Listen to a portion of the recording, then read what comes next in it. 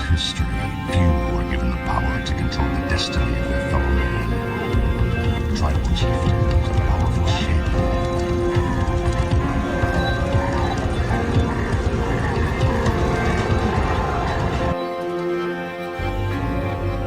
Information, the first principle of warfare, must form the foundation of all your efforts. Know of course thine enemy, but in knowing him, do not forget above all to know thyself. The commander who embraces this totality of battle shall win, even with the inferior force. If I determine the enemy's disposition of forces while I have no perceptible form, I can concentrate my forces while the enemy is fragmented. The pinnacle of military deployment approaches the formless. If it is formless, then even the deepest spy cannot discern it, or the wise make plans against it.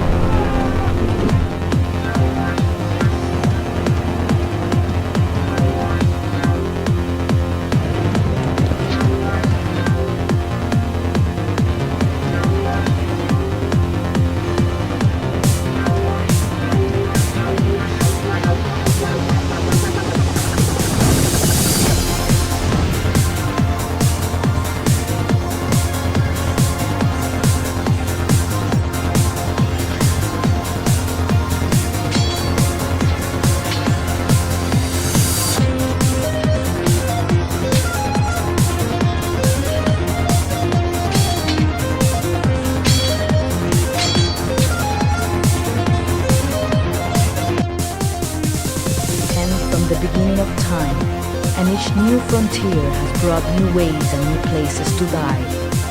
Why should the future be different?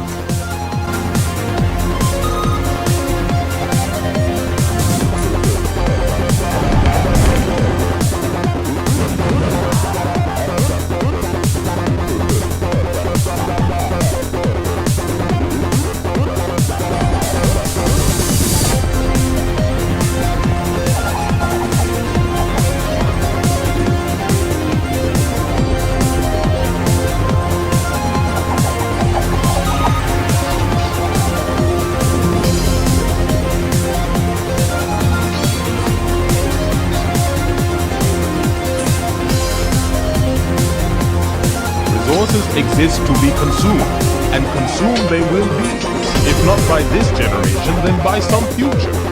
By what right does this forgotten future seek to deny us our birthright? None, I say. Let us take what's ours.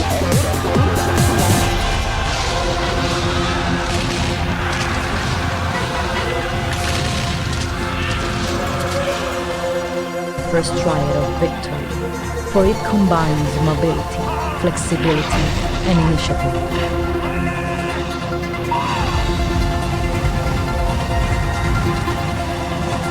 Superior training and superior weaponry have, taken together, a geometric effect on overall military strength.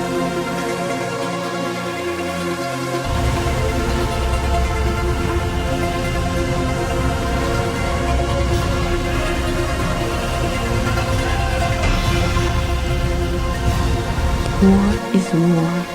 Destruction is destruction. You think this is obvious, but war is not destruction, it is victory.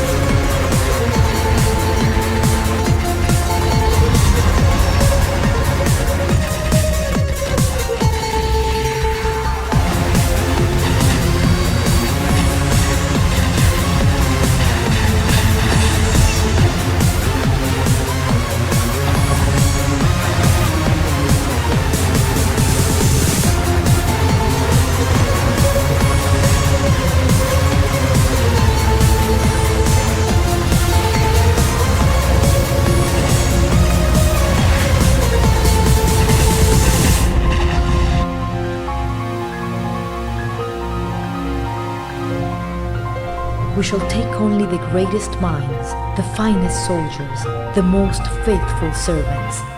We shall multiply them 1,000-fold and release them to usher in a new era of glory.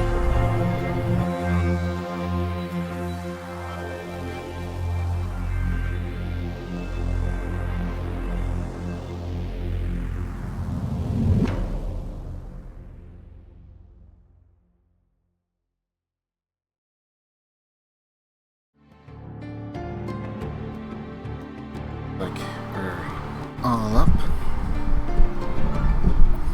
Made a few changes to my Civ game, like fixing the resolution so I don't have to worry about it ending up on the wrong side, or the wrong screen. Downside is, unless I change the resolution of my entire screen, things are going to be a bit smaller, but all in all, everything should be entirely functional. I also double checked to make sure we had diplomacy and everything. I couldn't remember, but I'm pretty sure we had diplomacy music and all that, which is something that the Steam version tends to have problems with. You gotta go and download like 2 files and then make sure you insert them into the conquest file in the directory to fix that. Unfortunately, I don't think anyone has found a fix for, what is it, Space Race? So I might have to go look and see if there's a way to disable it from playing the cinematic if we ever decide to try and do something like that. Or just for my personal off-screen playthroughs. I'm going to keep things casual and just stay on Warlord. I'm not particularly good at Civ 3, but I do like playing it. Take a bit of a break from Fallout, because I did do Fallout 4 along with Fallout 1 and 2.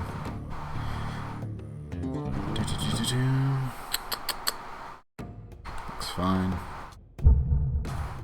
Fortunately, I got one of the doggos in here because the other one is in heat. And they're taking turns going in and out for the time being. So, downside is he can kind of see where she is outside, so it's not happy when she goes by. All the more reason to do something that's a bit turn-based tonight. At least for a little while.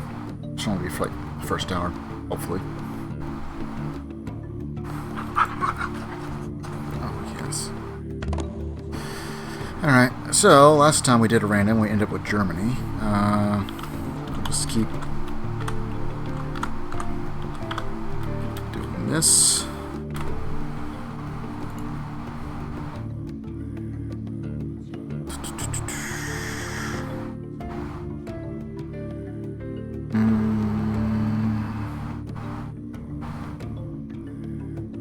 I don't know how evil will be in this one, so I'm not gonna give us a particular title. In part, it kind of depends on who we end up with and all that. So we have several civs that we could end up as. Since it's Pangea, it'd be best to not be the Byzantines, the Netherlands, Carthage, Portugal, England, Spain, or the Dutch, the Netherlands. Just because they're all seafaring, so we essentially lose out on one other traits, since seafaring is not going to be particularly helpful on Pangea. Might have a little bit of utility, but not enough to really sway things one way or the other. If anything, it's just going to leave us in a deficit. Although, I suppose if we were to get stuck with one, Netherlands isn't too bad since they're industrious. Portugal probably is not the best. I think they're expansionist. Maybe it was... I can't remember what Carthage is. Might also be industrious. Spain is religious. So it has like 1, 2 uses maybe. get temples and stuff faster, can change governments in one turn, which is kind of nice. Japan also has that with militaristic and religion. And then I think India is, I think they're religious and commercial. Egypt is religious and industrious. They're usually pretty strong early on. So we're going to have accelerated production, we're going to take off domination victory, we're going to leave conquest, cultural wonder, allow scientific leaders, which is something that's kind of busted, both in a good way and a bad way. It's busted in a good way because you can use a scientific leader if you get one, much more likely to pop in on a scientific civs. But if you do get one, you can use it to speed up any of the wonders to one turn. It only takes one turn to get a wonder. So save it for very particular wonders depending on your strategy. Do not use it for scientific age, which is where it's busted in a bad way, as it doesn't really speed up anything. Not really. It will tell you it takes less turns, but it will not. So always use them for wonders whenever possible. Even if you got all the wonders all the way up until like modern age, just save them for like cure to cancer or longevity or something that may not have the most impact. But hey, you get something. Plus I think you get extra gold for every wonder you have. Something like that.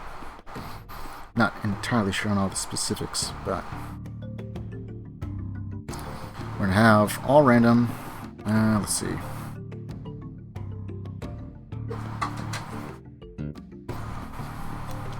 There it goes again. Princess value, I have it at 1,000. That'll help change how many points. And if you capture it, I don't know, 1,000 gold or something. Let's see if it actually holds. So I've done it a couple times where I tried maxing it out and didn't seem to do anything. So maybe if you put the number too high, it just doesn't work or something. Alright, let's see who we end up with.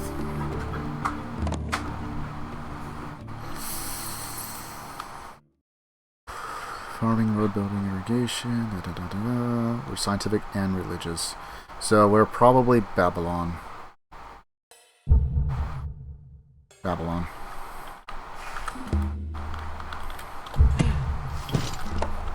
So, Babylon had a bit of a bad end for Age of Empires campaign, despite all of our victories.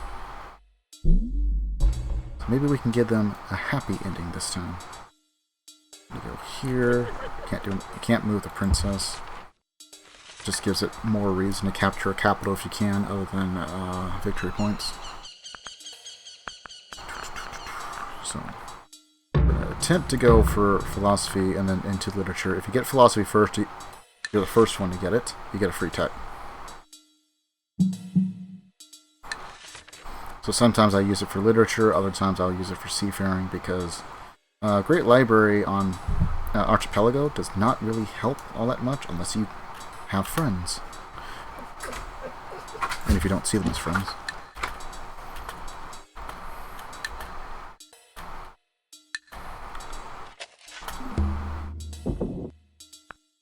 I have to readjust myself to this particular setup. Okay, we're gonna go up for that.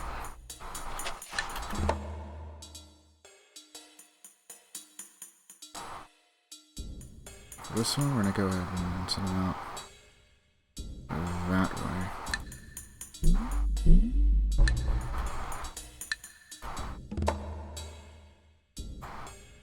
So I'm gonna send them out that way. We have it so wait, barbarians do not spawn; they can only spawn from villages. This makes it a little bit less stressful. I usually have them on, but it tends to make turns go a lot longer, because now you're waiting for all the barbarians to do their turns to bring how and where they spawn.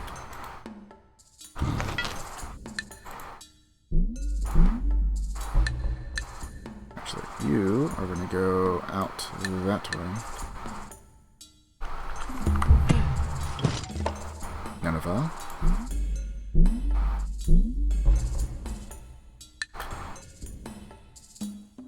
You know what? We'll build a city right there. That'll be like our one really good coastal city, I suppose.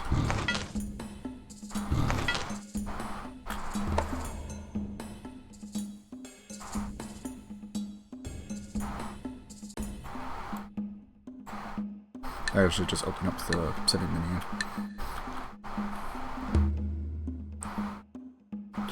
Most powerful. I mean, we're not even that far in. Why are we already counting who's most powerful already? I demand a recount.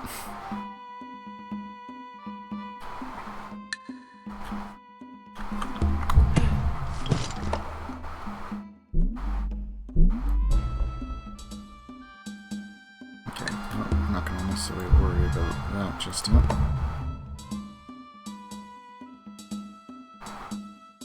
We'll get lined up for it.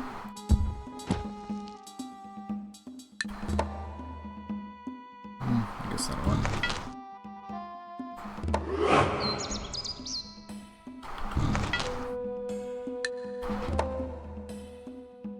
You know what? We'll put you on Explorer. You over there.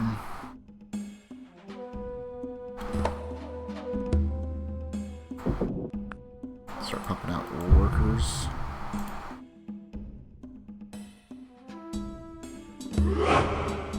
Okay, we got pottery.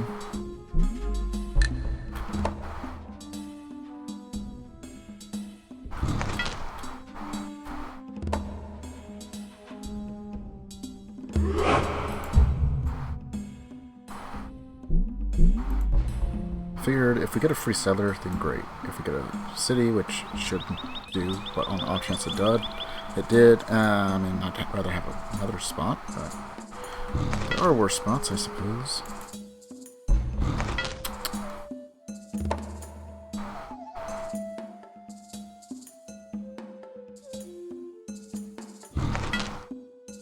And that gives us, is supposed to give us extra food. I think, right?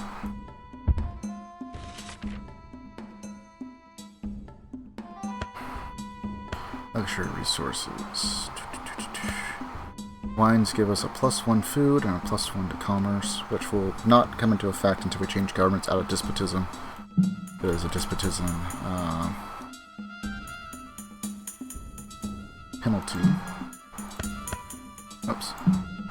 Wheat gives us +2. Fruit gives us +1 and 1. Tobacco only gives us a +1. It gives us a +1. Fish gives you a +2 and 1. And wells give you a 1, 1, and 2. We'll be able to touch wells, 2 things, fish, and these 2 squares. Probably build an auxiliary minor city here.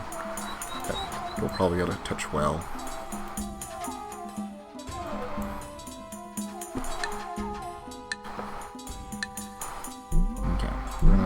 Over for now.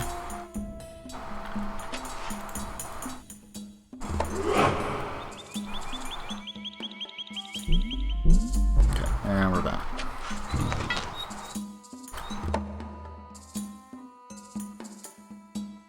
For that spot.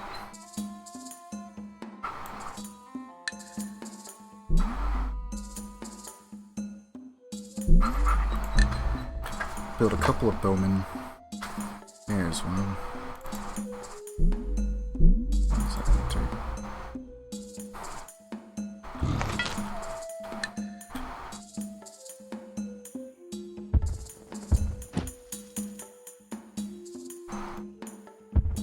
And because of this river, it doesn't really matter how much we go.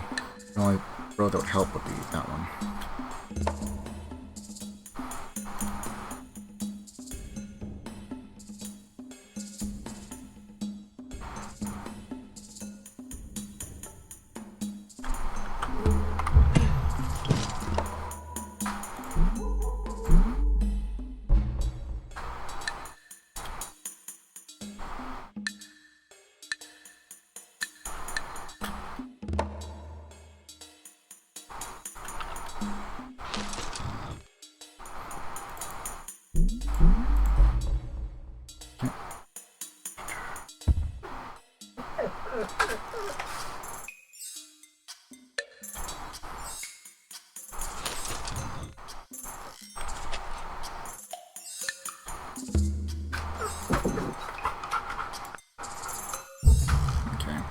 be our worker spawner.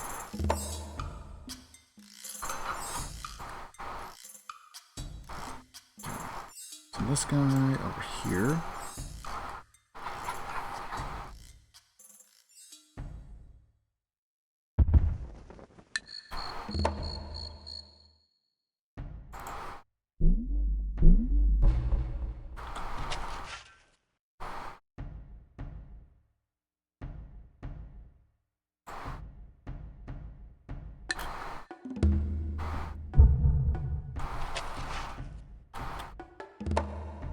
On the bright side, doesn't look like there's anyone that's super close to us. What is that? Control X.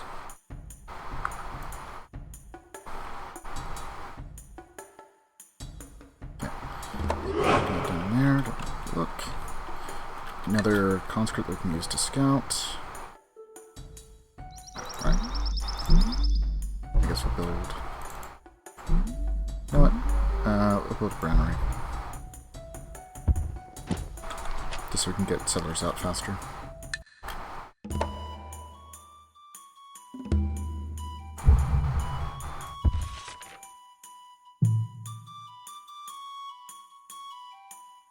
Not far away.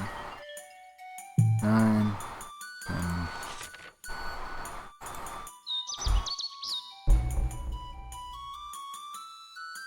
Some roads up, I guess. Some more cities built. Should all help.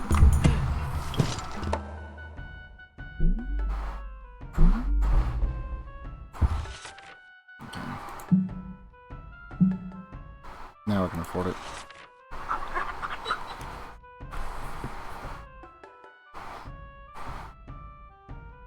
Send a guy over there. Have to do things one-handed. The dog here. I guess we're got the Celts to the south. Okay, I gotta move a little bit quickly then. Blocking one.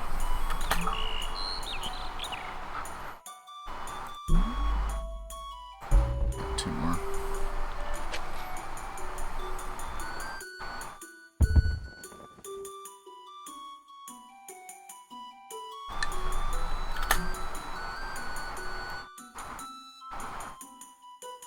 I guess we could plant one there.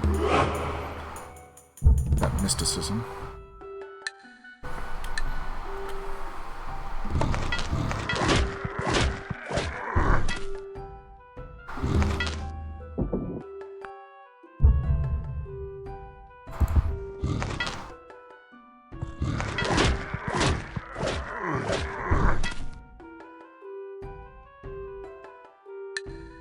Gotta do this one-handed.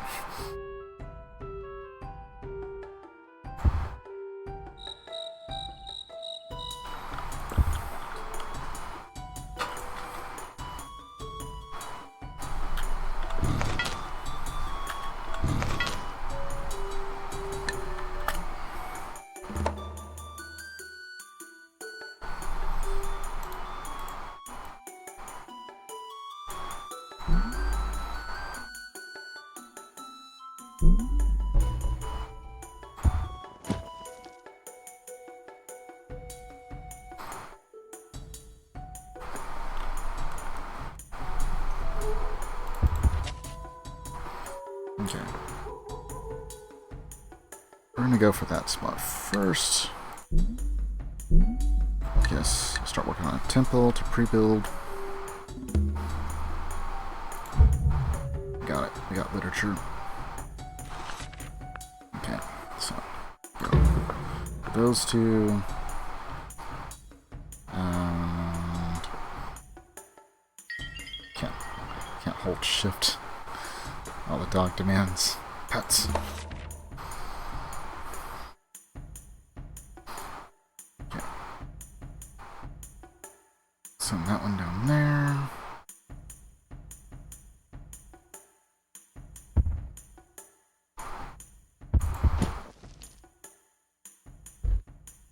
Okay, that should speed things up a bit.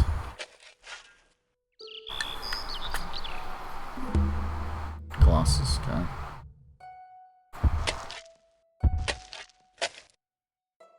We're done with that.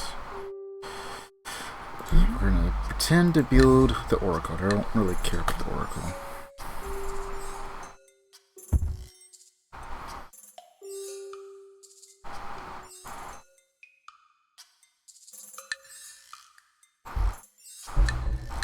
Okay, build one there, connect that city. And for left, open here. I need to go towards this direction. Get diamonds, go for the gold. Might plant a city there, then send some workers here, clear that out. Go for wells if I can. Pick up as many of the bananas as we can. Spices is over here.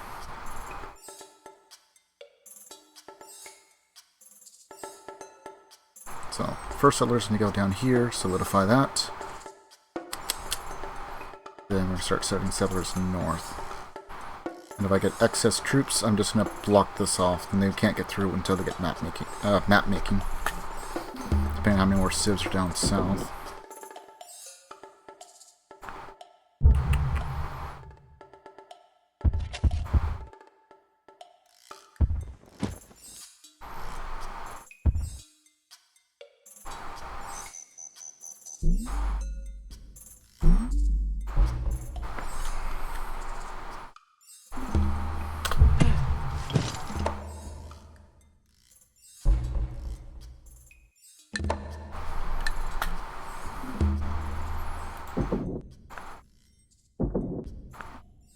They're going to get a little bit angry.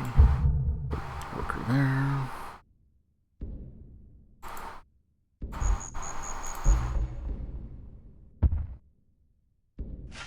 This is going to be an easy fix. It's going to take one turn though.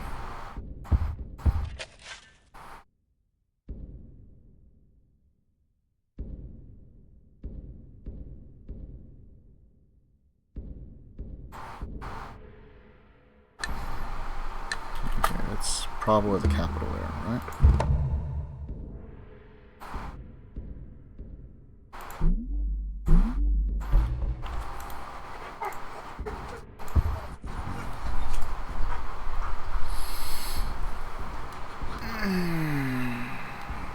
There's no way to reach him. Okay, it's fine. Leave, then you want pets. You leave, then you want pets. Okay, these guys should be fine now.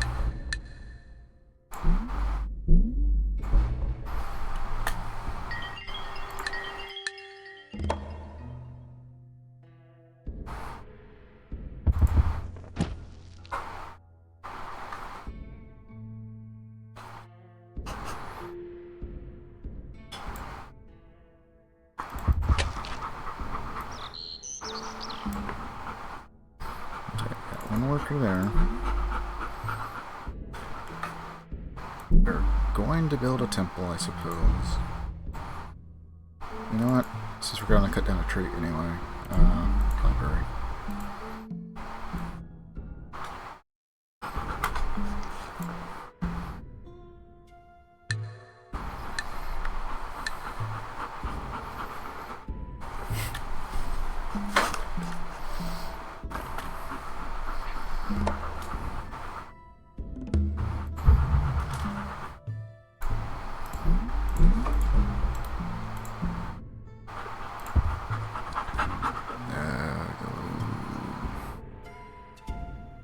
At least that far.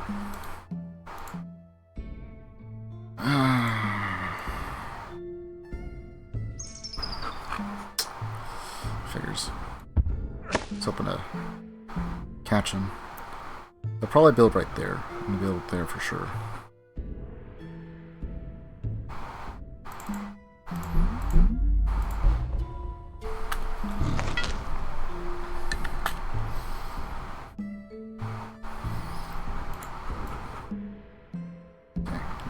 There. We'll have some floodplains. We'll be on the river.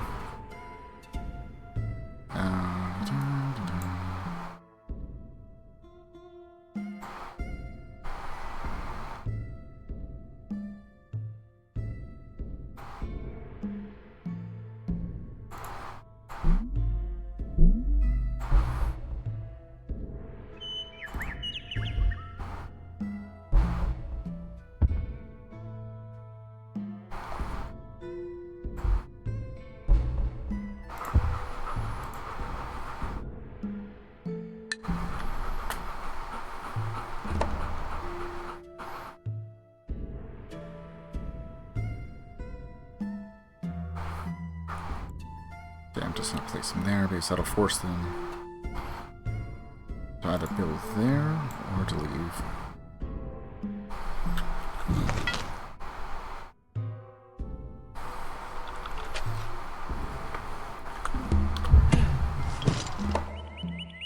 Not exactly the best of maps.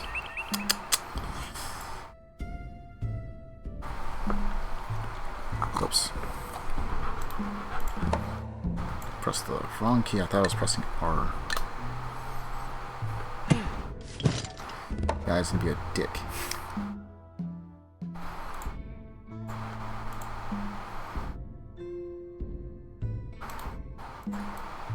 Okay, you know what? We're gonna go to war. War is always an option.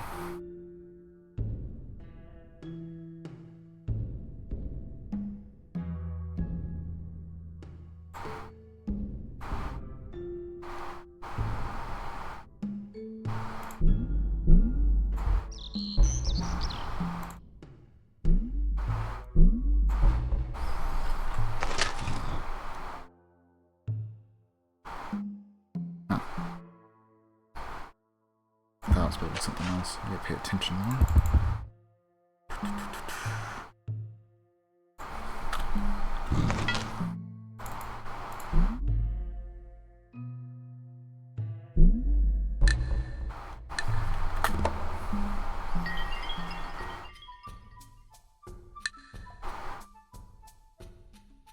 I kinda don't care about masonry all that much right now. But how much can we get?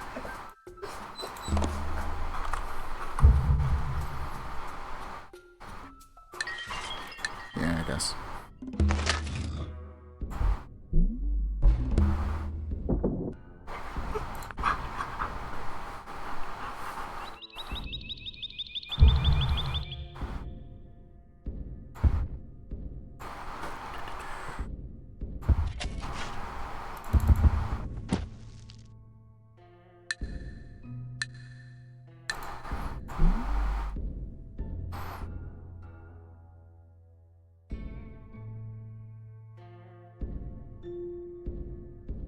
Put on pyramids for now. I'm sure someone's already building it. I'll probably swap off over towards oh hey.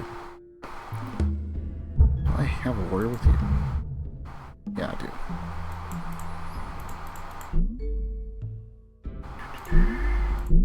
Okay, great library it is.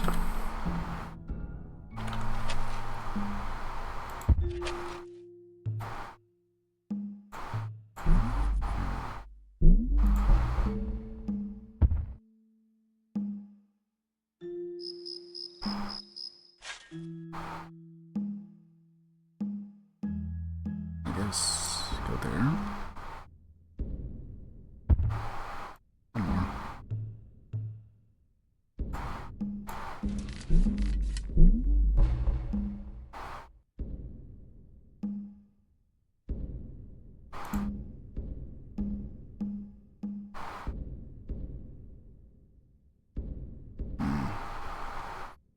How far up north are they? That'll be a ways, right?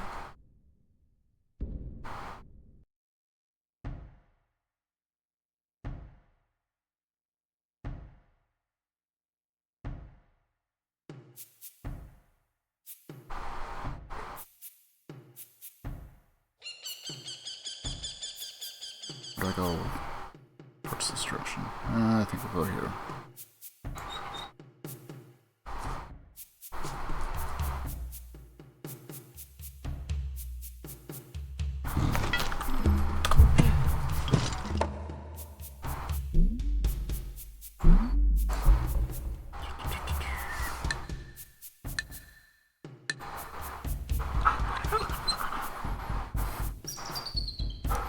So I got one bowman.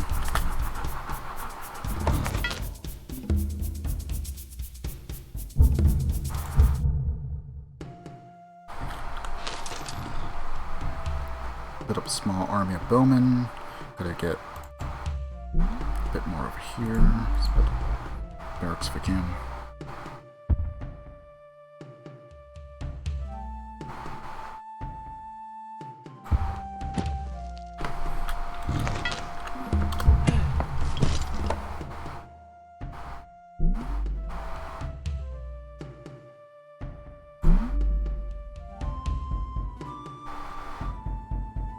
You know what? I'll just build a warrior. Get that one barbarian away.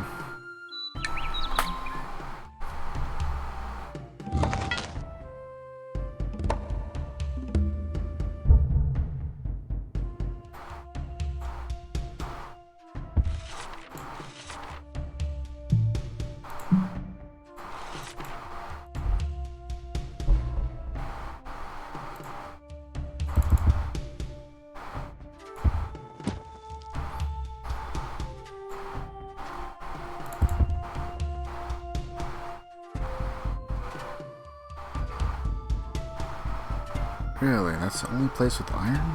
Well, I guess there's one there. So either I take it forcefully from him, or I rush up here and snag that. I think I might go and try and snag that if I can.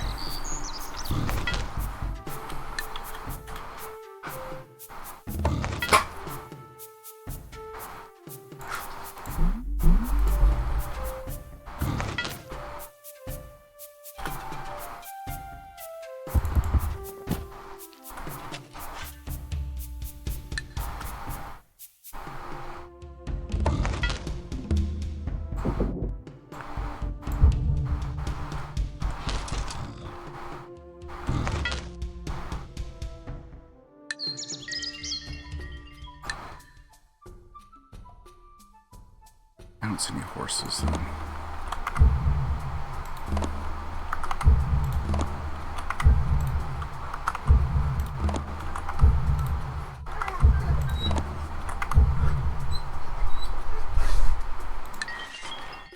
Take that and some gold.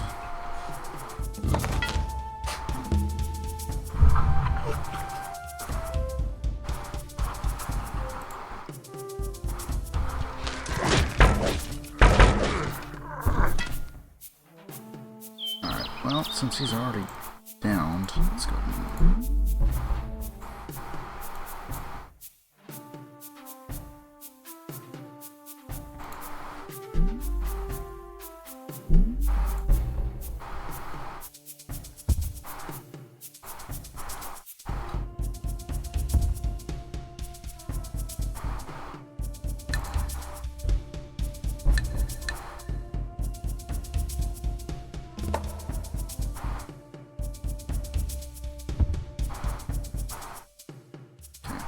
There.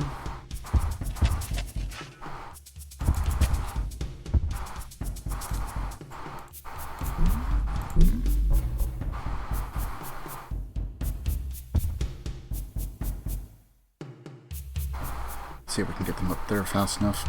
Might not be able to. We got spices there, so if we can get that, we will. Probably snag it with this one if we can get it. Whoops.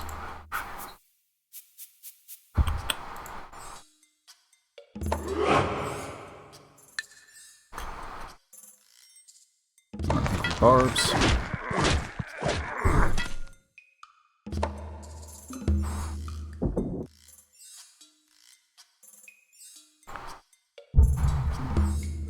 Great light animals.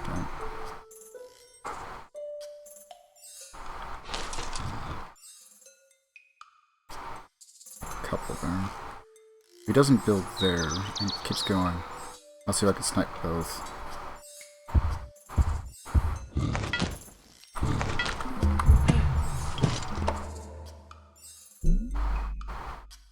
You know what? We'll just go for workers. That's gonna take a lot of work to get that stuff developed. Yeah, let's get started early. I always try and clear out the marshlands first, unless I have a particular need.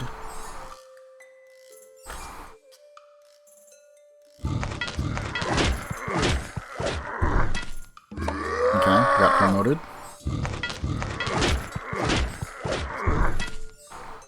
And he lives.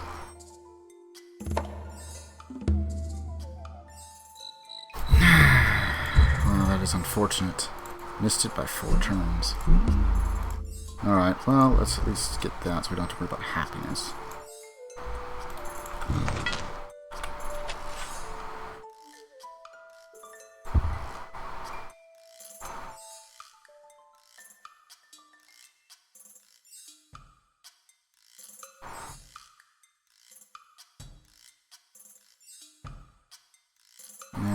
think that would be a better spot just for expansion.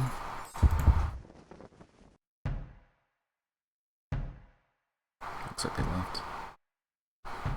Or they went there.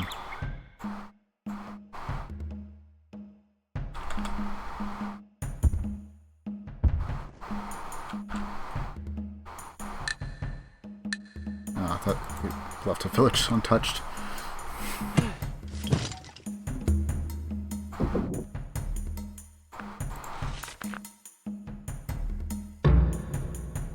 I don't have any ivory.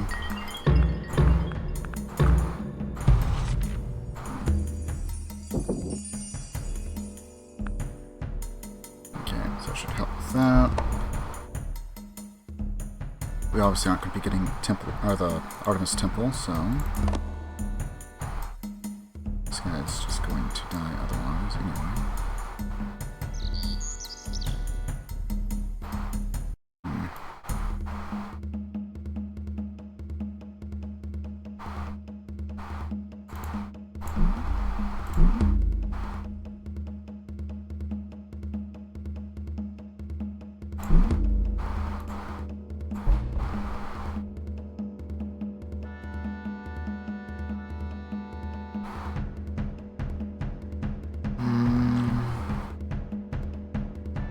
Yeah, basically, it's just going to keep growing.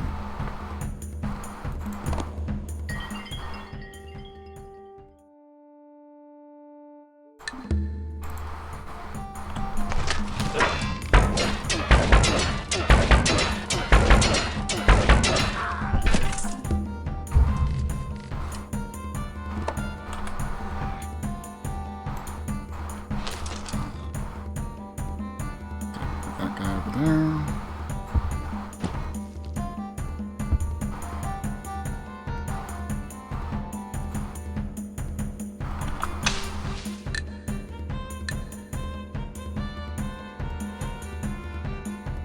Be quite a while before we get up there, but if we can, we just gotta get it connected.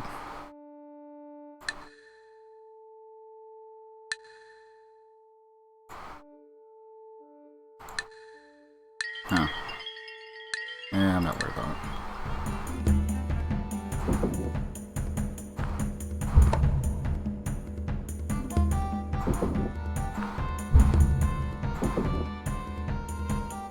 Let's see, Bowman.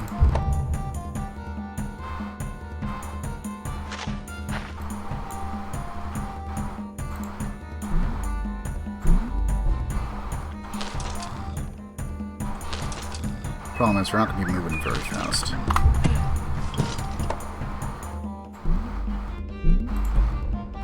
Put a temple there just to get some culture, so we don't have to worry about culture flip as much. Not that it's the biggest of issues, but...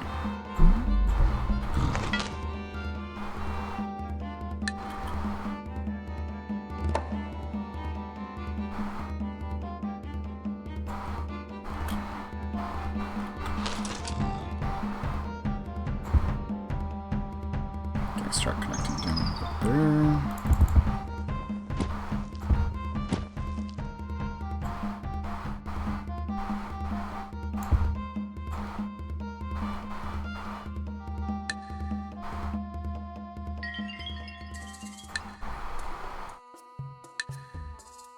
What if I give you something like horseback riding? No, I'm working. Okay. How much of your gold can I take?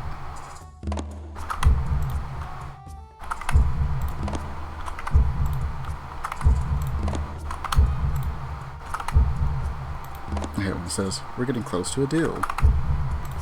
And you're like, no, we're actually close to the mark. Sure, why not? Can't get free techs anyway. Alright, you know what? I guess you could build that. Probably won't get it, but you can try.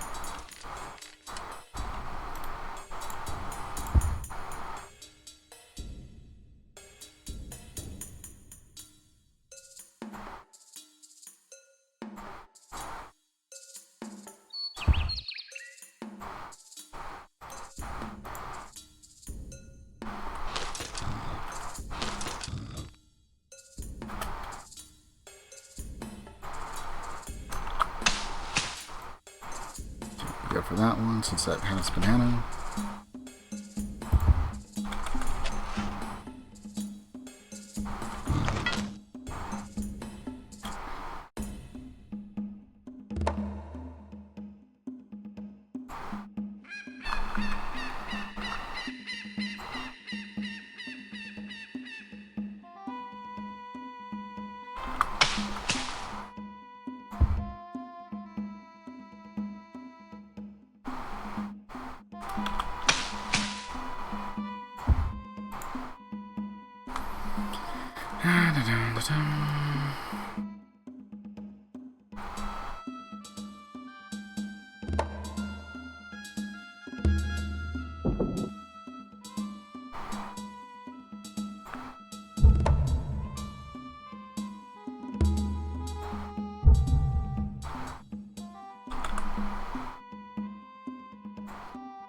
What is this, a settler? More slave labor if we can.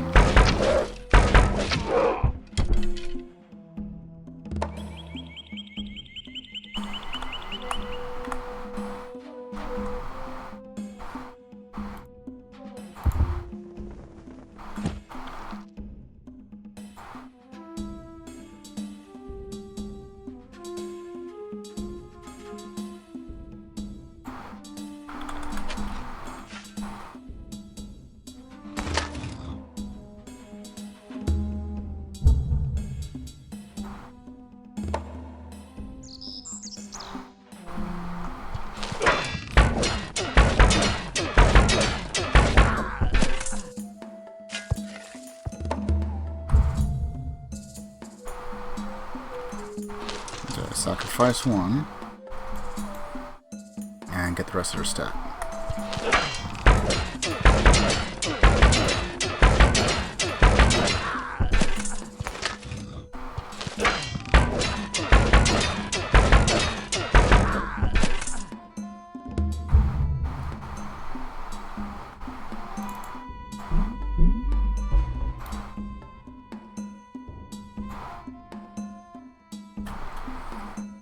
Someone over there. I'm actually going to send this guy up towards this general direction.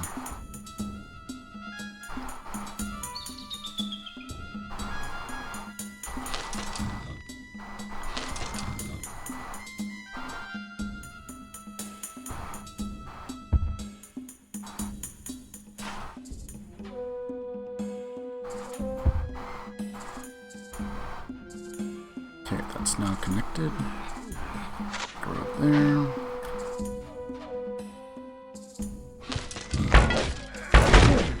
Kind of hoping that he'd at least injure, but nope.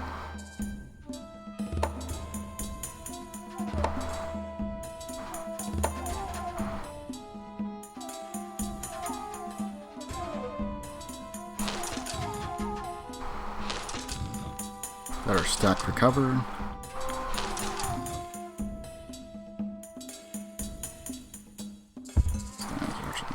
Here.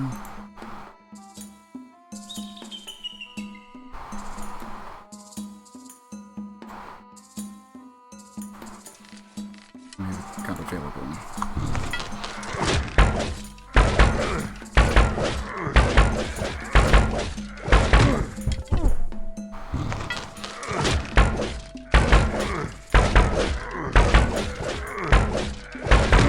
That was almost a hero.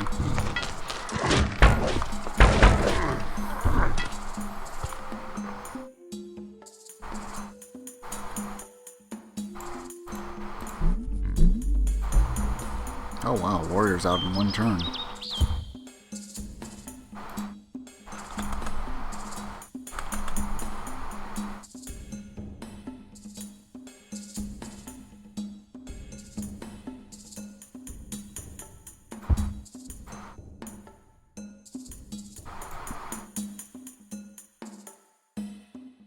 Anything else to build? I suppose a granary. Cut down some trees.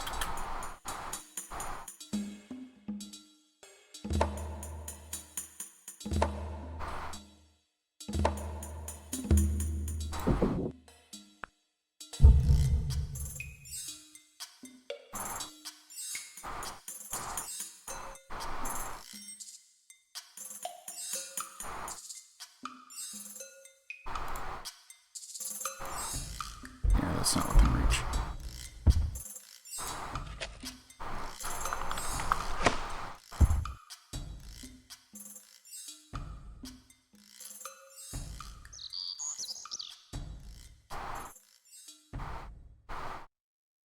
Almost there. We might actually be able to make that. Alright, Bowman out in 2.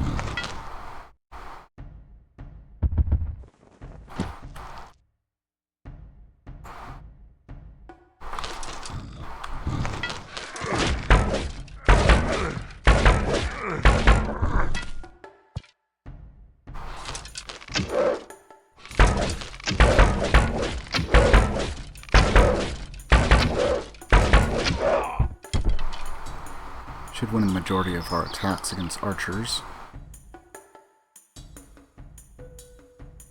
Well, ours is going to be more or less a 50-50 toss-up.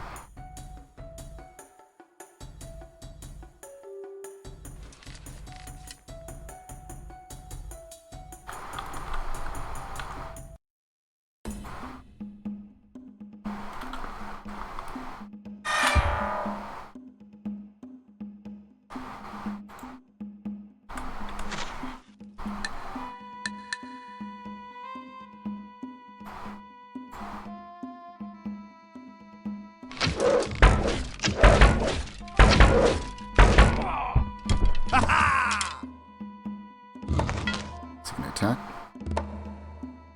No. Huh. A little bit odd.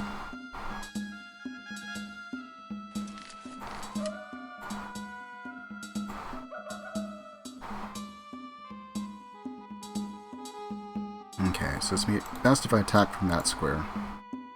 Or this one if I can get the rest of the other stack over. Rivers give a defensive bonus, so not exactly the best idea.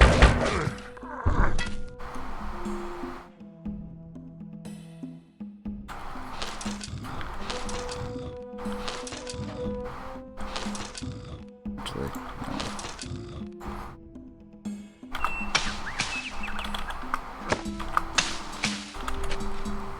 Okay, that is now connected.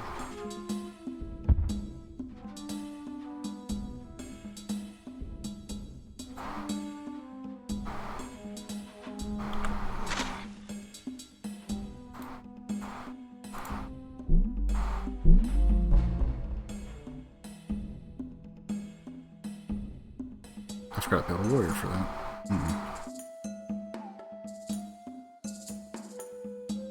Well, how about we do that?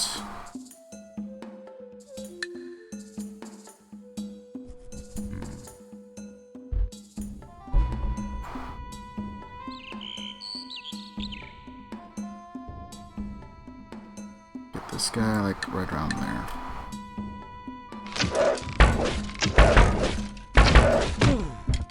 Nope. Did not wound.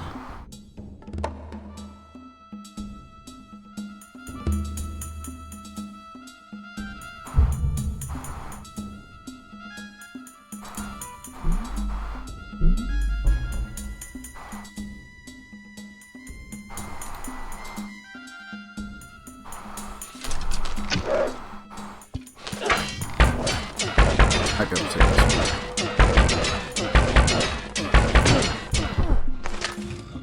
It's gonna be unknown. At least not this turn.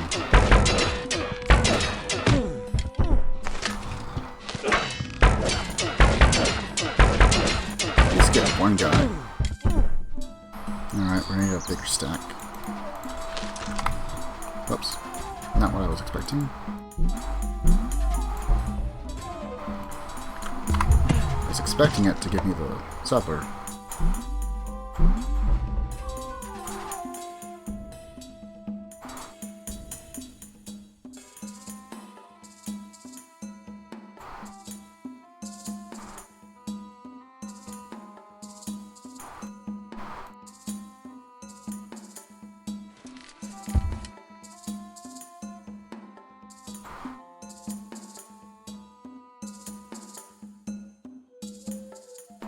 Oops.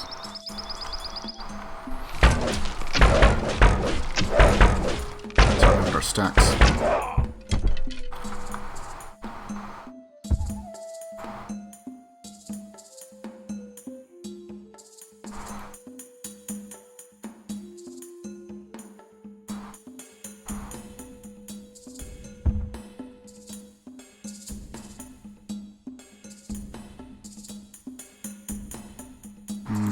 Build a road there, I suppose.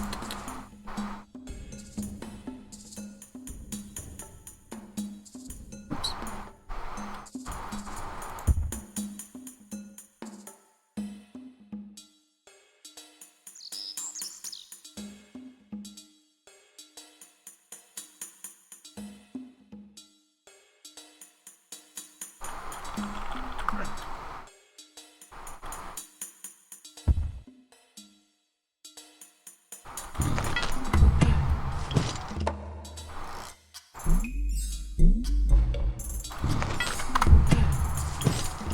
Okay, got that. Build a temple. And then start pumping out some workers. And if we can get connected, we will have iron.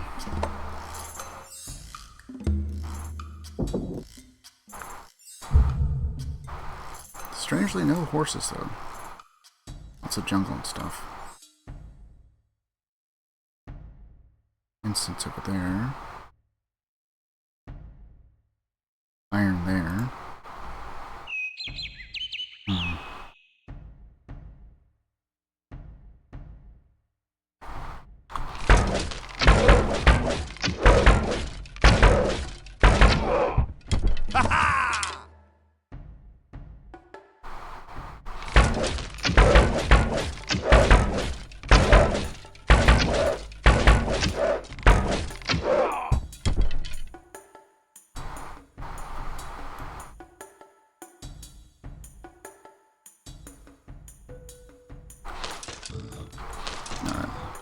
Just wait for the rest of the stack to get there.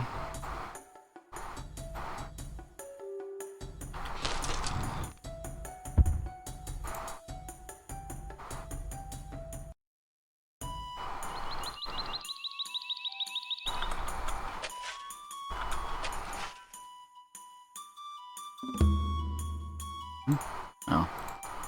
Guess I didn't finish the road.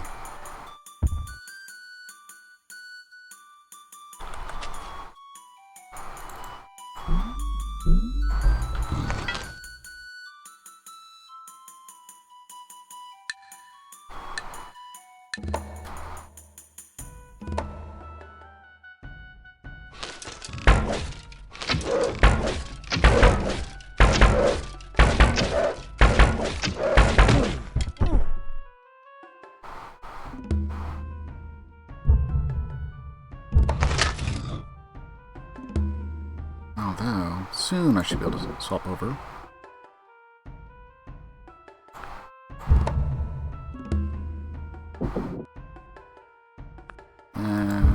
Maybe. I better get it there. Rather not pull out production from the capital just yet.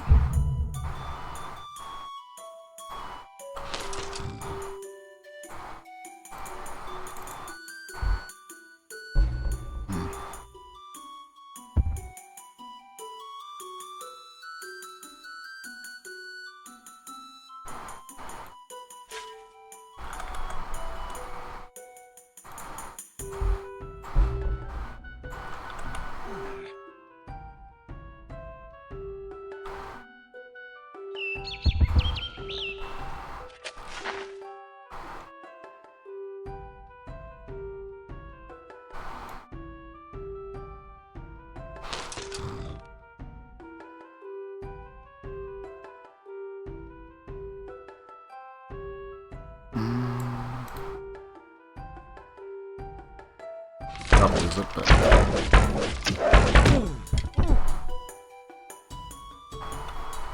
let's spin the regular one.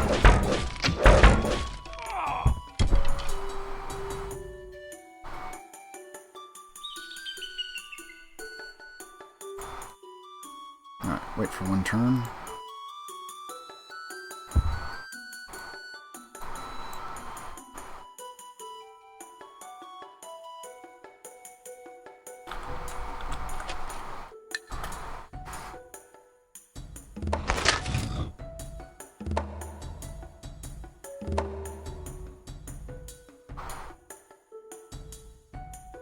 Or looking. Okay, good on happiness.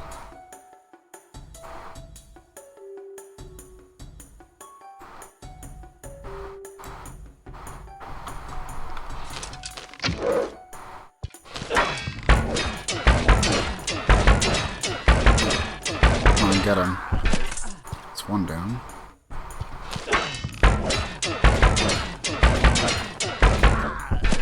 Two.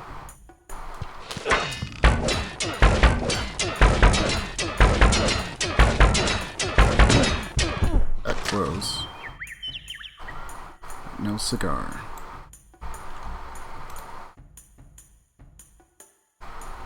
Okay.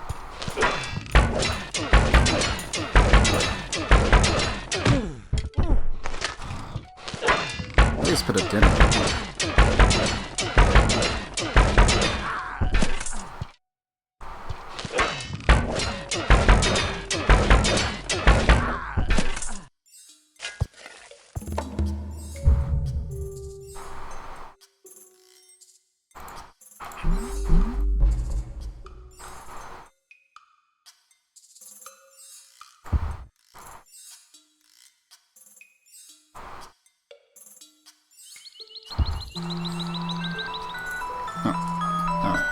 Be back in just 1 moment.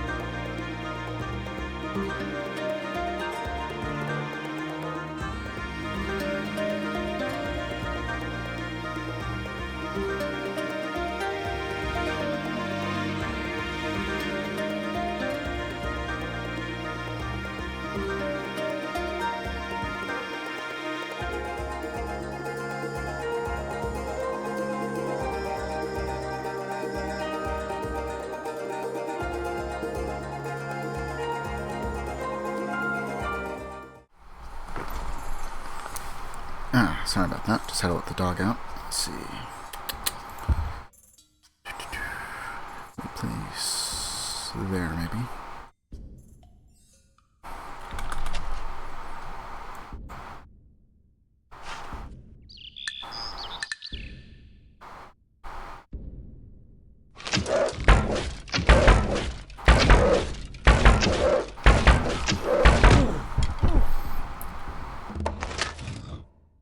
That's a freebie. Statues used. So Ottomans are going to be very dangerous. They'll probably be very dangerous by late game if I don't eliminate them. More worried about the Celts here since they're closer to my capital.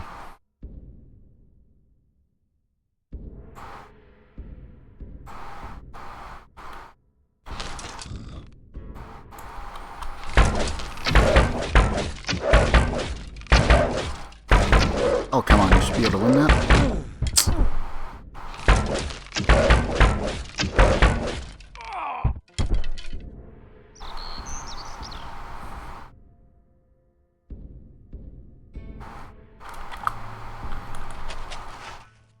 Oops. Oh.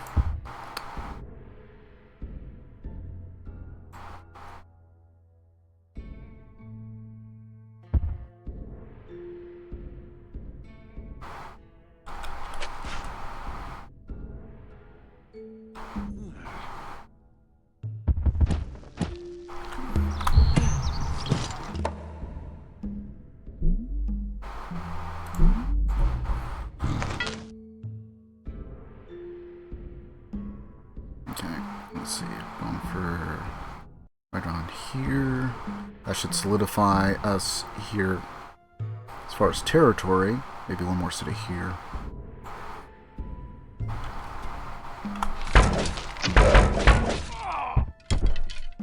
Good, not wounded. We got two at full.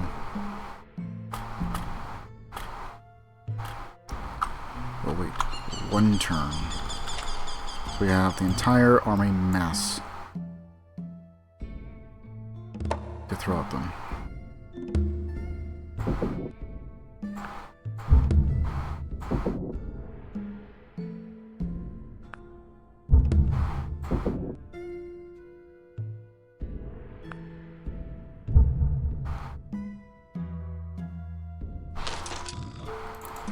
You know what? Built that. I guess we'll build a barracks.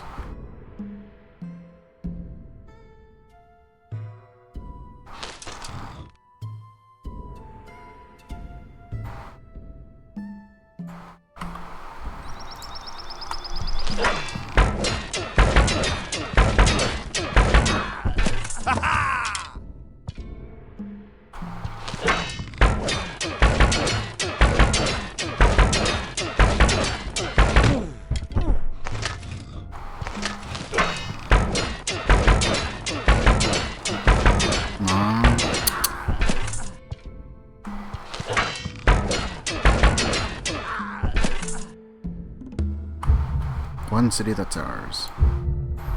That actually wasn't immediately razed to the ground. I didn't give the order.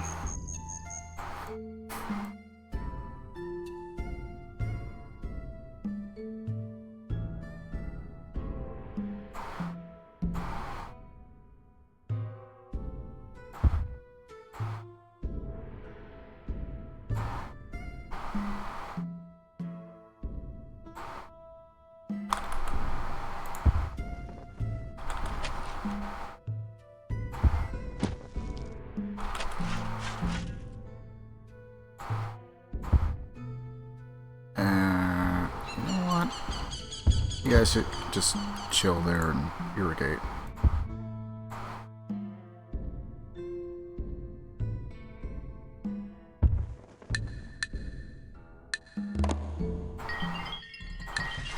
How much are you willing to sue for peace? I can get 1 city, I don't know where it is though.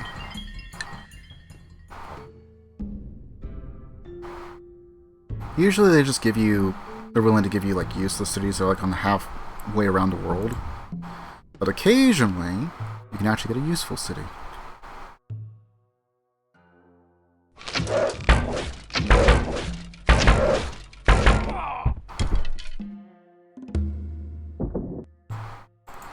Already got that stuff too. Okay, we're good.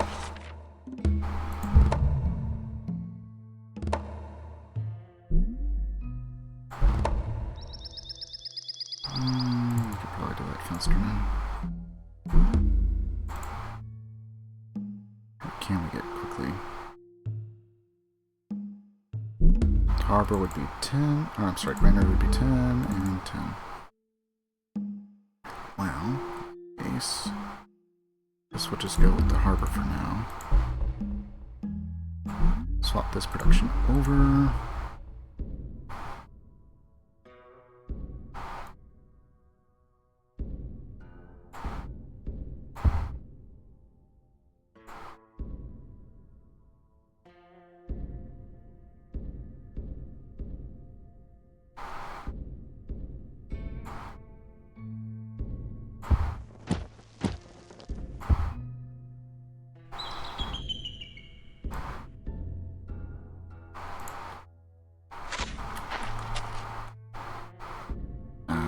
Should have done that first. Oh.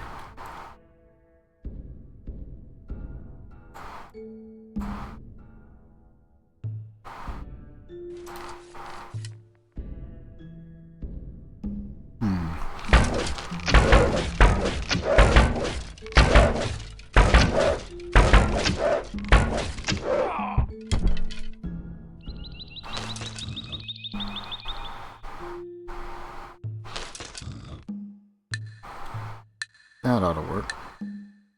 Get defensive bonus. They'll probably attack the other stack if they're going to attack at all.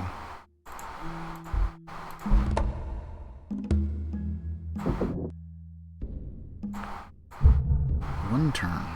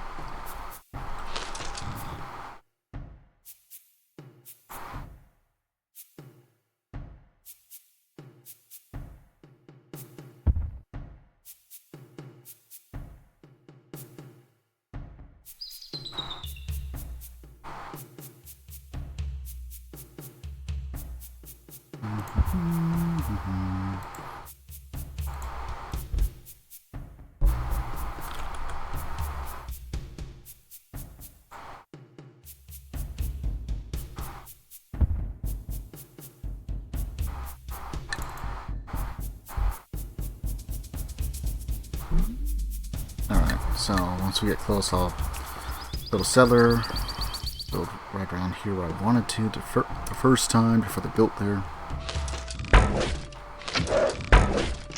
Not going to be a very productive city, but a little bit extra commerce always helps. Are they setting up another settler?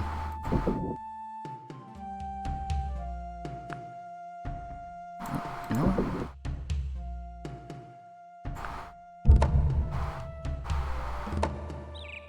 Build a spearman, then send the warrior with a settler over there. Like, not. Who is that? Maya. Probably the Maya. Could be the Inca. Sometimes the Inca get weird colors if someone else is pink. Let's see. Maya, yeah.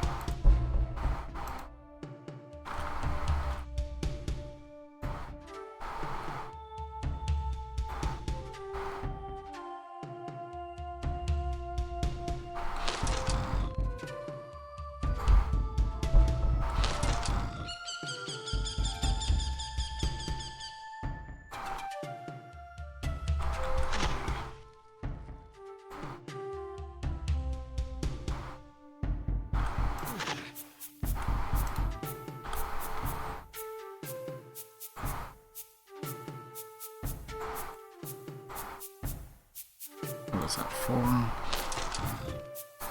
Wait for at least 2 more.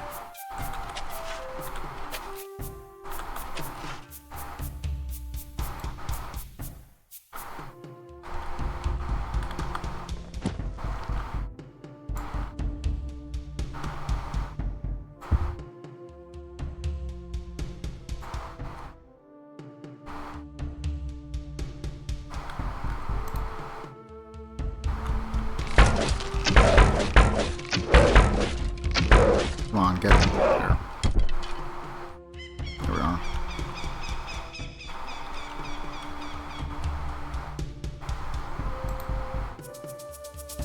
Go ahead. Oops. I just need him to move 1 more square up. Away from the protected forest.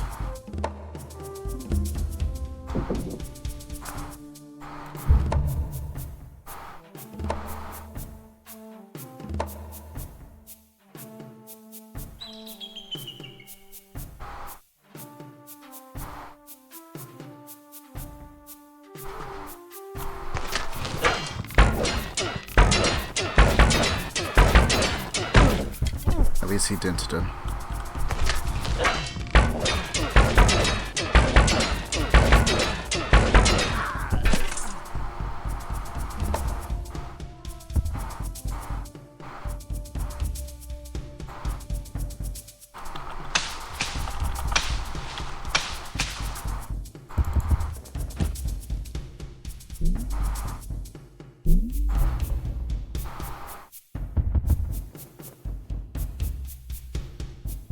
I'll change that if we get the Temple of Artemis. Sometimes it doesn't auto-change.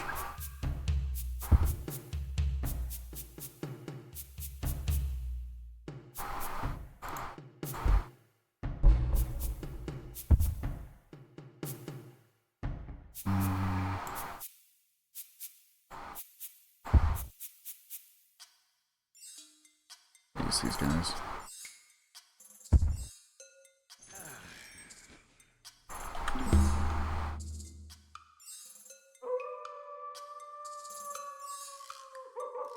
Actually, before we do,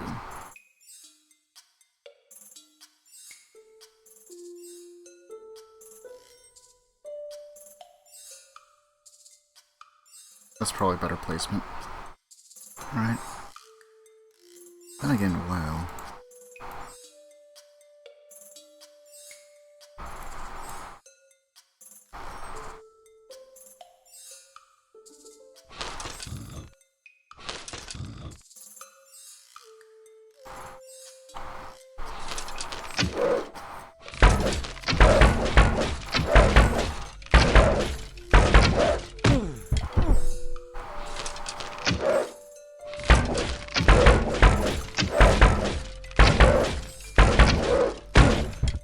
weakened and out of defensive bombard. There's a bit of Achilles and move on.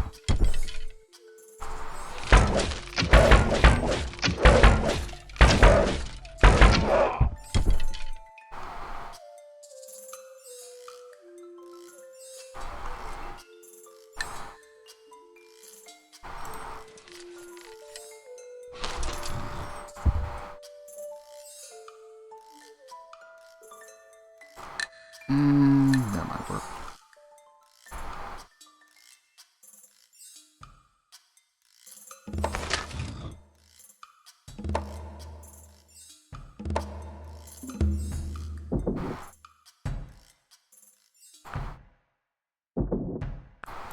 We'll build at least one worker.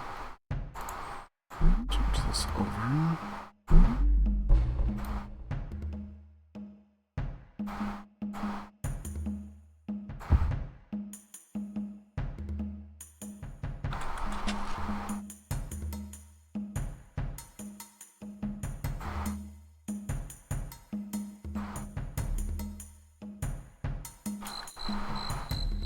That way we can get well.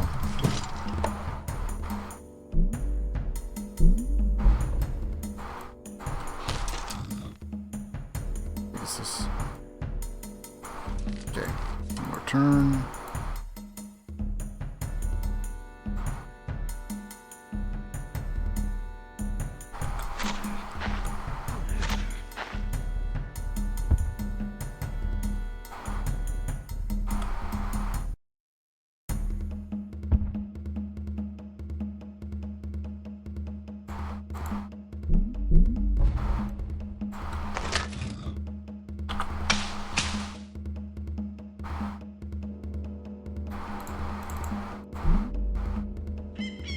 Nothing else to build just yet.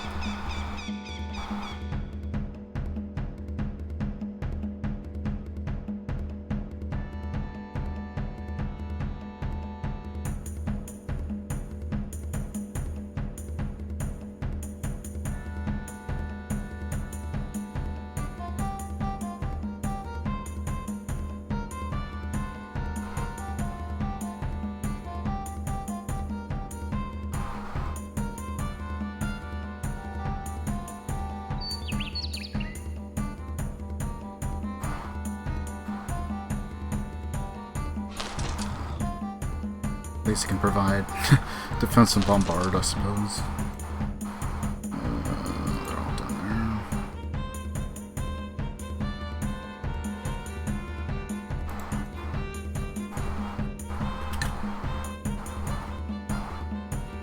there. Okay. It's fine if I start losing units now, because we're out of a golden age. We've lost that. Okay.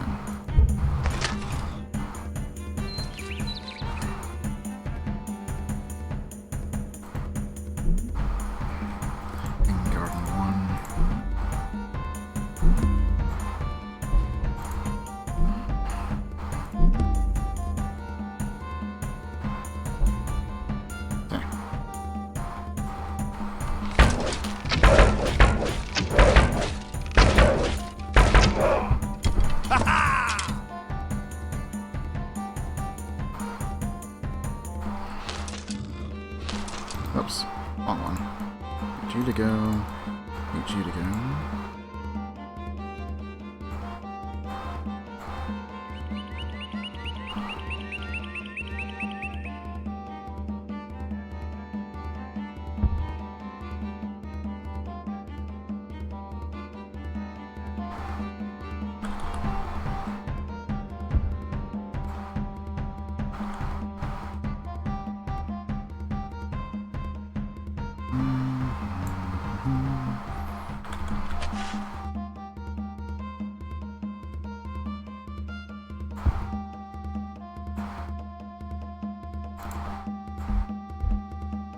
If I get some luxuries there, I better start using it. Speaking of, alright, we do have it in barracks. I thought I had a bowman there for a moment.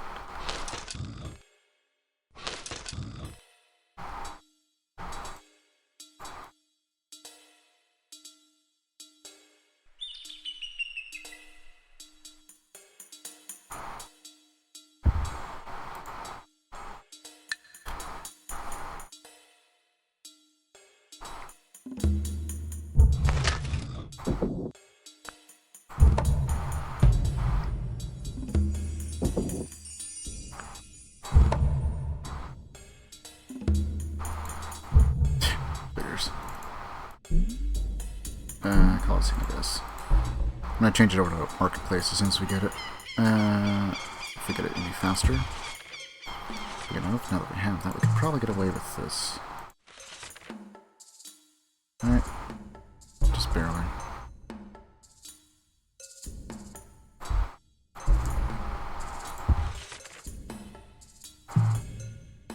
Oh. So let me focus a bit on the war. Change to that.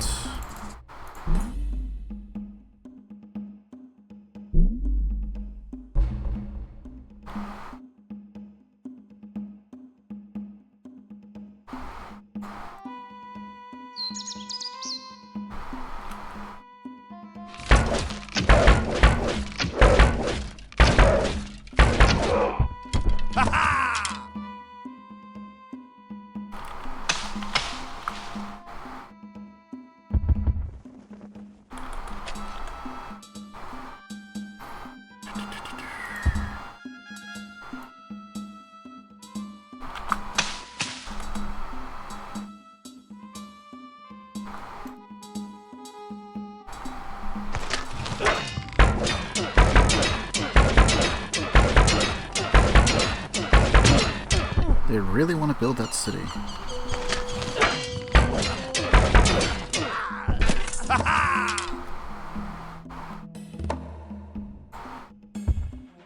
More volunteers for the workforce, I guess.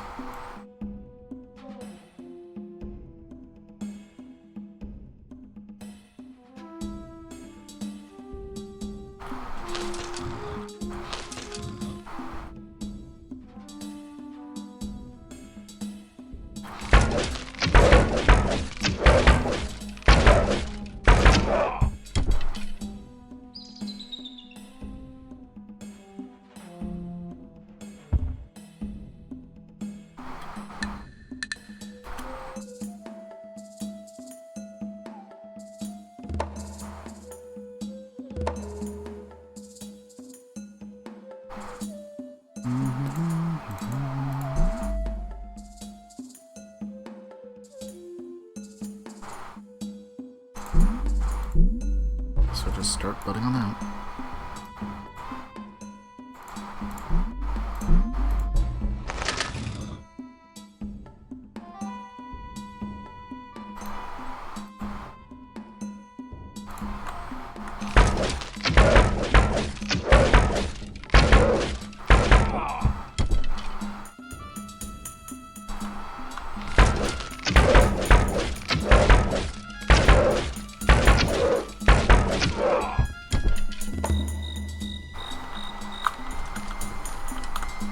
Oops.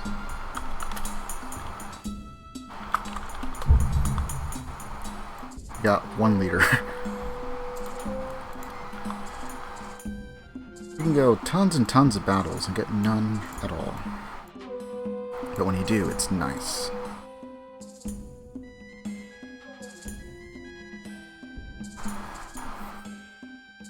I might save him for Sun Tzu's Art of War. Or for towards late game armies. I don't like doing ancient armies unless I have to.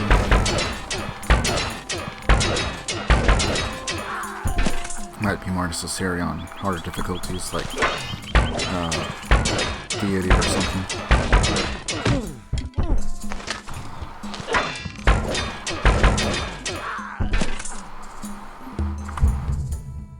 Another city dead.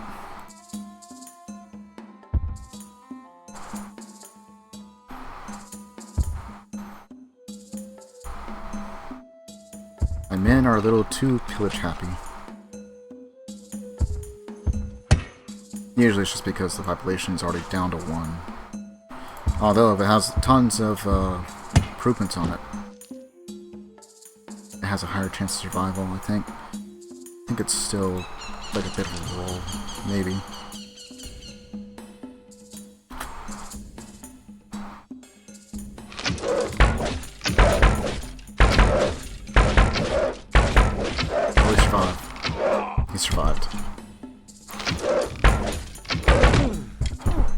Well, he was a hero for a little bit. Even if I upgrade them, you cannot get another leader from them, I'm pretty sure. So that's a little bit unfortunate.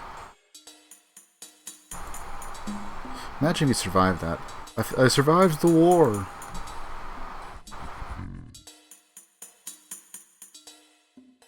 Probably go here and steal a bit of that. Take that, and possibly a bit of some expansion, maybe.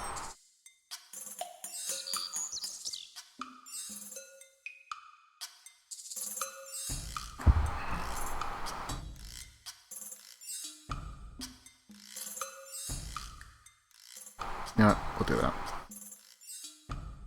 We shall deny our enemies a little bit. It's gonna take 3 turns.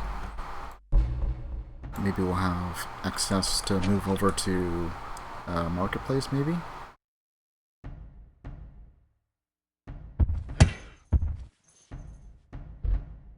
Okay.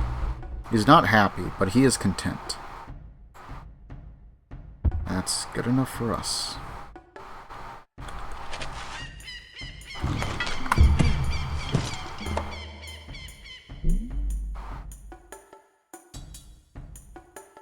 With that, we're just going to go and build a temple. Otherwise, we're sitting there for like 5 turns accomplishing nothing.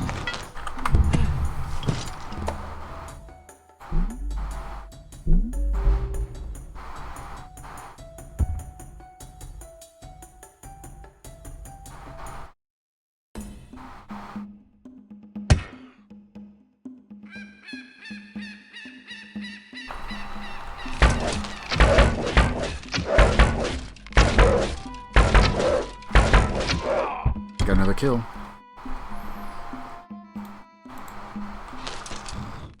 You know what? We will send one to deal with it.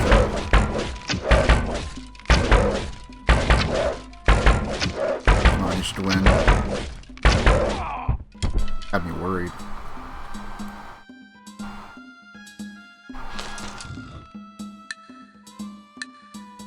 I know we keep using you to build settlers, but we're just so slow at production otherwise.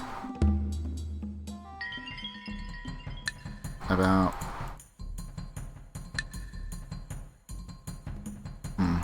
So I can get that or that. And I at least gather a little more info first.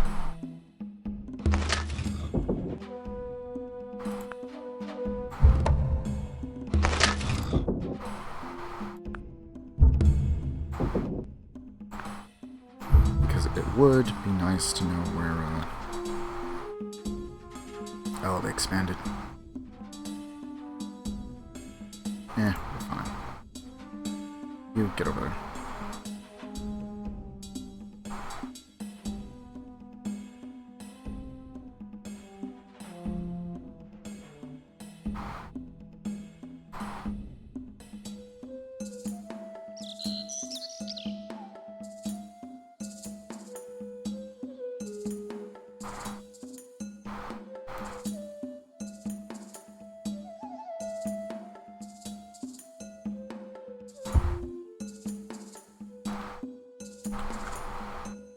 Save you.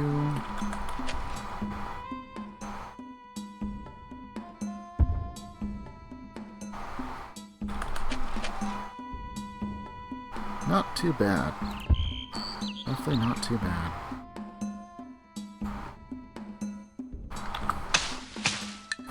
Kinda wish that this land was slightly better, but we'll see. Hopefully, with all this jungle, this means that if we get all the way up to industrial, that there is coal.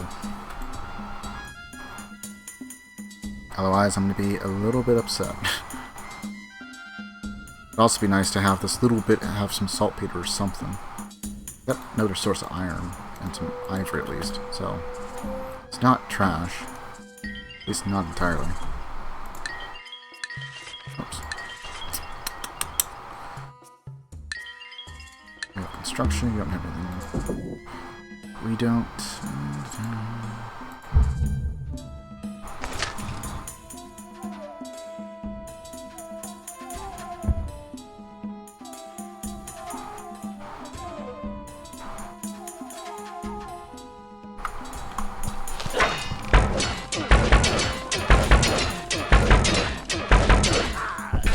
Hopefully Alyssa is built up. If I can take that and the capital. Oh wow. I was expecting it to have way more defense than that. But I suppose it makes sense. They're more worried about losing the capital. Plus we'll be able to see if adding the custom gold will actually affect anything.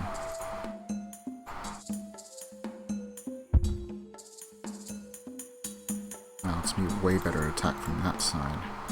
So maybe I'll send this stack down and everyone else towards there.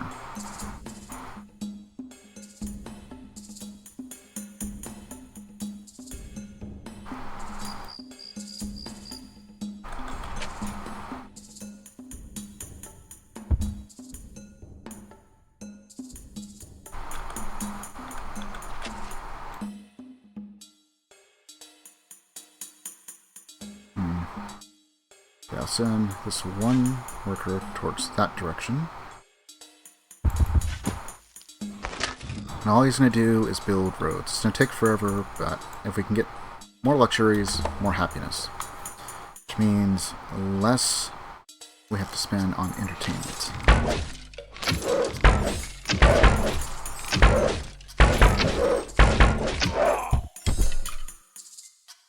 Although I am surprised that out of everyone that could have possibly built it, it was the Huns. Or the Mongols, rather. And put on wealth for the time being. Calcium. And calcium. And we'll build some workers. We have all that jungle to cut down. So much.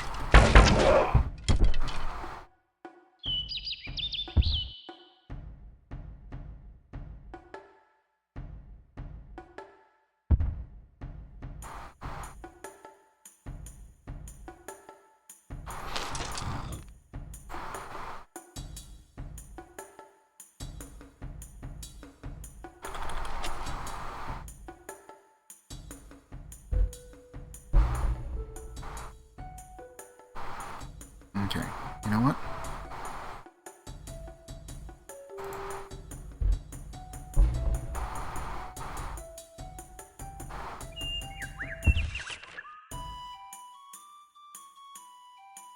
I could.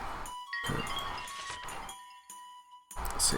How many large cities we got? We got 1, 2, 3, 4. Eventually 5. We'll hold off for now. I'm tempted though. I'm tempted to change over to monarchy.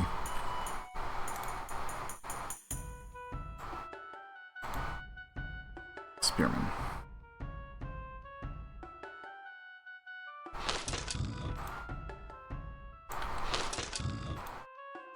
What else that needs to heal? Okay, good.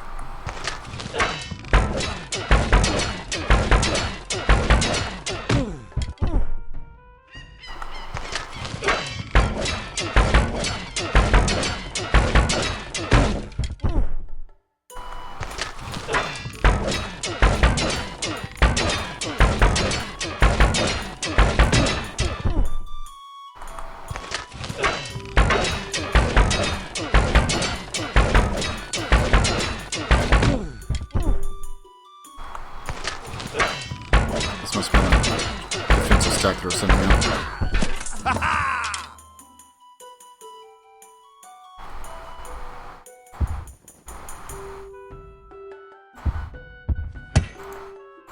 Oops. Okay, since we lost a few, we can probably afford to build some more bowmen.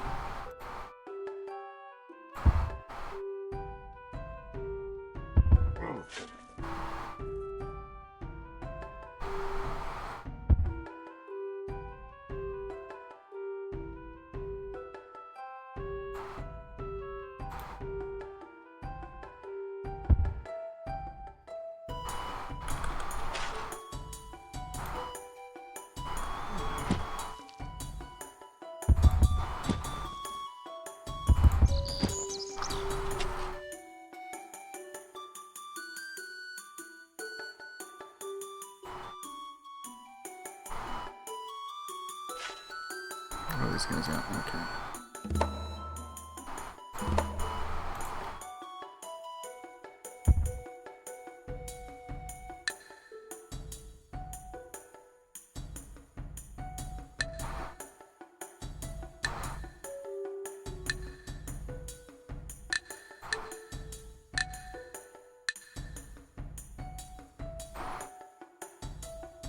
Take that out, and then there's only one city left, the capital.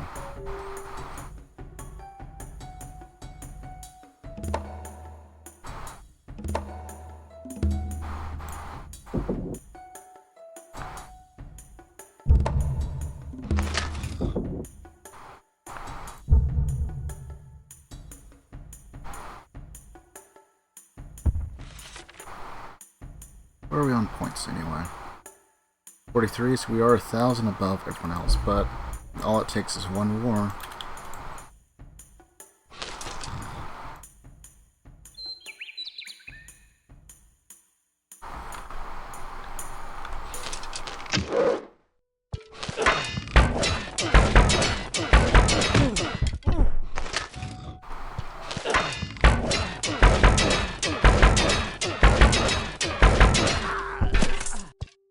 One down.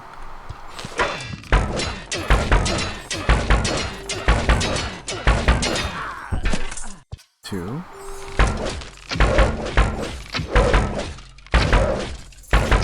Why is the archer putting up a better fight than the spearman?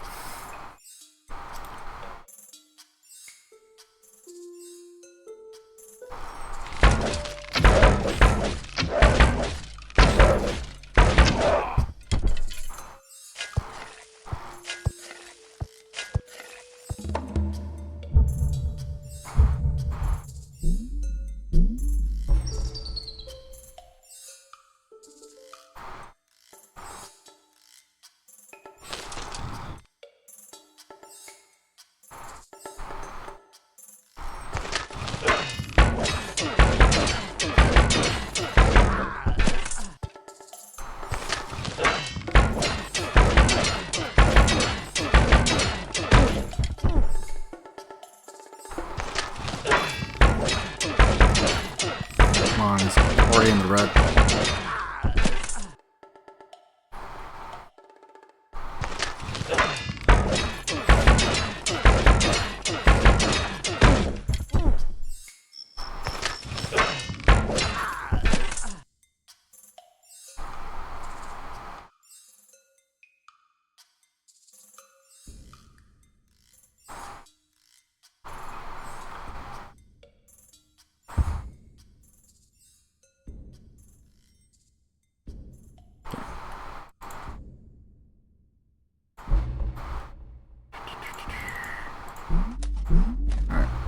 So they can just produce spearmen, I guess, for the meantime. Okay, we'll build one. And those two.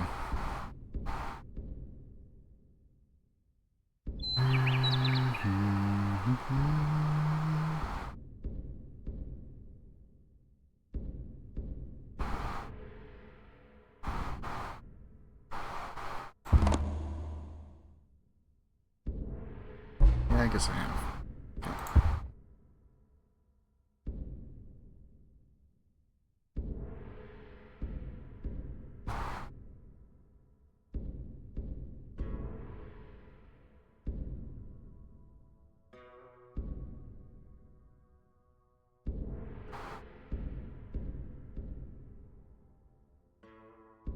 Maybe here? It's either here or in between.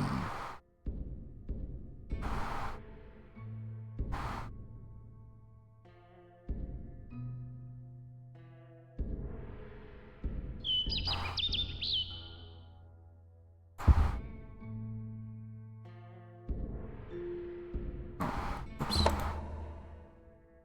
I thought those were the fresh guys.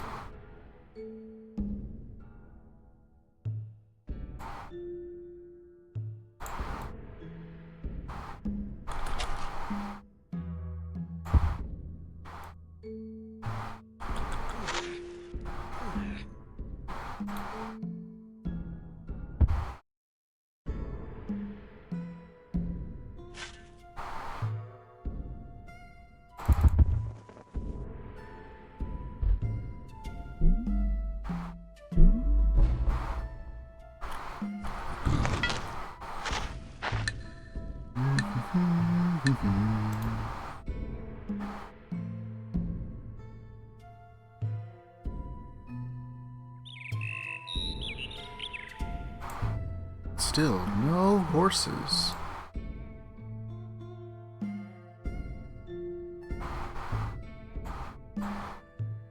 I suppose the only saving grace is that if there's actually no horses around here, the Ottomans will be much less of a threat. That's Safai. Probably pronouncing it wrong.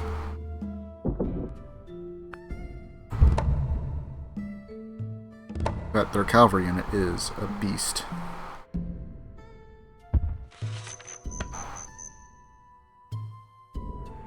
And out of everyone, right now, they're the ones I'm most worried about. Just as far as unique units go. 8 attack, 3 defense, 3 movement. Versus cavalry, which is 6, 3, and 3. And then the Russians, which are not nearly as effective. It's the same 6, 3, and 3, except they can attack multiple times. And so unless you're massively behind, it's not nearly as big of a threat as the Ottomans, just because of the higher attack rating.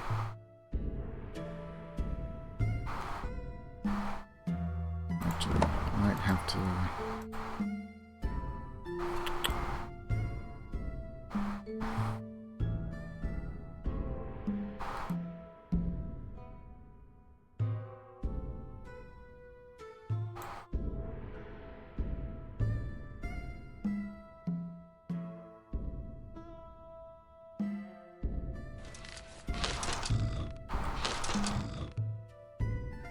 Get some there.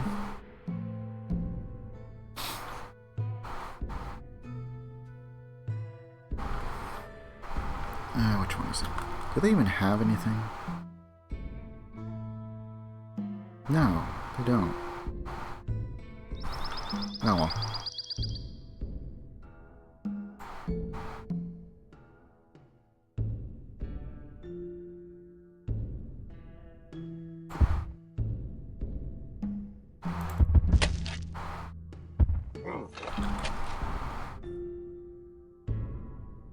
One more turn for currency.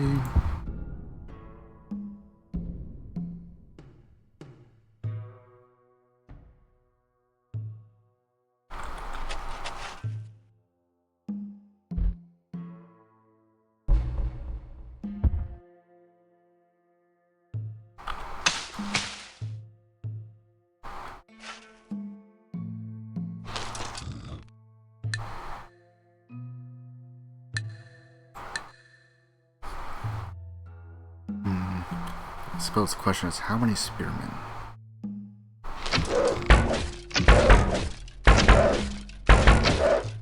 He's trying.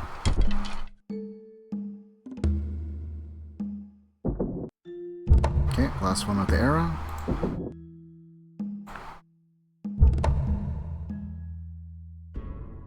Wait. Okay.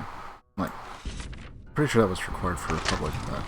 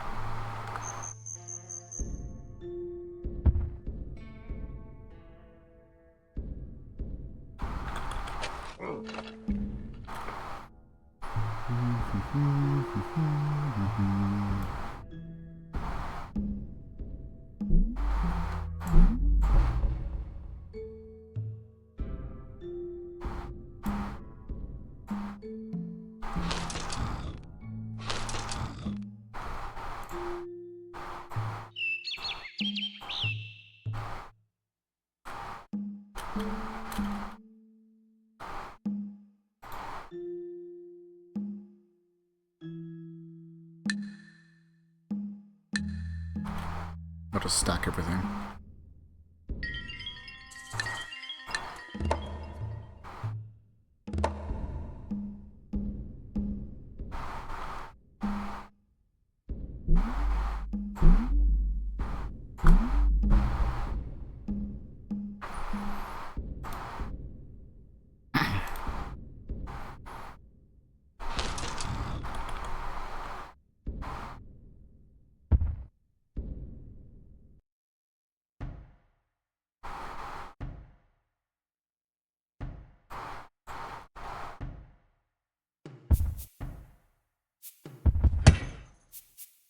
Alright.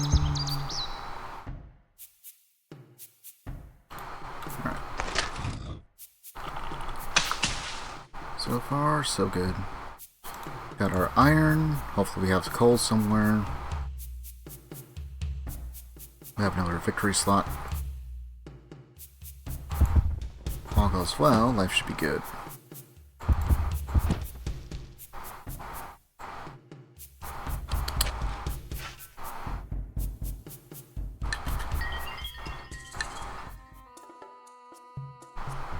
But will you pay me?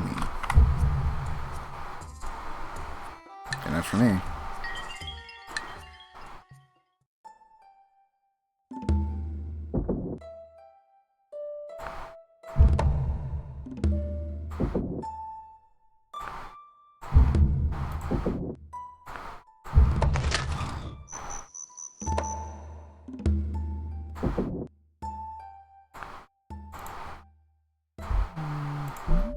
Suppose we can skip that for now. Harbor instead.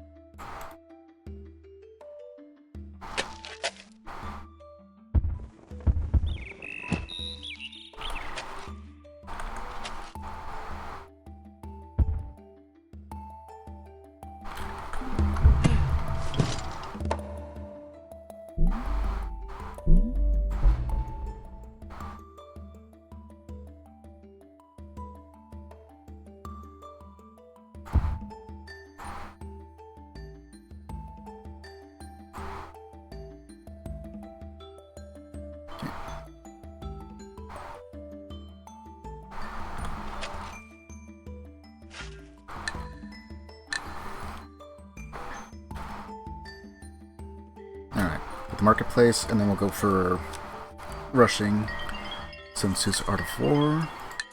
That works out in our favor.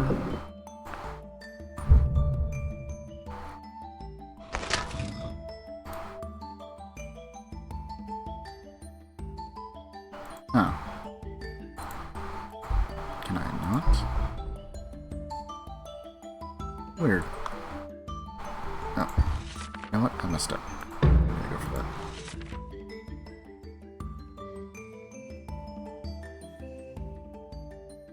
I swore.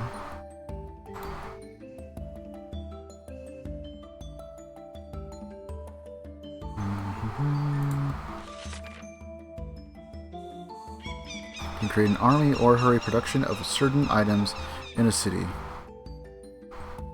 I swore you could use them to, like, for small wonders, like, or even Sun Tzu's Art of War. I could have swore he could. Oh well. I'll just get it naturally then. I'm gonna save him.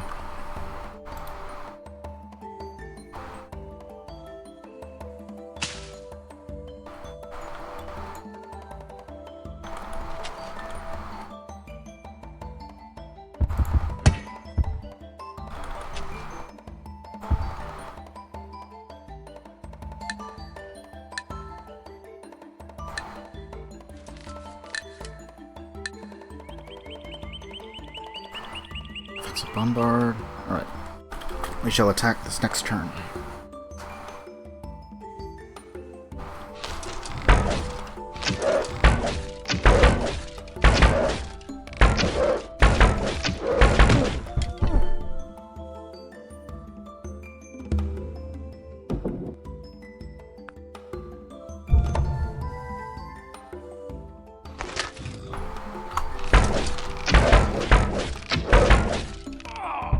Every unit kill goes towards score.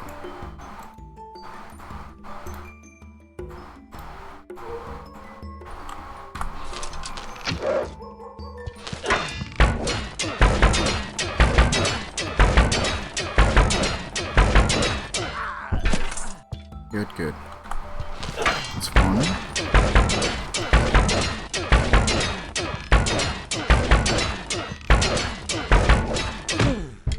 Dang. Okay, so that's one reserve.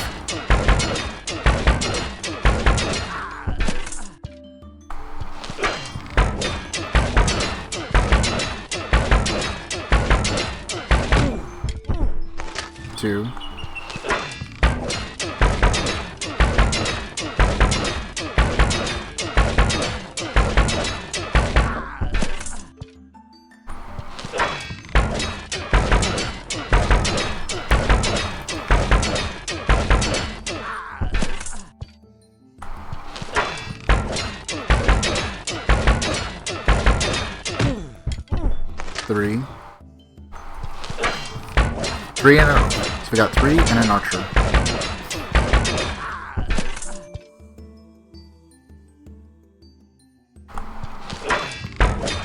One regular. Okay. Another regular.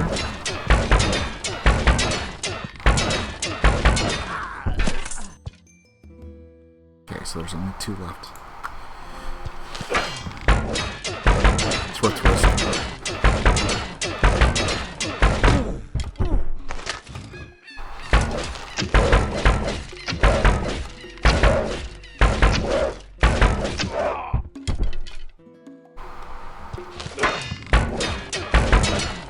Oh, get him. Of course not. So he gets a promotion. Okay, 1 left.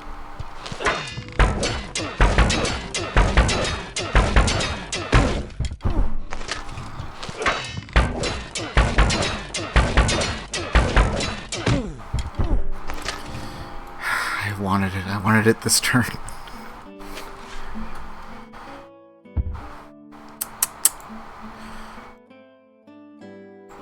Three. Okay.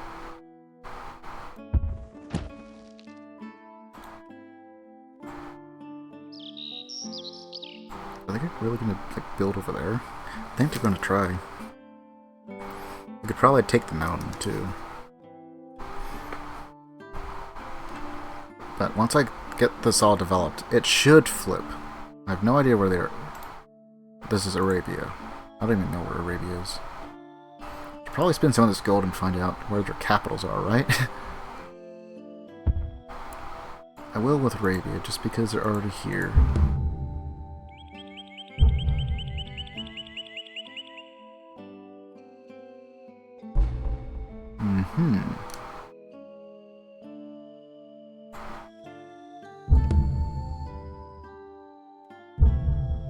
Kind of already figured they're already over there. Inca should be north of Arabia, right? Kinda. Alright. And the Dutch. I don't know where the Ottomans are.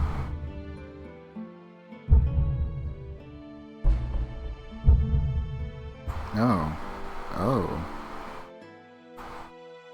Okay. So that's English.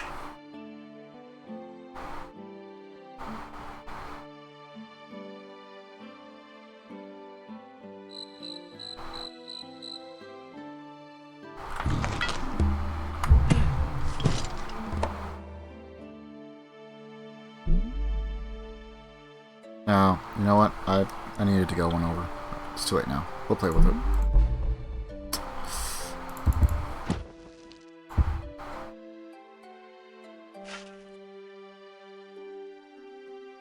I'm not sure why, because I told them this square, right? A little odd.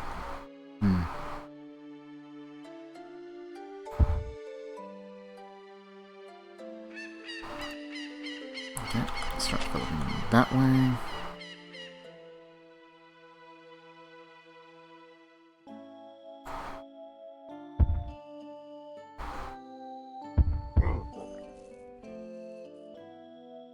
Everyone's pretty low. Might take a couple more turns.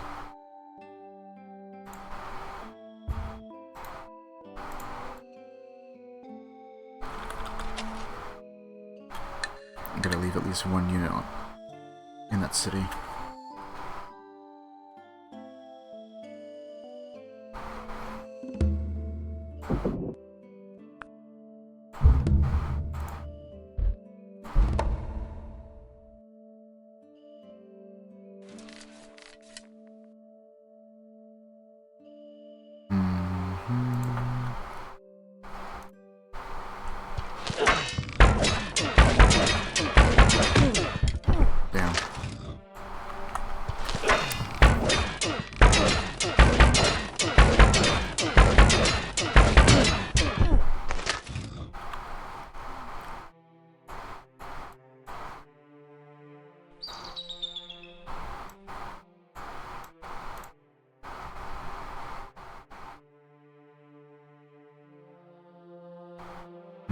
suppose worst case scenario, I just make peace with them.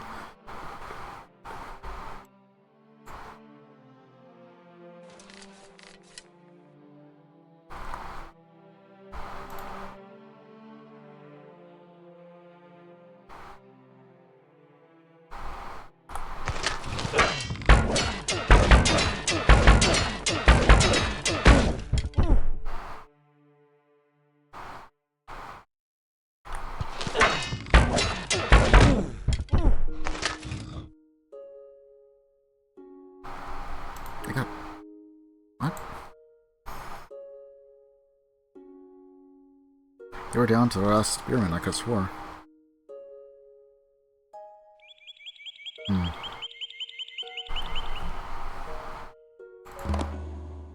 Alright. What all do you have? Just the 4 gold?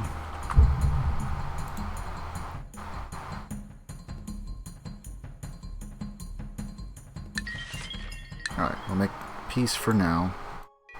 For now.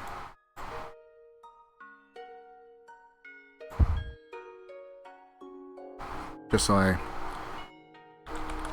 might possibly be able to go into revolution.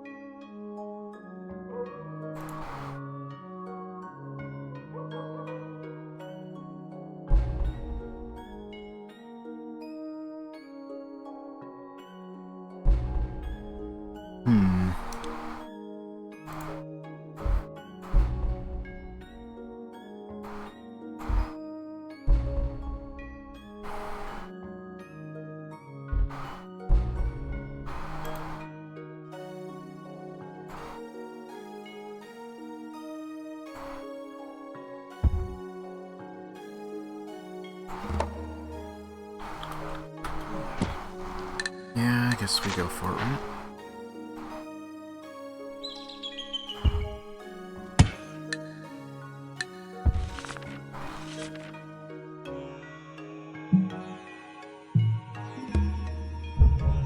Yes, we are religious, so it should only take 1 turn.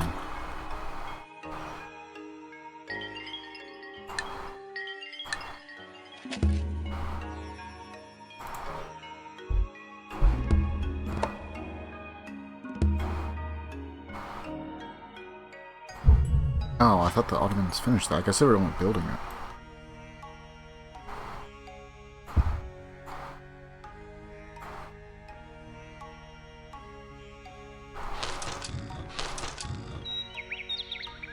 You know what?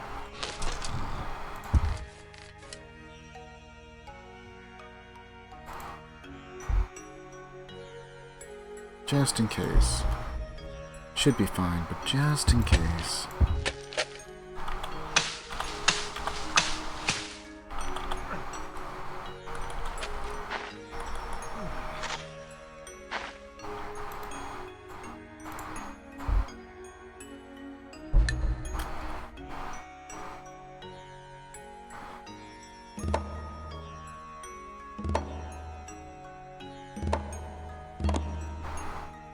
Okay, go for monarchy. Ottomans did indeed complete it.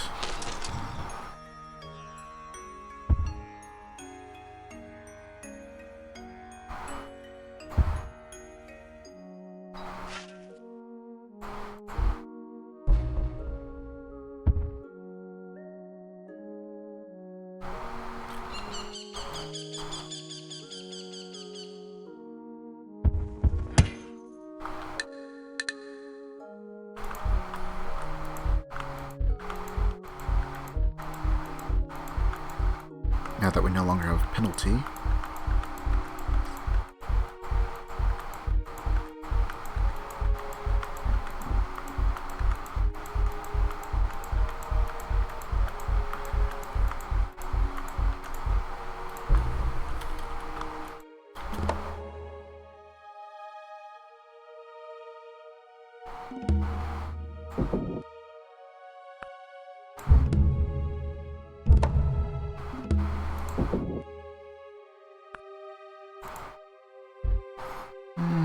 Not that corrupt.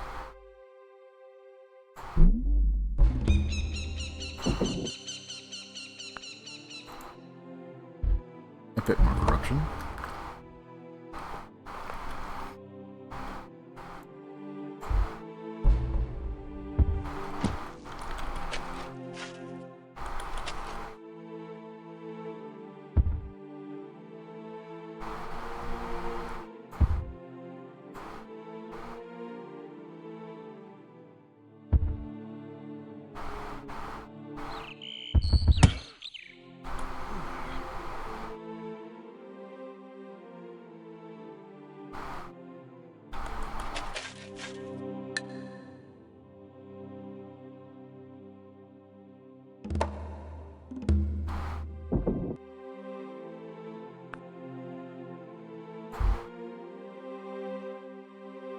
I only got one guy.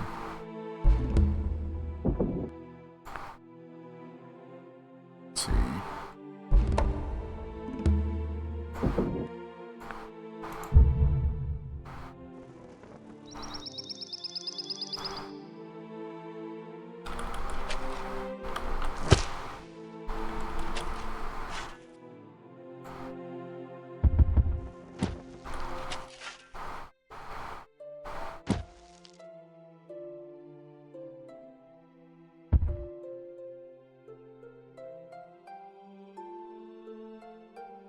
Where does he think he's going? What, like here? Maybe just that open spot over there.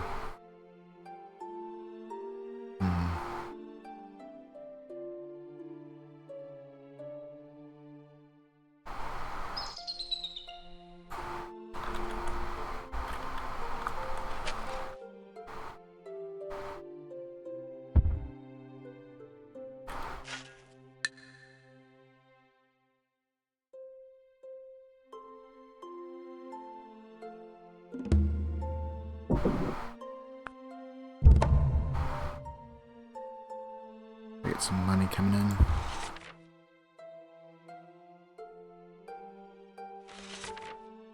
I'll just take the loss for now.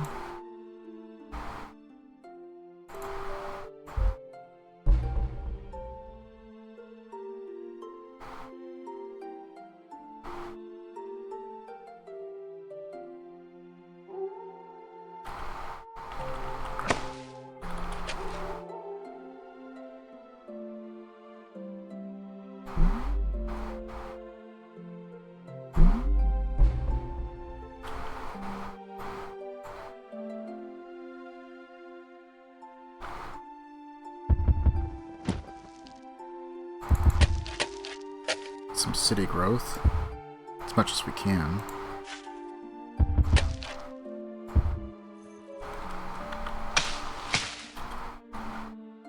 The luxury is connected. And then we should be rolling some money, hopefully.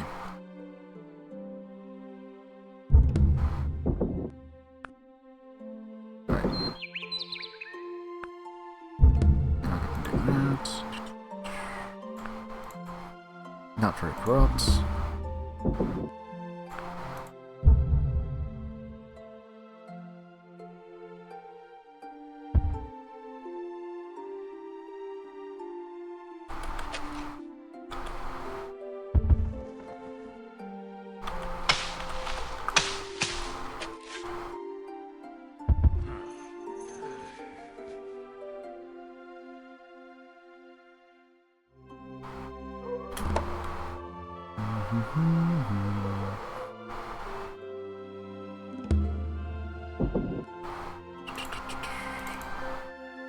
Doesn't have a whole lot of corruption, but may as well take it down to 0, why not?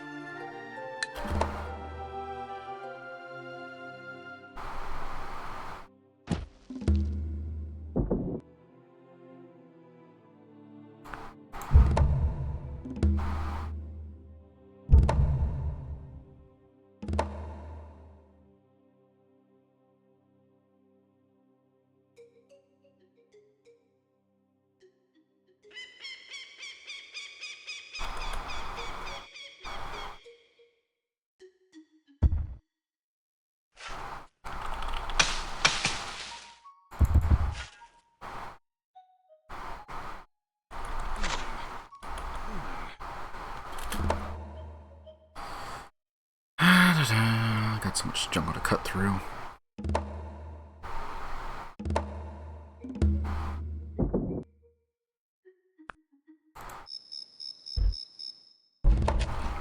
Yep, definitely need a courthouse there. Probably one here too, right?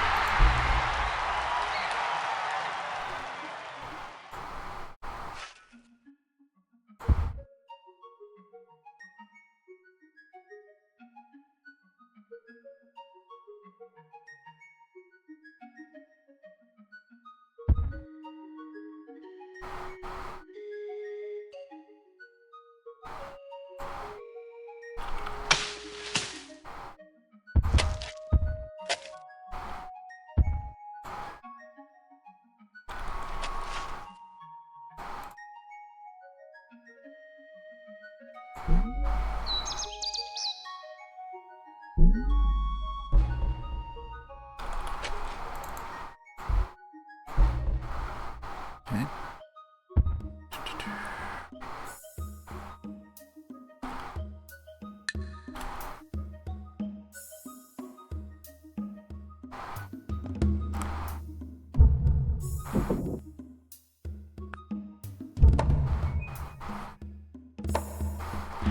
More population means more support.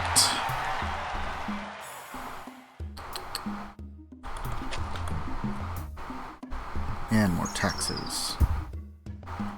Hopefully.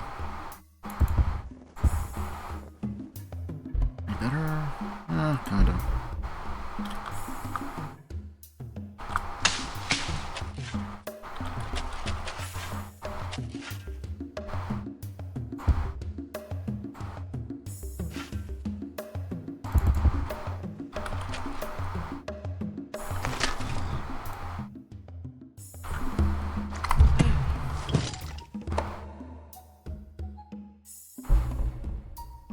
Seems like a good spot as any.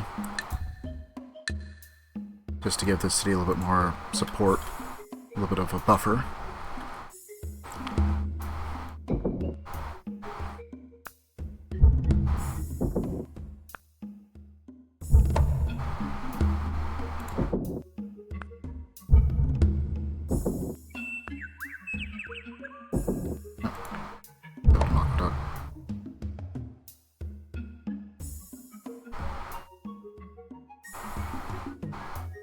From deficit to breaking even. Every little bit.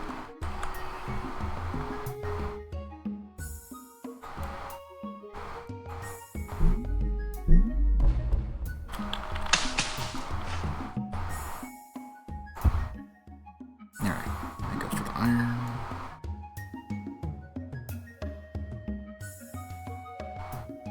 Probably want to build like right there. The only good news is if I can get everything going, should be able to easily convert those. No war required. Hopefully. Alright, guess you guys just have to chill out.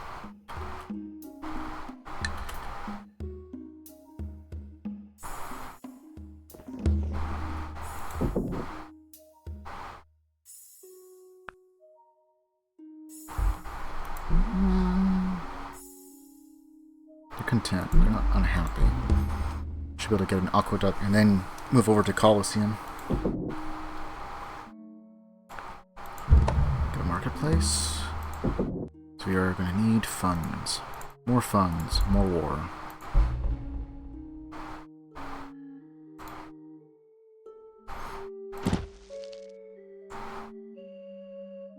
Ottomans probably aren't that big, depending on how much mass is to the east. They're right there. That's their capital.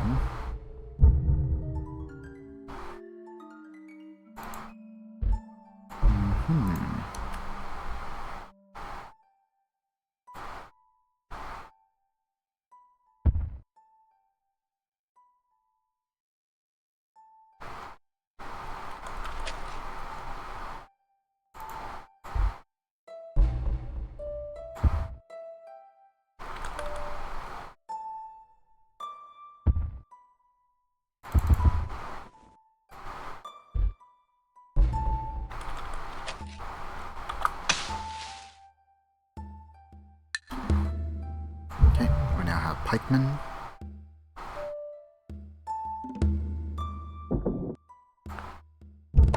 May as well.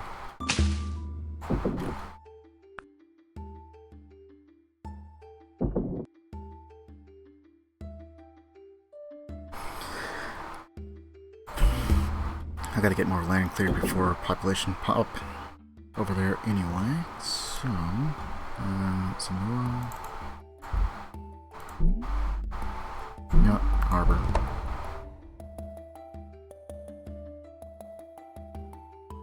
Influence is shrinking.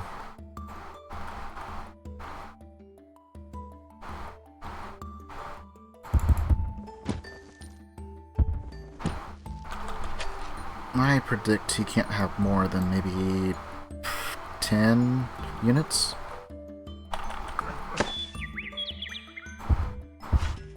So I probably need, I don't know, like 20 just to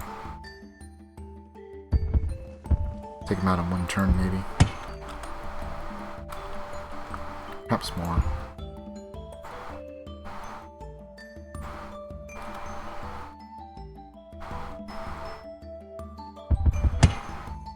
Okay, 9 turns for mine.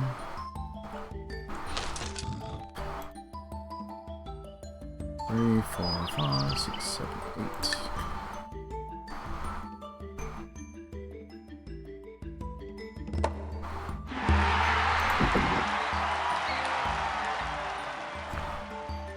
Medieval infantry. Completely skips swordsman. Attack 4, defense 2.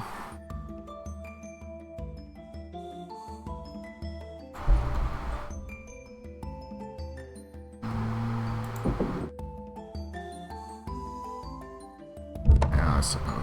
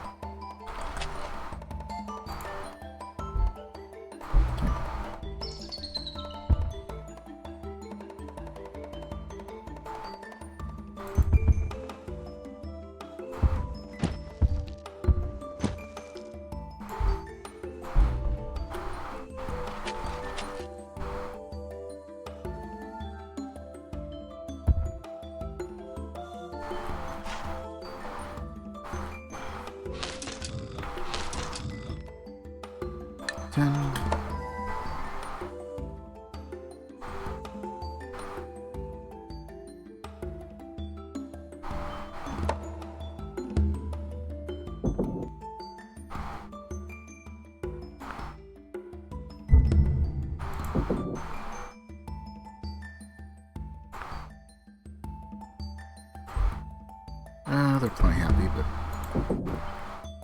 let's just make sure it's never going to be a problem.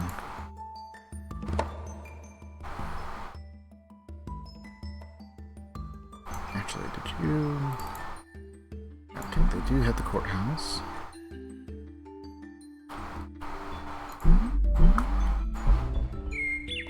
Push the influence. So they're probably going for this gap down here. That's probably what their goal is.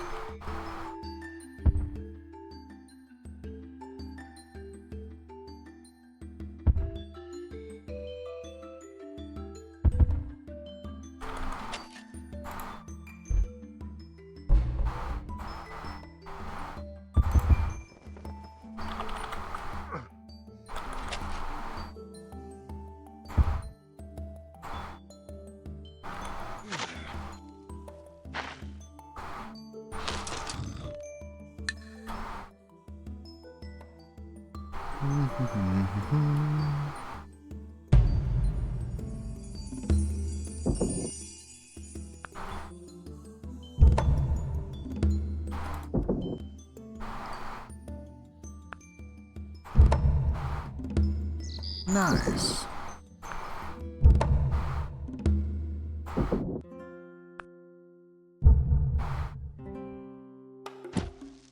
Probably not enough to afford, but alright.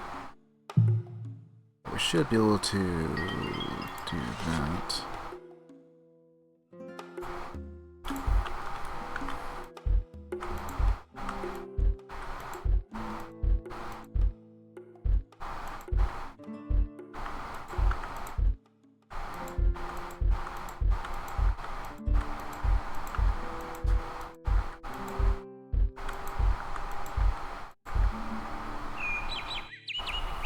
Okay.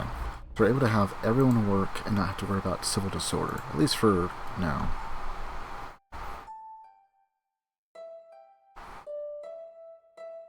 If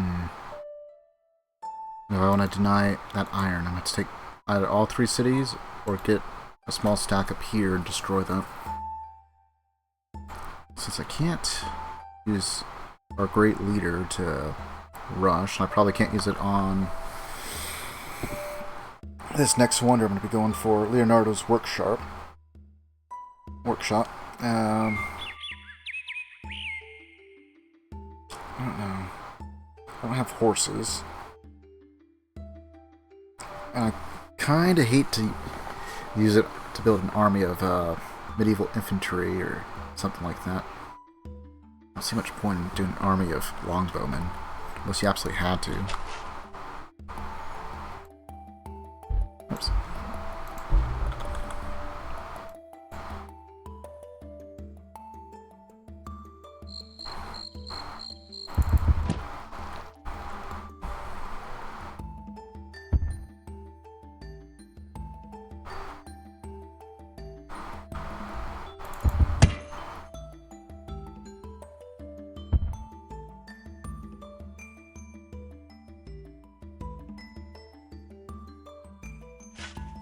Go one road over there.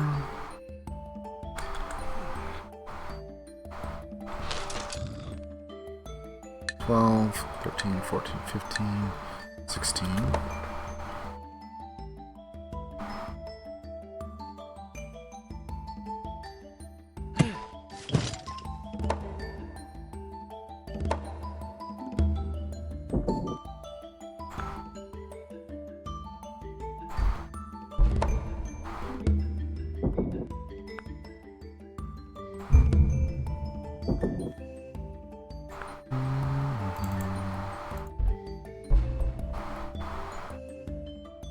Okay, so just so we're aware, currently have wine, spice, and ivory. We also have gems to connect up. I think that's it for luxuries.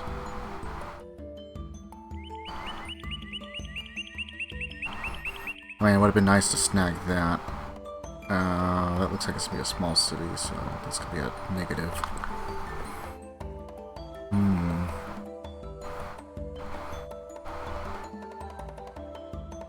This line kind of sucks. Explain why the Inca are kind of slow in expansion.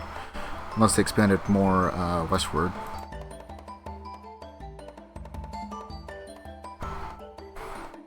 How lucky are you to have ivory like right there so you can go right into Statue of Zeus.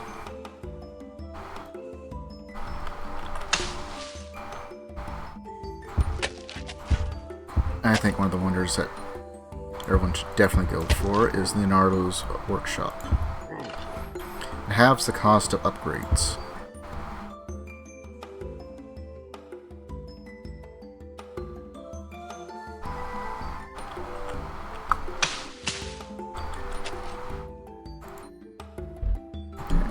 Now connected. Build one more. Organs, library, harbor, Coliseum. It's on the river, so we don't need an aqueduct. That's nice.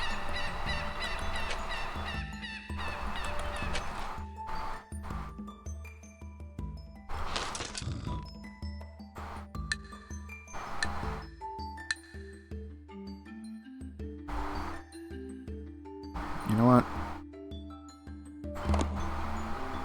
It's been what?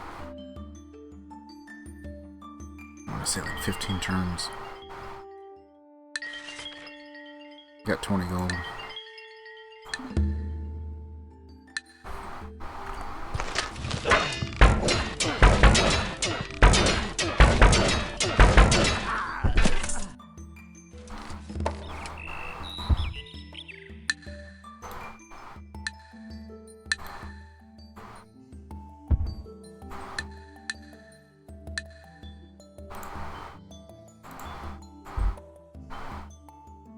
Yeah, so many lectures. Everyone should be fine, except for maybe this city.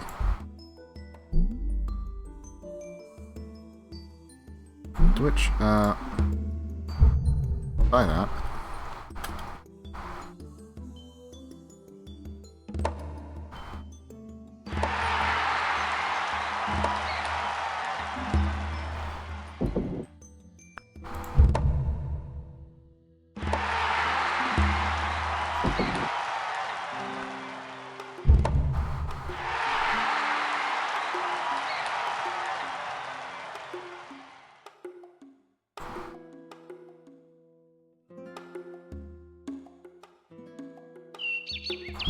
Nothing else to build, right? Not really.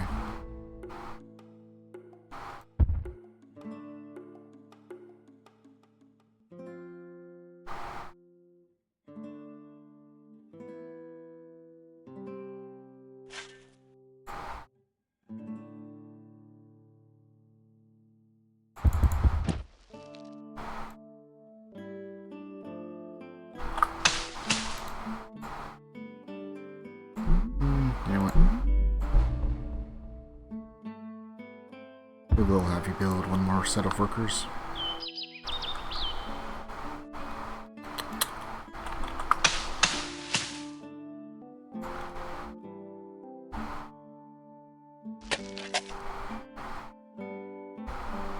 And that should be enough. Start reinforcing some of our others. Alright.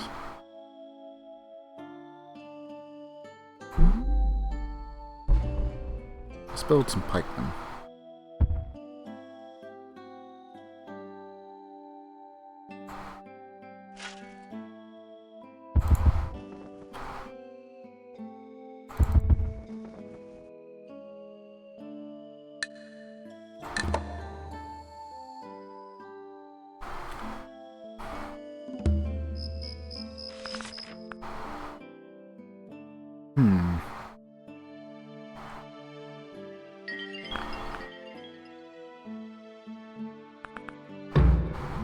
We will search for gunpowder, I suppose.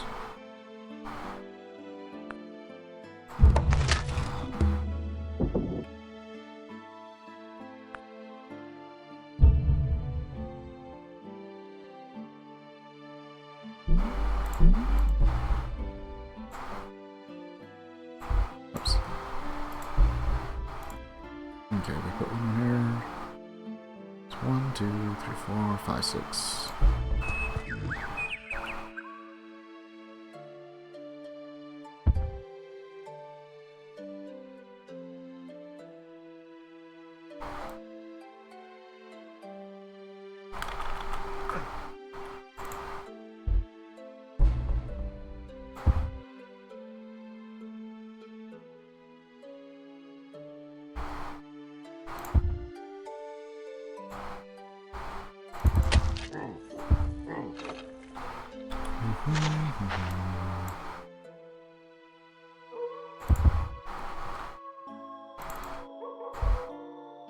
Okay, we're good there.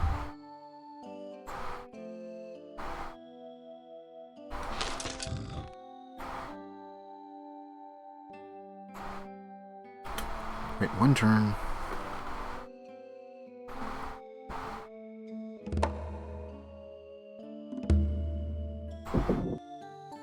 We might be the only ones that have gone to war. Like, at all.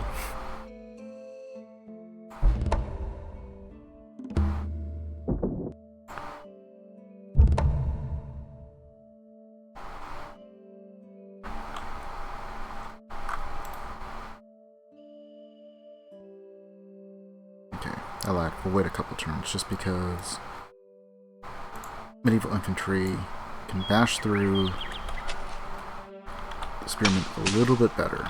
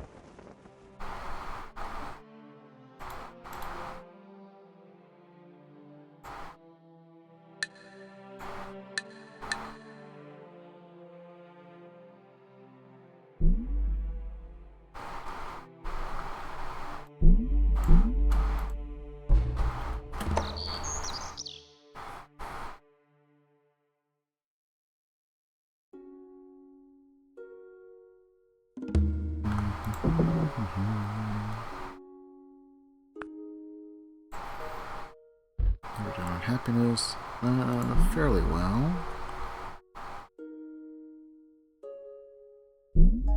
Okay, so we'll go to library. And we'll see how we're doing from there.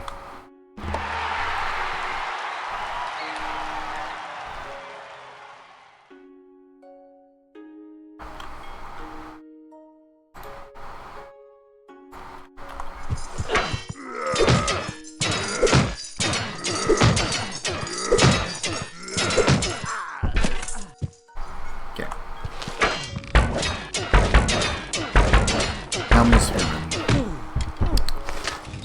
One reserve.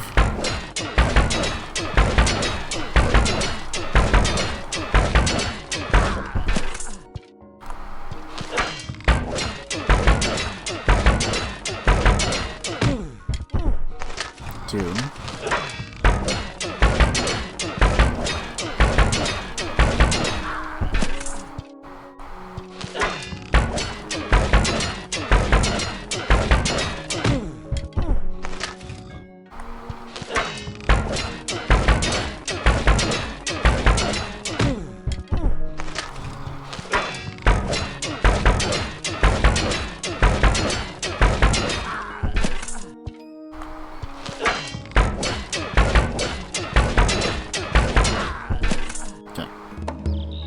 Long last.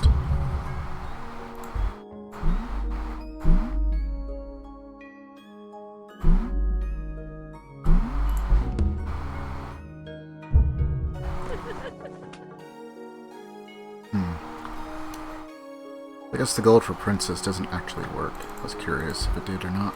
I guess not.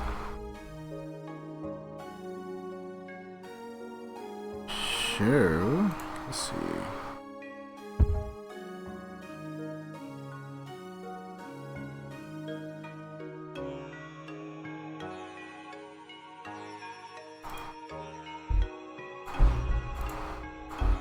Oops. That should definitely be fine.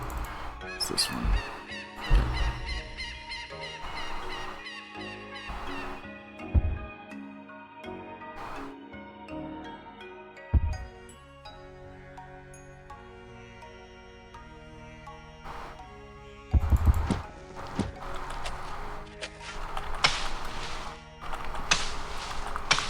Now just to get everything developed.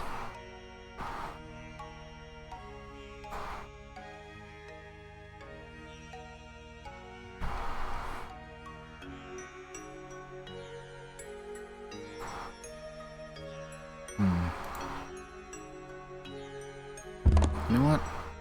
Ottomans. I'm very curious to see if you actually have any horses. At least nothing connected.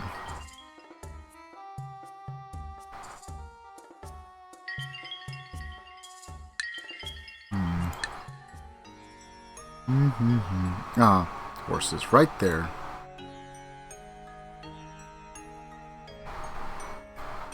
They do have horses. I guess in 5 turns we'll see if they'll have saltpeter too. If they do, I need to start building an army. Take that out. I can get medieval infantry. Actually, how high is your tech level? They do not have feudalism. I have an advantage then.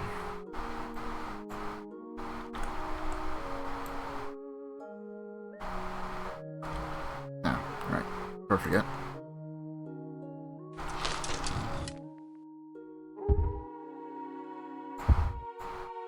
Put those guys up since I won't need them.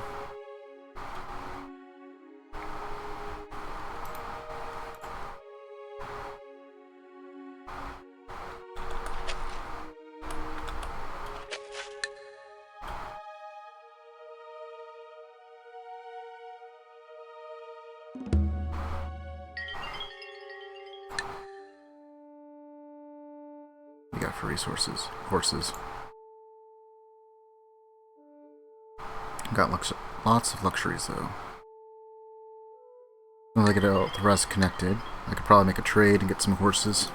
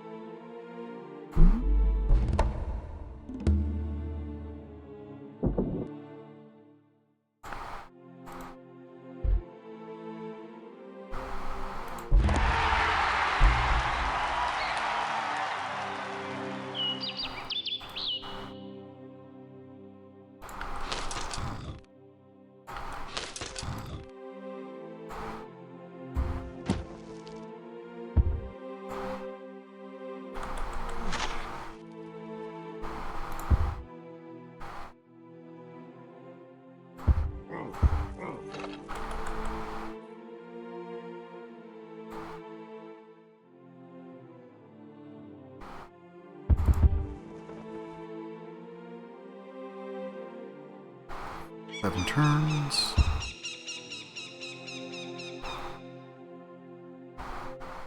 Start getting some of the other stuff connected here in a bit.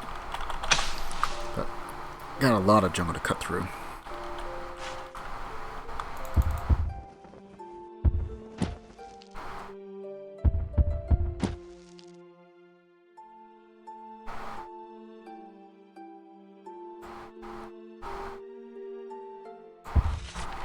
Not war. Not yet.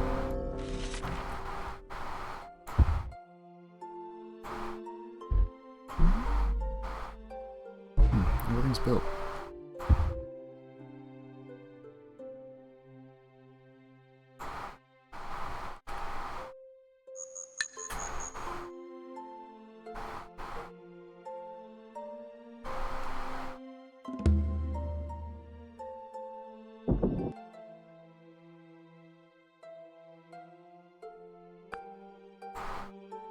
Corruption is not very high, but we can reduce that down to 0.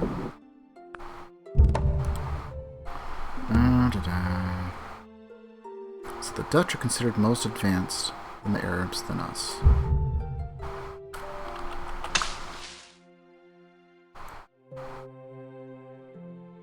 Surprisingly, the Mongols are not up there. Alright.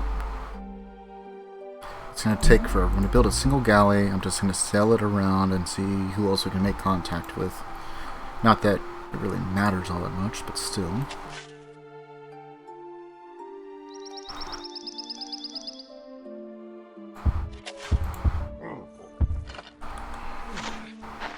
Speaking of, how are we doing on score? 2,000 ahead.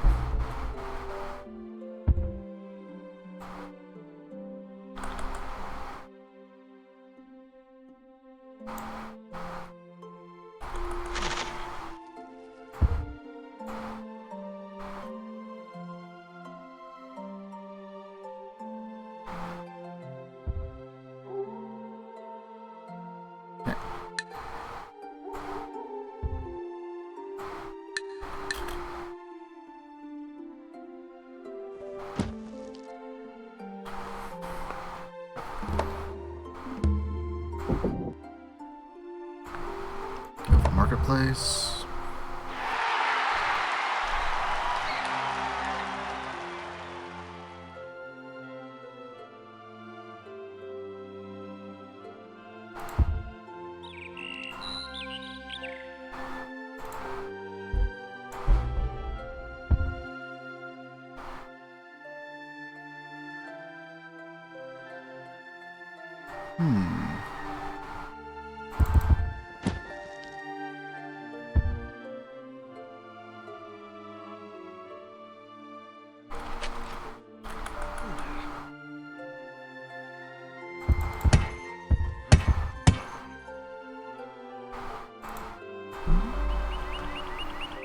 Let's go there.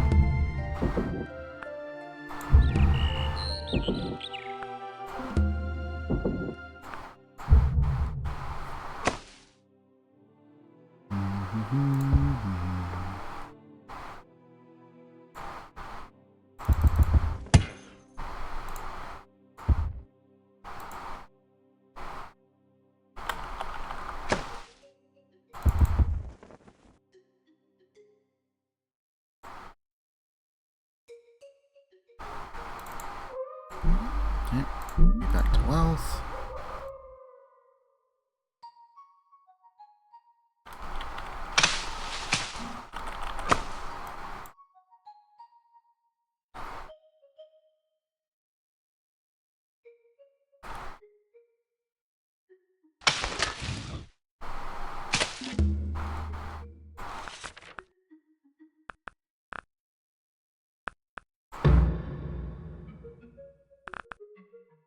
Guess we'll go for monotheism next. Oh, saltpeter. Fantastic. So we get that, we get some horses.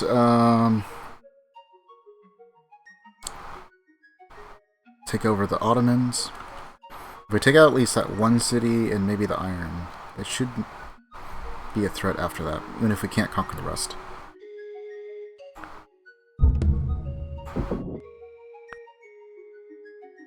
Actually, go to harbor for now, just so we can get the population up. They do have saltpeter though.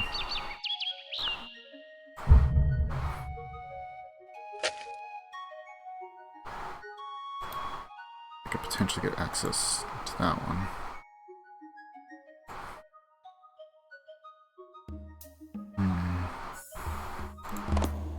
English. Have I talked to you at all? Probably not, right? Engineering. You are poor and you're small.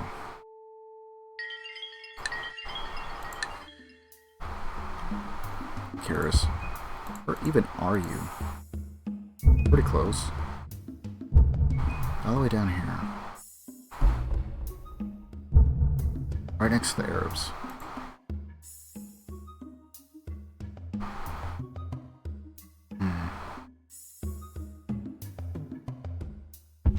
How does power look so far? Okay, so they are actually pretty pathetic. Ottomans are not as big of a threat. The Netherlands, though.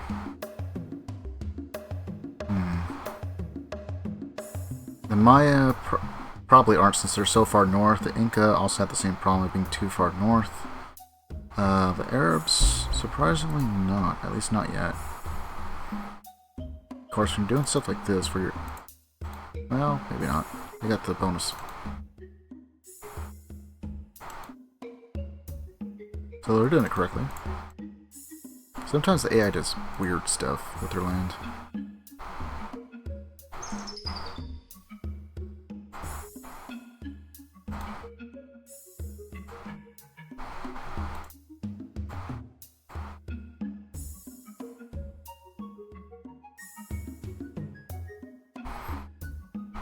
So the main focal point, if we go to war with the Ottomans, is going to be this city right here, just so we can get the horses.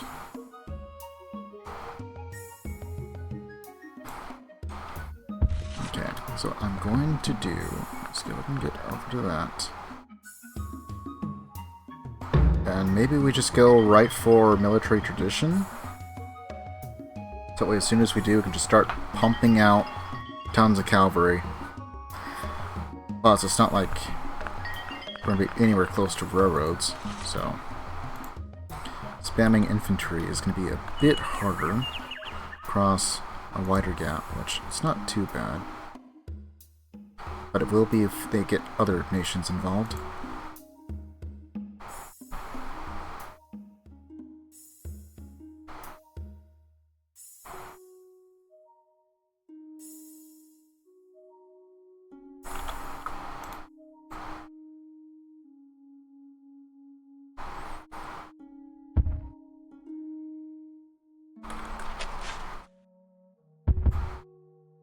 Oops.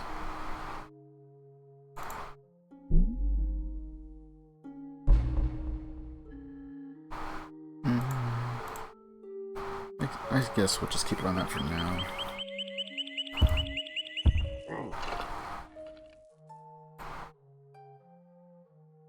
Really slow, guys. Yeah, I guess that works out.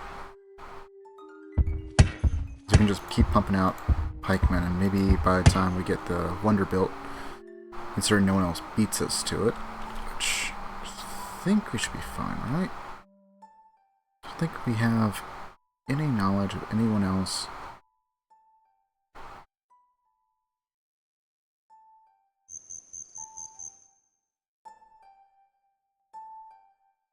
Yeah, so far we're the only ones constructing it, I think. Netherlands don't even have the tech, right? No, they don't.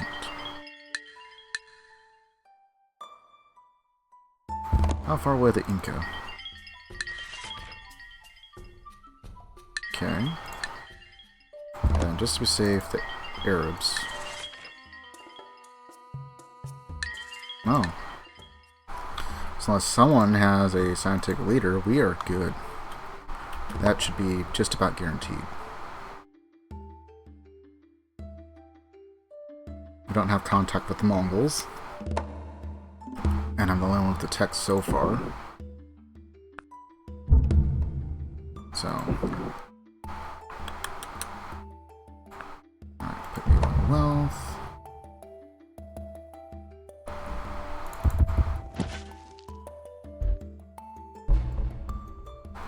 That growing.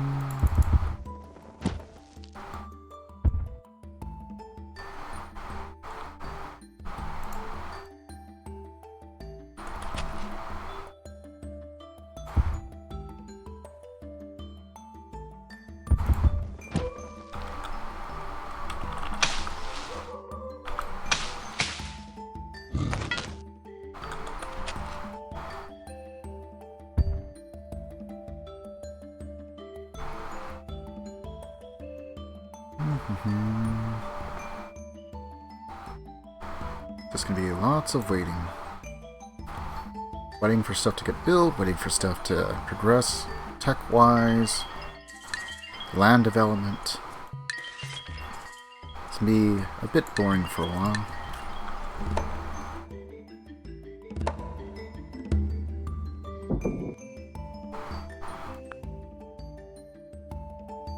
Yeah, you know what? We're gonna go for the library. Convert that other city.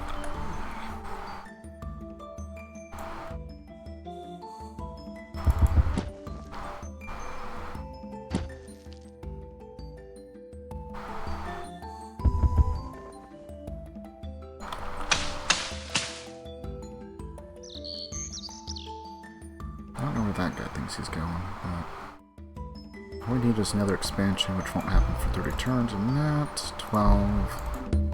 Oops. 7.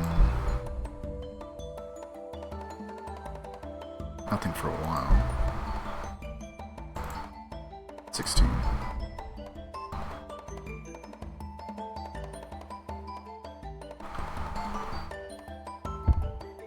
Oops.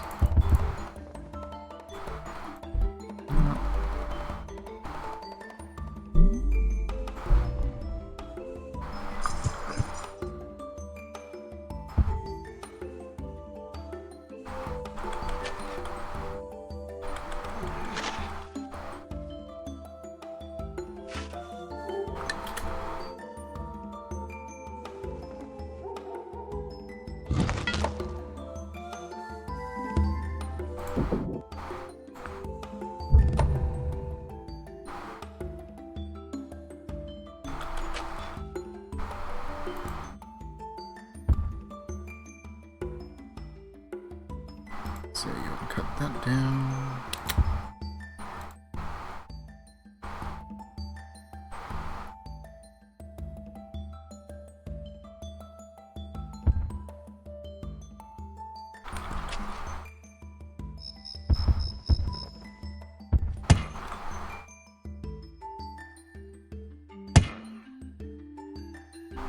Wasn't the best land, but at least we had lots of luxuries to get our hands on.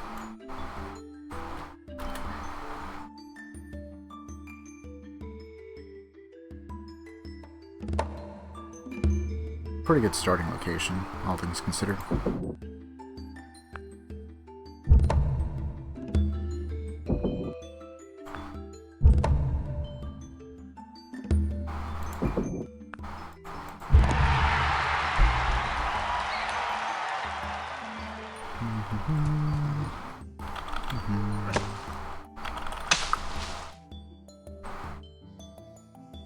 Okay, I can probably shut that off for a little bit.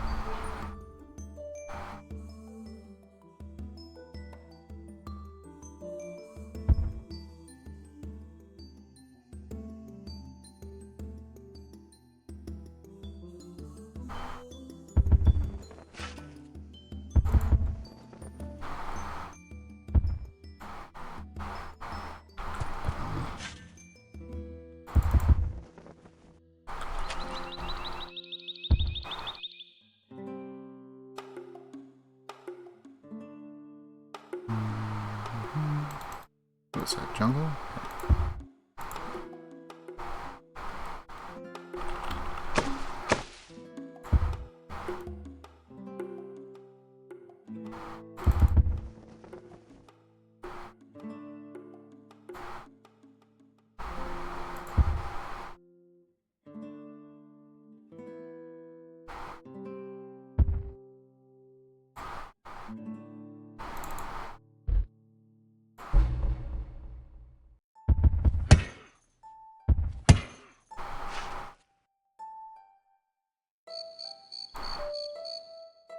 I'm very glad I already pushed north for expansion.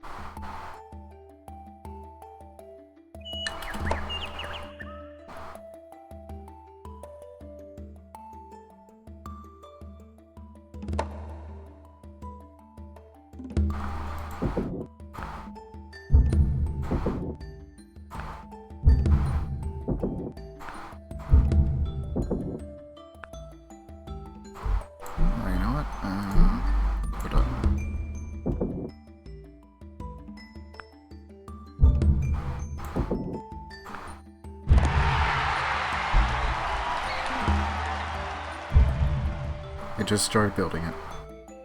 Well, unless they got some weird shenanigans going on, it is ours.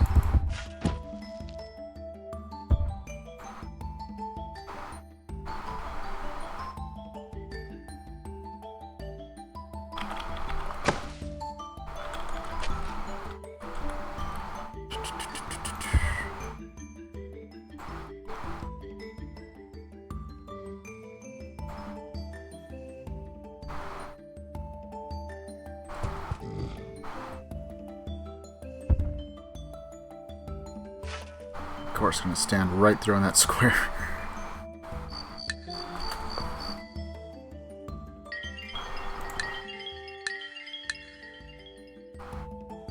We don't like you within our borders.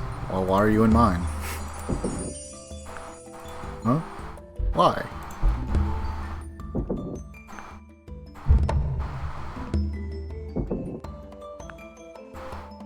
I should probably... go for that.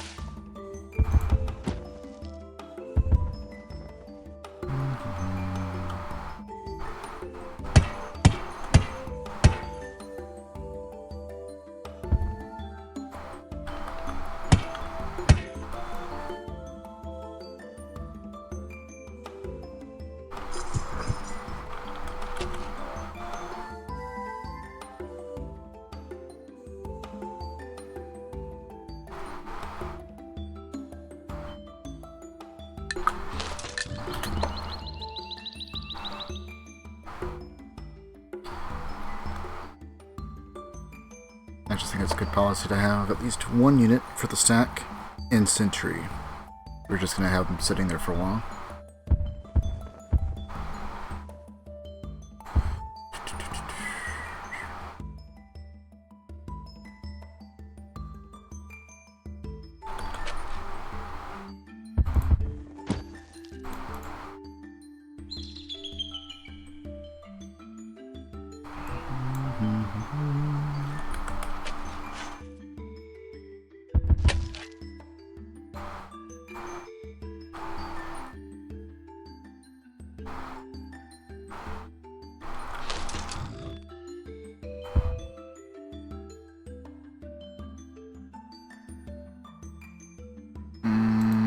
You know what? We'll just leave that stack there.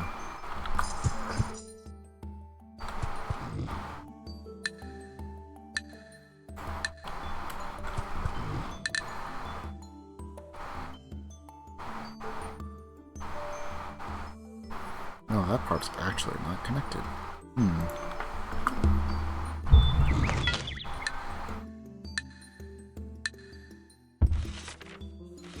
How was our funding? 50. No.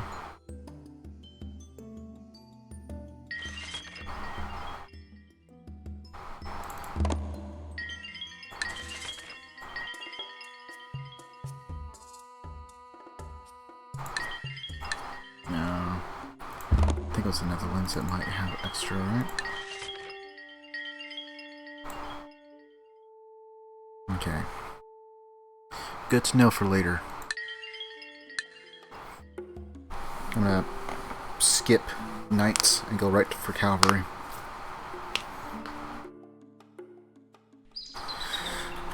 Hopefully the Ottomans don't go down that track either. But even then, I think if I can get enough built, like 30-ish? Assuming that they get that linked before then. Start getting musketmen. I could probably push them back enough that I can probably take that city and that city. It'll still be annoying to deal with like knights and pikemen and stuff, but much more manageable.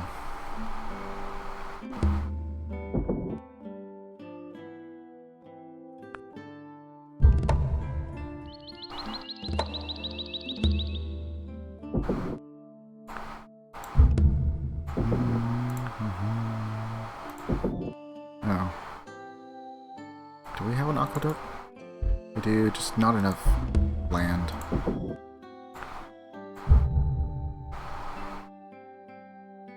Okay, speaking of. Gonna go for that.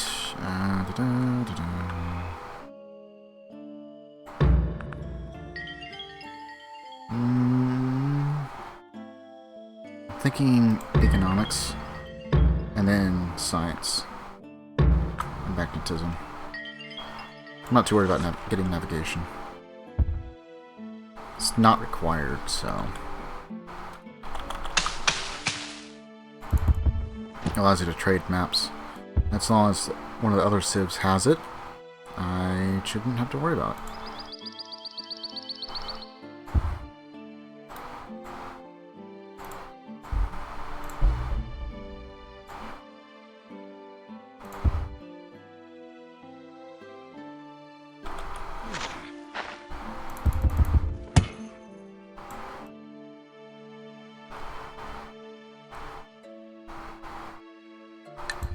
Talk about what luck. Just horses right there.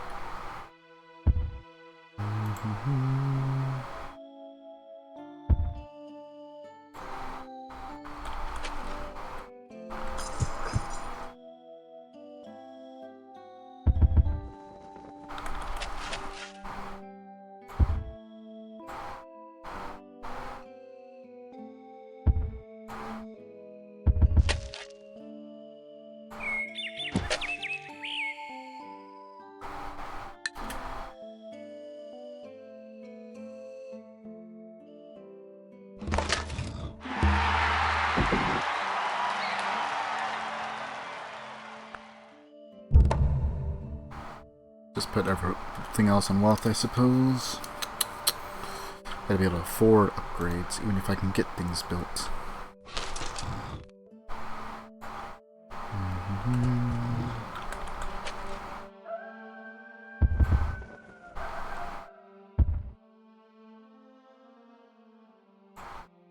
Oops, that's not. Misclicked.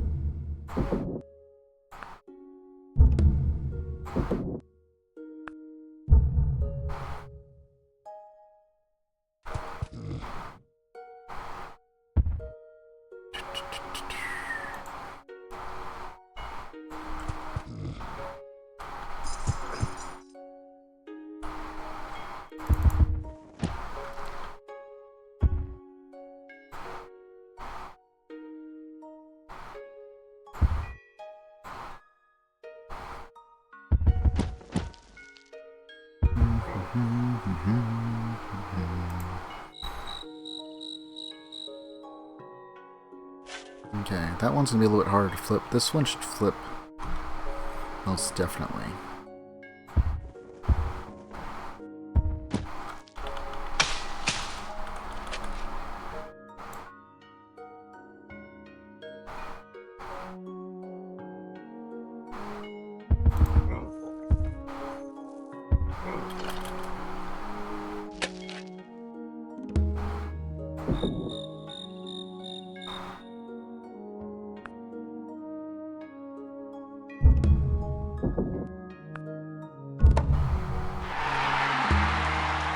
Dutch building Knights Templar.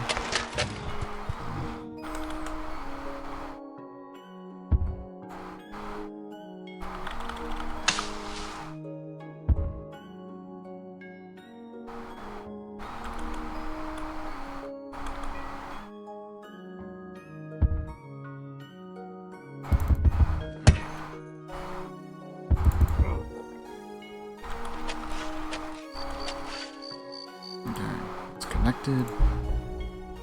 Ensure that we got everything where it should be.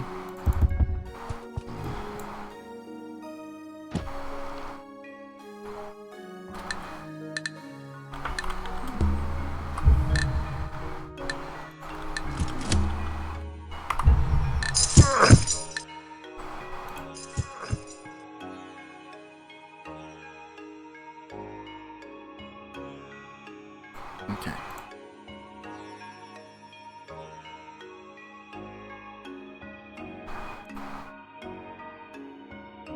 I think the bowmans are fine. It's 2-2 instead of 3-1. Plus, I shouldn't be using them anyway.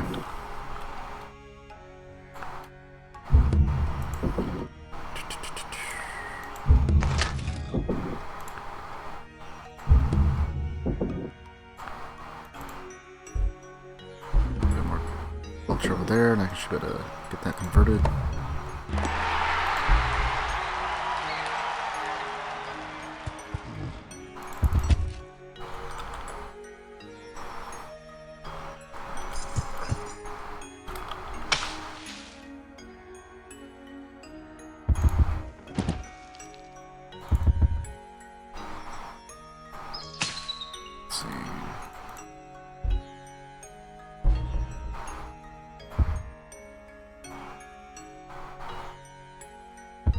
Clear a little bit.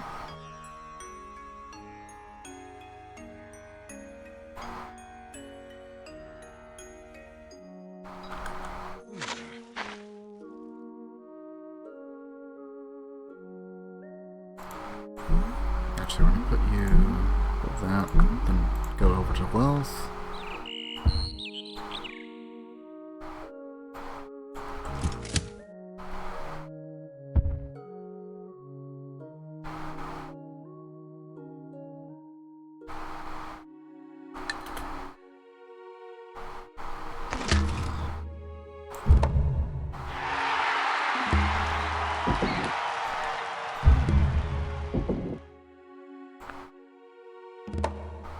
How's happiness here? Pretty good.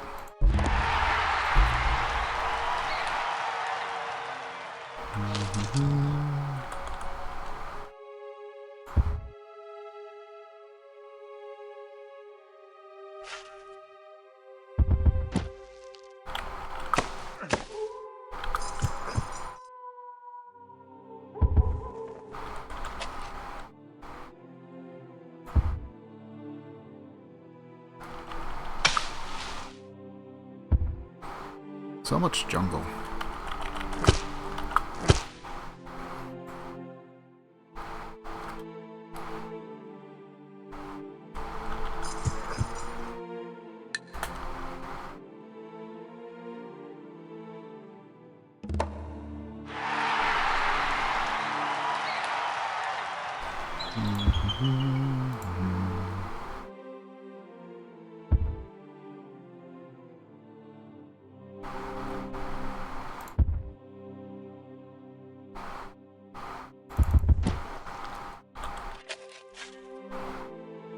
Don't really care about the marshland over there.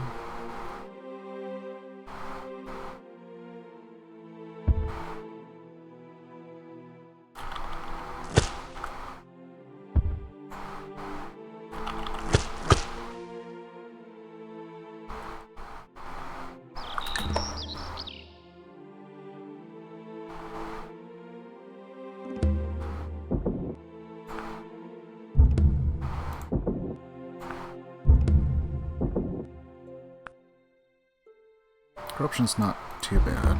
Yeah.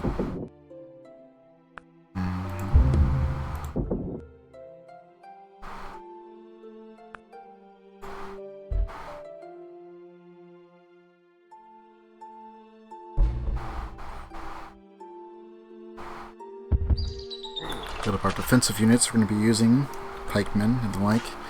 I can't build any horsemen or anything like that, so I'll just build up defensive units. And then as soon as we get the chance, get the tech for cavalry. Because I probably still need the horses in order to do upgrades, right? I haven't tried to do it without it. But I would assume the game would want you to have that.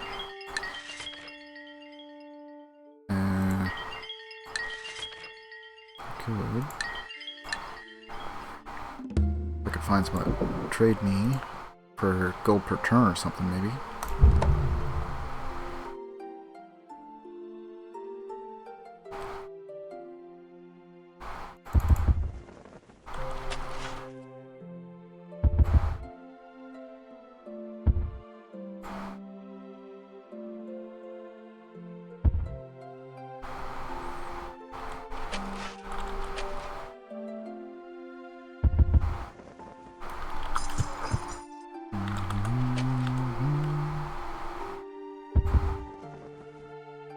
this even...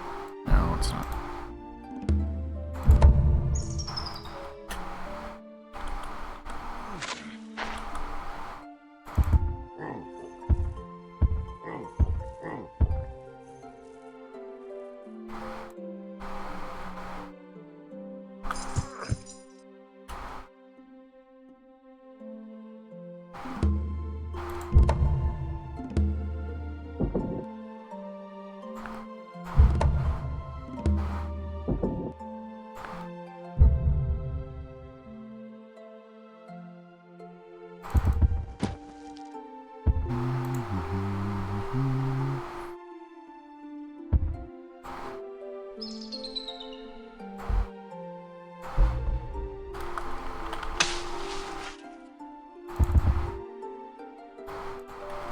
Okay, that's bonus.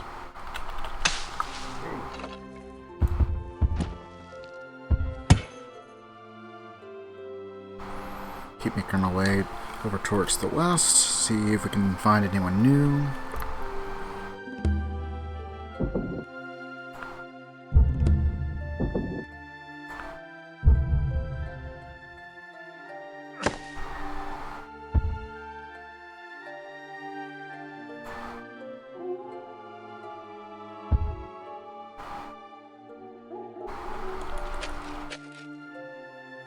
Let's see, that's 1, 2.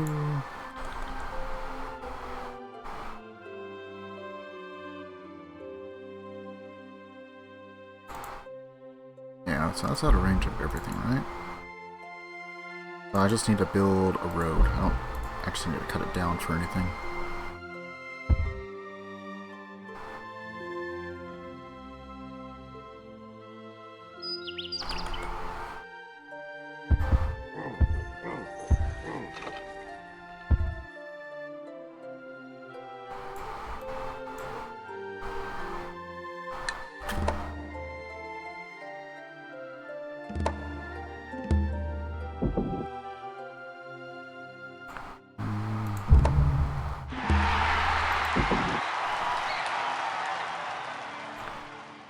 They're now completely surrounded.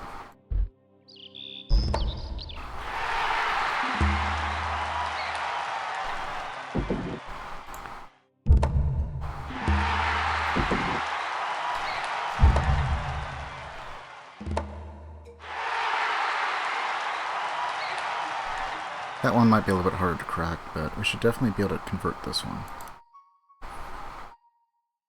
I don't see any reason why not.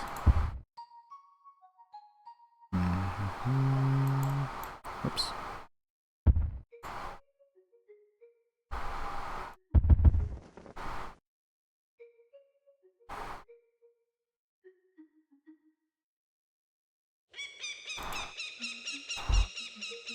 Cannon? I mean, we could.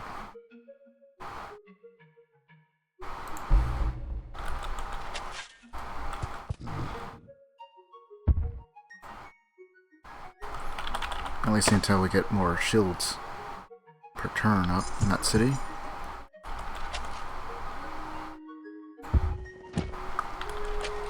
Alright, just build a road, don't need to do anything else to it.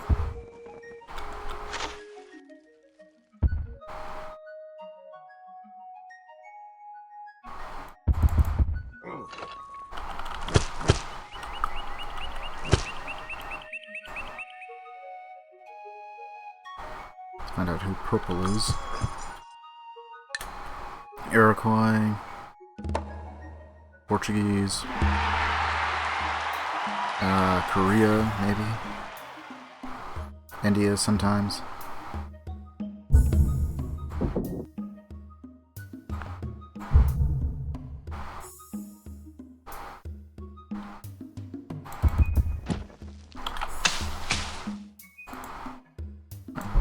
Wait for this city, right? Yeah.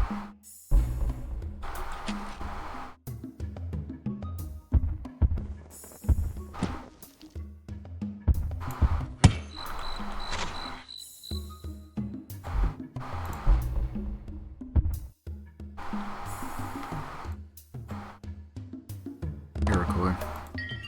How far are you?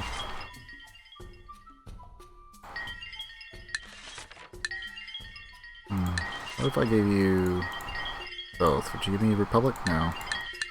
There's just certain tax that they're sticklers for.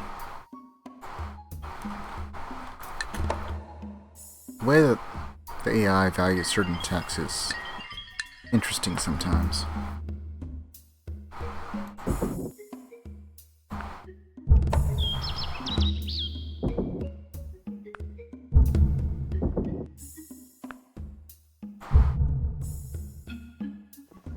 It's like some of the more niche, I guess you could say, tax, they want to go all the way up to here. But then over here, they mostly seem to prioritize nationalism, communism, fascism, espionage a lot more than going into like steam power or going towards sanitation.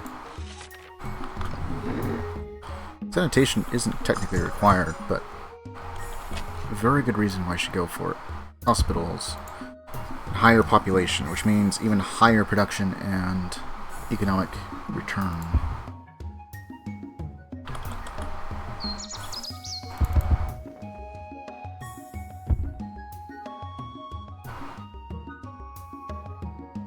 I guess we come over here and then slowly bring that over.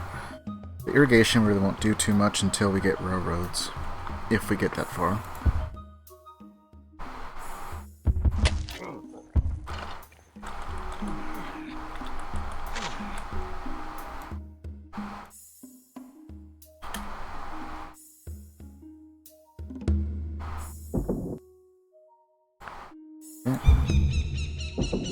Going to wealth.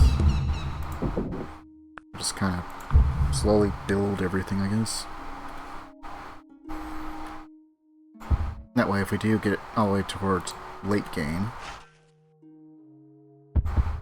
it's already developed.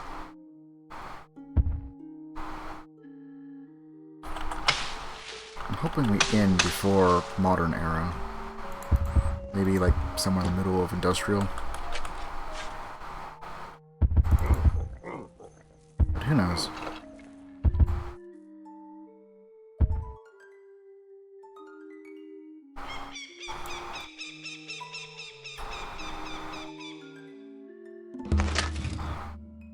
Okay.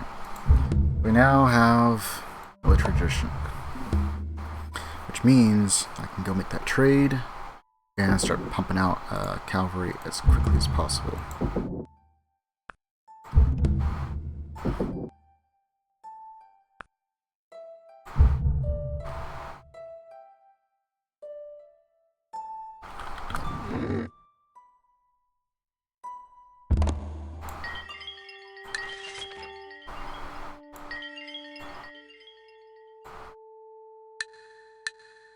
Oh, now you don't want it?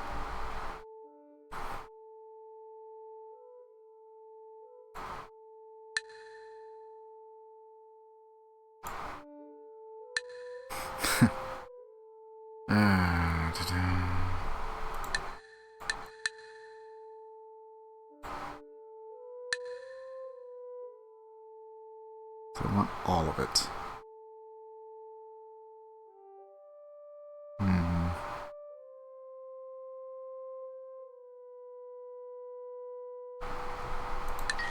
I guess we'll go ahead and do that. But they don't have saltpeter.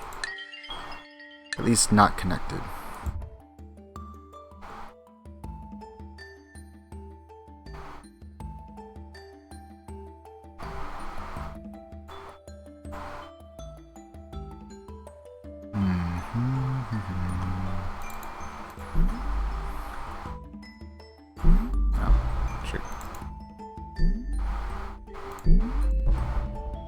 Go ahead and do that just so I don't have to worry about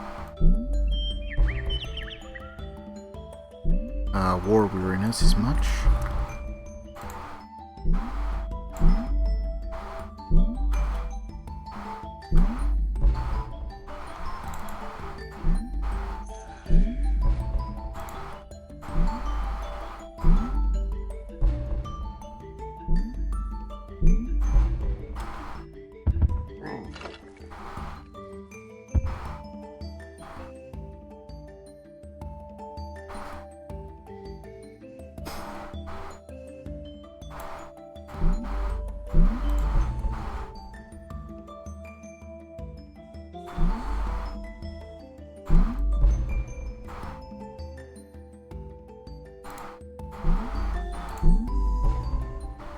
Got 2 cannons.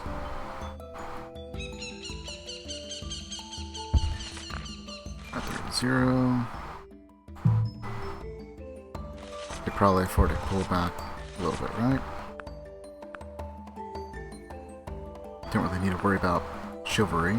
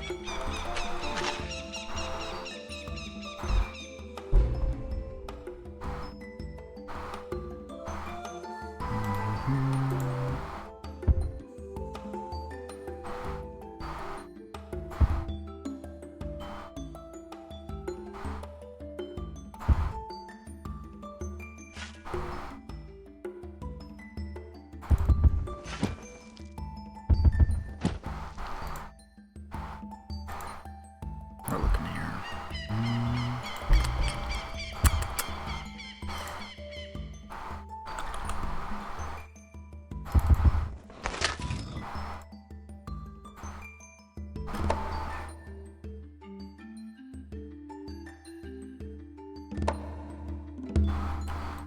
Slowly but surely.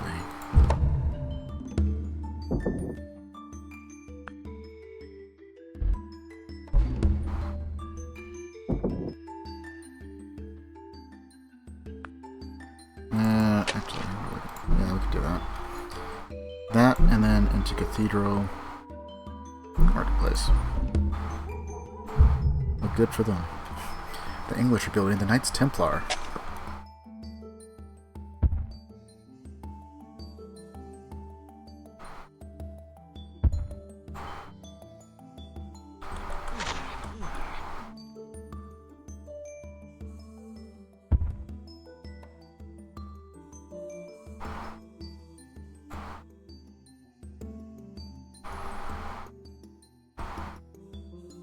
Okay, we're in a stage.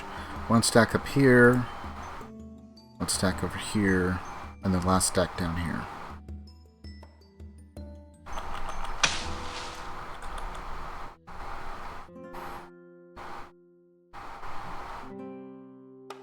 That way we don't have to worry about keeping a trade going for horses. We can just take that city, expand it quickly. We're monarchy, so as long as I have gold, I can buy a temple. It only takes like 2 turns. Reduces the cost a bit.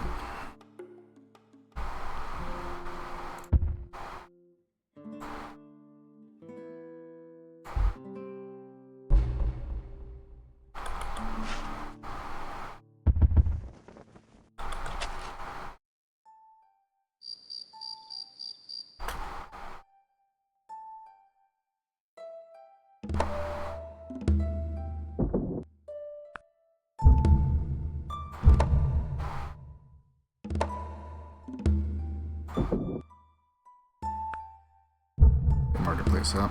We're gonna need cash. And then out of everyone, it was the Aztec.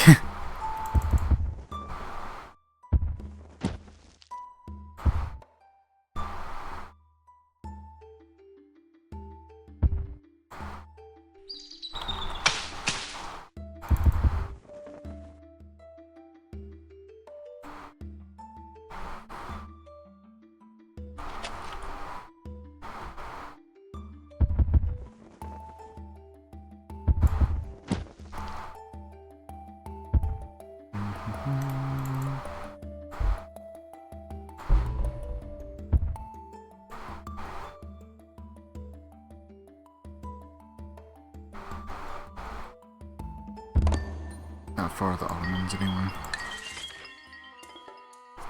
Oh, they are indeed going up.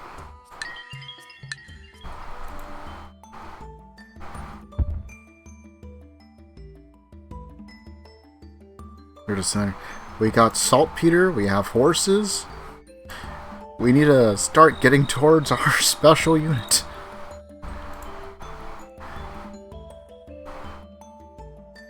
So there's two ways we can stop them. We can either, one, take away their saltpeter, which will still leave them available to build knights. Or, if we take away their horses, I don't have to worry about knights or cavalry, none of that. Just whatever they've already built.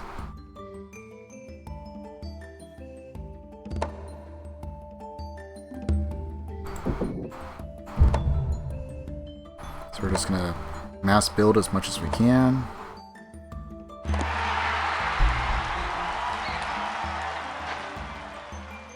Stacks of 20. Probably need like 10 maybe just to take that. But I don't know if they're gearing up for any other wars against anyone. They got a city there, they got another city over here kind of supporting. I need to put a stack over here just to lay waste.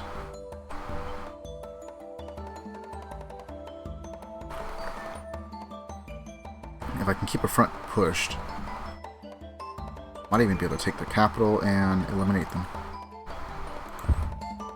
And then I suppose next on the chopping block would be the Mayans,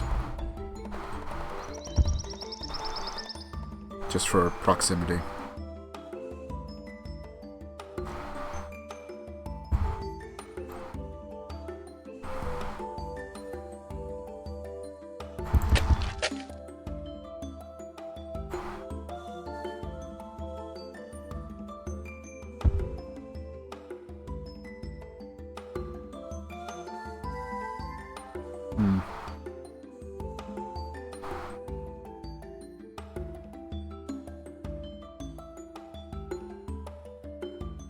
I remember there being a way to like set a continental rally point.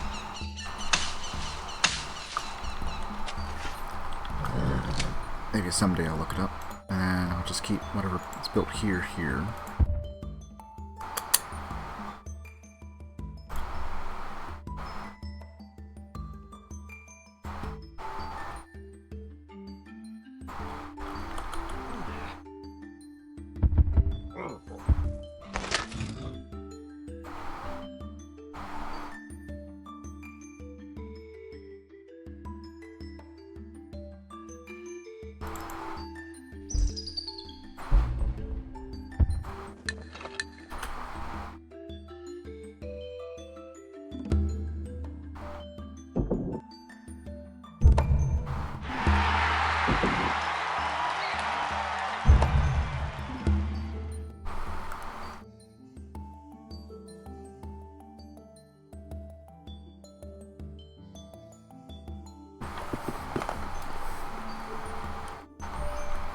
First Civ game, I think what generally happens is your first Civ game, it tends to be your favorite game. I think that's how just one of the ways that the series tends to go. I like this game over the newer ones just because of the unit stack and everything. I think the newer games have interesting ideas, like with religion and everything, but this is where I've put the majority of my time as far as Civ games go. I'm not particularly good at it. I'm only on Warlord, but everyone needs to go their own pace, figure out what works for them. If you're looking for like civs to play, it kind of depends on map, to be honest, because every civ has different traits. So like right now we're playing as Babylon. And ours, if memory serves correct, is we are religious and scientific.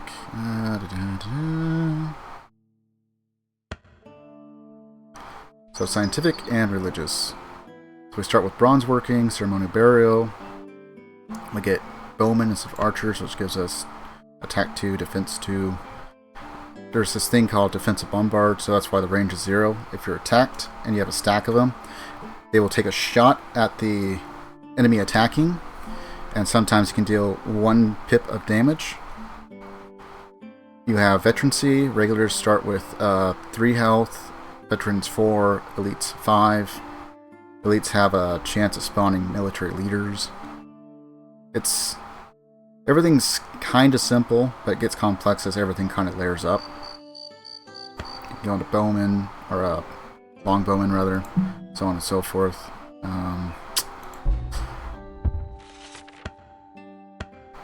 One of the things that might help out some is learning what each trait does. It's like if you're agricultural, your cities grow faster. If you're commercial, you get more commerce and you get a little bit less corruption. Expansionist, you start with a scout, and you can build a bunch of scouts, which is a pretty good way to get a lot of free techs, especially on lower difficulties. You can also, I think you can also build settlers faster. I'm pretty sure they cost less shields or something like that. Industrious. This one can be pretty strong early on. Instead of 3 workers to build a road in 1 turn, it takes 2 workers. Everything's done a lot faster. You get extra shields from these little mines that you can build. Especially after you get past industrial era. Militaristic, you can build barracks and stuff faster, like the Sun Tzu's Art of War. All these kind of go into wonders as well, depending on what the wonder is. And then religious can be very, very powerful for one simple reason.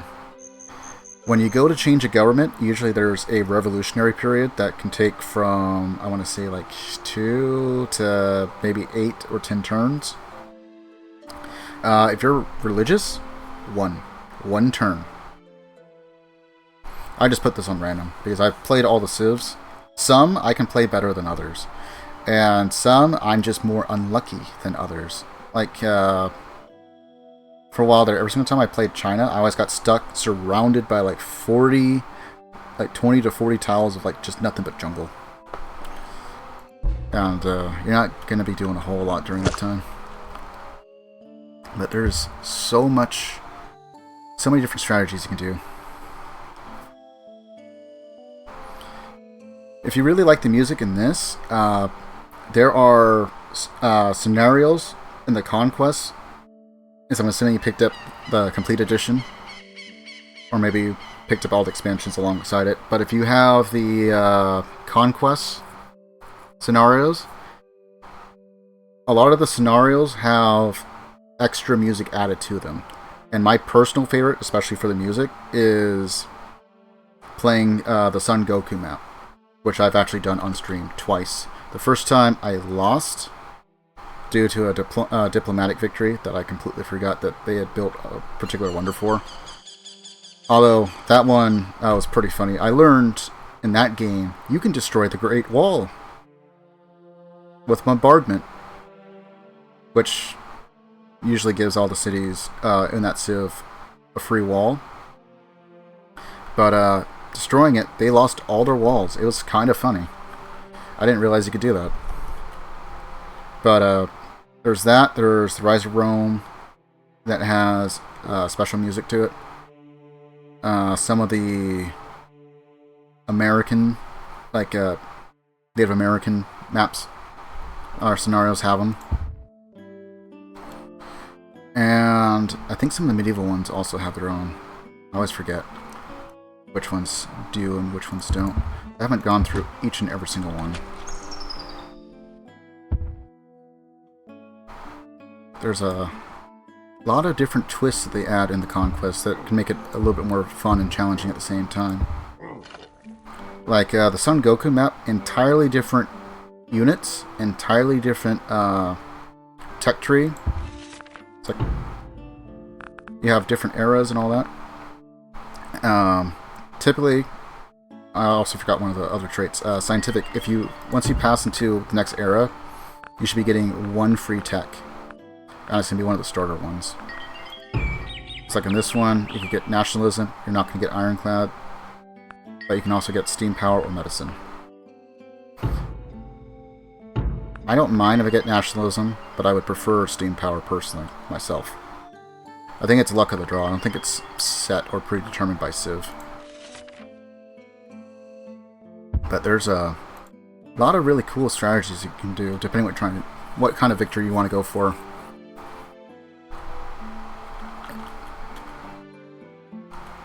And there's lots of little tools and hotkeys that can help you. Like, in this menu, I can check and see who's built what.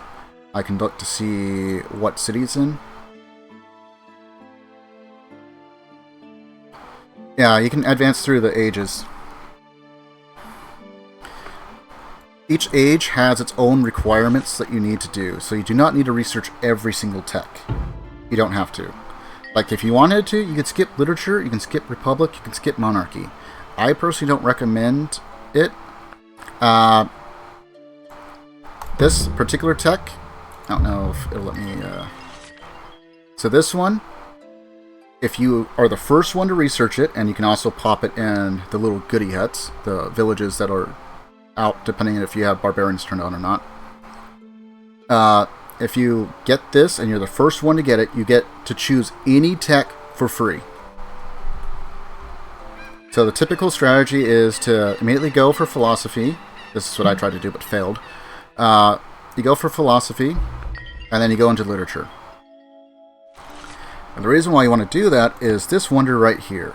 If you can build the Great Library, considering you've met a bunch of other civs, and it kind of depends on how many civs you have that you're playing against. If you're just playing against one, don't worry about going after it. But if you're playing against, like me, I have the maximum limit set on. If you can build this, as long as you met as many civs as you possibly can, as long as 2 civs, one particular tech, it can be anything. It can be mathematics, construction, ironworking, whatever, or any of the other techs before it. You get it for free. Early on, one of the things that, this is why monarchy or republic is really important, you have what's called a despotism penalty. And what that is it affects how productive your cities are. So if you're agricultural, you'll get extra food in like deserts and stuff. But you'll get even more extra food from like floodplains or anything that might give you a bonus. Like the wine here gives me 1 extra food. While you're in despotism, you cannot get that extra food. So certain things that you would irrigate, typically, I tend to do it anyway because I'm usually trying to set up for a future, and I just don't want to wait for the improvements to get done if I'm got idle workers, and it kind of depends on the map too. But like here, this river in the desert is what's called floodplain. It gives you 3 food typically. I irrigated it, so I get 4. If you were agricultural, you get 5. I'm pretty sure. It's been a while. But while you're in despotism, you cannot get that. You can only get the 2. And same thing with shields. So anything that would give you like extra shields, so like past 2, you can't get. And then there's all kinds of different government types as well. So like you can slave, at least that's what I've heard other people call it, where you can sacrifice population to get something built quicker. But once you get into monarchy or republic, just to keep in mind, you will have to pay for that out of gold. But if you wait and get like feudalism, forced labor. So anything that says forced labor, you're sacrificing population to get it out faster. Maintenance cost per unit is 3 gold instead of 1. But you get a lot more support. So the support, like per town, is how many units you can support for free without having to pay extra expense. So really good if you have a bunch of tiny little towns. You get 5 support, only 2 per city, and you have a metropolis, which is like the cities that are 12 or higher. You only get 1. Monarchy and republic are generally better if you can get larger cities. Go feudalism if you're lagging a bit behind, possibly going to get stuck in a war. Especially if you're religious, you can just change willy-nilly at the expense of a single turn. So there's all kinds of fun little strategies you can do. You can go like, oh, I'm just going to build up all kinds of wealth with Republic, which I could do, but I'm not. Because I don't know if how aggressive the Ottomans are going to be here in just a moment. Whoops. But like for me, because of what the Ottomans have, I decided to go to military tradition and skipping chivalry entirely. I don't need it to go into the next era. I don't need music theory, printing press, democracy, free artistry. I technically don't need economics, but it's really good. Navigation, really good if you're on Archipelago, but not so much useful here on Pangea. Only ones I need to get all the way up is theory of gravity and magnetism. Military tradition itself is not required, but metal augury is. And then like everything over here, not even required. I tend to skip it and start going along for like scientific method and a bunch of others. But the Ottomans have this for their special unit. Attack 8, defense 3, movement of 3. This is what I can build. 6. I only get an attack of 6 and a defense of 3. And the best I can have for defense is the musketman, which only has a defense of 4. So the Ottomans are able to amass an army of cavalry. They will be the single biggest military threat on the map for a while. So I'm trying to prevent that. And the way I prevent that is either denying them horses or denying them saltpeter. And personally, I would like to have horses, so that's what I'm trying to go for. Oops. And occasionally I'll just hit the wrong key, so shows how in practice I am.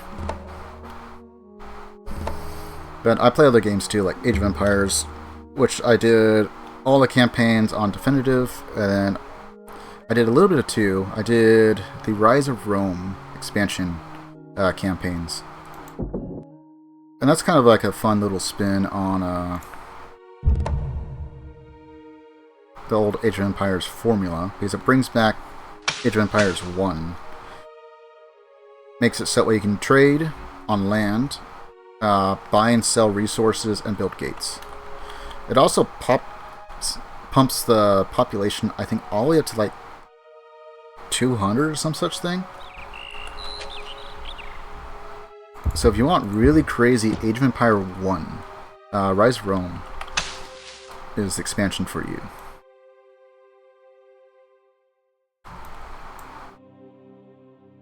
Then I like 3, but I haven't played it for a while. Didn't really get too much into Age of Empires 4.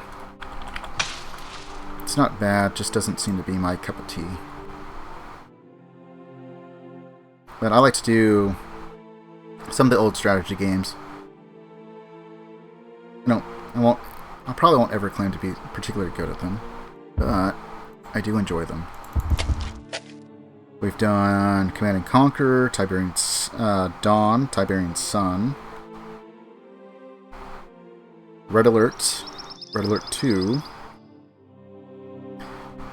Age of Empires 1, a little bit of Age of Empires 2. There's a lot of campaigns with all the expansions on Definitive, so I'll probably visit that again at some point. But I'm probably do that in segments. Like we'll take one like base game and go through it. Take a break from it, come back and do like an expansion, go through it, and then take a break from it. And then I've also done other games like Fallout 1, Fallout 2, Fallout 4, eventually going to hit 3. They're currently going through that new fan-made Fallout London. Pretty fun, a bit hard. I'm trying to do it on survival. I haven't played through it at all. I've only had one crash and a few like minor glitches.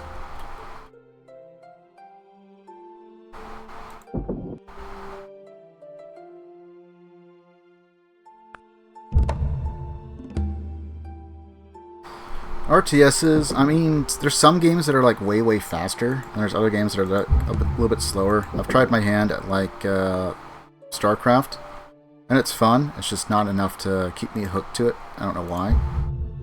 I think I just have I just like nostalgia, I guess. Actually. How fast? We'll just go to granary.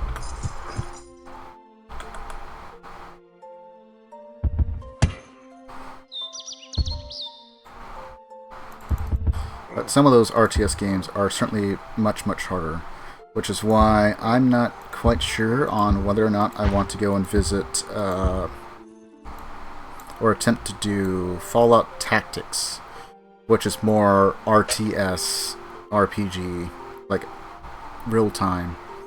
And it technically has the turn-based combat,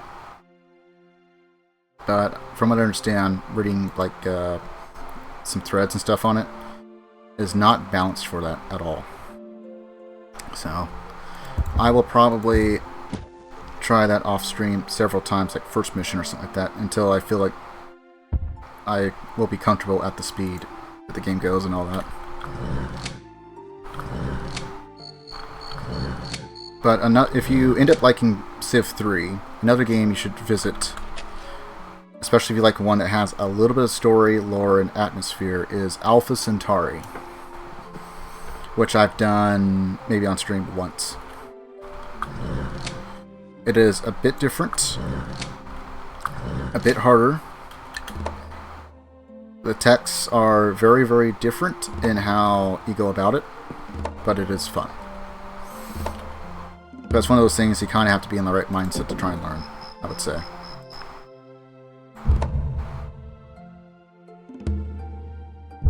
Sistine Chapel. I always forget which one does which. So, let's see. Sistine Chapel. Doubles the effects of cathedrals in all your cities. And let's see. Cathedrals make 3 content happy faces. And needs a temple. Maintenance, culture per turn, so that might also double. Yeah, we can try for it. 13 turns. Oh shoot, I almost forgot. It's like this guy right here that I just told him to make an army. He's a great leader. You can get him from going into combat with an elite unit, and after they accumulate enough experience, and the rate varies wildly, it's a lot easier to do it if you're militaristic. You can make these armies where you can put up to 3 units in. So I'm just going to have them chill up there.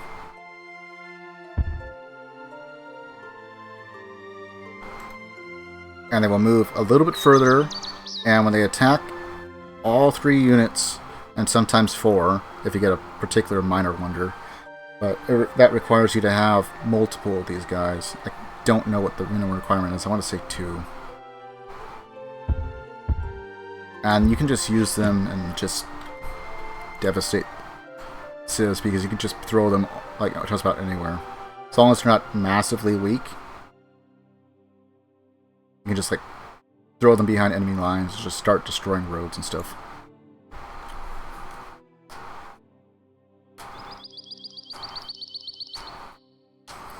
There is a bit to learn with Civ 3, just like any other strategy game. Some a little bit easier than others, but there can be a lot to take in. Like if you wanted a Civ that's pretty easy-ish, I would say Egypt, because they're industrious and they're religious, so everything gets built a little bit faster, and then you don't have to go through the despotism nearly as much as soon as you research other republic or monarchy, and it only takes 1 turn to swap over. And then you get these nice little guys. War Chariot, which are the equivalent of horsemen, is normally chariots are attack 1, defense 1. And you only have to have the wheel. And so long as you get horses, you can go on the warpath early on if you really wanted to. Just build like a stack of like somewhere between 5 to 10 before you attack your first city. And there's little nuanced things if you're playing against AI. So like here, if I wanted to go to war with this guy, I could technically just attack his unit. The problem with that is that it makes all the other civs very, very weary of you. Because you just did a sneak attack on an entire civilization. So they don't want to trade with you nearly as much. Everything's going to cost more. They won't like you as much. You have to do a lot more to make them like you. And it's going to, especially if you want to do like military alliances. So if you want to pass through their territory, this is something that will work both ways. And yes, the AI will sometimes just sneak attack you when you have it on. It's passage of rights. So for 20 turns, you could pass through peacefully. They can pass through your lands peacefully as well. If they or you break it, the trade reputation goes down immensely. And as long as you have an embassy, you can do this. So you need writing. So if I want to declare war on him, I literally have to go to diplomacy, bring him up, and I go, that's it, prepare for war. And that will maintain my reputation with everyone else, for the most part. Sometimes there can be a little bit of a penalty if you're going to war too often. But for the most part, that'll alleviate a lot of issues. If you don't care about that, you just want to be like evil, then go ahead. But I think it's just something that's a little important to know.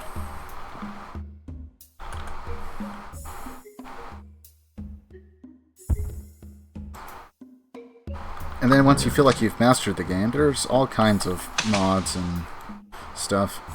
Although, the only thing I will warn is if you picked up the Steam version, there are a couple of things that are kind of broken, so just be aware.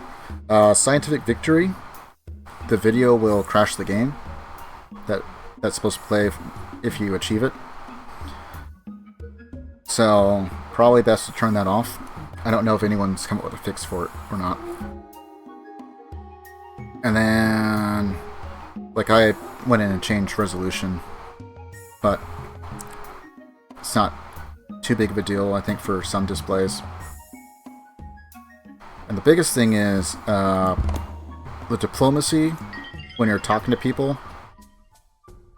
is the audio. Now, I'd already fixed mine a long time ago, so I can't remember, but I think it might screech at you a bit and then have broken audio. There's 2 files you need to go and download and put in, and that'll fix that. So, just something to be aware. Like, for whatever reason, from what I hear, it's only the Steam version that has that little issue, but it's a pretty easy workaround. And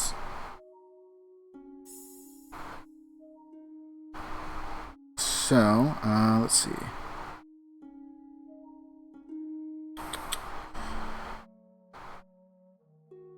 I'm gonna look up a video that I used to make sure everything was working correctly.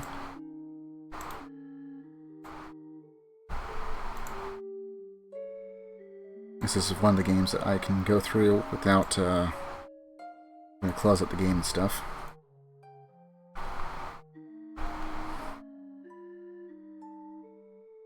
Yeah, Swade's really good. But just in case, that should be the link that takes you to that.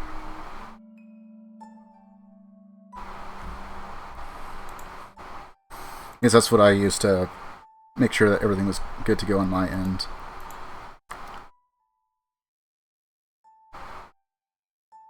Because I'll turn on Swade every so often and just watch his streams, because he's much better than I am. Being able to take on Sid difficulty and deity and all that. But,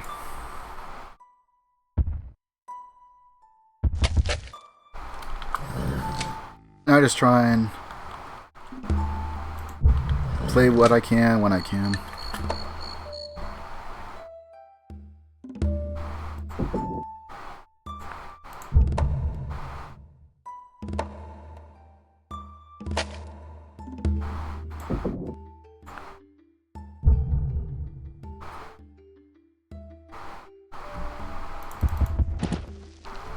And I think he has several videos that should help with like tutorials and stuff too, if you have any questions on stuff. One thing that is definitely broken regardless of version is, I don't have one to show you right now, but there is a scientific leader, and he is broken both good and bad. Let's see if I can find what he looks like.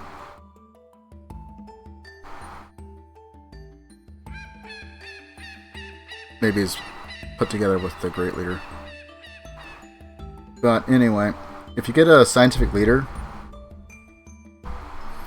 only ever use him to build wonders. Do not do the scientific age. It does not work. Would have been cool if it did, but unfortunately, nope. It's like this army is now complete. I can only have 3 of 3. I have all 3 units in this. This is just a straight up army. And if I wanted to, I could throw it into the lands with almost reckless abandon and just start destroying stuff like this ivory here and stuff like that. Unit stacking and just select all.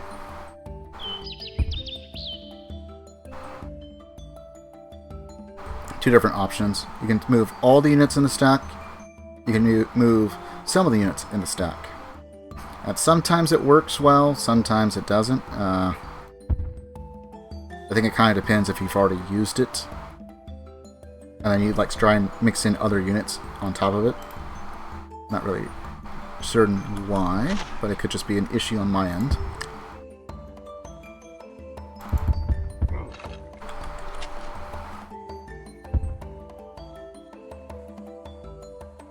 And then you have all these bonus things like fish, which is 3 food, 3 gold. Whereas normal, 1 food, 2 gold. And then whales, 2 food, 3 gold, 1 shield. Regardless of size, you will only ever get this X, which is like 2 squares out. So just keep that in mind when you're placing your cities.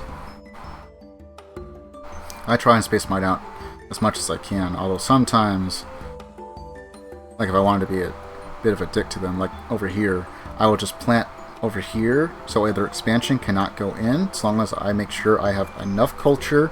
I don't have to worry about culture flip. Because the further out your cities are, the more likely they are to flip, especially if you've captured cities. Sometimes it may be better just to raise the city than it is to hold it.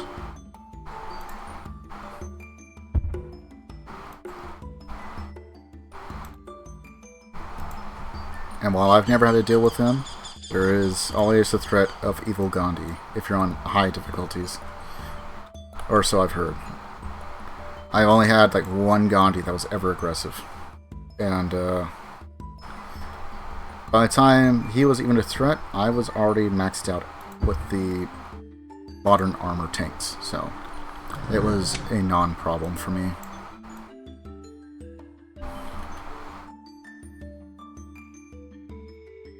Yeah, corruption. You can usually tell it here based upon the red. The way you help alleviate corruption is courthouse. You can also build a forbidden palace once you have enough cities, and that'll help alleviate some of it. And the only other building that I'm aware of that will help with it at all requires communism is this, the police station. Now, you do not have to be a communist government to build one. You just have to have the tech. And this is one of those techs: communism, fascism, espionage, nationalism, not so much feudalism. But monarchy and republic are all techs that the AI holds in high regard. So they're usually going to ask for more than just an arm and a leg for them.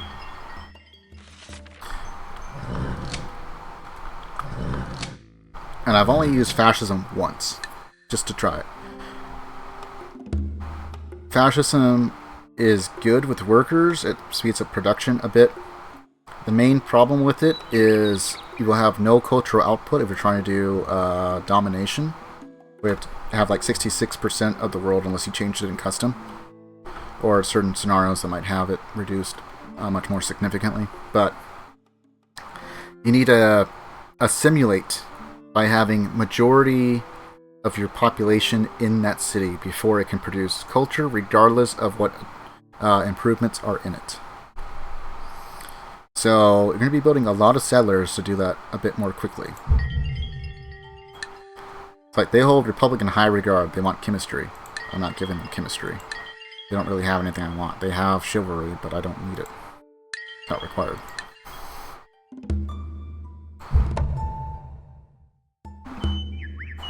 Now I'm going to be pushing towards banking, build a couple of universities here and there. Cathedrals are pretty nice, but they require a temple. Help with the changing 3 content faces. One of the things that helps with happiness is if you can get your hands on luxuries. Let's see, we got gems. We've got, it's kind of hard to see thanks to this guy, spices. We got wine. We got ivory.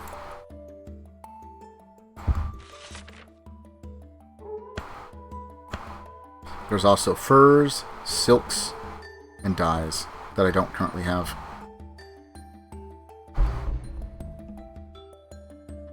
And then there's a bunch of others that I can't see for resources like aluminum, uranium, oil, rubber, coal.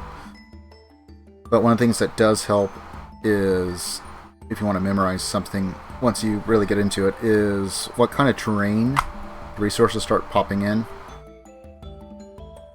It's like jungles and forests tend to have coal and rubber.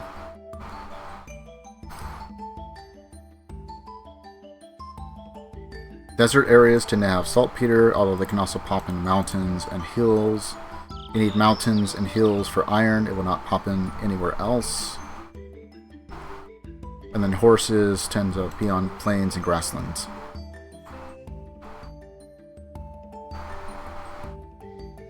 As a general rule of thumb, if it's a normal grassland, you mine. If it's one of these special ones that already have one shield with the little white dot in the center, that's a bonus grassland. Generally, you want to irrigate. I don't usually do that depending on what I'm trying to do. Just because low difficulty, so it's not as relevant, but it helps.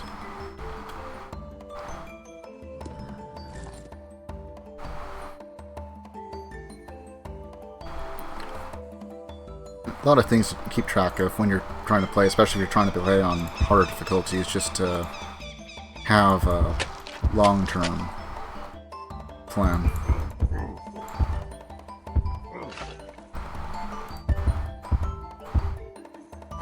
My general joke is, I always go for scientific victory, but it always ends in conquest, because for a while there, that's what I honestly was trying to do, just be the most peaceful civ that just has a lot of military units hanging around just in case, not starting any wars, just researching.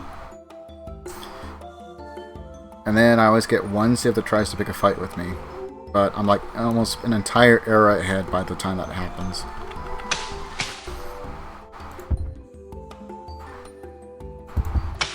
So it's like, yeah, I'm gonna send my cavalry at you. Okay, I got literal tanks just hanging out. But if that's what you want.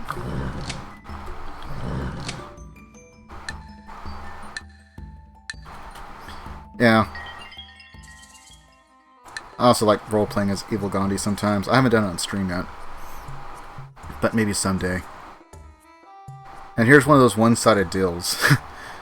I will give you furs if you also give me wines and 20 gold per turn. No. I don't know you, and I don't want to know you. I have no idea where he is. It's gonna be like all the way down there. Or someone sold my contact info to him. Like, I don't even know if India's even here. I don't think they are. I know the Mongols are somewhere. Yeah, so he's that all the way down there. The Hittites. The Hittites, it seems like every game except for this game, they've been very aggressive. I played a couple of games off stream, but the last game that I played on stream was the Germans, and the Hittites were going hard on aggression. I mean, they were going hard. They were declaring war on everybody that they could. They tried declaring war on me. It didn't end well for them, but they tried.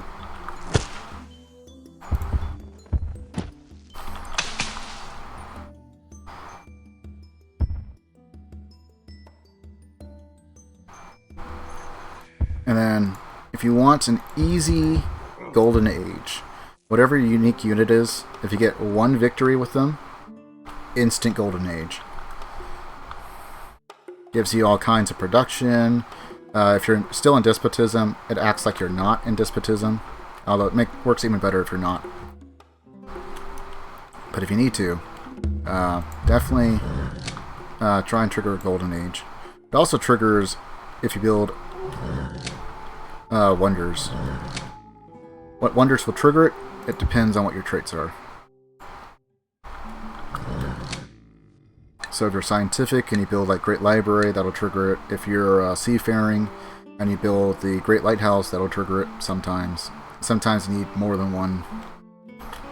Just varies. And do not be surprised if even on Chieftain difficulty, and I say this because it's kind of weird when it happens, especially if you're not expecting it, you can have the maxed out tank lose to a warrior. And this is how profound that can be, if I get a chance to show you.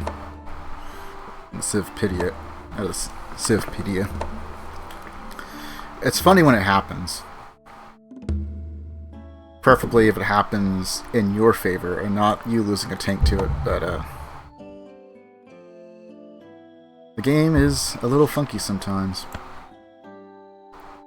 Like, a warrior is just straight up 1-1.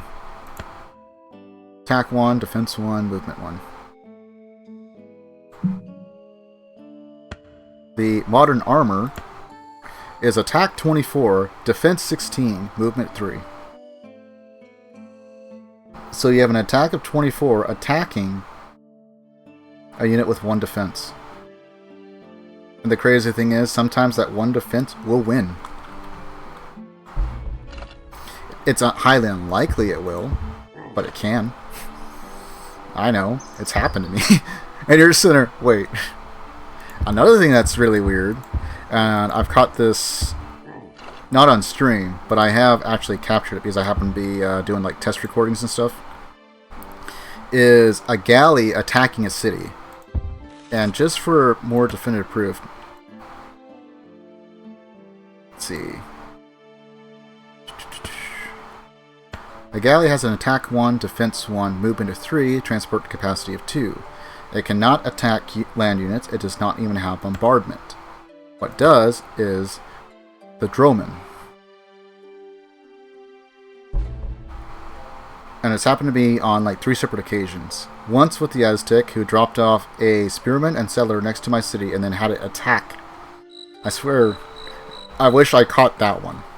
But this is like, this happened to be like even before I was streaming or any of that. It's one of the things that kind of made me consider streaming, just in case, just to capture those really weird, stupid moments on whether it's that game or any other game. But it's really weird and kind of funny when it happens. I've never lost a city to one, thank goodness. But still, sometimes you just have to question, is the game cheating or did it just have a weird error glitch?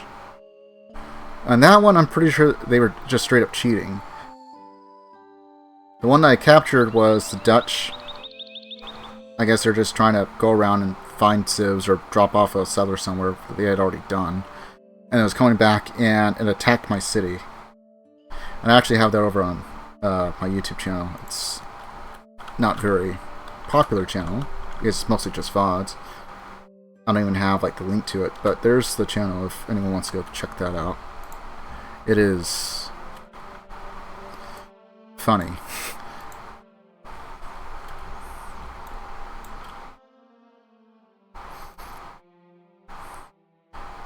It's just one of those things that makes you question, wait, did that just happen? Yeah, it did. You're at war with the Dutch.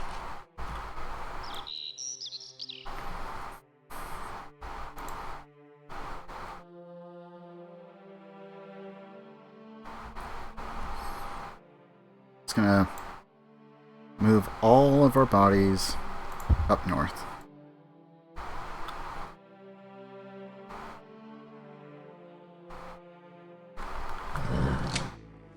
What have we got?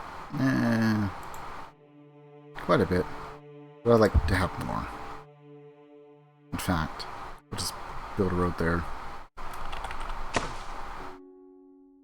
What do we got over here? I need to put some over there.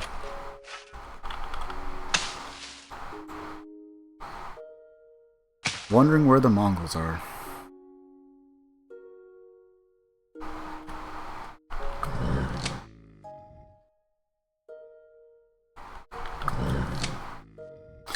Thanks, I appreciate every single sub that I can get, whether it's on YouTube or follow here. Don't ever feel like you're pressured to, but you can if you want.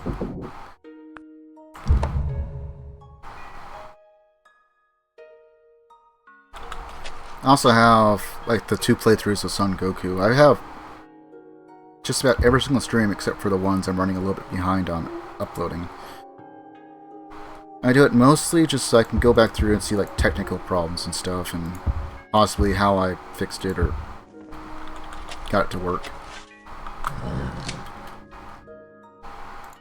Got some co-op stuff on there, some old retro RTS, strategy, platformers, all kinds of stuff.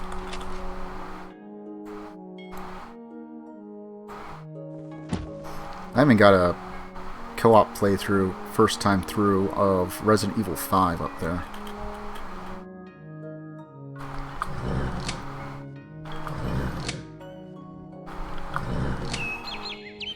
Okay, they don't have musketmen, at least not there.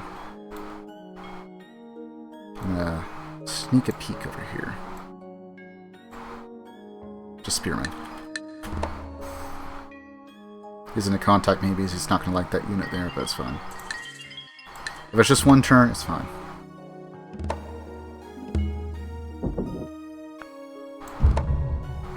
I haven't broken any trees or anything like that.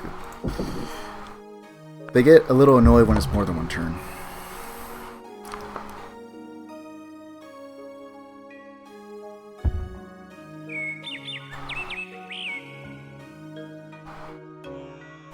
And it's like this land, even though it's irrigated, it's not going to do a whole lot. It only gives us 1. I gotta wait until we get railroads. But that's what I'm kind of getting set up for. Because I'm going to have all this jungle to clear out. And we're doing a fair amount of job on it, but what I'm really hoping for is that there's coal. I need coal to have railroads.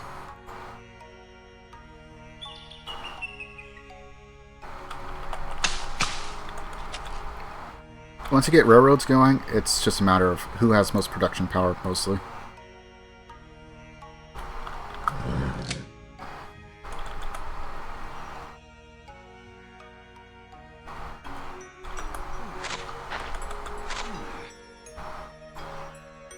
Okay, just making sure I'm still within range. There's the Mongol, well, at least one city.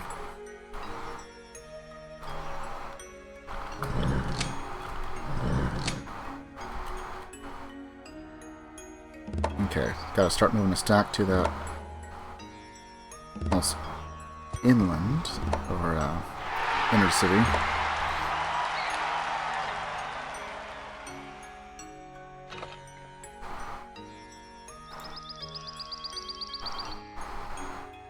We probably won't do much with that city at all, except for use them as a deterrent. Gotta cancel them out of that. That'll make them suspicious. Can't have that.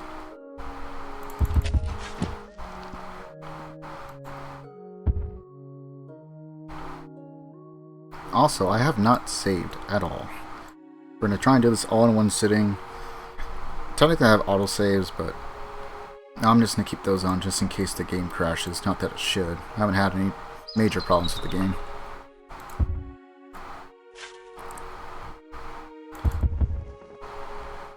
There's nothing worse than going through for like, I don't know, 4 hours, I guess. And losing all your progress.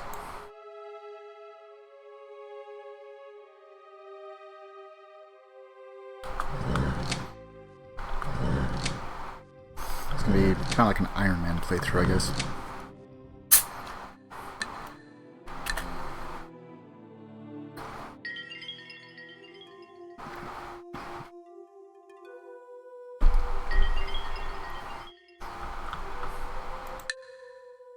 I'm not giving you chemistry for the Republic. I don't even want the Republic.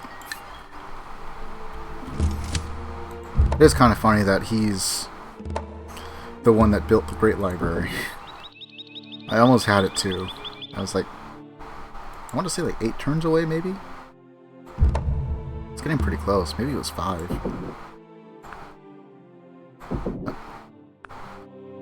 Build a bank.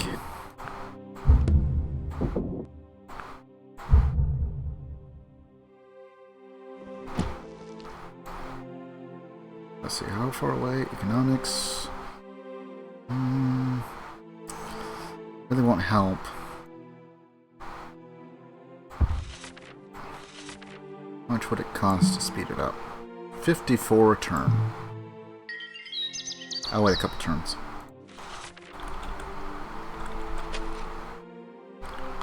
Be nice to swap over to a different wonder, just in case.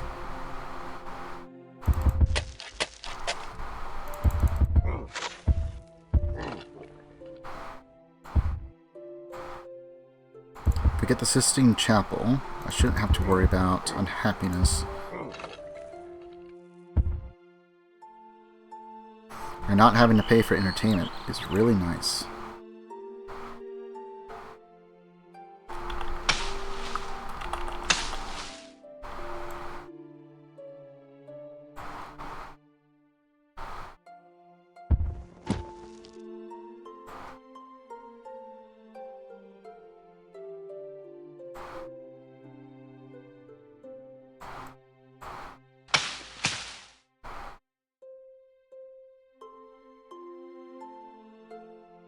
Alright. Korea? Spanish? And where are you at? A bit behind. Okay, so how much do we got here? That should be more than enough for that. Simple defense. Simple defense.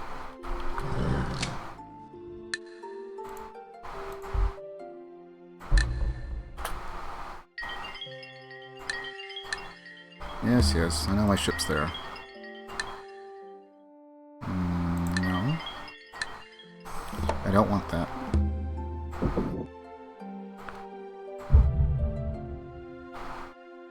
But wouldn't you like to be a republic? But why be a republic when I can be king?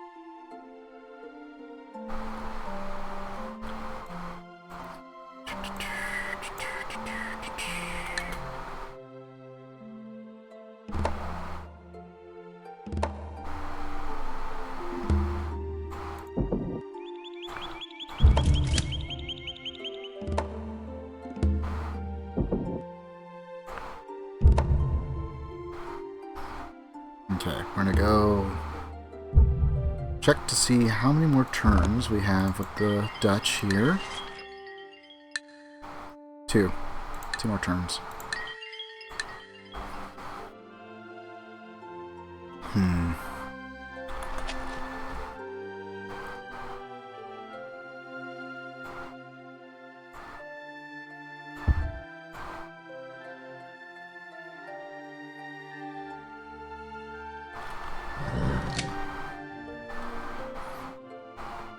far as I can tell, they have not connected it yet.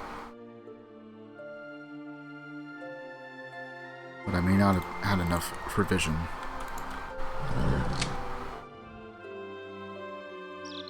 Wait one turn. I don't have to capture the capital. It'd be nice if I could. But it's not necessarily required. I just have to take enough of their key cities that victory is assured.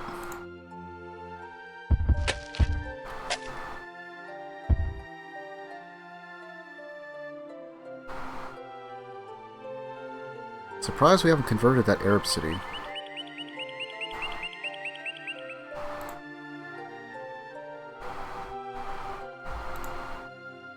And we should be fine so long as no one else gets involved.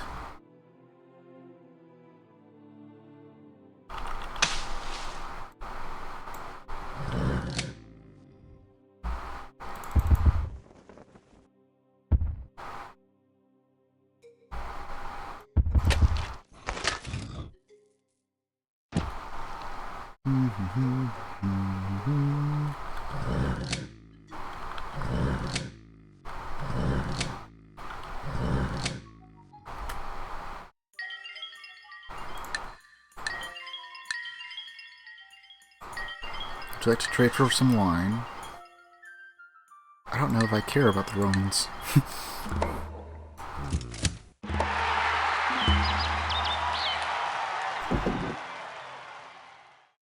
And we'll go for Bang.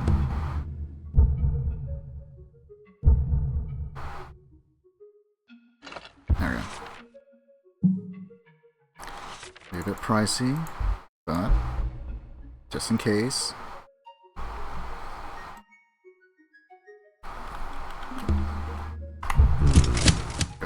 Buy that out.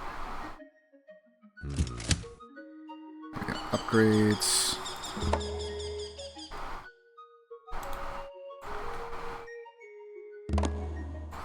Ah, great. And they just upgraded. Well, it's on.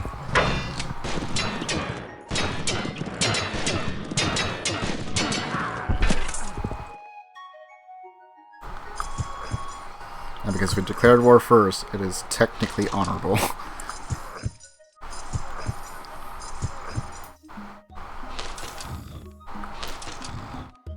We gotta stop them before they become an actual threat.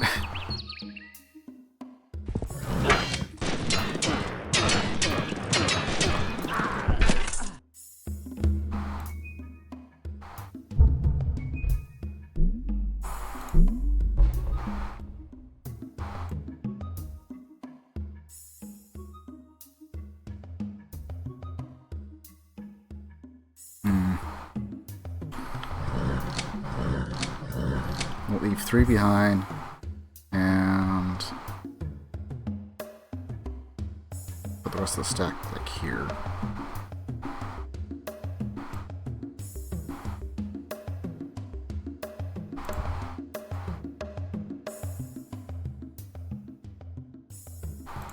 Since this guy's here, we're just gonna come over here.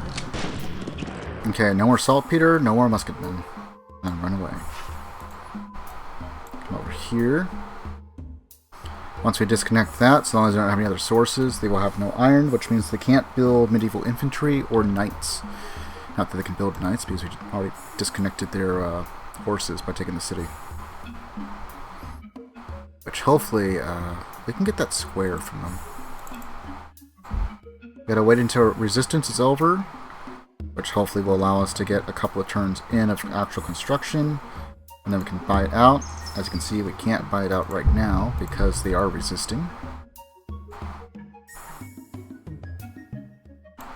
They do have quite a few musketmen.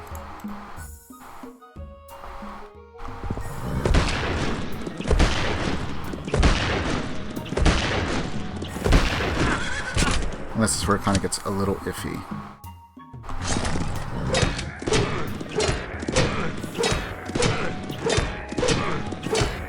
Even though we technically have an advantage, we can still get really bad rolls.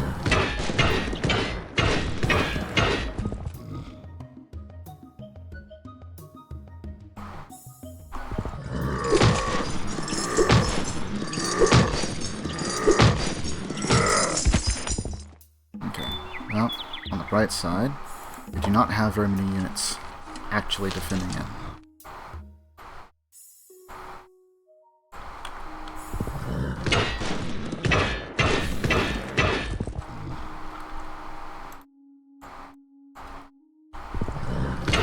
Occasionally you'll get what I call hero units, where you'll just go several rounds and you make no dent into their health at all.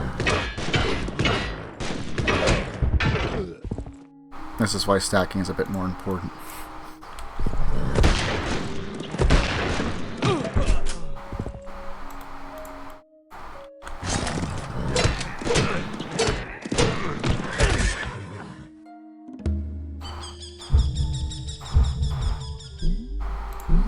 Now we have so many commodities that there's not too much resistance, since the cities are already connected.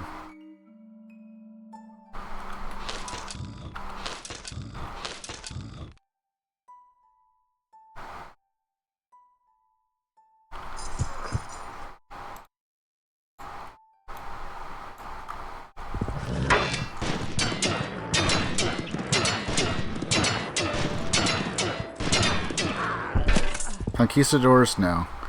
These are just cavalry. The Spanish have conquistadors, though.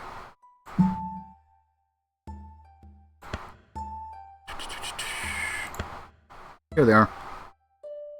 Spanish must have horses. They replace the explorers, are fast military scouts that treat all terrain as if it were a road. They have a movement of 2, so that means they can actually move 6. And they treat all terrain that way. They have an attack of 3 and a defense of 2. Not exactly the most effective troop, but you can use them to immediately start disconnecting a bunch of roads and stuff. So they are powerful in their own right, just not in the traditional sense.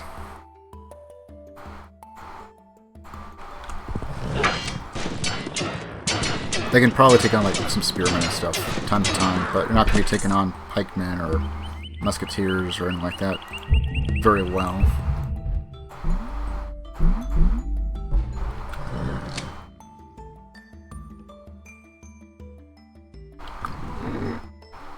And then if you build anything like catapults or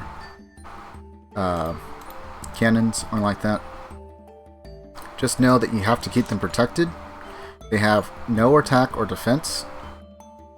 I think they get the ability to defend themselves in later games, but in this one they don't.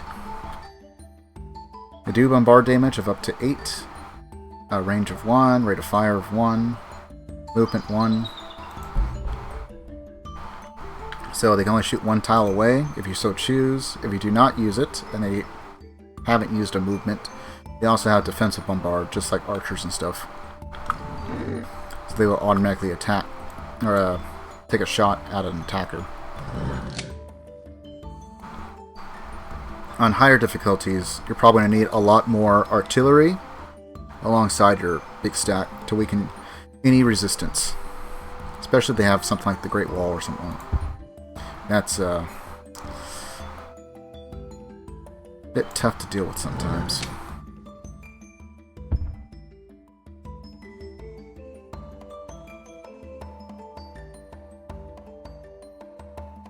Okay, set the rest on a hill. Something to keep in mind while you're trying to do your conquest is terrain benefits. So rivers give you a defensive bonus, hills give you defensive bonus, mountains give you defensive bonus. Forests and jungles do as well, and even marshes. It's just to varying degrees. Mountains give you by far the best. I think hills are behind that. Rivers are pretty strong as well. So if you can, always attack on the same side of the river, rather than against it. You don't always have that option, just whenever you can.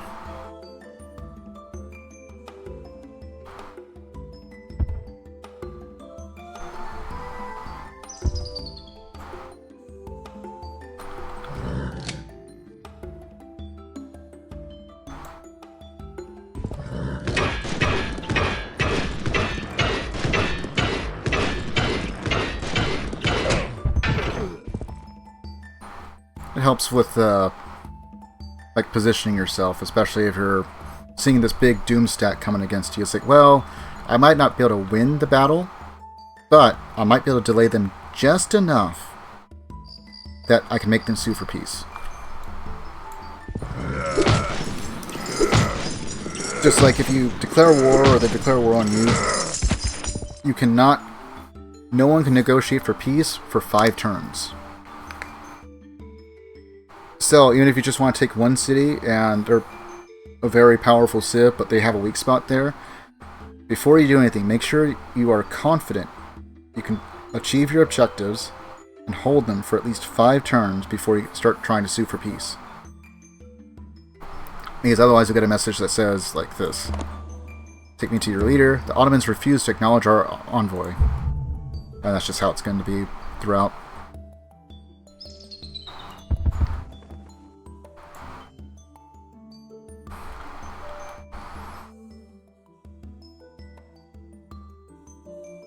You can heal units so long as they're in friendly territory or in neutral territory that is not controlled by the enemy. It's like this little tiny square here.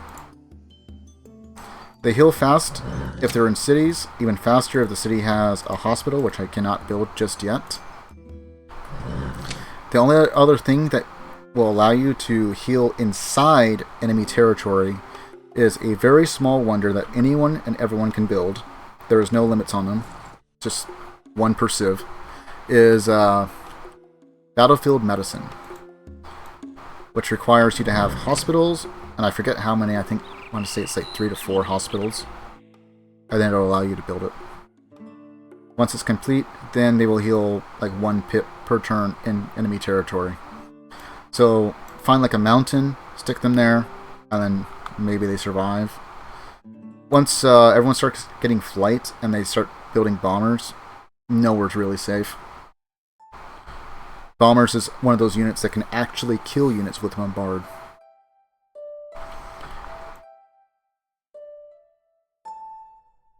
Let's see. Set here and there, I guess. Oh, I thought I had one. Nope, okay.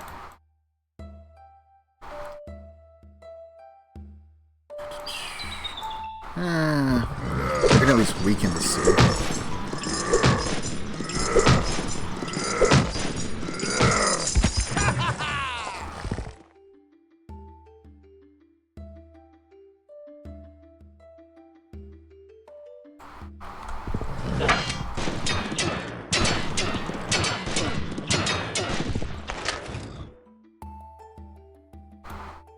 And as far as like weird stuff that AI will do sometimes, this is kind of weird. This does not help you at all. 2 shields, 1 food. Well, you need 2 food per pot, so it's not particularly helpful for growing population.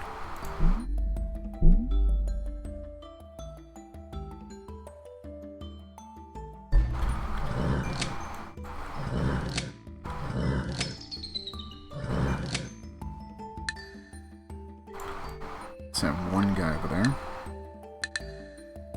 I don't think they have too many knights, because they didn't really have the horse hooked up for a while. If I can take the city, I do not have to disconnect that. Looks like there's a city right there. I don't know what this landmass looks like back here, but can't be that big. They should have had way more units if it were bigger.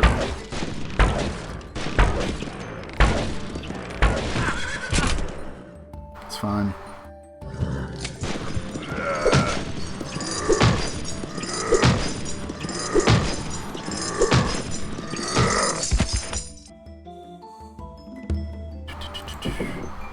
It's fine if we lose a few, just as long as we don't lose an entire stack or something.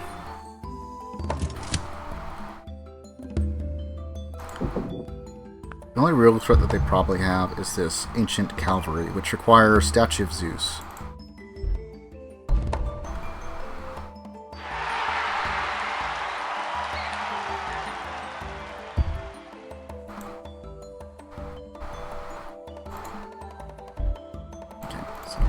Set there.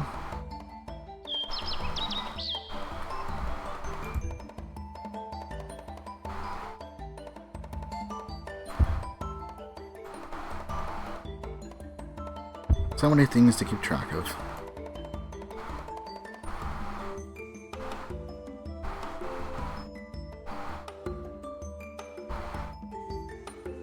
Set a couple up there just to replace if we need to.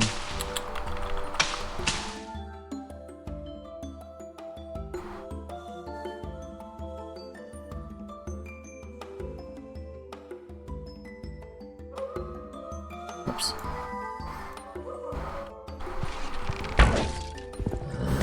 Almost moved the wrong guy.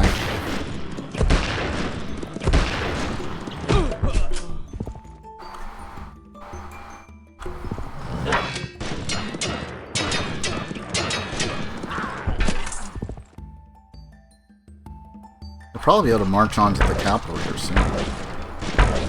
In all honesty.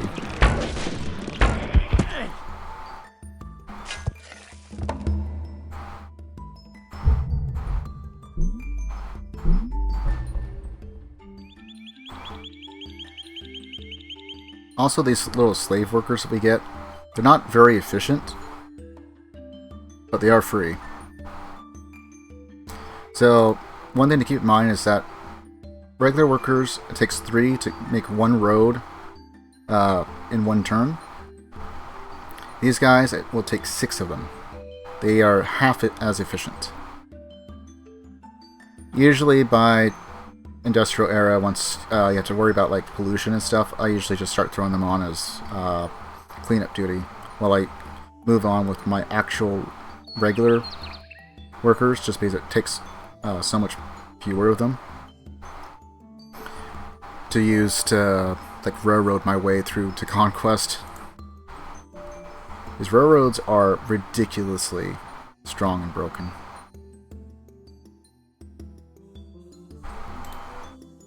So, these guys have an attack of 3, defense of 2, movement of 2, requires Statue of Zeus, requires mathematics, and you have to have ivory in the city you want to build it in. It just has to be connected, and there has to be a road connecting it to any other city. It's kind of funny if you think about it. It's like you can have just this one source of saltpeter, but you can power an entire continent, an entire Pangea, even, off of that one source. But there is a very slight chance that any source of anything, whether it's saltpeter or iron, can become exhausted whether you've used it to build any units or not. A very, very small chance.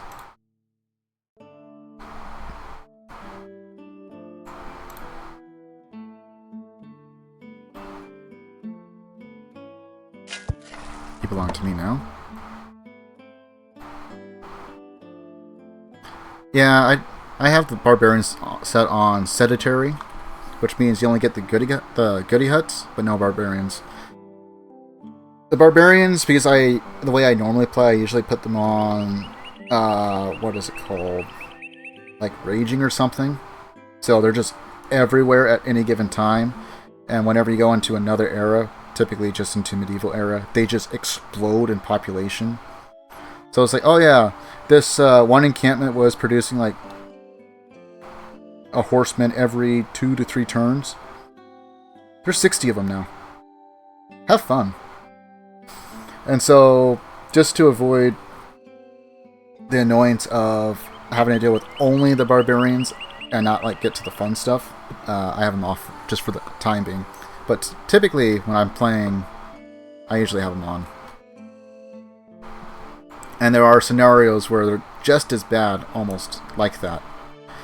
Son Goku is kind of one of those, where there's just kind of, whenever you get into the, what's quote-unquote the next era, there's this big explosion of barbarians wherever there's an encampment that has been taken out. But good way to farm gold.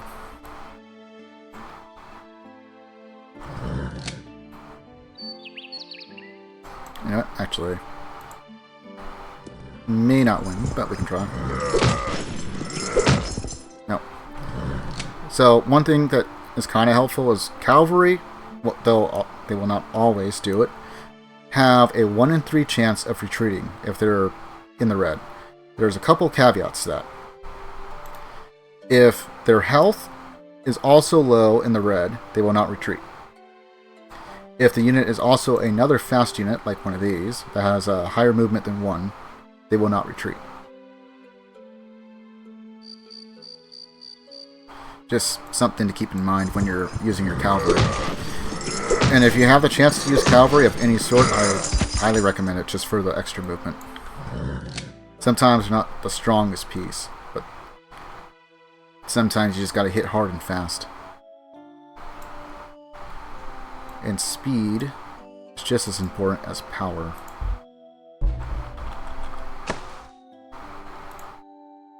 Okay, I'm going to take this, move it all the way over here, which will block the road here.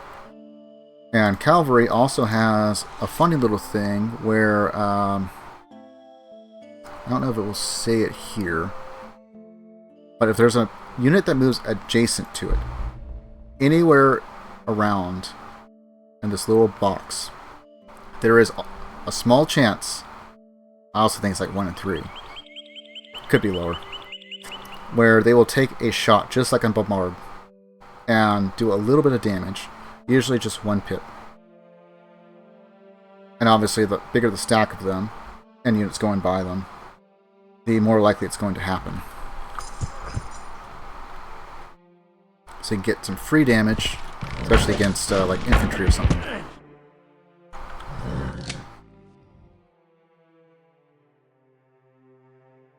Alright.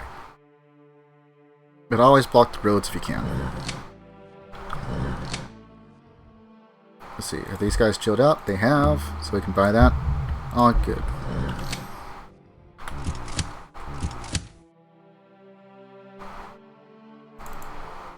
These guys have chilled out. We can buy that.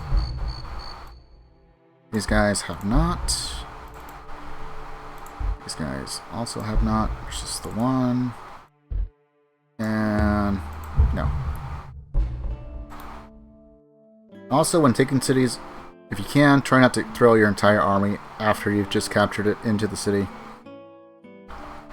There is a chance, depending on how strong your culture is, and a variety of other variables, that the city can immediately flip, and if it flips, no matter how many units you had in it, it could be 100, they're all gone. All of them. Every single one. So, typically, I try and just throw just the ones that are wounded, unless I have to defend against an onslaught, in which case just pray you don't lose it if you're on a high difficulty. But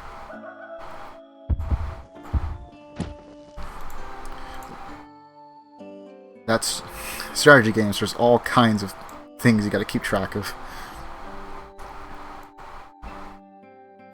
Now the good news is, if you had a city, like let's say it was this one that was revolting, and it looked like I might be at risk of losing it, if I took the capital and that was their last city remaining, since the Civ no longer exists, this one city can no longer flip.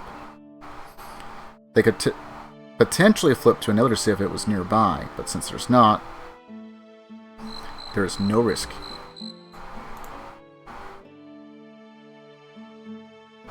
Which is one of the main reasons why it's usually best to just eliminate a rival if you can.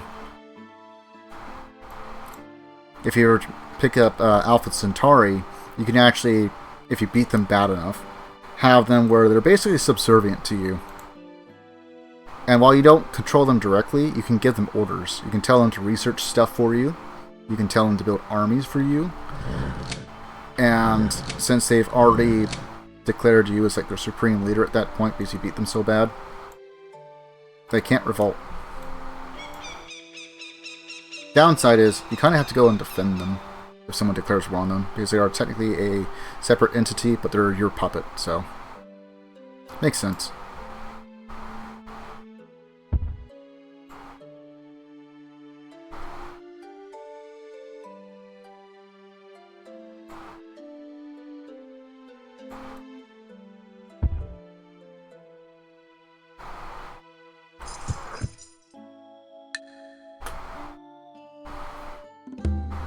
We lost our supply of horses.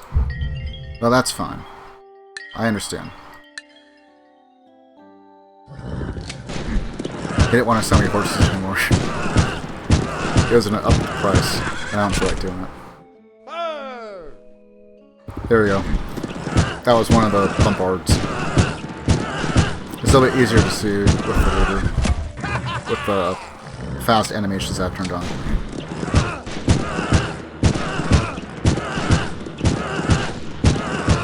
So while our attack is strong, our defense with cavalry, not so much. It's about as good as a pikeman.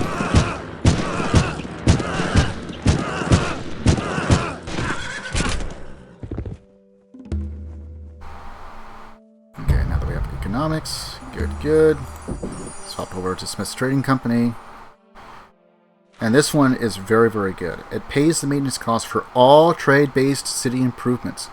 That includes harbors, marketplaces, banks, airports, commercial docks, stock exchanges, and it also may trigger a golden age for commercial and seafaring civilizations.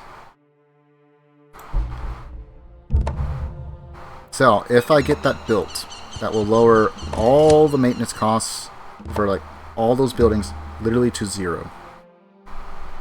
Which means I can have more funds for, you know, war and stuff. Or tech, if you're trying to be more peaceful. Very, very strong.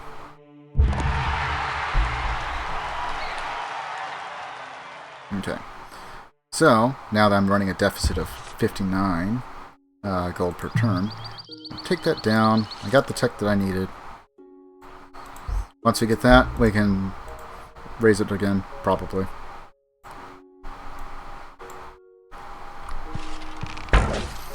Never be afraid of playing around with the adjustments of your budgets and stuff. Sometimes you need more entertainment because you're fighting a war and you don't want to lose all your production in all your cities because of discontent.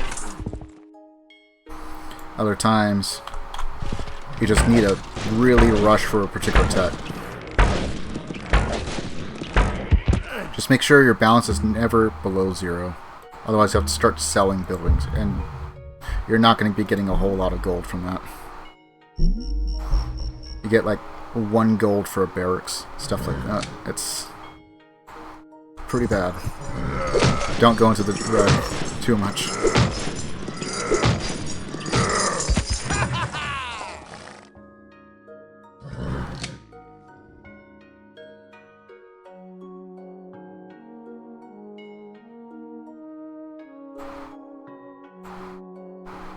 Okay, so let's see, that's the next one.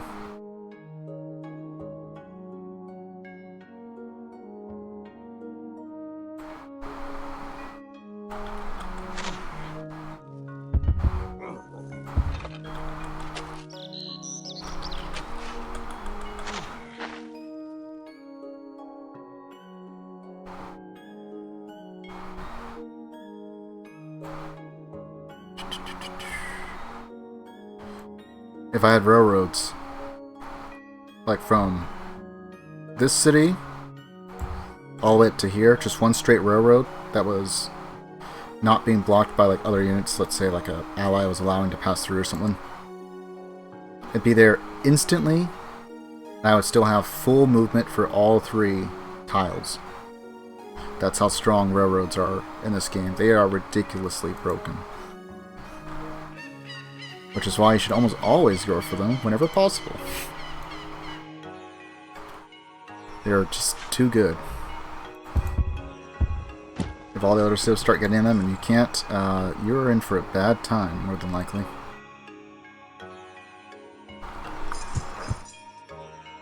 Okay, so now that we have a temple, we get 2 culture per turn. We will expand it in 4. I'm going to let this build up a couple of turns. This will not help with culture, but it will help with corruption.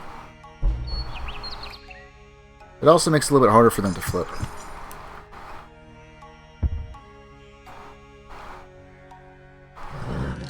My build order is typically 1 temple for all cities I conquer, unless I already have Temple of Artemis effect.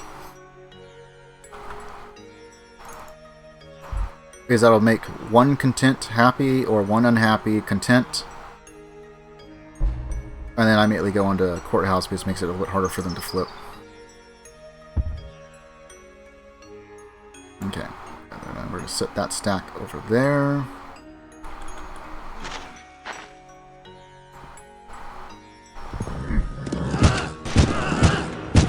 These should be really easy victories. Because they only have a defense of 2, so about the same as a spearman. And those guys are kind of chumps against cavalry.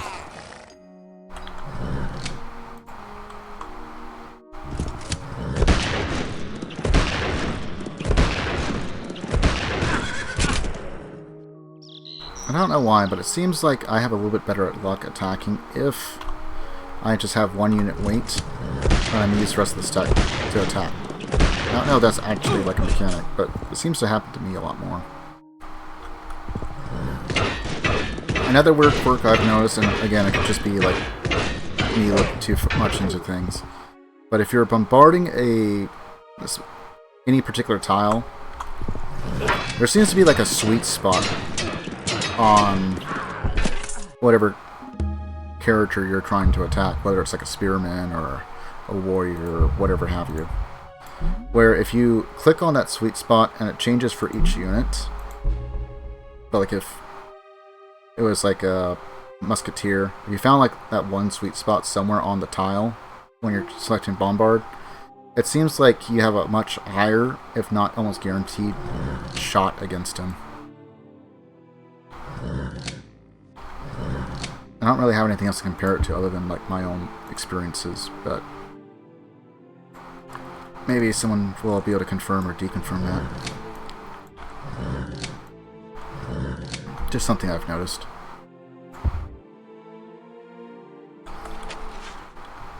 I don't think it would. I don't know why it would, but maybe it translates to something like multiplayer or something too. I've never played though. I usually just play against the AI. Makes it a little bit easier to just be mean to it.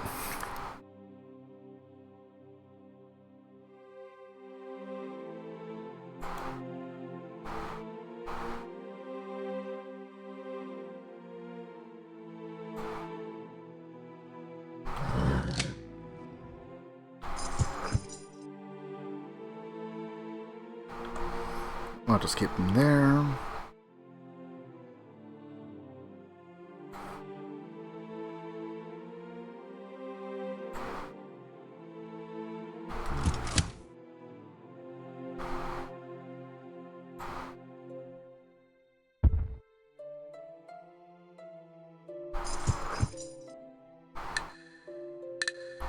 So one thing you'll notice is that they're not really trying to attack this army.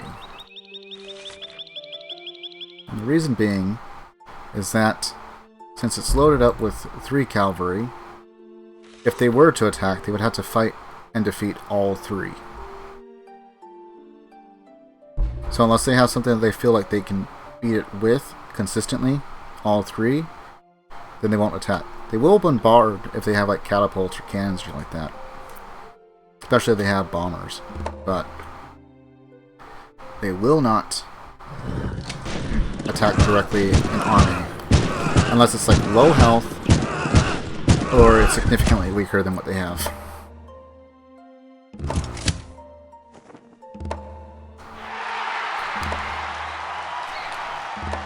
So you can kind of just ignore a lot of things or use it in a very strategic way.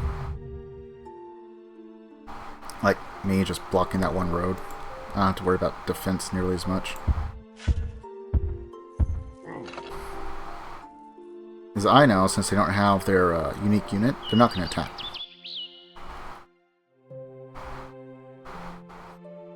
I am attrition free.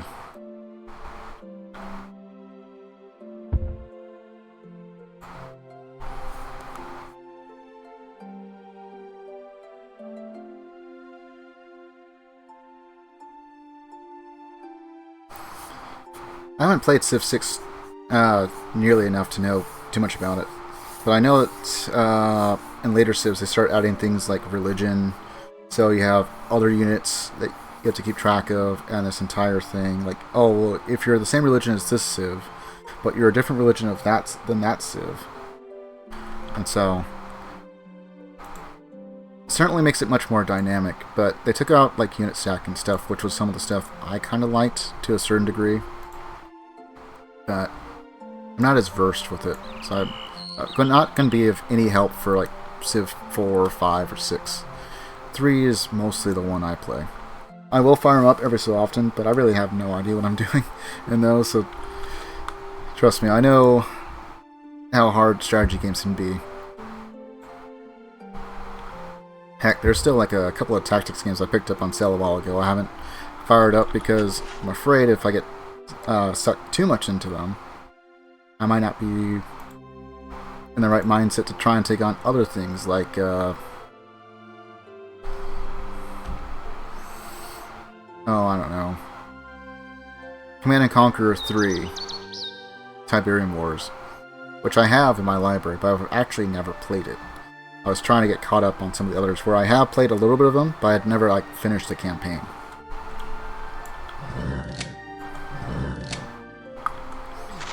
Especially since it kind of has story and lore and stuff like that, which is kind of fun.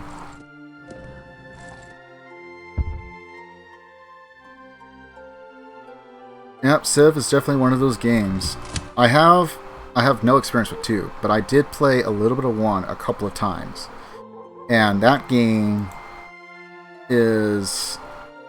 There's some things you can take from Civ 3 into it. There's some things you can't. So like, they don't have workers. Everything's settler. You need settlers to build cities. You need settlers to build roads. You have no health bars. There is no attack or defense. Everything is just one number for like power and might.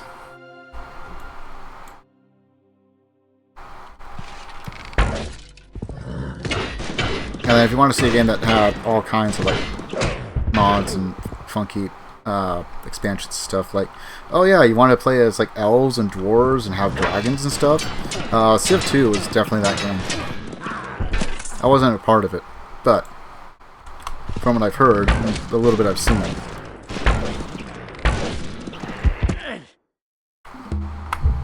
this one certainly improved a lot of things. Because having played 1 and the bit I've seen of 2, one of the things that really helps is you can see the borders of what lands you control. That's probably like the one big improvement they added. They added like health bars and veterancy and all that. Because I don't know if they had veterancy in 2. I remember watching my dad play it a bit, but I don't remember too much. Like just small little snippets.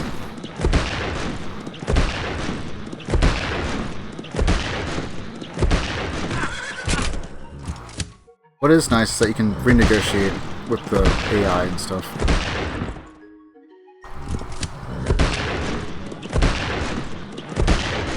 It's not like, oh, here's my offer, accept or deny. You deny and then you have to go in and then offer your deal. And maybe they accept it, maybe they don't. Because like if I were to go in to trade with, let's say, I don't see a unit out here, so like the Iroquois. If I wanted to trade with the Iroquois, you can see that they are annoyed with us. We had almost nothing to do with them. And if I were to put something on the deal on the table like this, they'll say this will probably be they will probably be insulted by this deal. So I don't even have to ask if he will accept. I can just listen to the advisor, who's pretty much 100% right. In order to start adding other stuff like this, this will probably be acceptable. And I can just click accept deal, and it's all done. I don't have to sit here and guess what the magic number is, especially like for gold payments or something.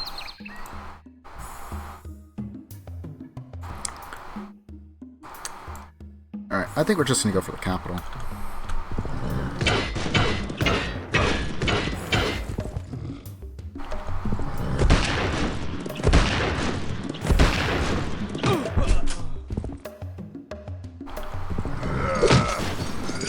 I'll probably use the army to attack here. I can show what happens when you use them. This guy's probably gonna die. Nope, he survived.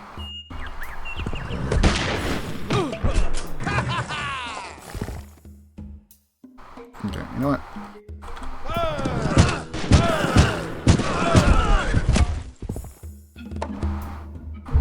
Okay, that's ours, along with the Temple of Artemis. The Temple of Artemis, if we were to look it up, puts a temple in every city on the same continent, but is made obsolete by education, which we already have. But we get gold from it from tourism.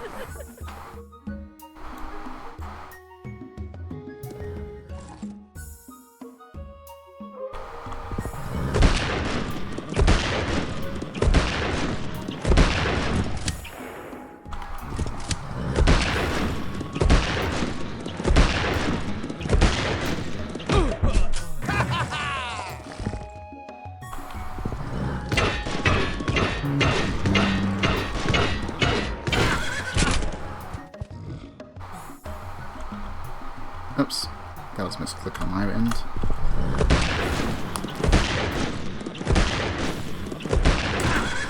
And I just barely don't have enough figures.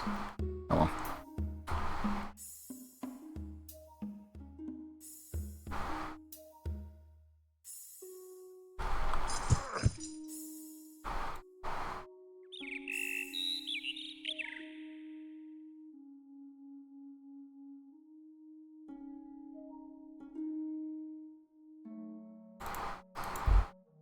One still resisting.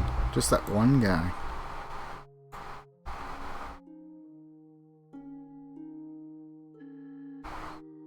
There's all kinds of systems in this game, some of which I don't even fully understand.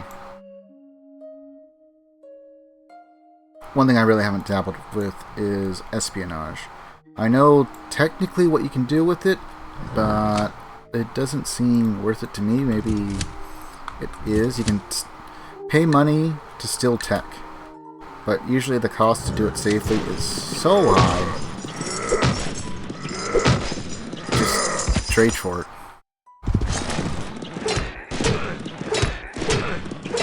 Depending on how many knights they have, I might lose that one. Oh, that was it.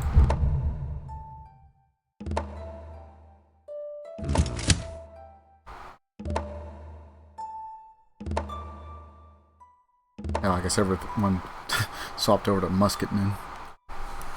Wasn't paying attention to that. Oh well. Let's see. Build that. And Heroic Epic. Now the Heroic Epic increases the chances of the appearance of leaders from victorious combat, which will allow us to build more armies. And then the Military Academy. The city with a military academy can build armies without the benefit of a leader. Armies from this civilization are more effective in combat. This is one of those things where if you can trigger it, is I think you just have to trigger the army once. And then you just gotta get to military tradition. You can build this. And once you build it, you can start building armies. And then there's another one you can build later on. That's the Pentagon, which will increase the size of an army from 3 units in total to 4. Just one more thing that's also very, very broken.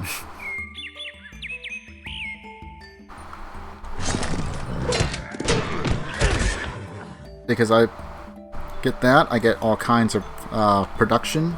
I just start spamming out all these cavalry guys, and I just start putting them together as armies. And next thing you know, I have like 6-7 armies running around the map, just destroying all your roads, disconnecting all your resources, all your luxuries. You're trying to stave off all the problems with like corruption and discontent and all that. And it's like, where does it end? With your death, really. There is no victory. Only painful loss. This guy's going to be a hero. He is not even going to get dented.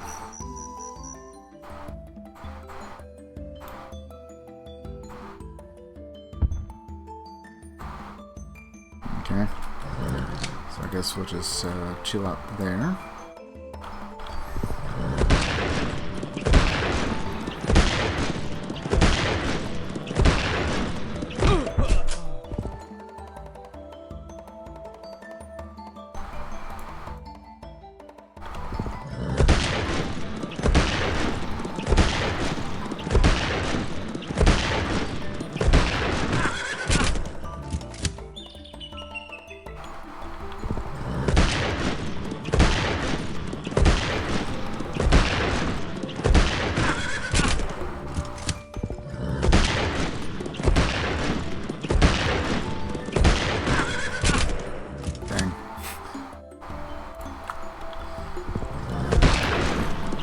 Everyone wants to be a hero.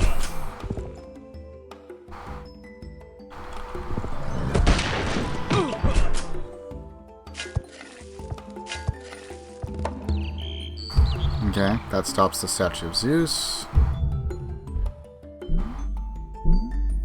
I like how we got 3 people that are happy and then like 4 resistors.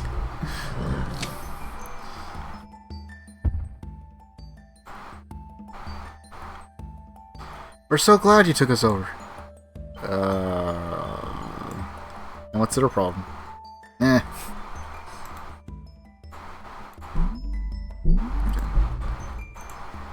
Okay. Shift a bunch of things over. Like, instead of building a bunch of musketmen now, we're gonna build a bunch of banks.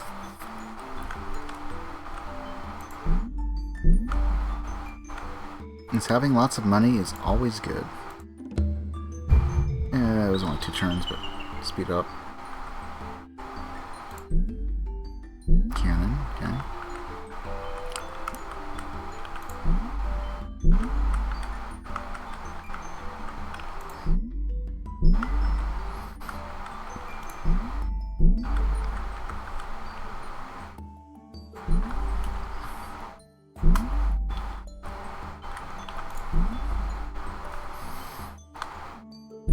Build a bank, then a cathedral.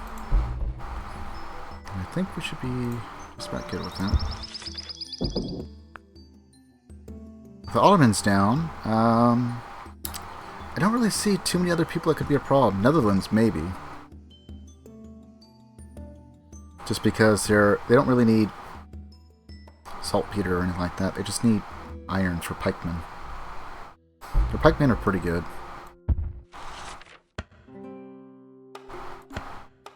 You get Swiss mercenaries that have a defense of 4 instead of 3.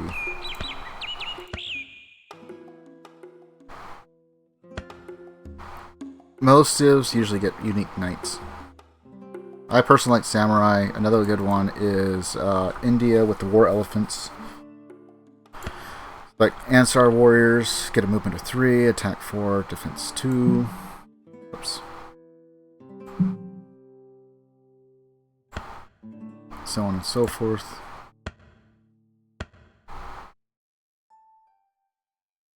Riders are another one. Attack 4, defense 3, movement 3. Samurais 4, 4, and 2. War elephant, which requires nothing. You just need the tech. Attack 4, defense 3, movement of 2. They act like knights. They will withdraw unless going against other fast units.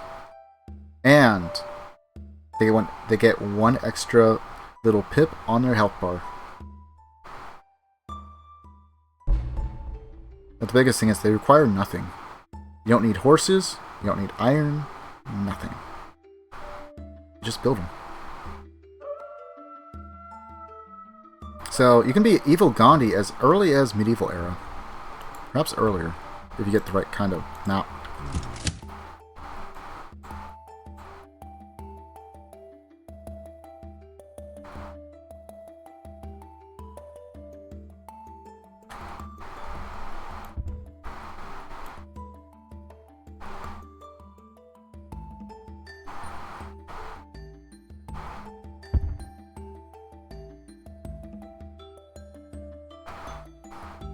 Yep, Japan is very, very strong.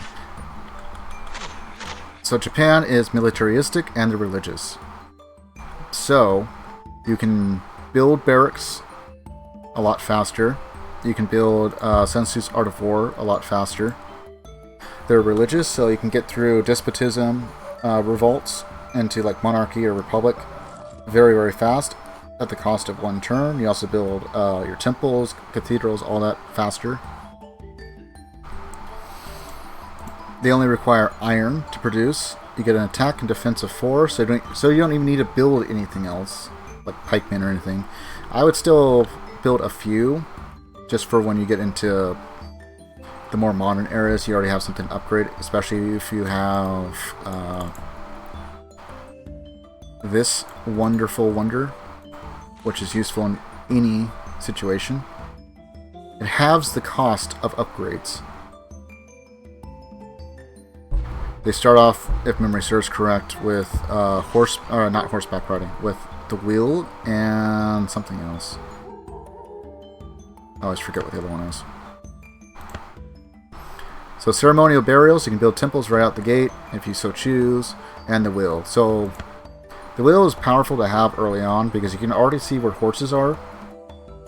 You can start building chariots, if you so choose, which aren't super great, but you can use them to scout, since you won't have scouts. It costs a little bit more than a warrior, but not too much. I'd build like 1 or 2. And then you can go right into horseback riding if you so choose. So you could be very, very aggressive early on.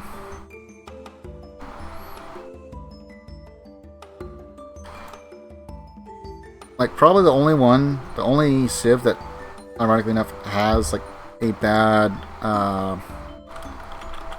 unique unit is probably America and the Maya. The Maya, because while their javelin thrower is nice, no defensive bombard. And then the Americans get a fighter jet, and it kind of depends how much aerial combat and you have to worry about. Are you worried about intercepting a bunch of bombers and other fighters and stuff? If not, but they have good traits. Both of them have really good traits.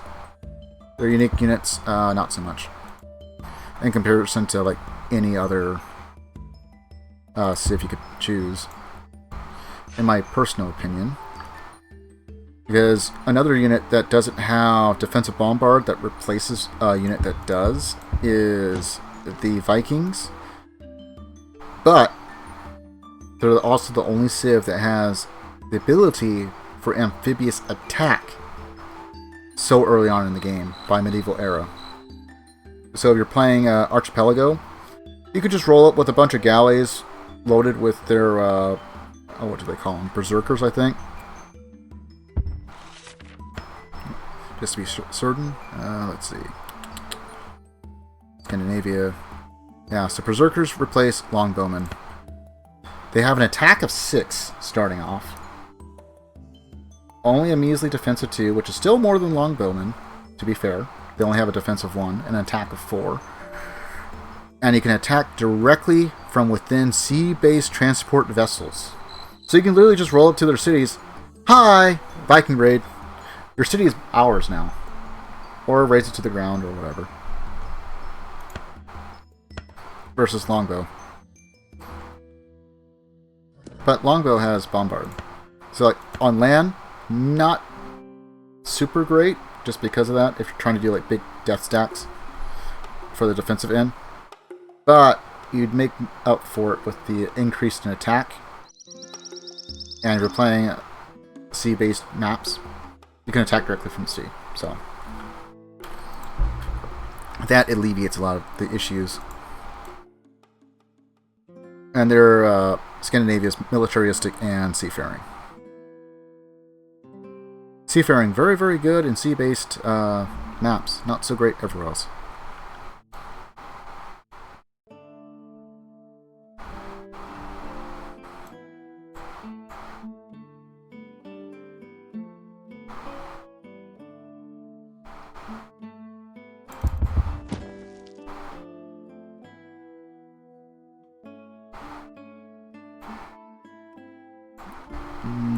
gonna throw you towards that capital we're holding.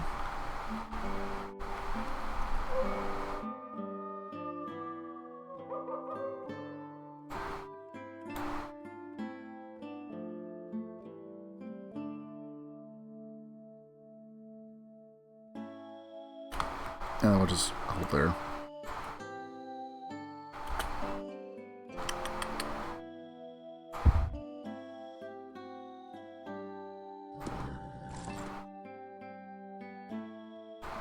Oh, that's not good. I need to at least get a few guys there. Like that.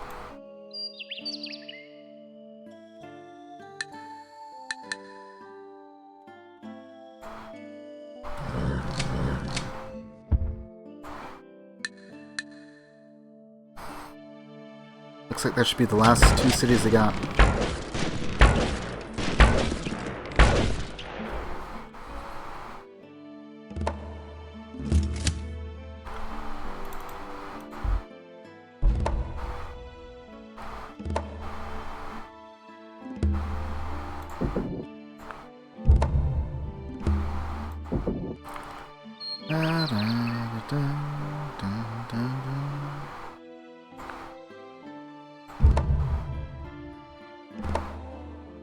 Okay, we'll just get gold coming in.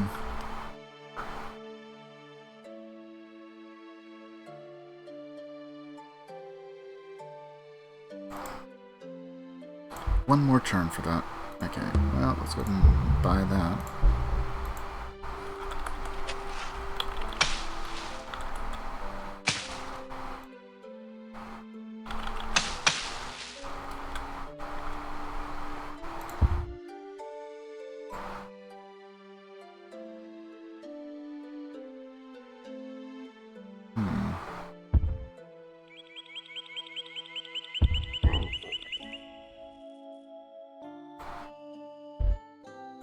Oh, he actually chilled out.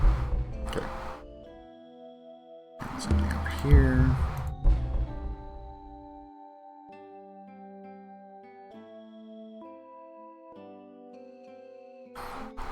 Oh, wait.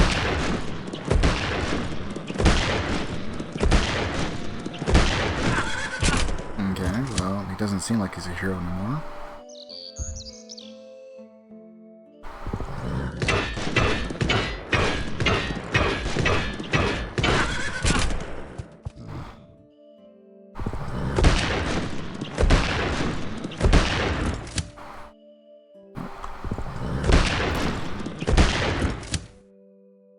Okay, leave it to the army. Hopefully.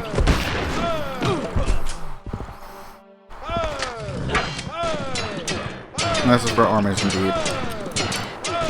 A bit more annoying to deal with too. You can get multiple attacks.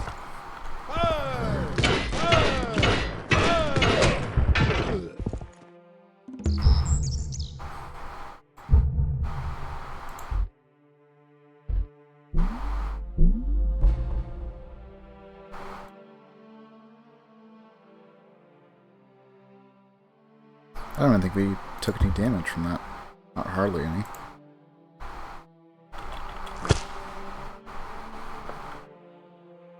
Yep. Stacks just blow everything else out of the water if you have it built correctly. Oh, once you get to cavalry, you can kind of just start stacking them just with like 1 unit, as long as you're willing to sacrifice a few. If you're doing infantry stacks, have some attackers throw in a couple of defenders, like, I don't know, like musketmen or pikemen or spearmen, where you can get. Throw in like a couple of archers for defensive bombard, and then just march them down. So that way the defenders, like the spearmen and stuff, take the majority of the hits. So that way you have all your attackers available to actually besiege the city.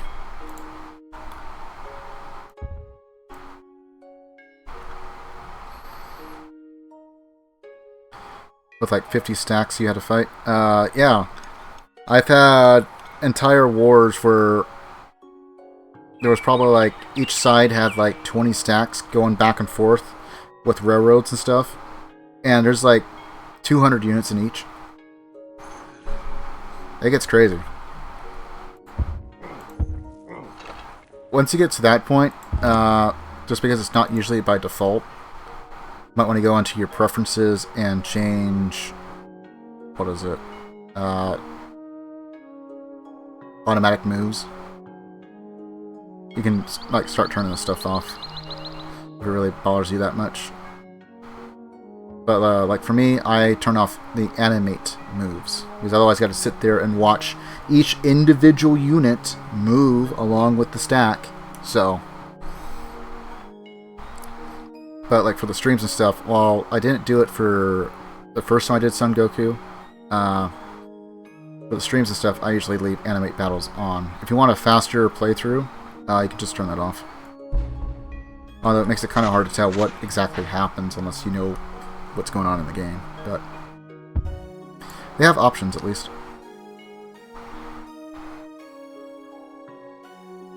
And so that should be just about it for the Ottomans.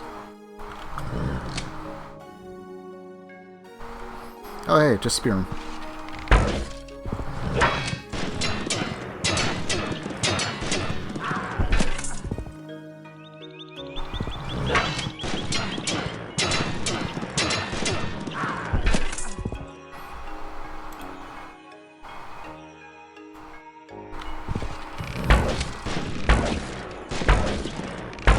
Unless they have some other city way off in the distance.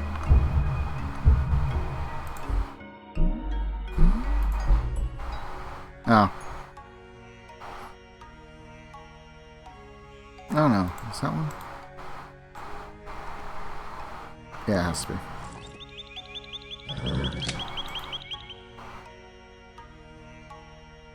You know what?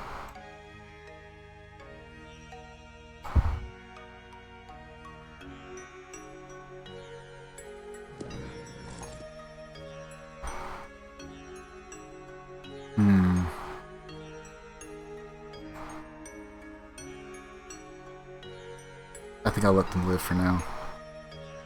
Because I kind of don't want to have the Dutch walking around in my territory for 20 turns. They do have one city.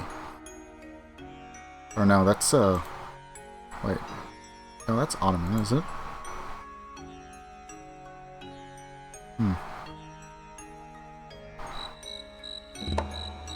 haven't done anything, though.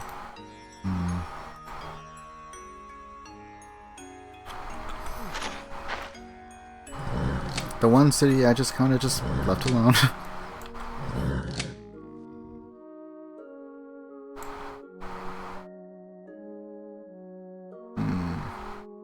Yeah, those guys can just chill out there. But I will wake these guys up.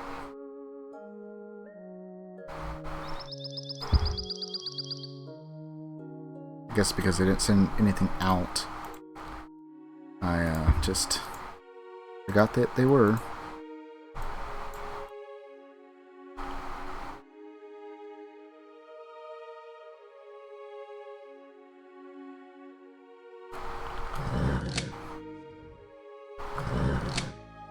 I'm just going to pretend that the headcanon here is Babylon's getting revenge for how their campaign ended in Age of Empires.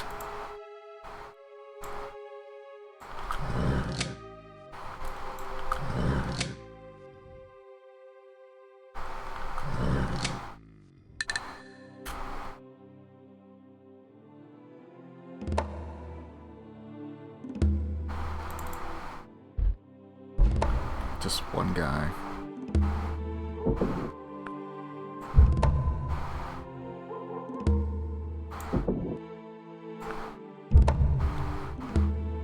Well, at least they're not endangered. Could have been, I suppose, but...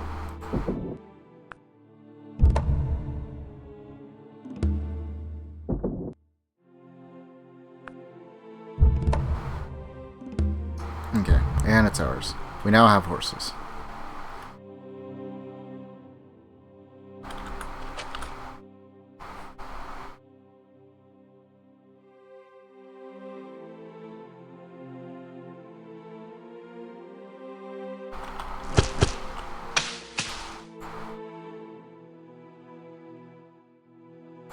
Actually, I'm gonna have him go into the marsh, because I should be able to attack that same turn.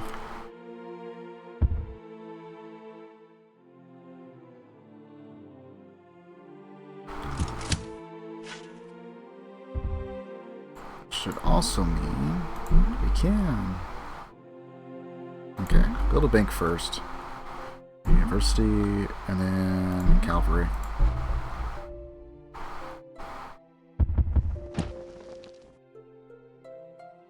We're at it. Netherlands. What all do you have? You have astronomy, but I have banking and a bunch of other stuff. If I give you that.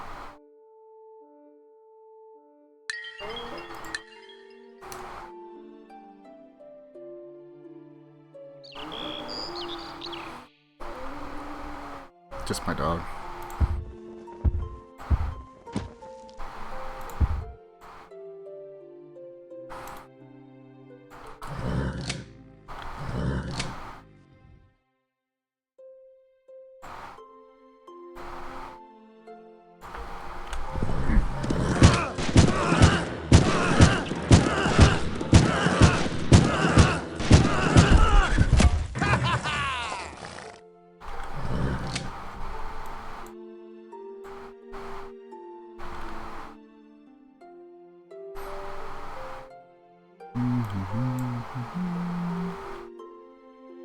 I suppose I might be tight.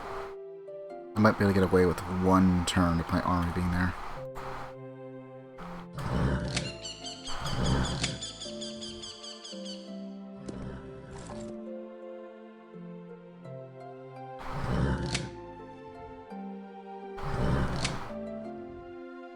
Mine are looking kind of small.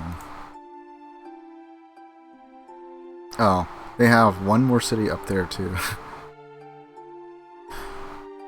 So another reason why you want to have an embassy, even with certain civs you want to eliminate, because you have to have the embassy in their capital. I can see where their new capital is.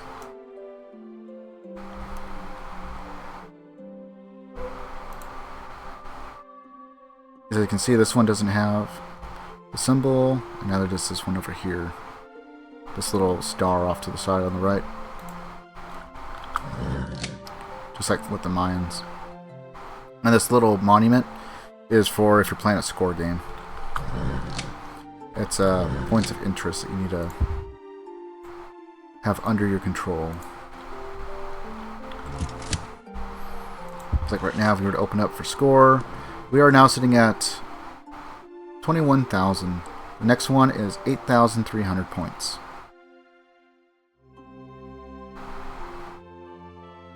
We could go for cultural, we could go for victory, we could go for conquest, where we just kill everyone.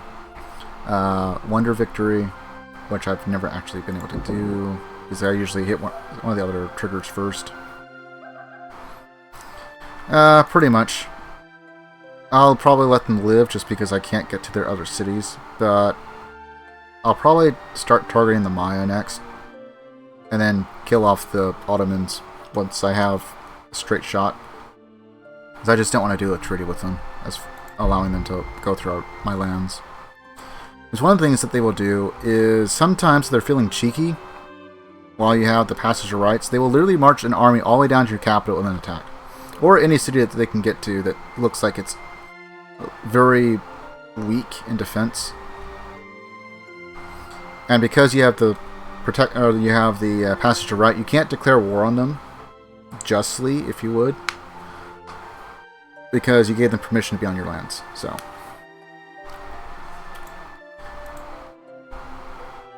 but it is a good way to make friends.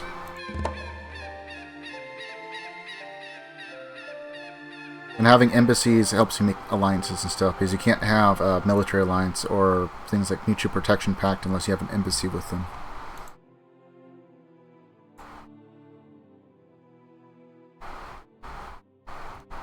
And mutual protection pacts, well, I can't show anything with him just yet until we get to the industrial area. It is a two-way street. If someone attacks an ally you have the protection pact with, you're now automatically at war with them.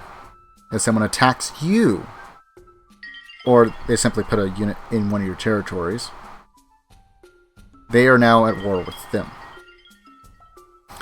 If, for whatever reason, you don't want them to be at war with a particular nation you are at war with, then you must do everything you can to make sure they never, ever enter any territory you control, including cities you may have just acquired. If, for whatever reason, and sometimes that is that they're so close and they're powerful enough, you got a nation on the back end, and you just want to capture all their cities, you don't want to share, then you might want to avoid mutual protection pacts and just sign like a military alliance against everyone else that is bothering you. There's also like trade embargoes and stuff that aren't nearly as important, but it does mean that you can't sell luxuries or resources, but you can still do trades. You can still trade like technology and stuff.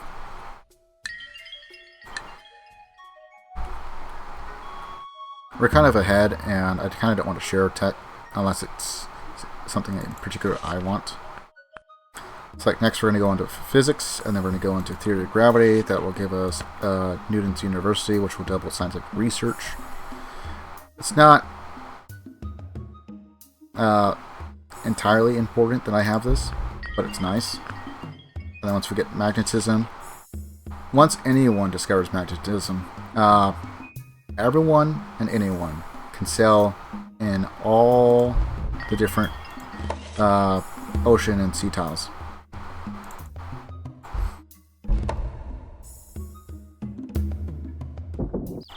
It's like at first, when you first get map making, which allows you to sit sail. Actually, it's alphabet. But you need map making in order to build a galley, which can actually allow you to transport troops or settlers or whatever have you. You can only be on coastal tiles. You can take a chance and go on the sea. That's a roll of the die. And if it comes up bad, you lose the ship. And everyone in it. Ocean squares are very much the same. Once you hit astronomy and you build a caravel, actually I don't think caravels are required, but you can start entering sea squares. Once you get magnetism, anyone and everyone, regardless of ship, can go into ocean squares. I've had some games where you're just put on an island out in the middle of nowhere, and it's like, if I could just get like one settler across, I would be willing to see this game through, but sometimes just luck of the draw. Sometimes you get a good map, sometimes you get a bad map. And if you do get a randomized map, I'd write down or copy like the seed number and stuff, and then you can reuse that map later on. I don't do it, but it's an option. There's also an option where you can just play the last map.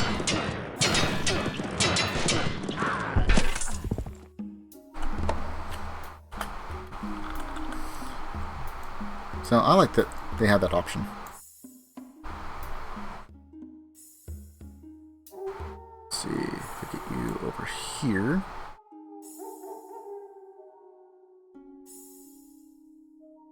If I do get to that city, I'm just gonna raise it. I'm not gonna capture it and keep it. It's gonna be too awkward to get troops over.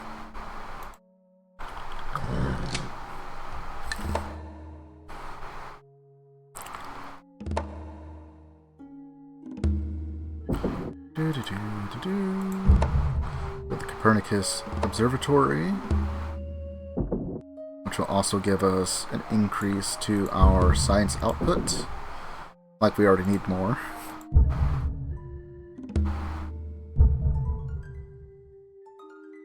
Ox Cathedral, which I think does the continent.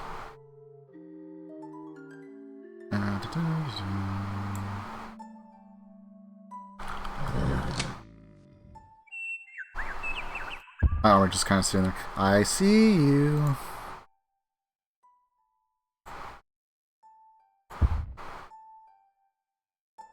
I'm still surprised that one hasn't flipped.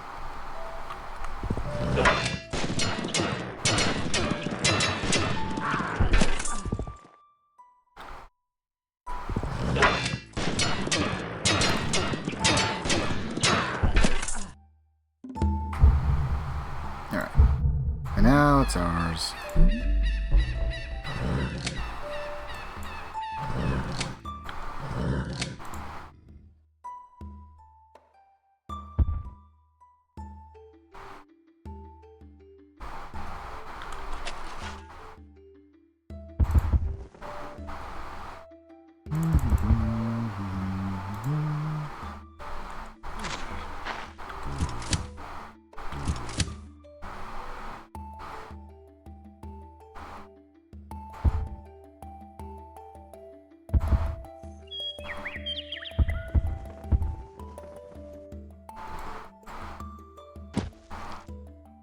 So either the Spanish are big, or they're just stuck along the coast.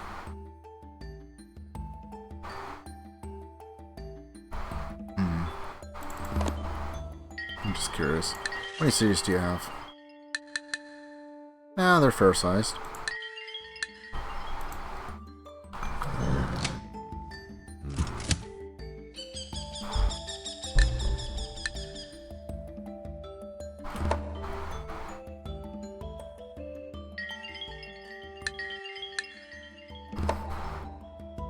Okay, so he won't allow me to. I might just have to make peace. For now.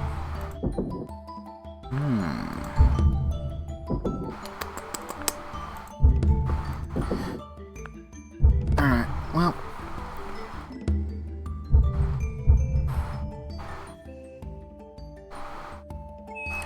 The Ottomans get to live, but they are on life support.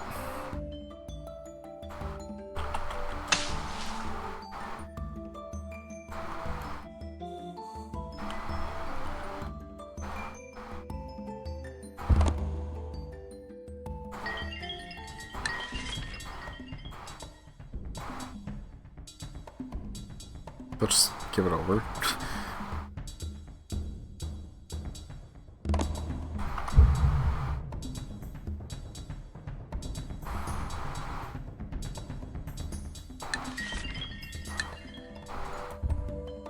Well, alrighty then. I just get the city.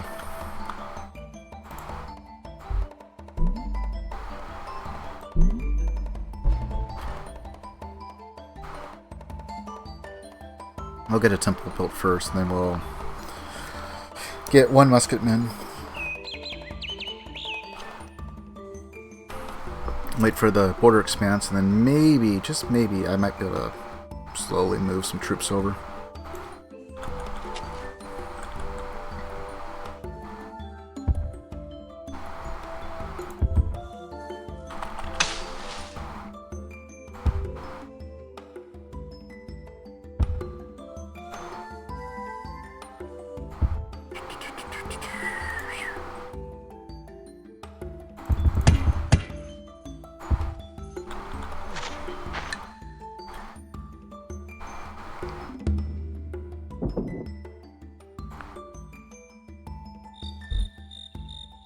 Yeah, we don't really need that. Okay.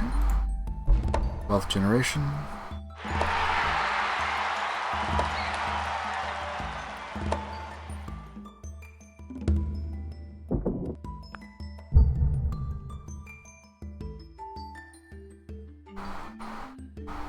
And then we get the border expanse.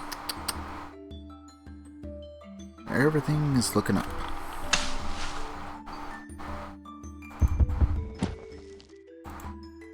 Okay, yeah, we're in balance.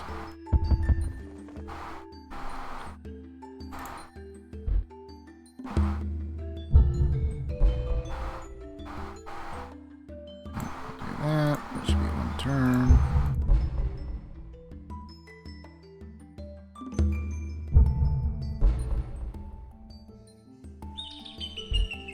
We're just gonna buy all these temples out.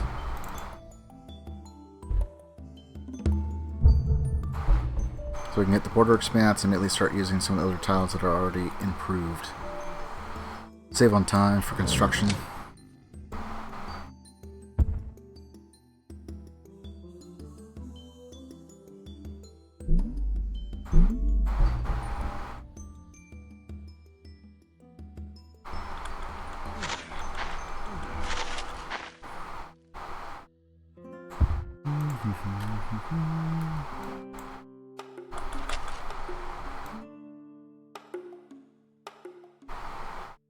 Okay, we found the Aztec.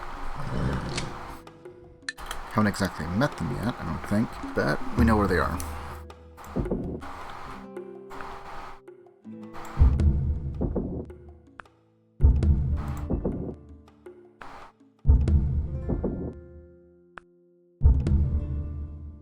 Oops, that's not what I wanted.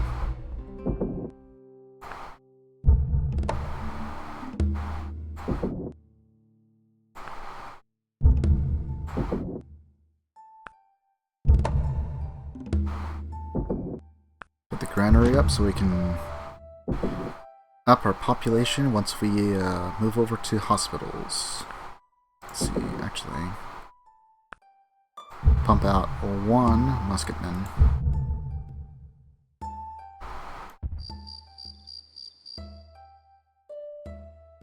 And there's 1 Mayan city up there. Just a random one.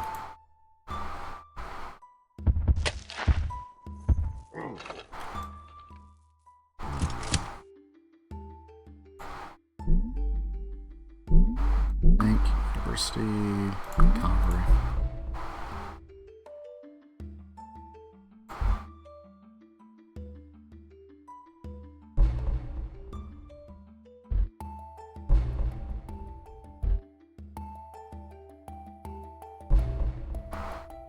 And what if we move this over there?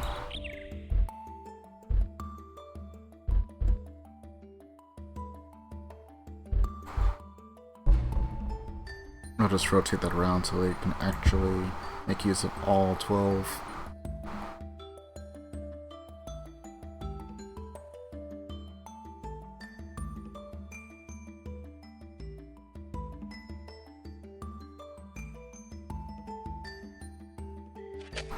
Gotta move workers over there. Cut down some forests. Get the banks and stuff out a little bit faster. Possibly get better tiles.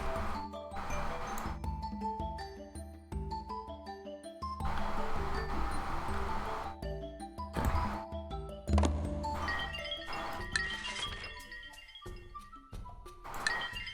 Not too far behind.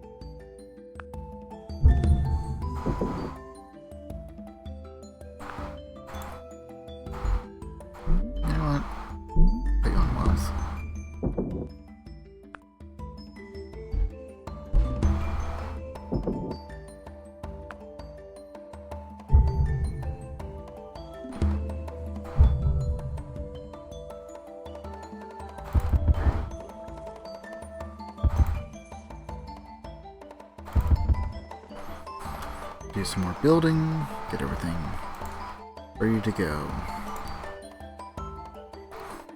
We build everything right. We should have an industrial complex to just roll over everyone. Alright, see ya, courts. I probably won't be on for too much longer. I'm already at 6 hours.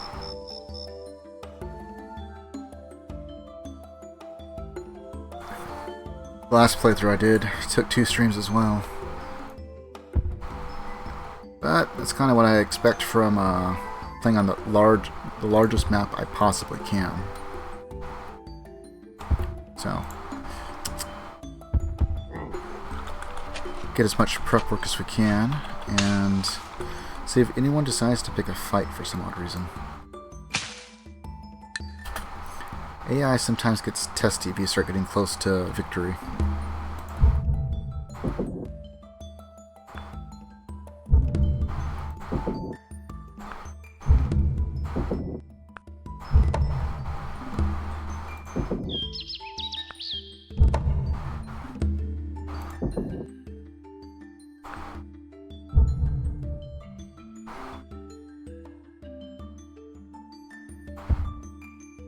I'm gonna be a little disappointed if I don't have coal. Won't be able to see until once we get steam power.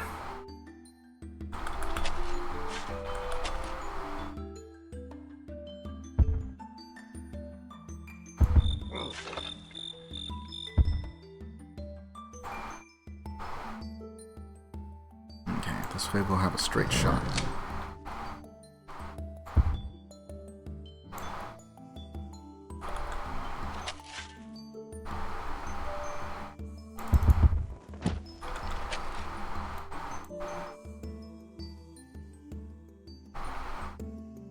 Where are we sitting at? Almost halfway there.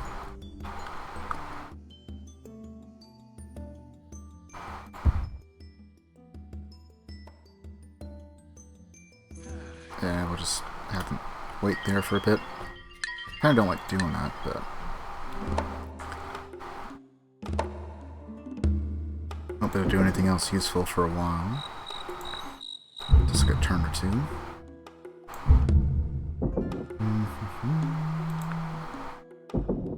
Let's see.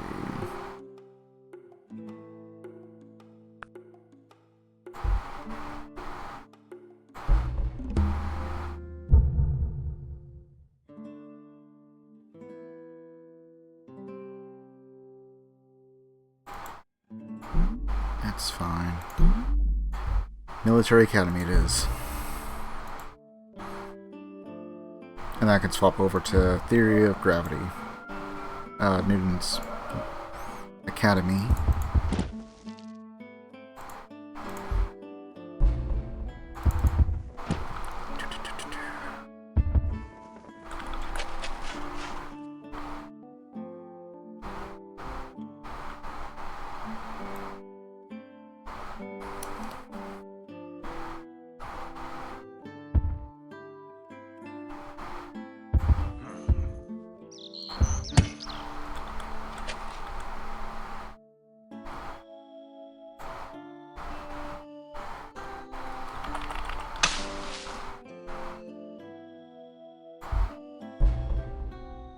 Okay, so not a useful tile.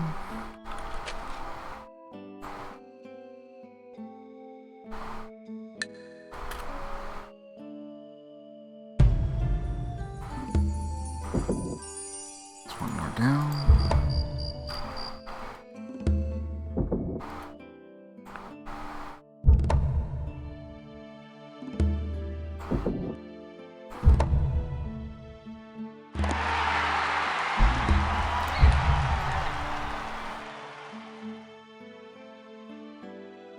Not much, but 104.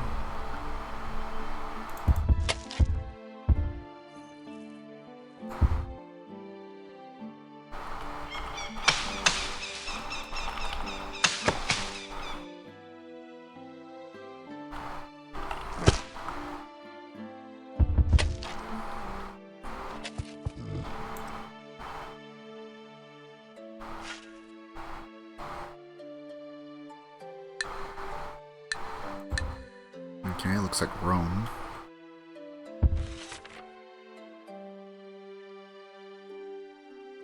Inca, Egypt. Egypt. Da-da-da.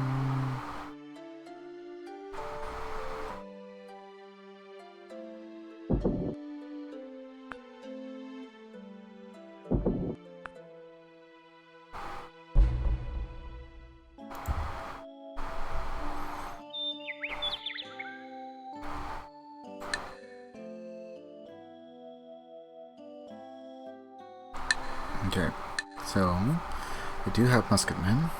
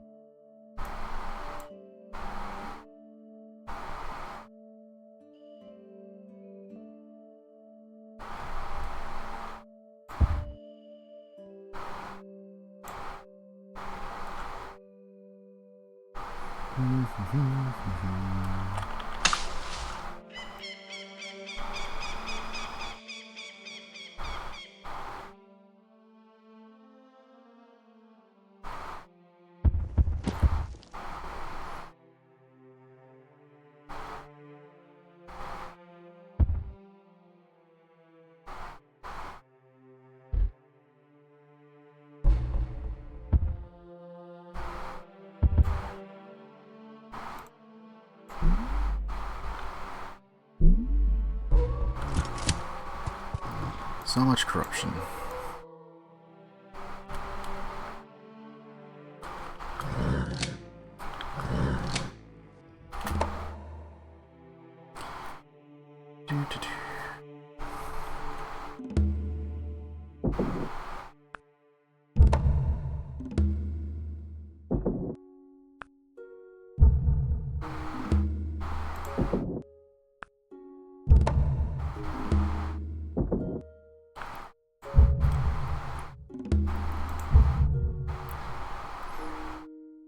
Probably hold off until the next era just so I can, if we have coal,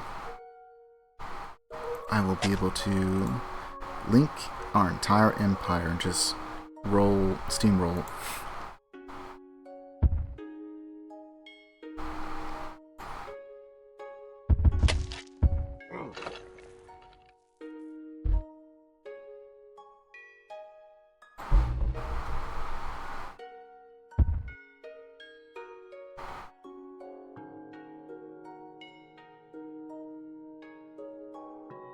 Looks like everything's down there.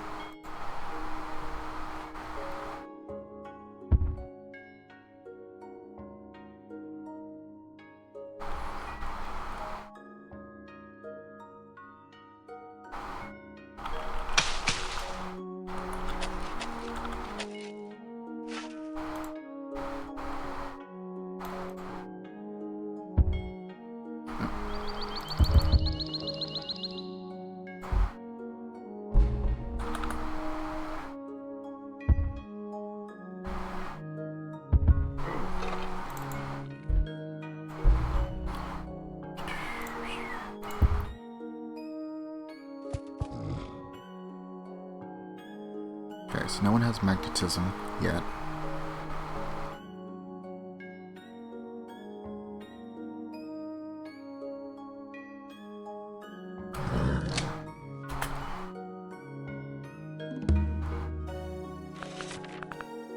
One more. That's all we need.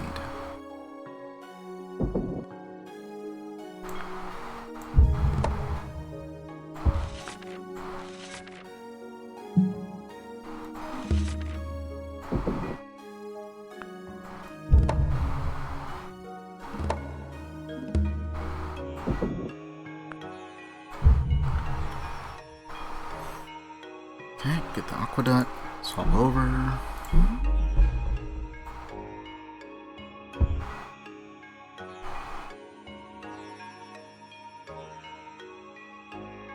Okay, go for that slot.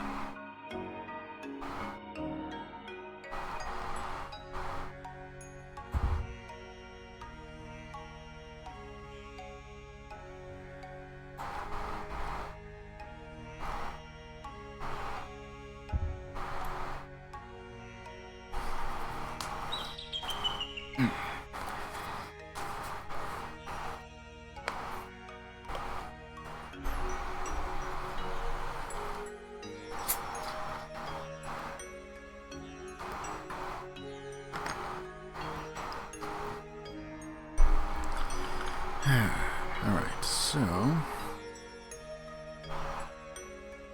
city right about there or there. Maybe one here, one up here. Based upon the distance, there's probably about another 2, maybe 3.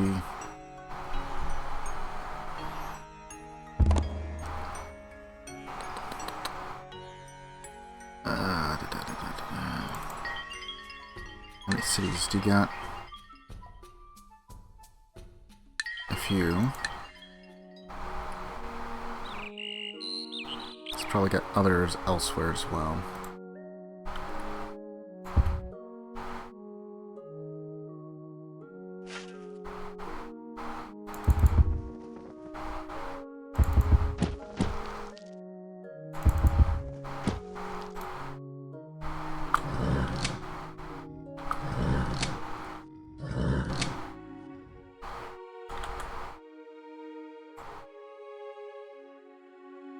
No, not yet.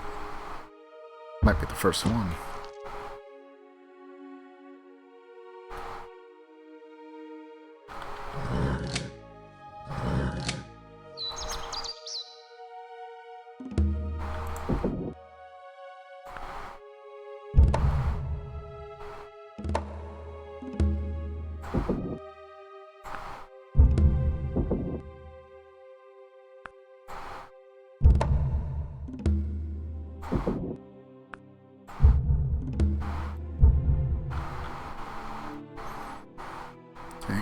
So it's destructive with the other line of tech.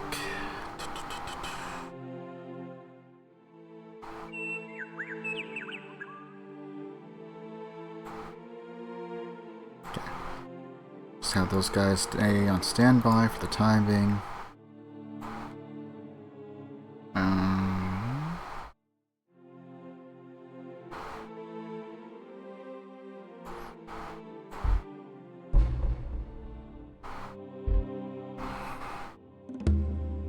Buy that out.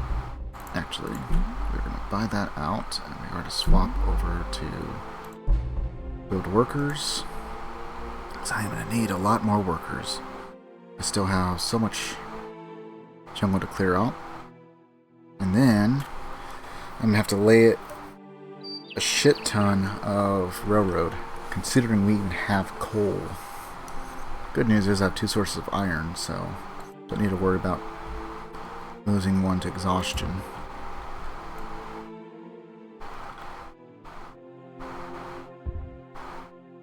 Oops.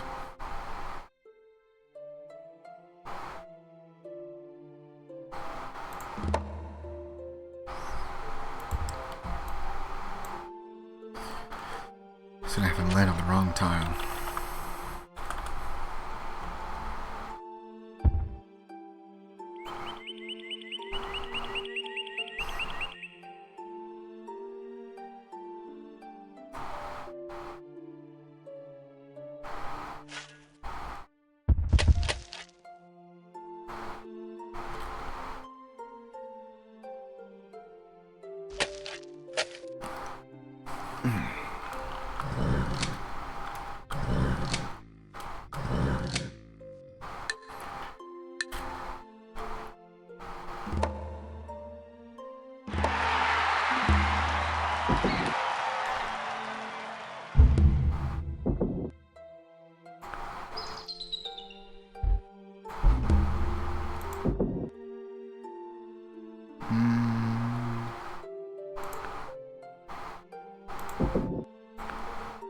University.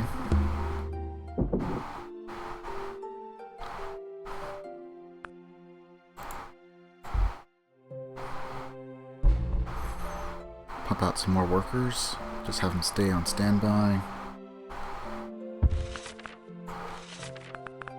Because as soon as we get the chance, we're going for steam power. If we don't get it off the bat, probably be nationalism or medicine.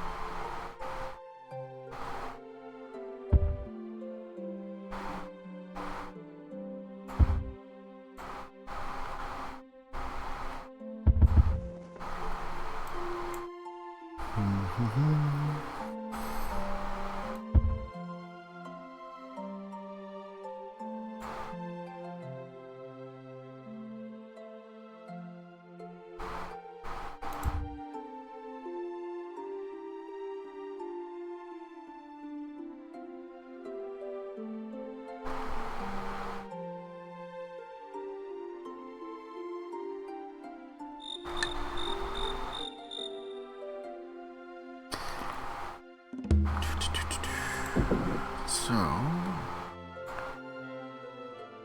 the granary out.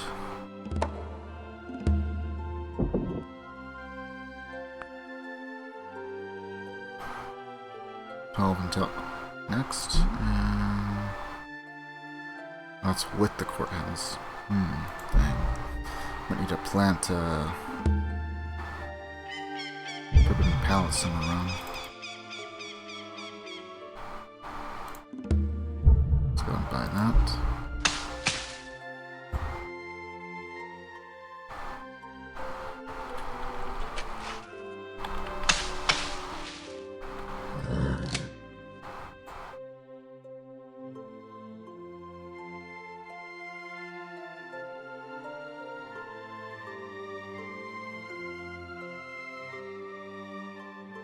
Can't quite get over there just yet.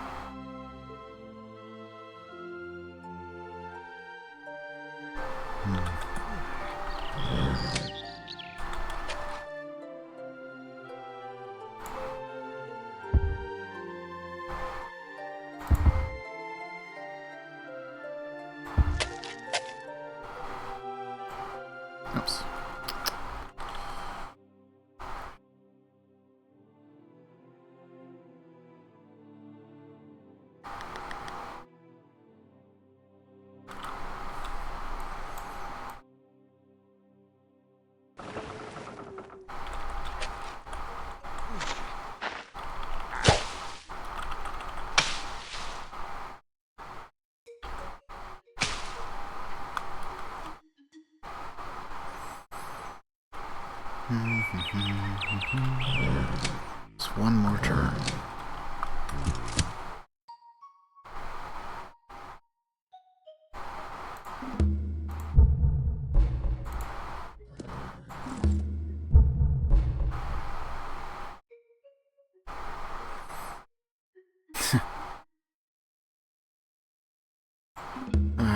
So much corruption.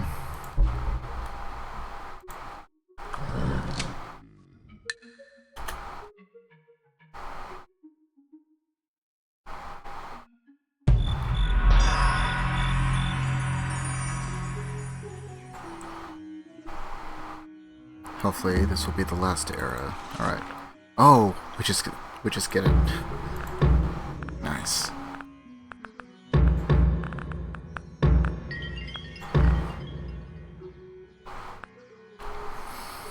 And yes, nationalism is good.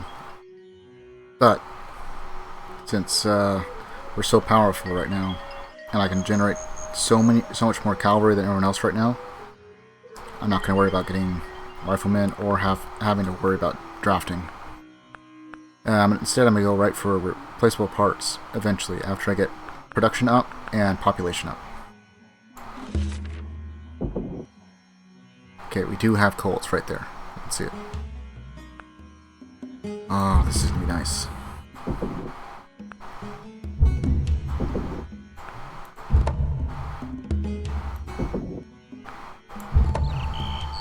Our roads are super good.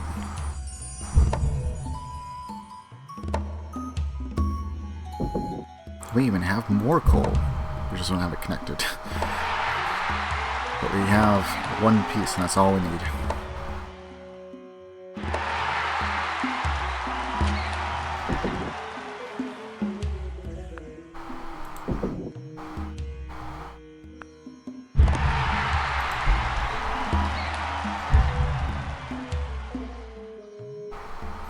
Okay, so Egypt has navigation, the largest nations of the world.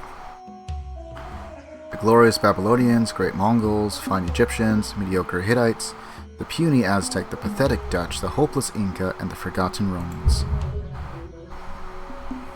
We killed the Celts, the Ottomans are on life support. We have so much land. We're so much further ahead than everyone else. Life is good. They're going down this track, by the way. They went for music theory, which was Bach's Cathedral, printing press, democracy, and free artistry. They also went for navigation. You need this in order to trade territorial and world maps. I just don't really need it. Because as long as one of them has it, like Egypt...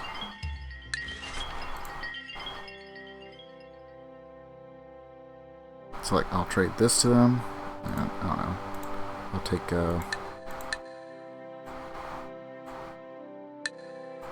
giving navigation? No? Okay. And I'll take a tech. I really don't care about the tech, but I can use it for trading if someone else doesn't have it. And now we have a world map. Which means I don't need this anymore. So I'm just going to disband it. And that saves me 1 gold per turn.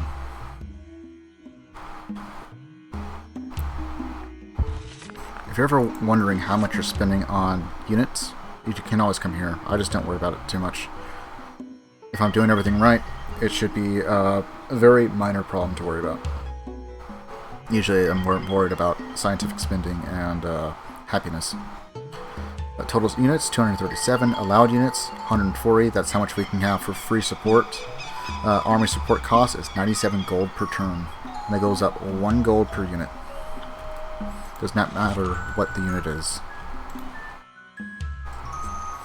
With the exception of some, like if you pop a goody hut and you get a warrior or something like that, they're free. They're not very strong, but you can get them promoted with enough combat, considering they survive. Usually against like other barbarians. And they're free. Because they weren't built by anyone, they're just there. So. We now see everyone.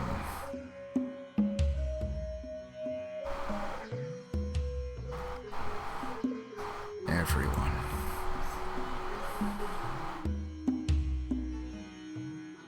Okay, I think everyone that we have is already upgraded.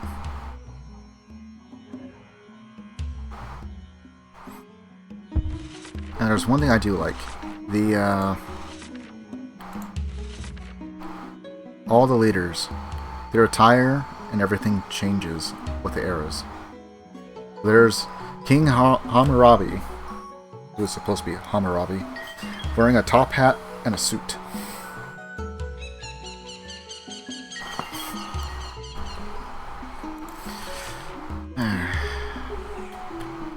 It is good to be the king.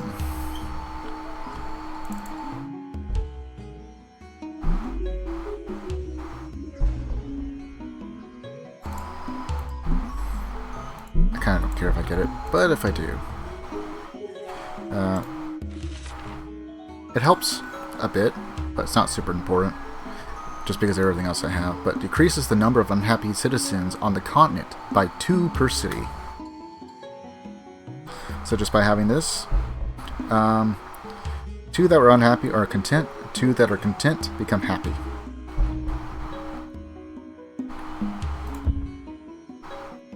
It's as simple as that. As long as you have more happy people than unhappy, things are good. There is not enough discontent, and when you do have someone that's unhappy, you can go and click on them. They will tell you why they're unhappy. Usually it's overpopulation, or perhaps you have overslaved the city. Another problem is using the draft in a particular city for too much. So, railroads are now available. Which means I need to go and activate these guys.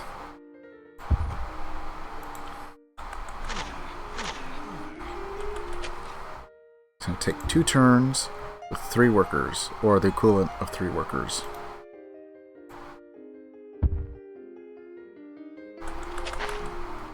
And as soon as... Hello right there. Sounded like it was freezing up on me. Okay, so, just to be safe, I do have a save for Twitch. I'm going to plant it there for safety in case the game crashes, and I have auto saves. Let's just be extra careful. We've made it this far. Let's finish our game. Even though victory is mostly assured, there's still a few things that we can do to choke it, but it's highly unlikely. Because our score is so high, we're already 2 times over, and then some, 2.5 times over what the next competitor's at.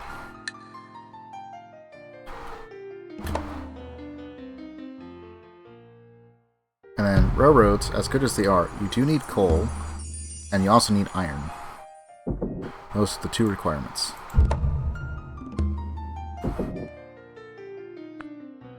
Coal can usually be found in areas that are mostly forested, or with jungle. They can also sometimes pop in on mountains and hills. Another resource that's really good for jungles and forests is rubber, which is required for tanks, infantry, all kinds of goodies.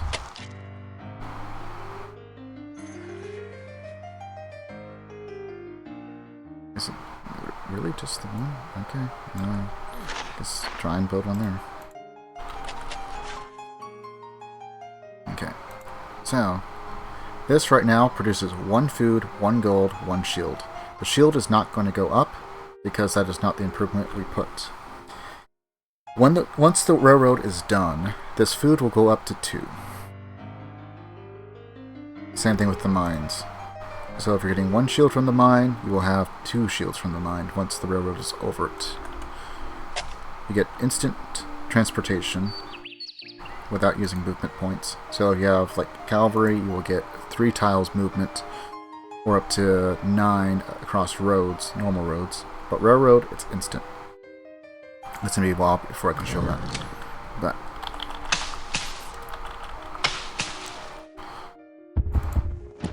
very, very powerful.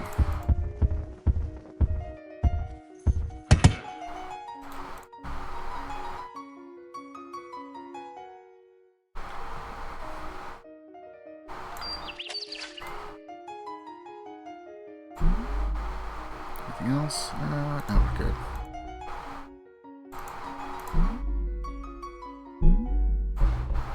Use a couple of cities to pump out some workers. Caught up on that now that we're so much larger.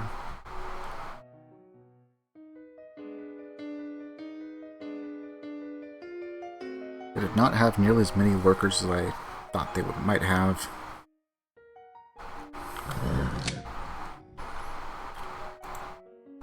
Doesn't look like there's anything new to take from the Mayans. But we will, just to close out that land. And then from there, I don't know. Do they got beaver or something?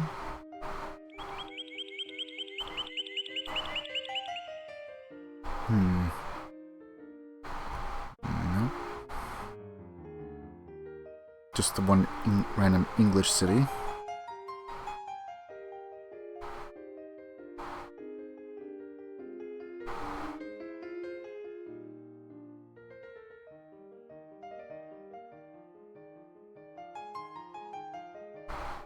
Wow. Arabs are much smaller than I suspected they were.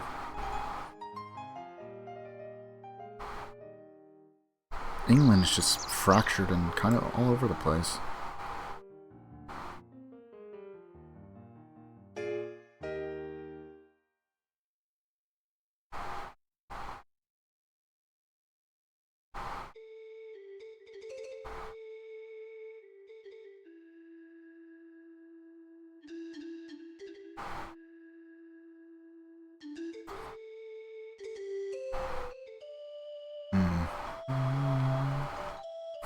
The other ones we technically didn't meet were the Romans, but that's fine. I do not think they're going to be terribly advanced. Oh, Scandinavia. I would have had a very small chance.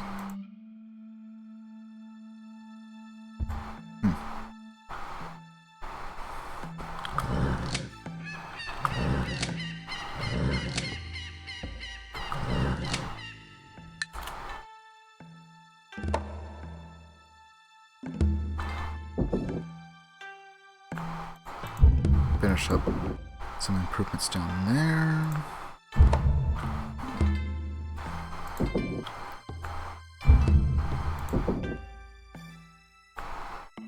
Are we here? It's like here, if we click on an unhappy person, it's just too crowded. That's normal. That's fine. It's when you start running into other issues like having drafted them too much, or enslaved them too much, or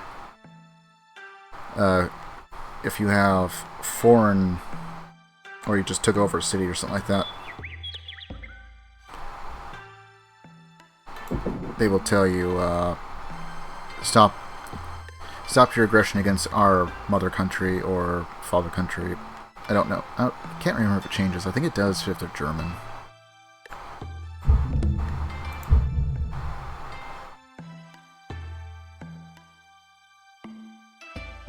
I don't usually have Germany on my maps.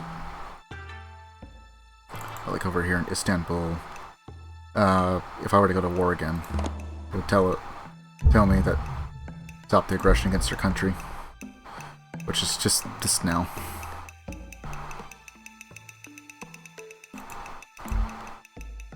Yeah, we'll just go and buy that. Probably have to buy out units to make sure I have enough defense up there. So they have saltpeter, they have iron, but they do not have horses. Oh, no, they have horses. I spoke too soon. Okay, what do you got for tech? We don't have chemistry, which means they do not have military tradition. So we're safe there. But they can have knights. They can have horsemen.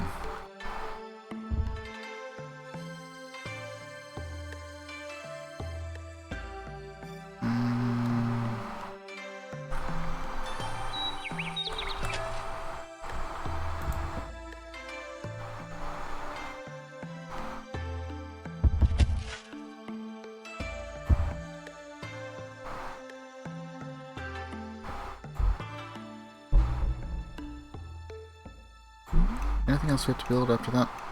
No. Alright, I'm gonna save that few patches of forest we got left over there. Like a factory or something.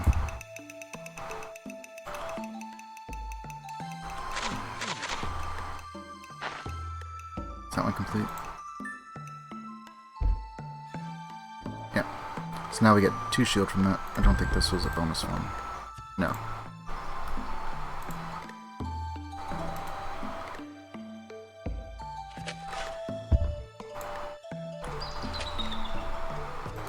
And this one now produces 3 food, 1 shield, 1 gold, instead of 2.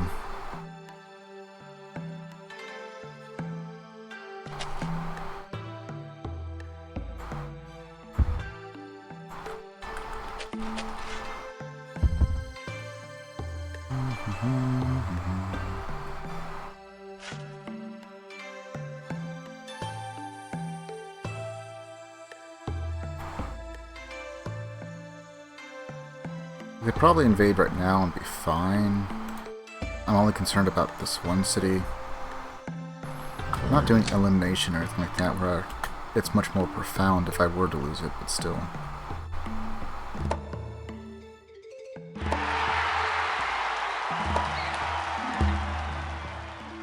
Oops. Not concerned with galleons. You know what? Couple of workers. Why not?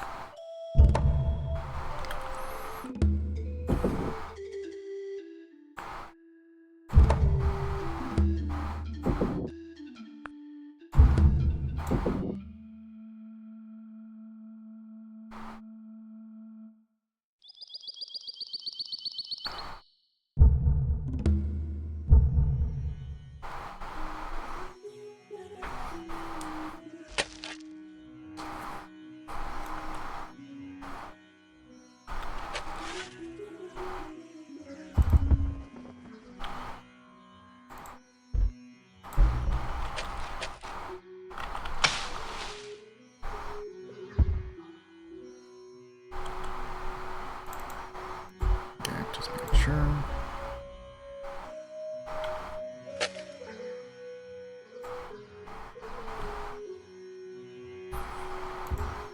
What I don't want to do is waste time irrigating or mining a tile that I can't make use of anyway.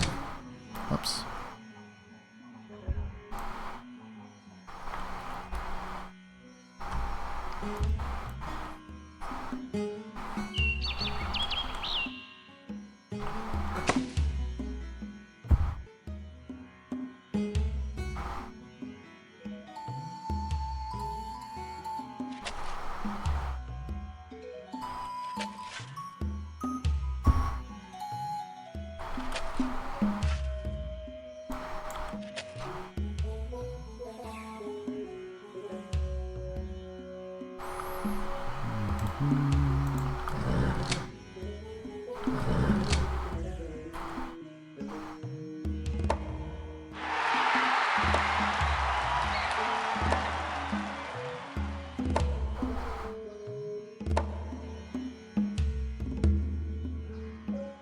I think they would have converted by now, but no. No.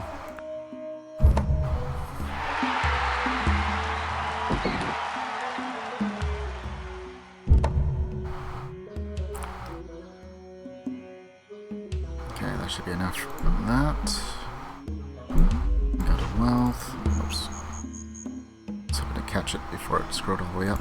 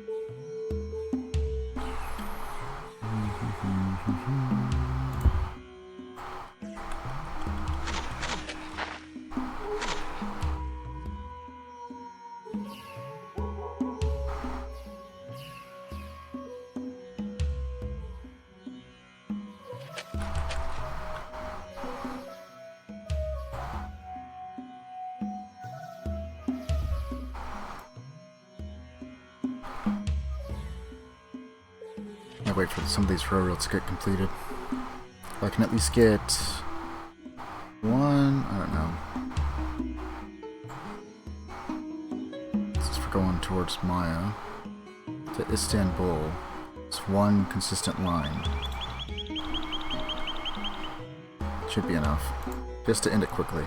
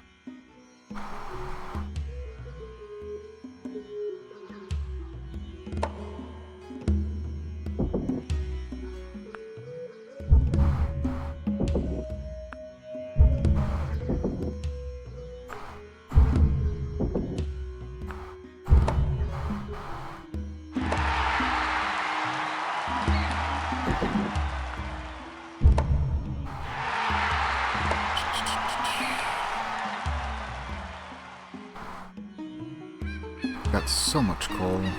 There's one there. After we take the city, one there. One there. One there. What, 4, 5, 6.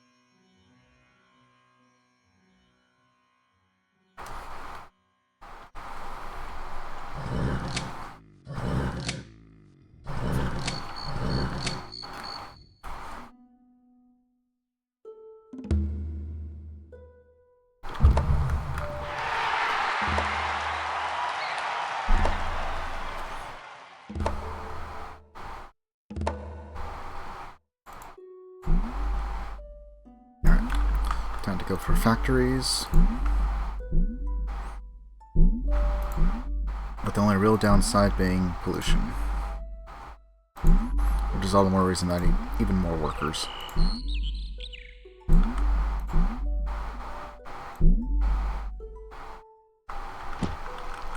So what pollution does is that it starts affecting tiles, making them unusable. And so, depending on what is affected, it can be quite detrimental. We're going to go and just buy that, just so we have another defender there. Buy that out.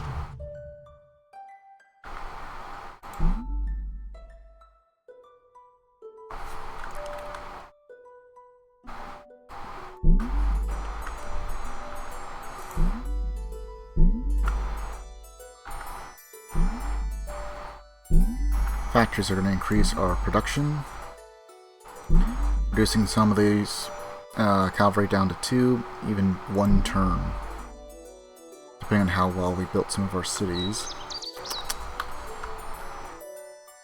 Okay, that.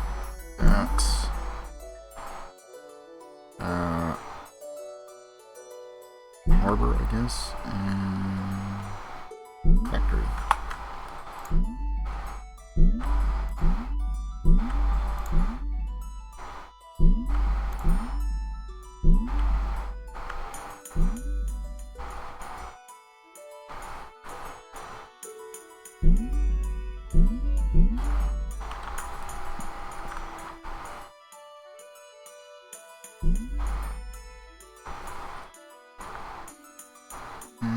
Yeah, we'll just go to swap over now.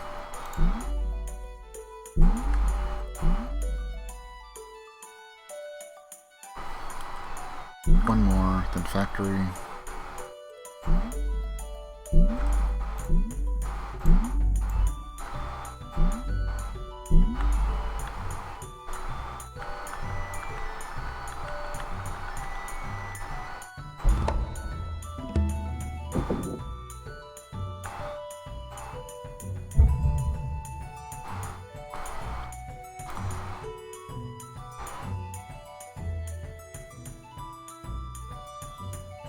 Okay, so now we're down to minus 26 a turn.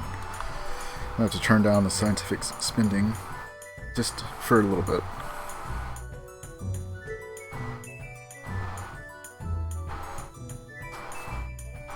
Had to think about it for a bit. Okay,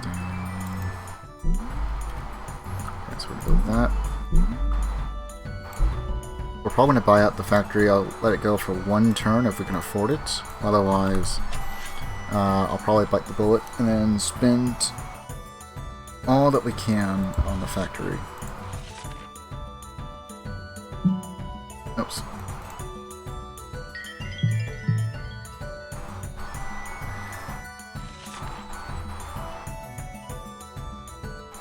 Thankfully, we have more than enough luxuries. I don't have to worry about paying for entertainment on top of everything.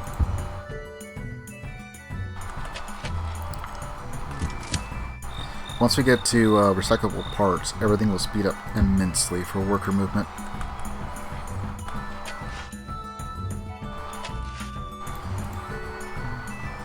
Or, not movement, actions.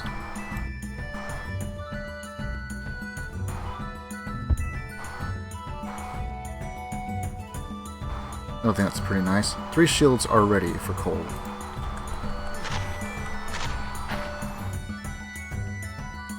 And there's a special minor wonder you can build if, and only if, you have a single city that within range of that city has iron and coal. So it's entirely luck of the draw.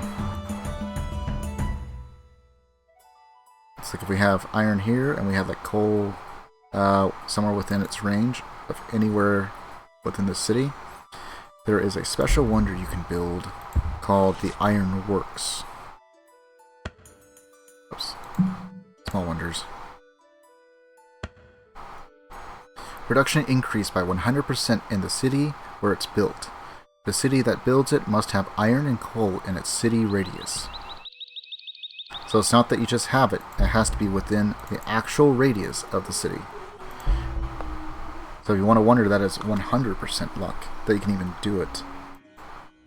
And this one, almost. Off by like that much. If we really wanted to, we'd delete it.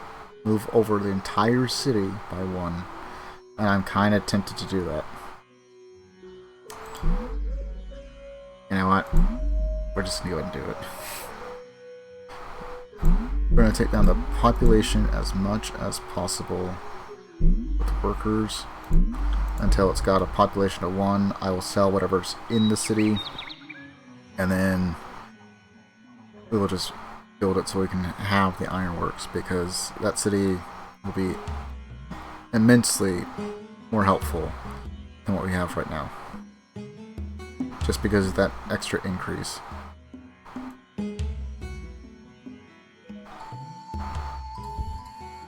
Plus, it'll help offset a little bit of what we have for... Well, no, we don't even have a courthouse. Never mind. Courthouse will probably have it. At least take 2 shields off of that for the corruption.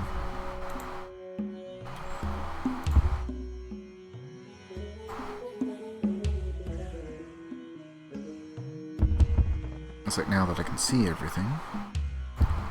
Well, nearly. I still don't know where things like petroleum are. Oil and all that. Or uranium.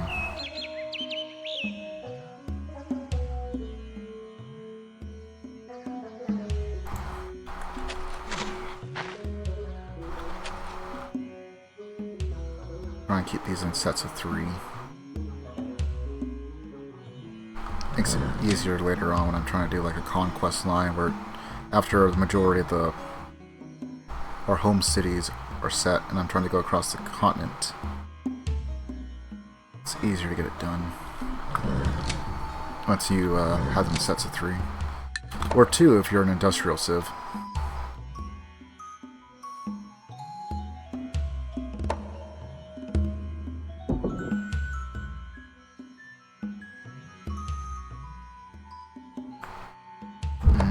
I'll just do a marketplace. Okay, so since this is already low on pop, I'll just pump out some workers.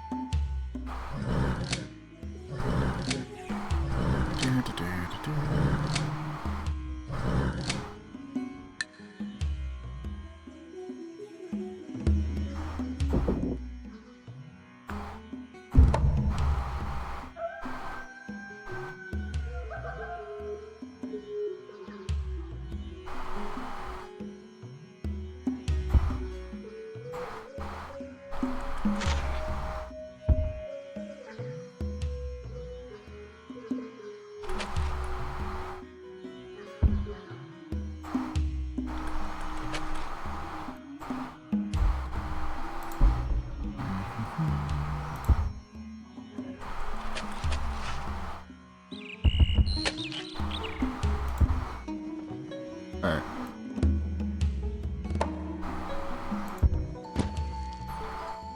Wrong action.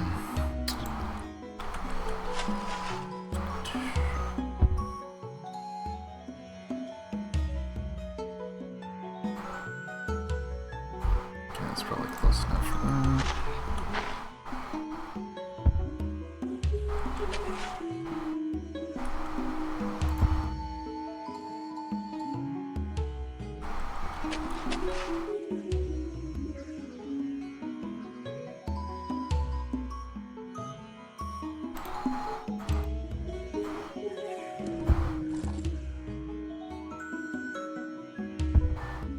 Oops.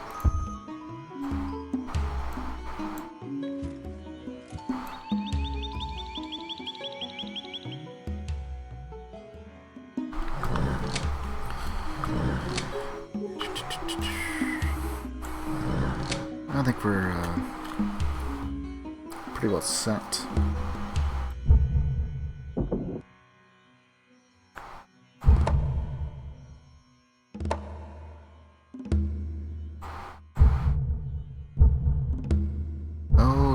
Didn't get the cathedral.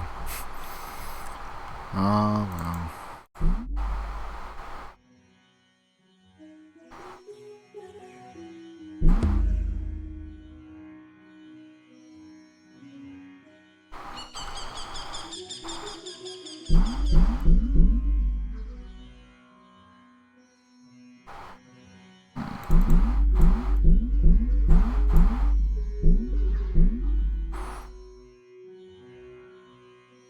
I'll shift to add.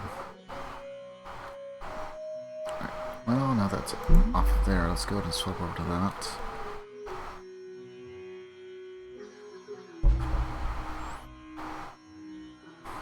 Forget how to subtract something you have in queue. So I'll just do it that way.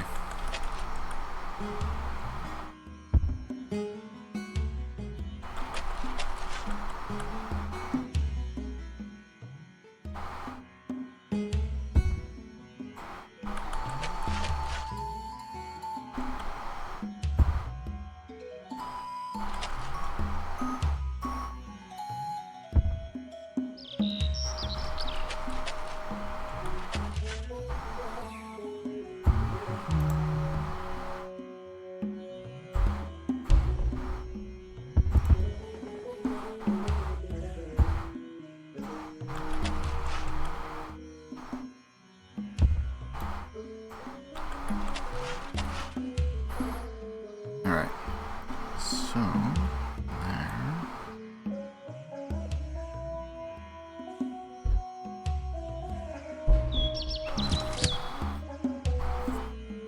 We're gonna abandon that city just so we can have the ironworks.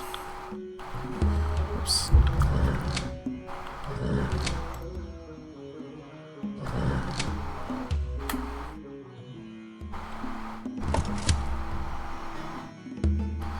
Make use of the population first. Gonna need more workers anyway.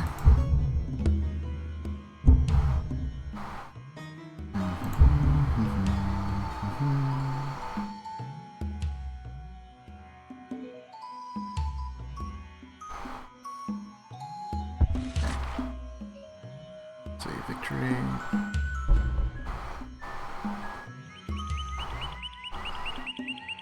Getting kinda close. So have a bit to connect. But we're getting there.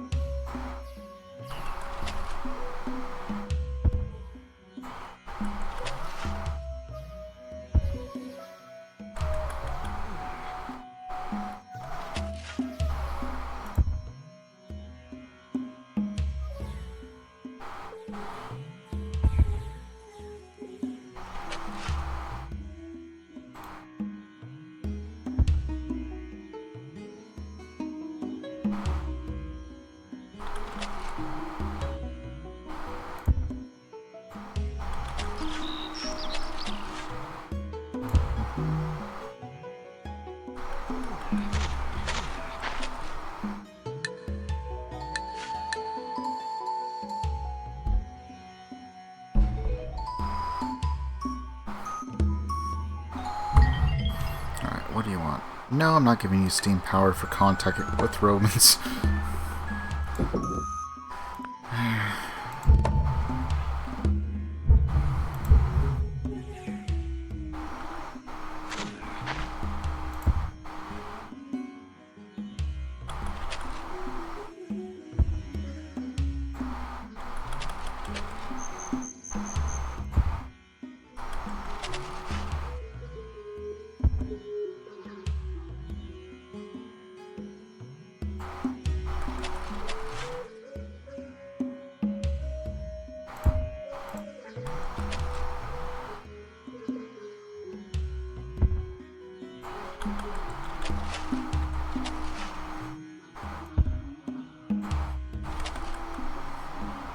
Slowly but surely, we'll get everything connected.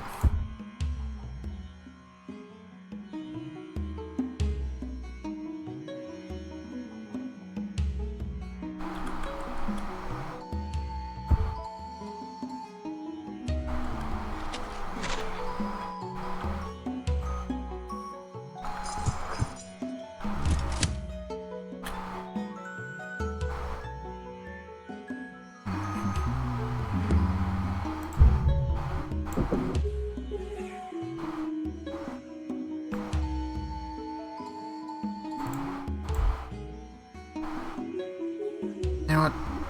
That looks fine. We'll just build it there.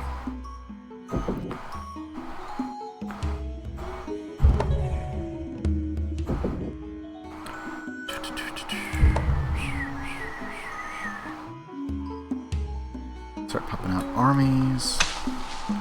All kinds of nasty little things that we can do.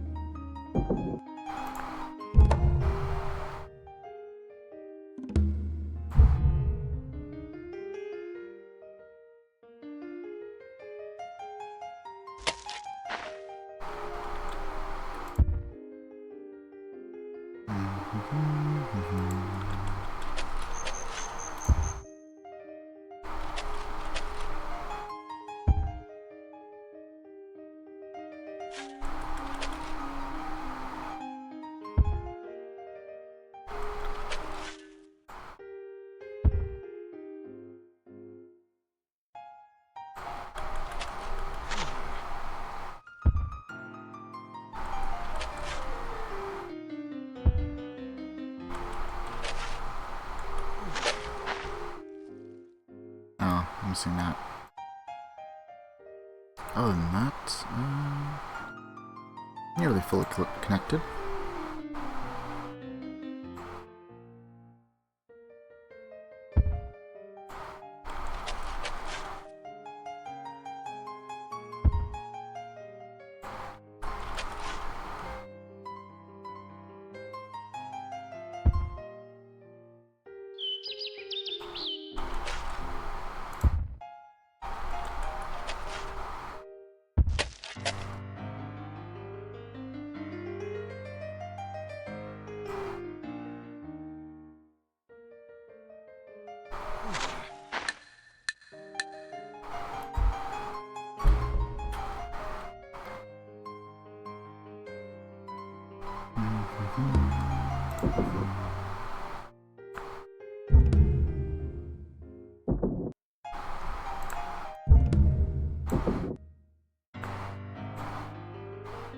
It's not terrible, but might be a problem once we start going for population like 24 or something.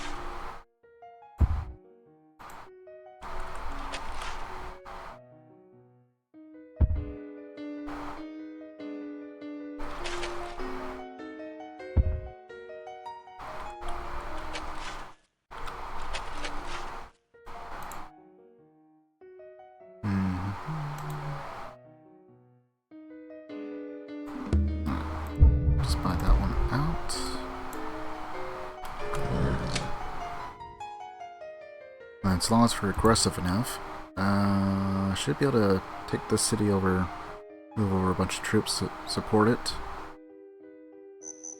and clean up, well, most of the Maya. That city probably won't touch for a while. And then finish off the Ottomans, may as well.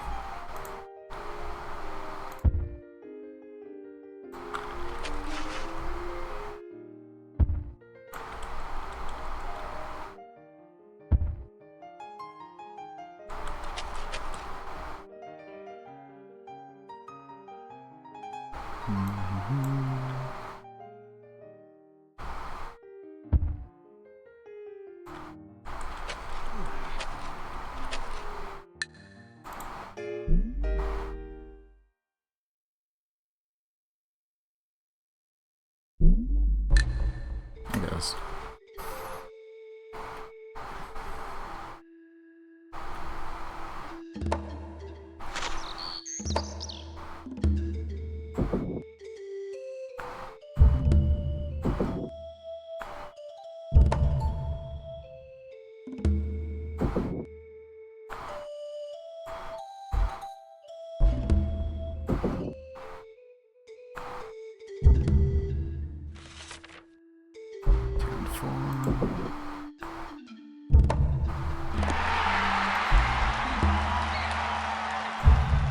Alright, they're gonna start getting caught up with me now.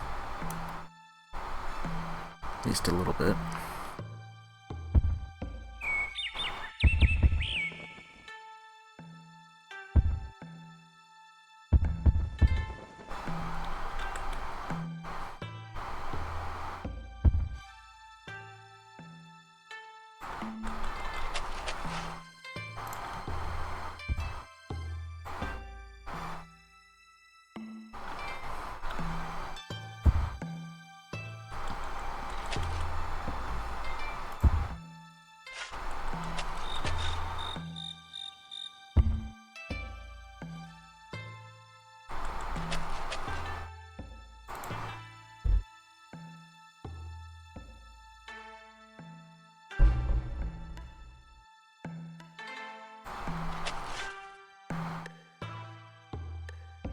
It's in range, right? Yeah.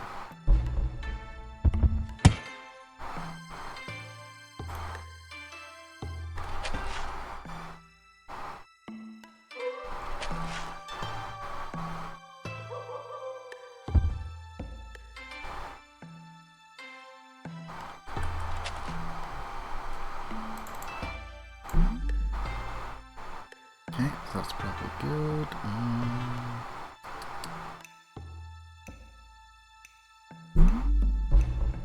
Field cannons, I guess. Shouldn't have to rely on them, but just in case.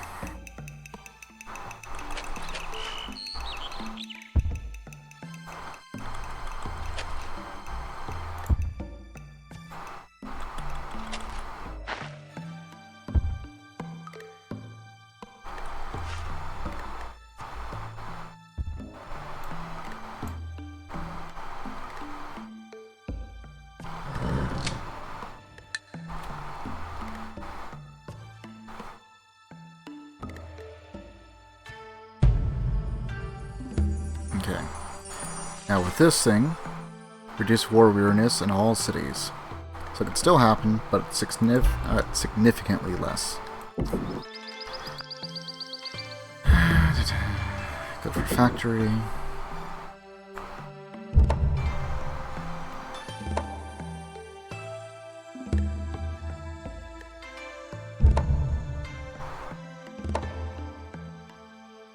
Alright. I think we're close enough, we can probably go for it.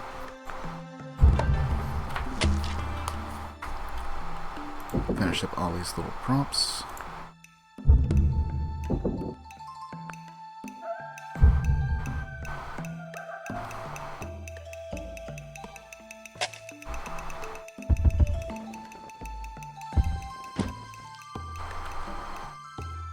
Oops.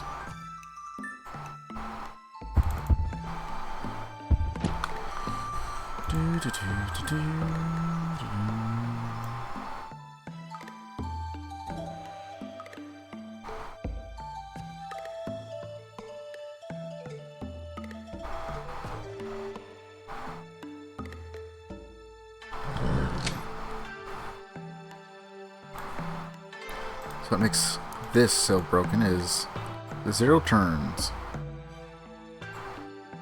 Full movement. As will just be teleported.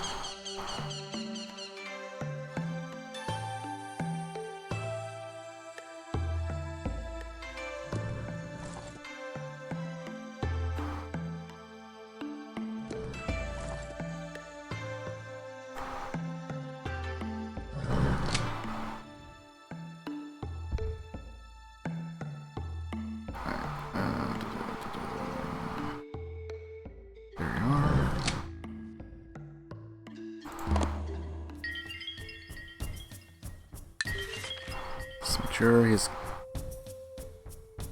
does not have chemistry or economics.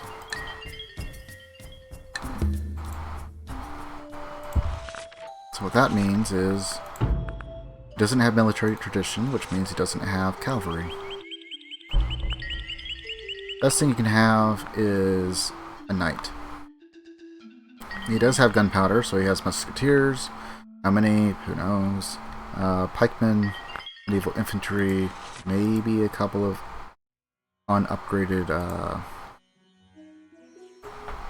spearmen. Try and take this city first.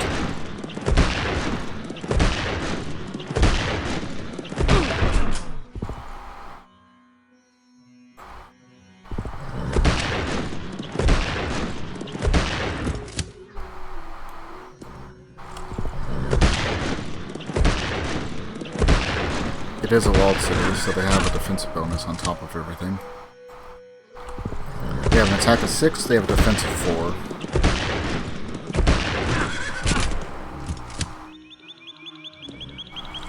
I forget how much the bonus is for walls.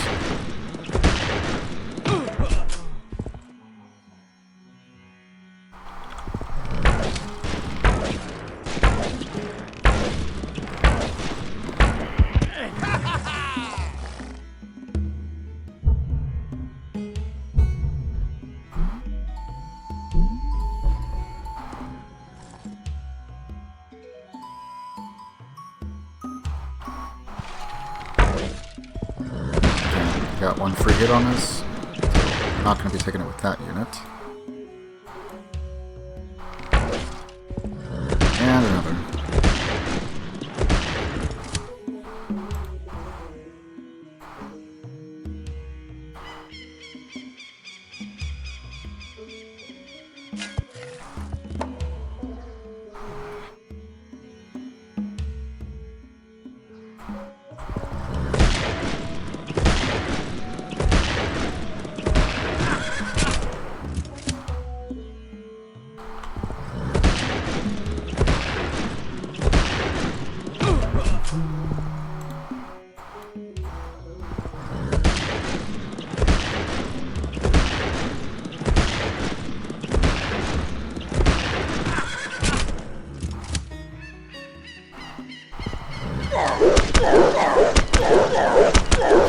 Ah yes, the Mayan javelin thrower. Not exactly particularly great in it. They have some quirks. They're not absolutely terrible, just could have been more useful. No defensive bombard, but they do have a chance of enslaving any given unit, including barbarians. You can have a bunch of barbarians, slave workers.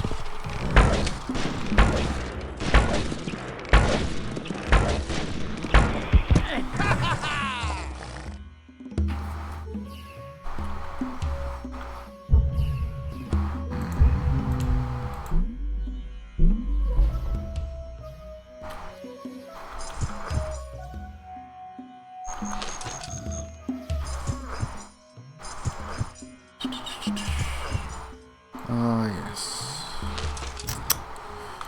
Let's go and throw in some units over here. I only need like 3.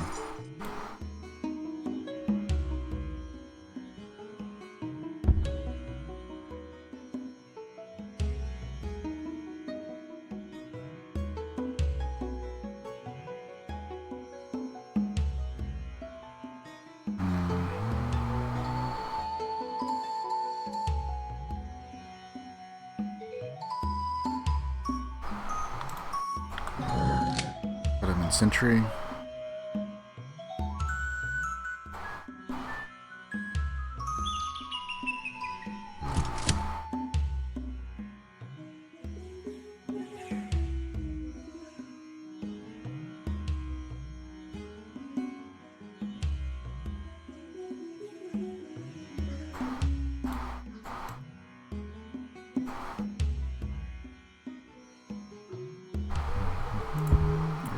This guy.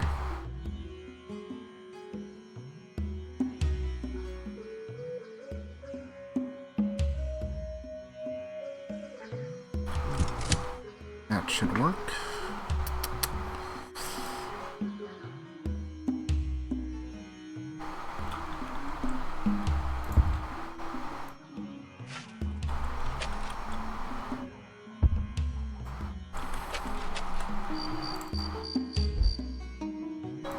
See if we can reduce that down all the way down to just one turn.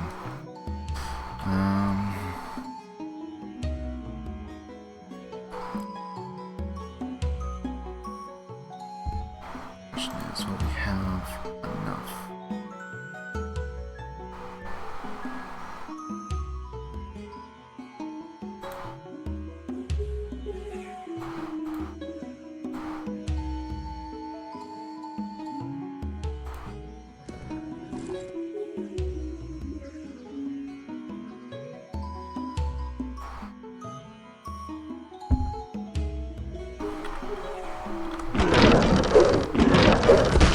Defensive bombard.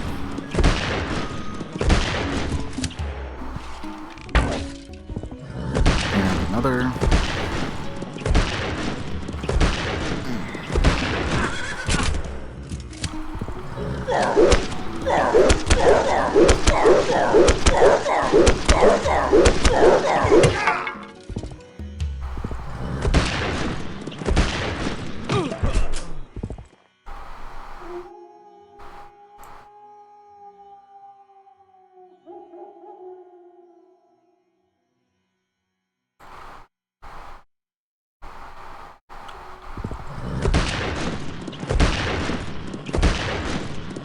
And he was a hero.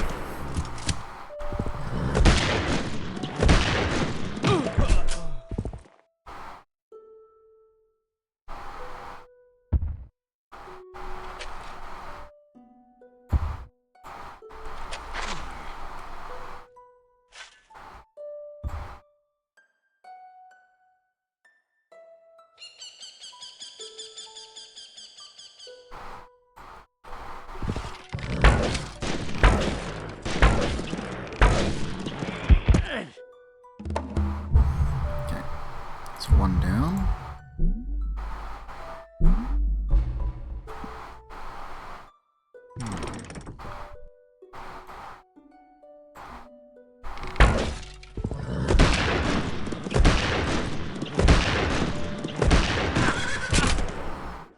Sorry, I feel like I have better luck if I just wait with one. Also, Javelin Thrower. The unique unit for the Maya. Attack 2, Defense 2. They also have a 1 in 3 chance that a defeated unit will become enslaved. So, free workers. If you get a good dice roll.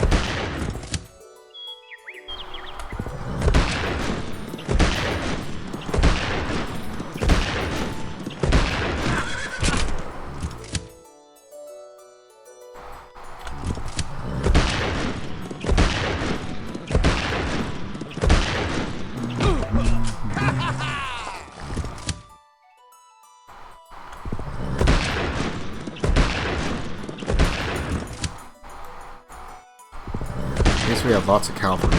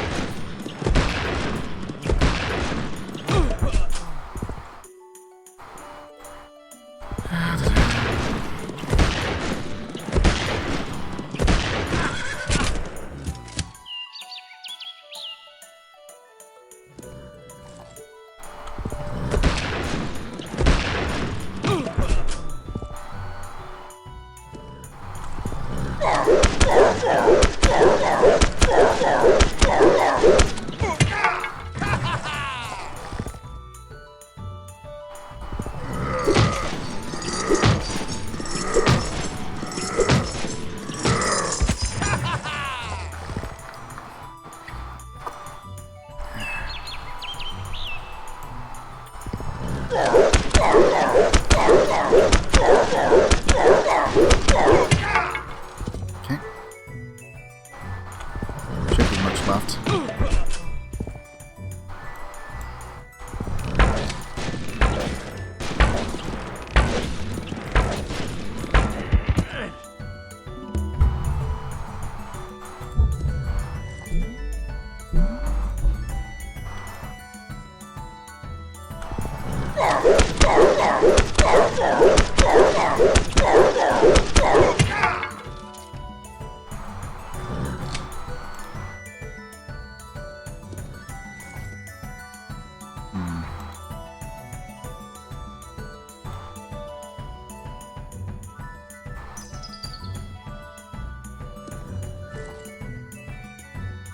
Start off by sending out some veterans. Soften them up.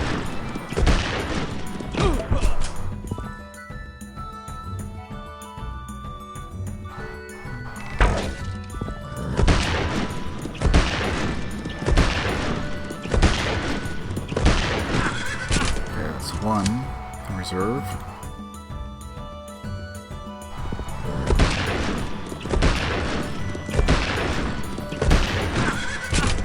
Only a dent.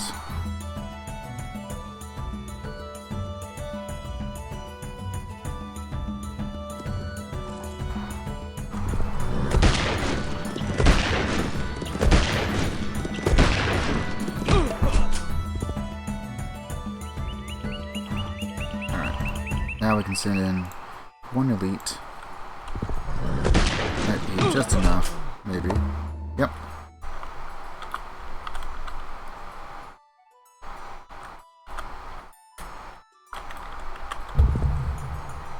I always give them names just so I can keep track of which ones already give us a leader.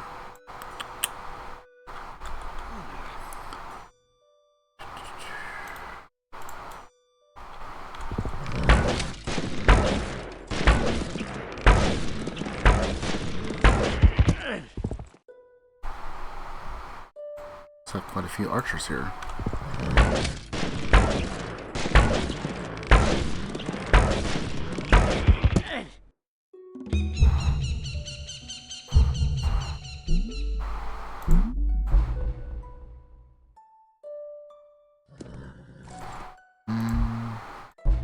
They should be fine.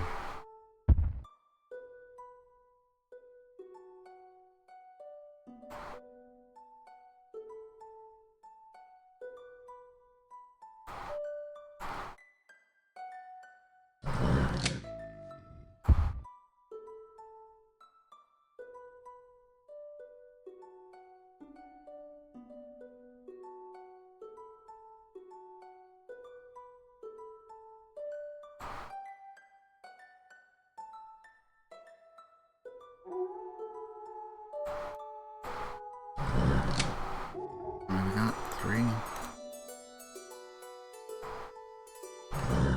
4, 5.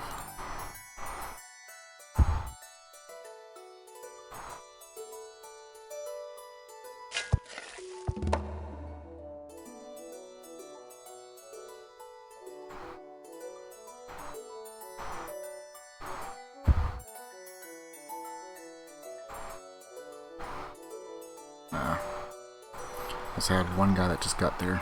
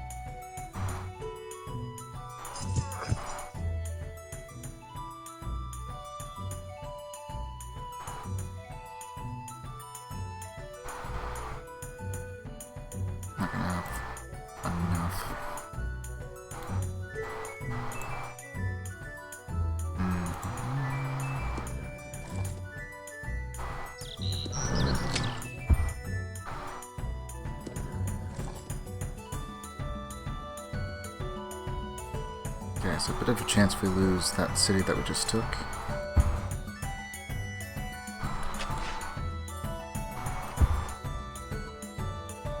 At least I'm not playing elimination.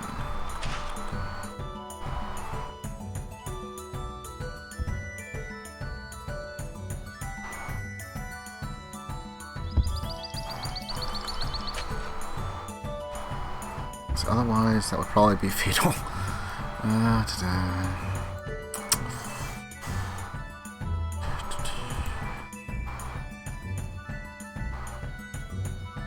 Put down the Maya.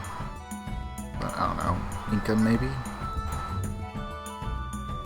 Just make our way towards the east. Or the west, rather.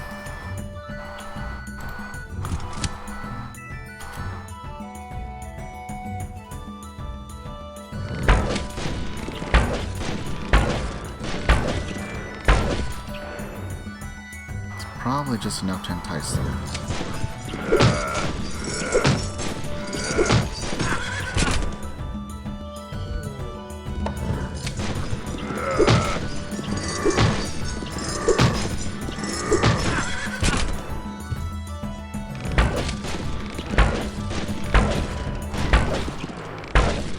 Oh, they do have one. Native furs.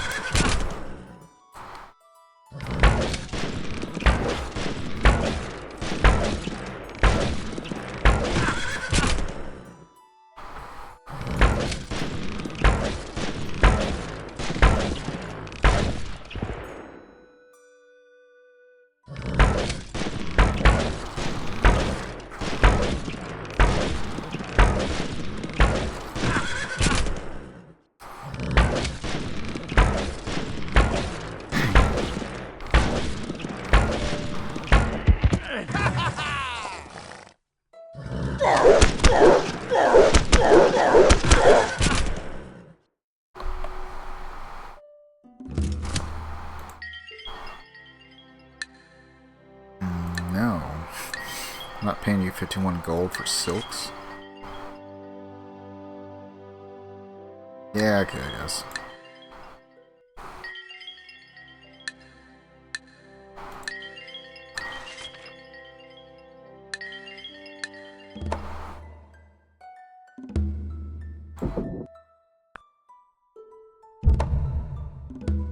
Let's see.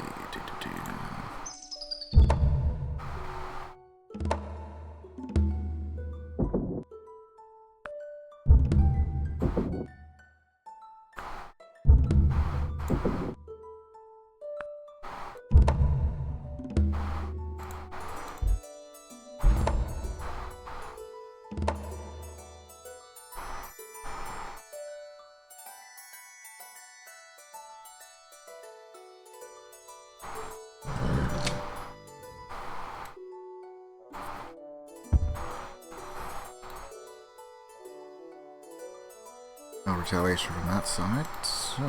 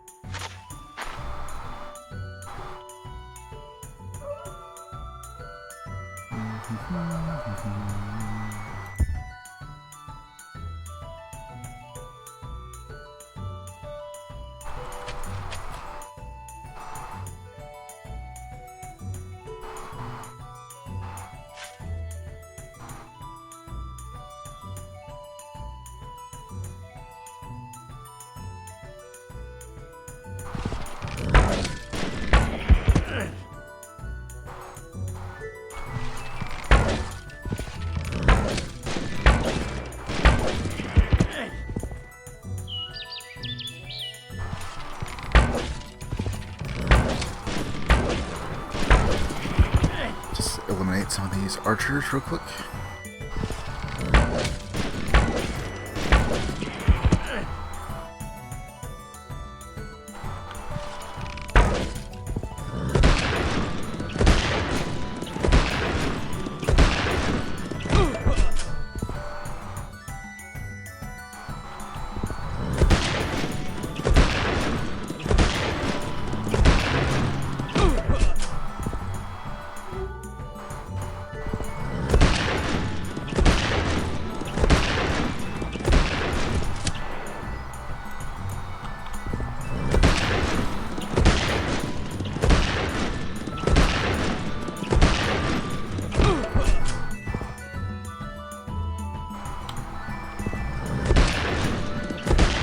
Summoning musket man.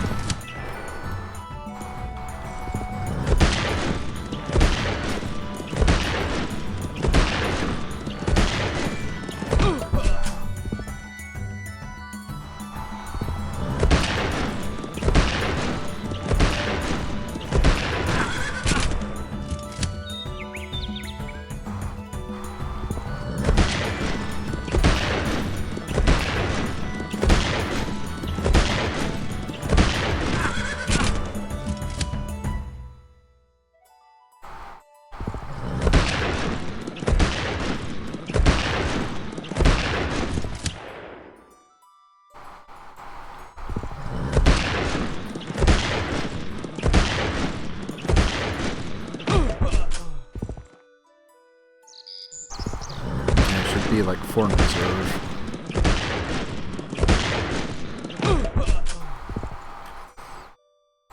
3 remaining. The musketeers that we've seen.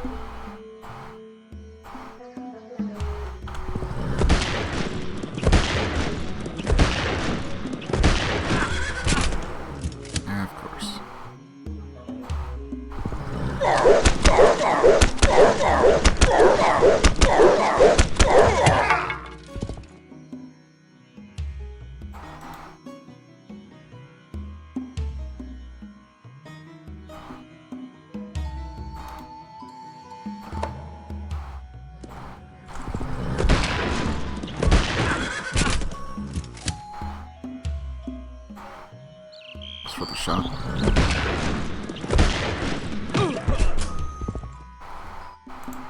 Sometimes you just have to take a chance.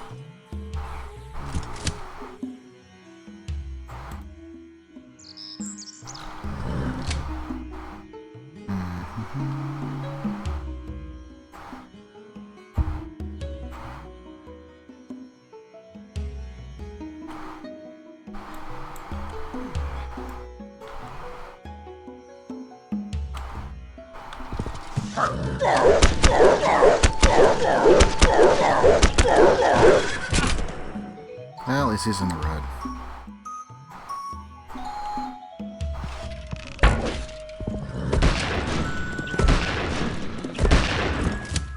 Not even a dent.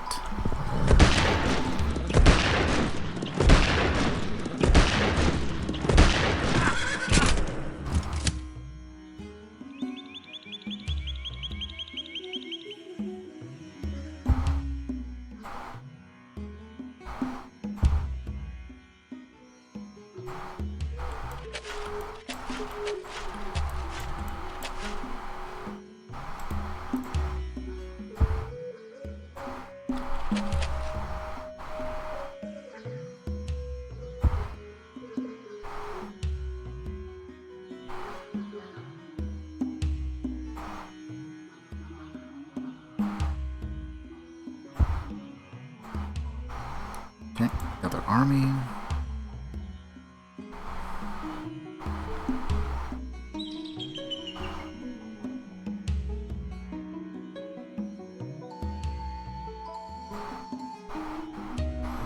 This will just settle there.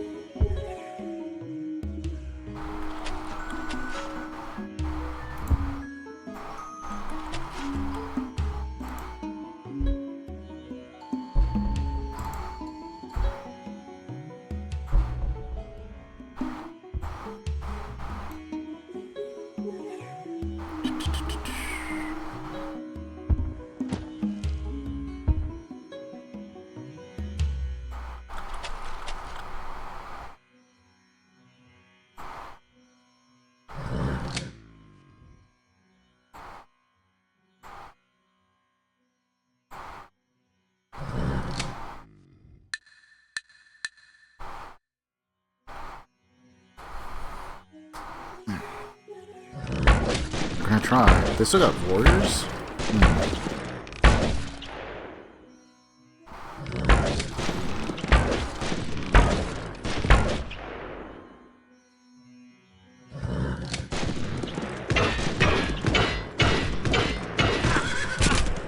I was gonna laugh if he actually won. Electricity, scientific method. Yeah, that's good.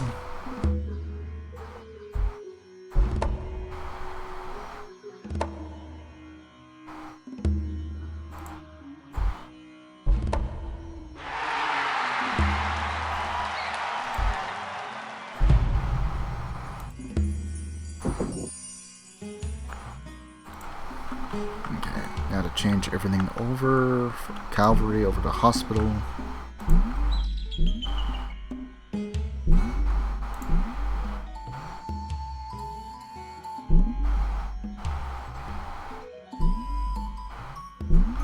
And then afterwards, everything's gonna probably start exploding in production.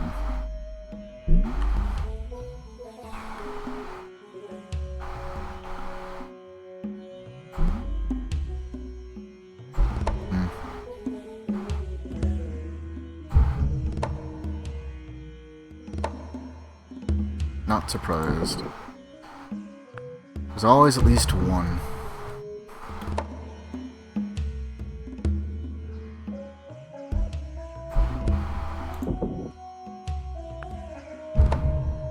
That's why I don't keep large stacks in cities after you've conquered. At least as much as you can.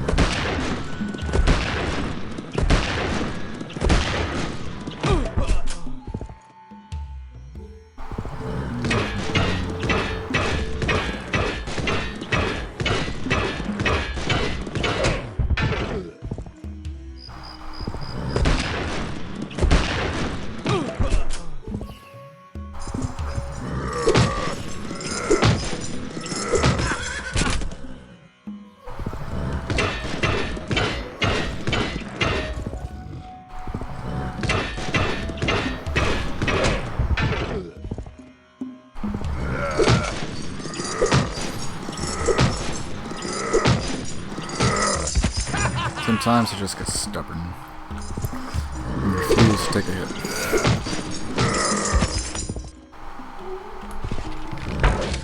Okay, quite the stack here though.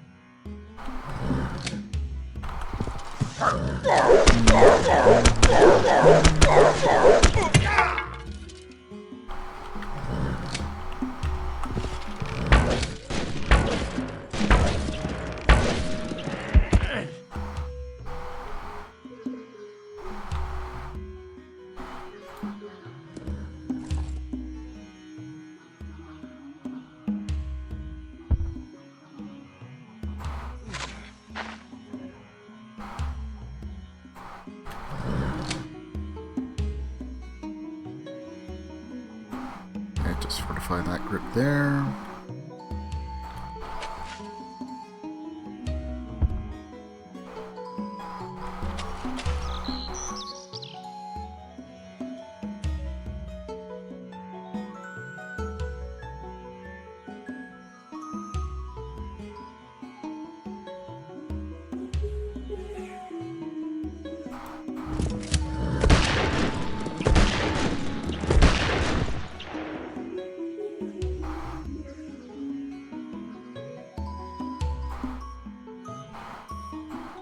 No, press 1.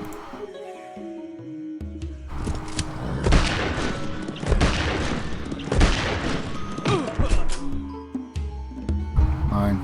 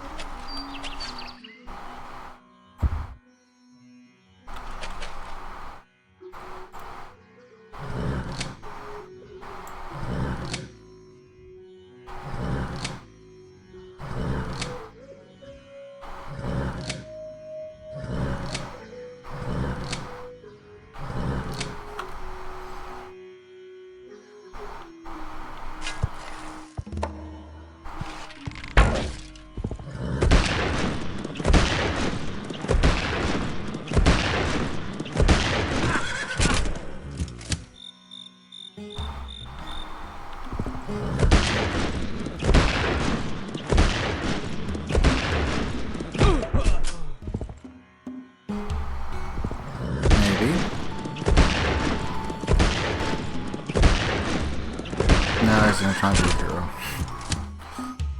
It's always one.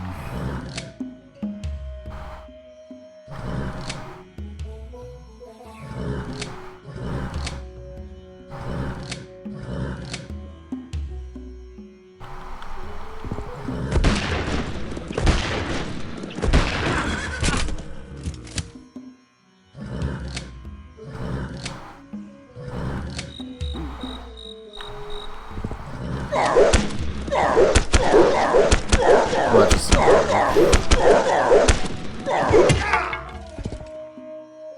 it's like it's canceling itself.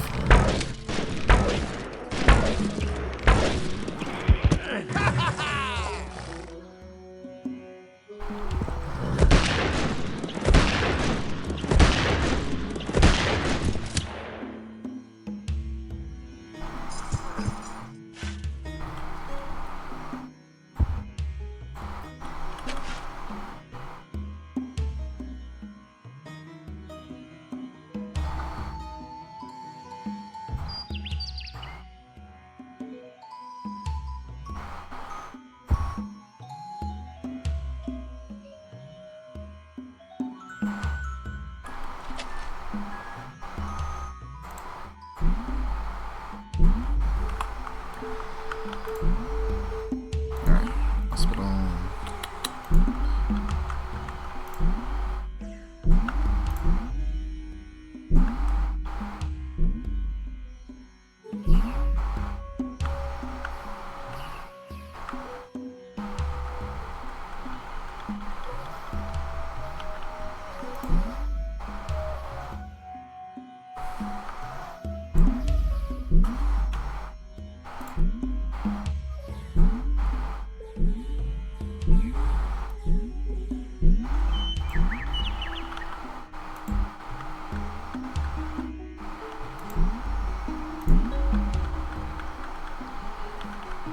Hold on, cannon.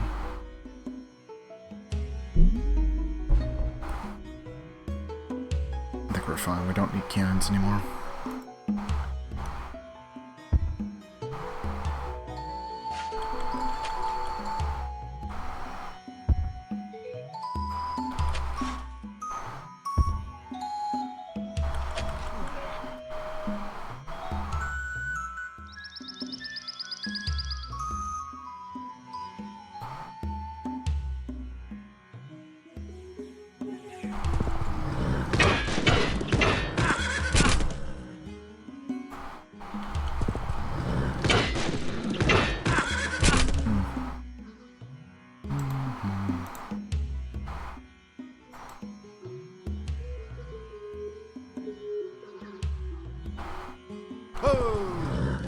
Alright, his armor is.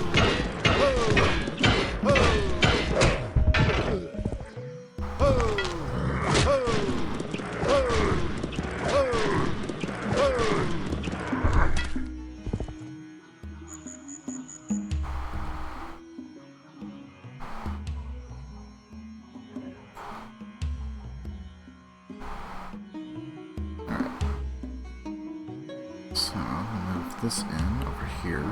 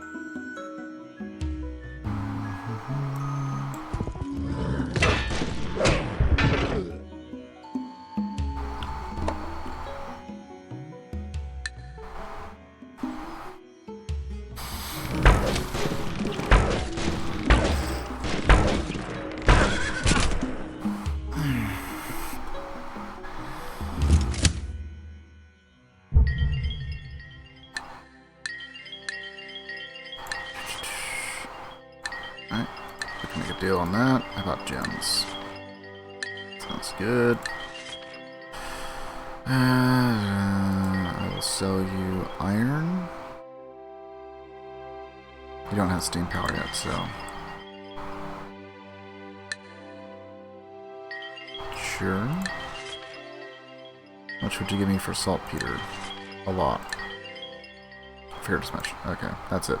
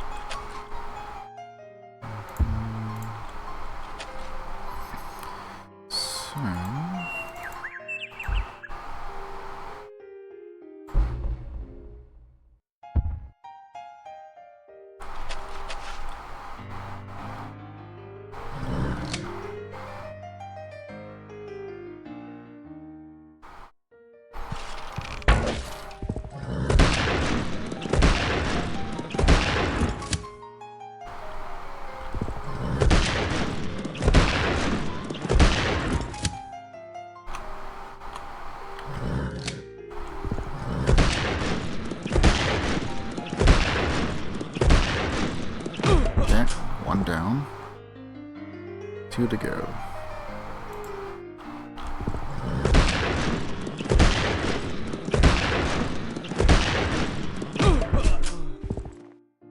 One to go.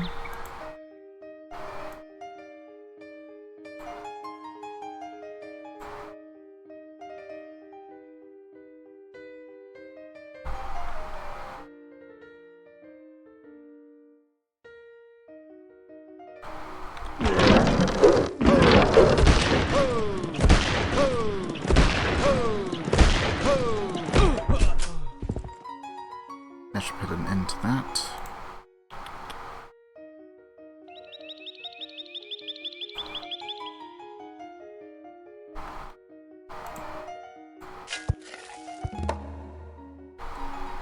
Okay. That should be much more helpful.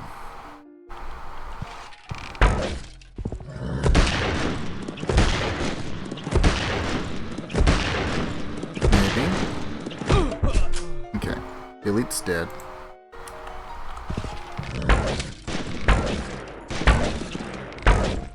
But the archer wants to resist as much as possible.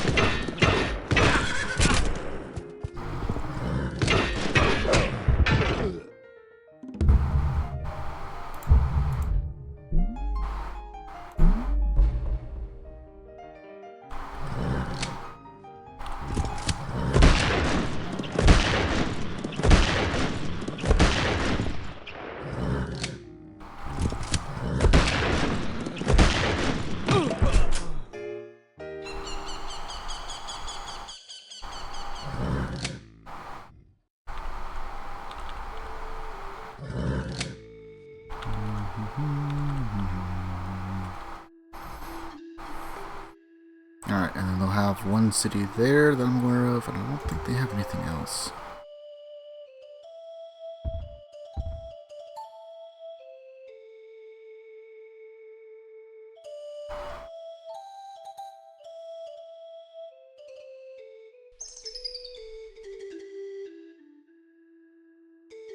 No. Doesn't seem like it. I'm gonna have to be aware that the Aztec can technically just sail across. If I get the railroads going, though, as soon as they land, I can just swarm them.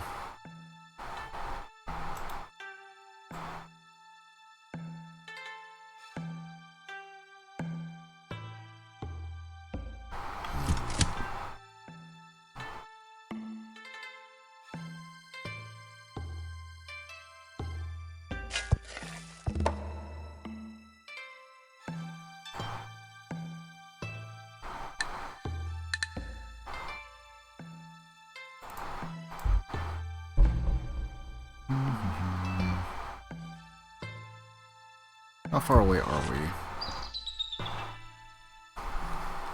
Alright, too much further away. I am starting to get a bit tired though, so we'll go a couple more turns, see how the score looks.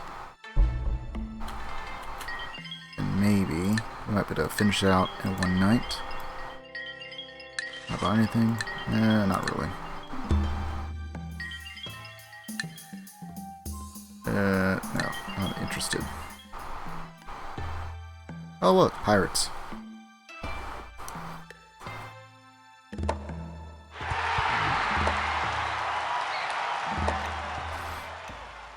It's one thing that's kind of cool. You can build privateers and just, without having to declare war, just mess with everyone else's naval convoys.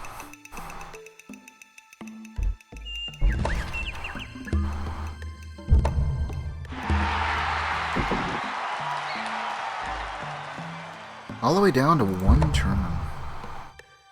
Nice.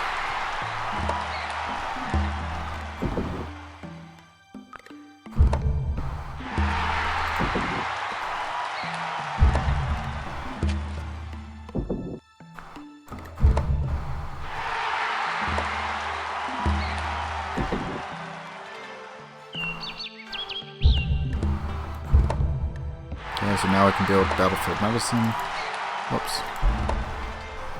So if you time it just right, if you double click on a city after resistance is over, and you have cash, I don't know if it works for slaving, but if you have the cash, you can buy like a temple or whatever it is that you want, and it'll be finished that same turn.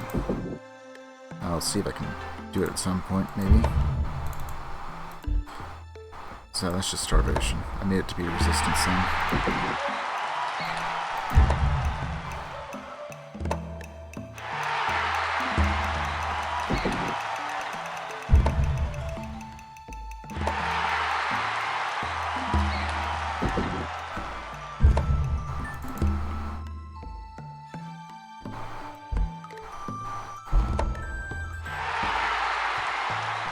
Okay, so maybe not this turn, maybe next turn, if I'm quick enough. So you won't be able to see what nation it's from. Requires iron and saltpeter. Measly attack of 2 and defensive 1. 5 movement. Does have defensive bombard. Requires magnetism. And I don't know what the percentage is, unless it says somewhere here. You actually have a chance to enslave other ships. So if you attack a galley, there's a chance that you can turn that galley into another privateer. The privateer, the English man-of-war, and the Mayan javelin thrower are the only ones that have the enslavement capability. So 2 naval, 1 land.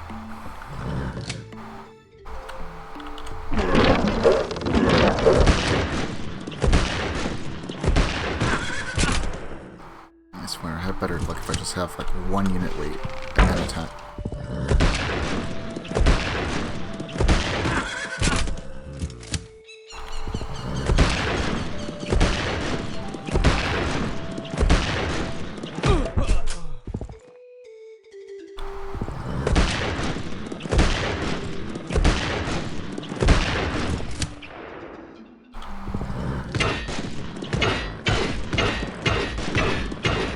I got a hero pikeman.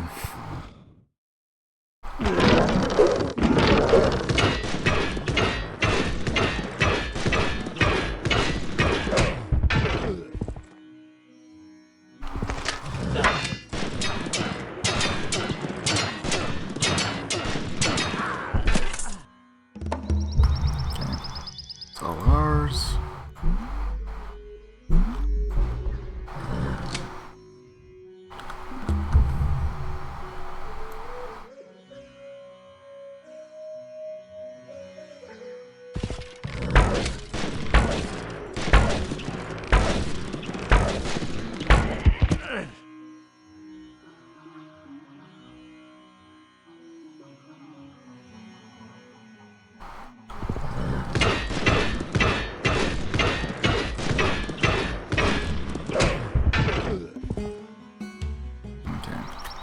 So, just musketeer.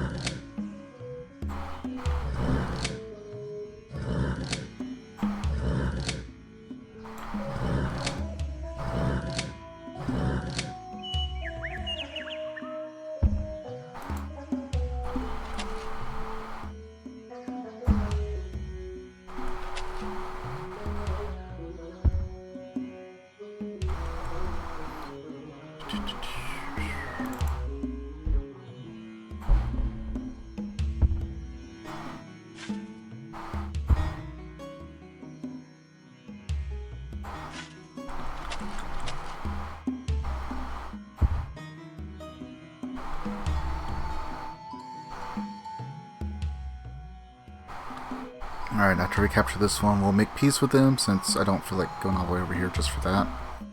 And then kill off the Ottomans. 4,200.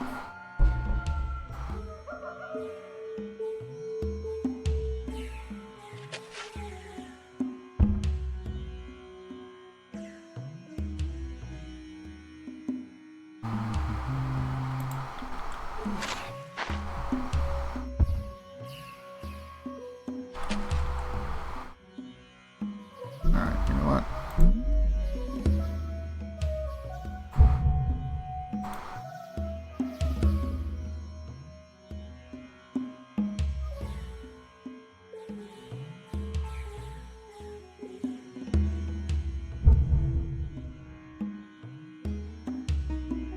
No, can't sell the aqueduct. Oh well.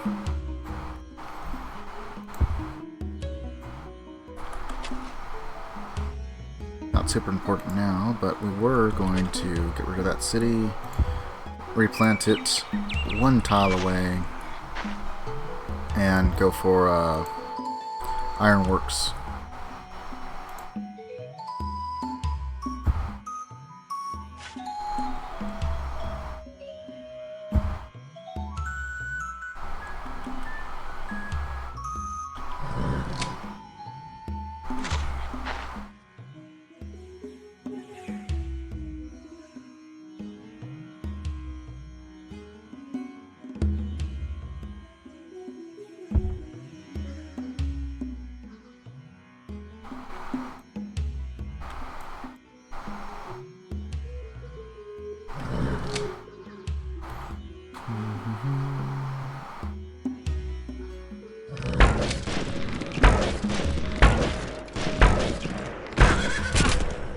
Okay, so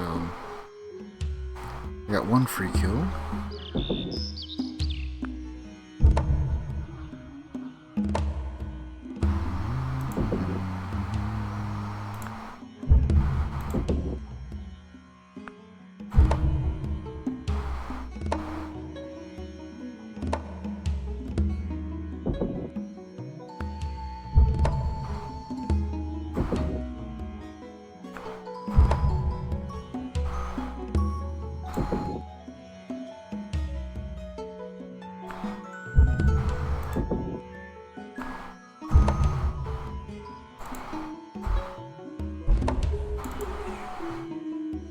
Okay, so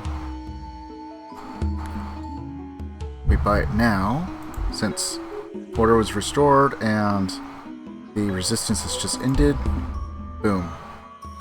Instant. It's kind of a weird thing. I discovered that by accident.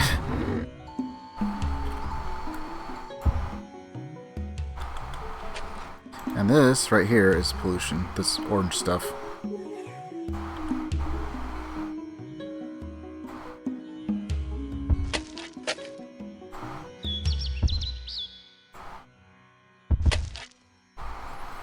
What's nice is that you can automate them to either take care of damage, like the pollution, or clear wetlands, clear forests, whatever you really want. I don't trust the automate only though.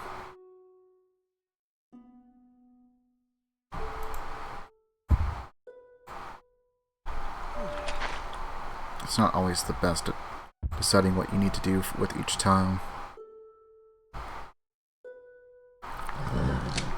Okay, start getting ready for our next invasion.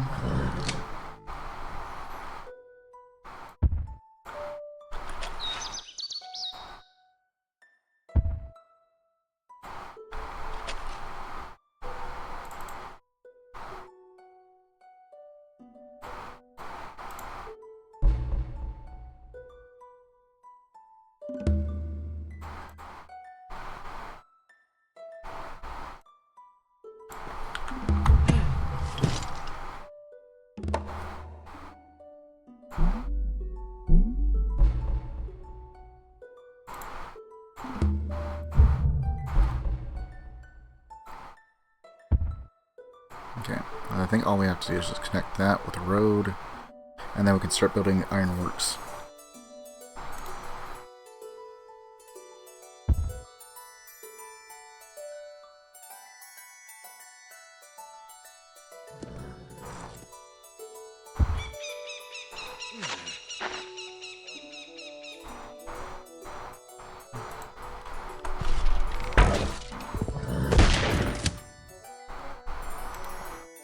Got rid of one bombard at least.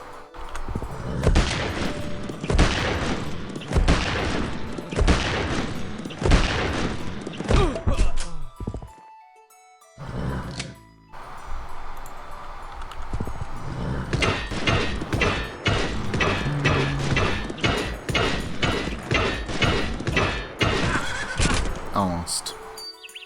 That's what the army's for. Clean up.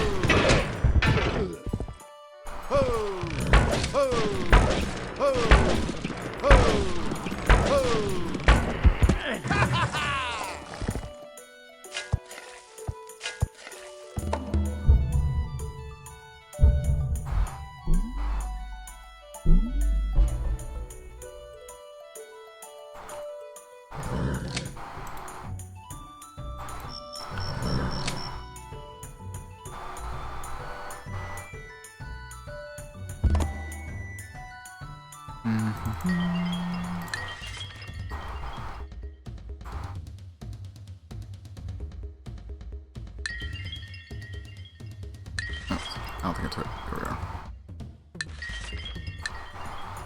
He doesn't have anything else to give, so we'll just take the map.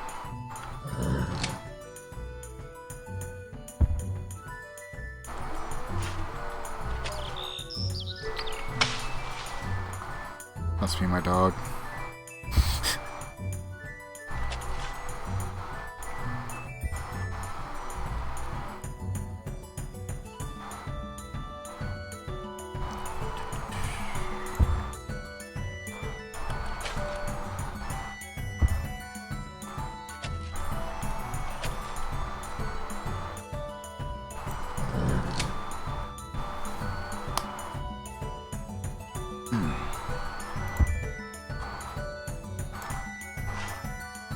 Let's see, how are we doing on points? 43.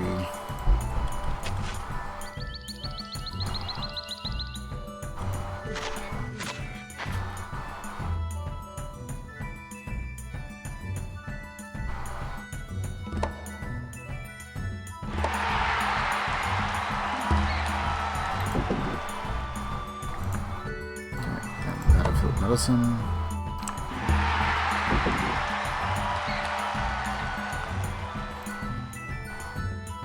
Sorting.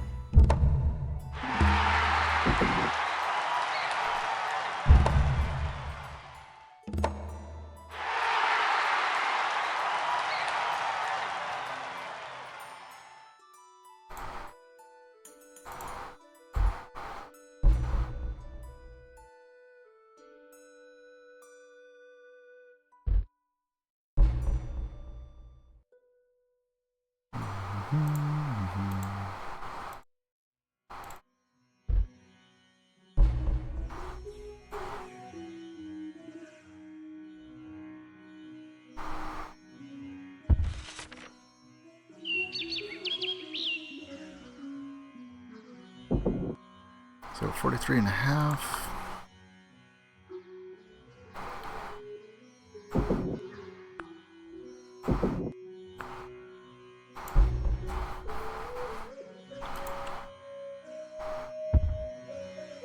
Don't sit around and do nothing.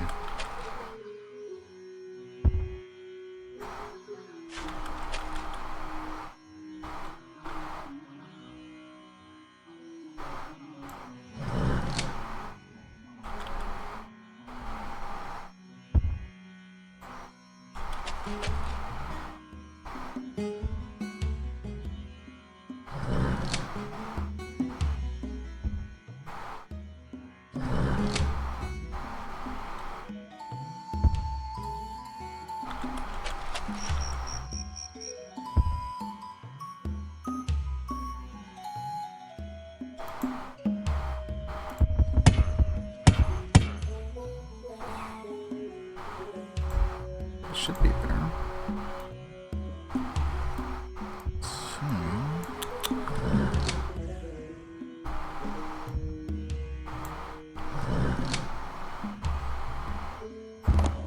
Even if we wanted to attack England, it's not too much reason to right now.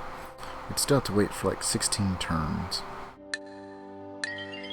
Just to fulfill our obligations.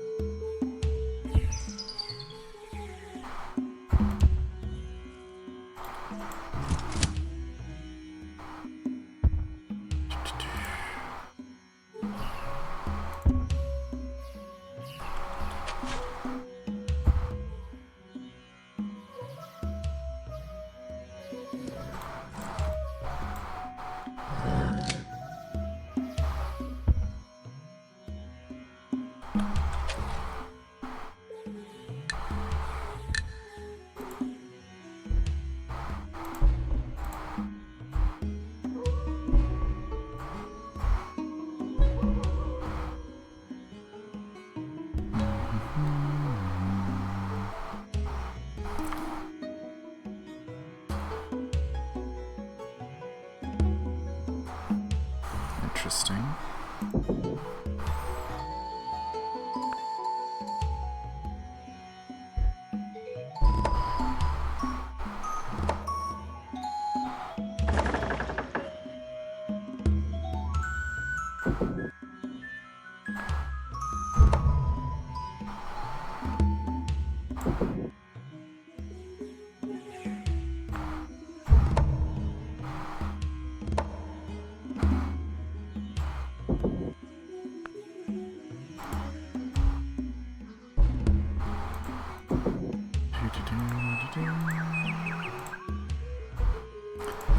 If we can just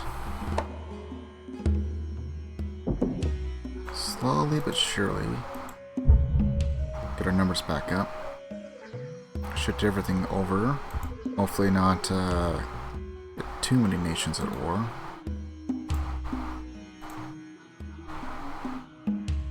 Should be fine.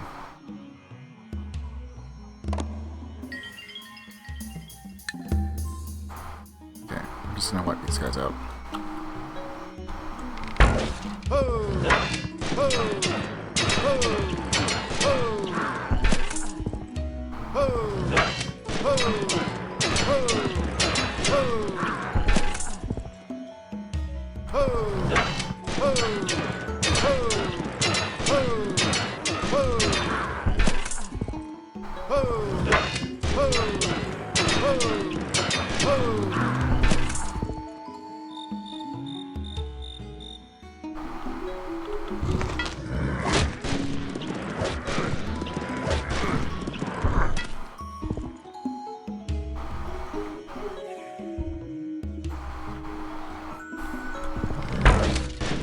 Might be their last defender. It was.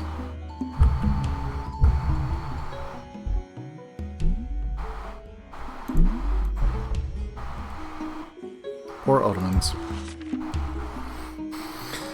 ironically enough, I foresaw them as being the greatest threat. They had horses, they had saltpeter, they had iron.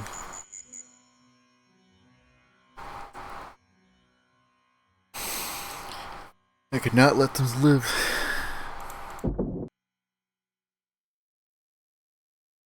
Oh, that bumped us up quite a bit.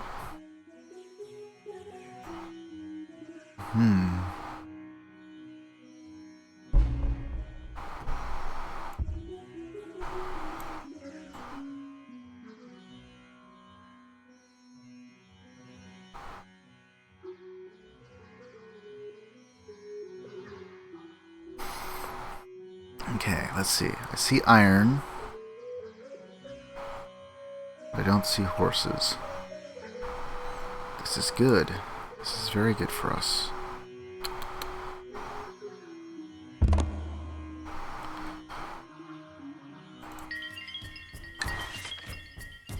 No horses, no saltpeter.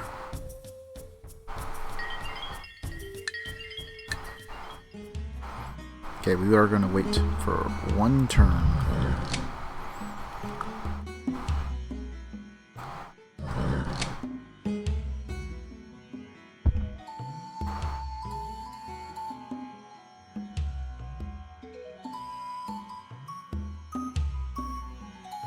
So that'll end it right there-ish.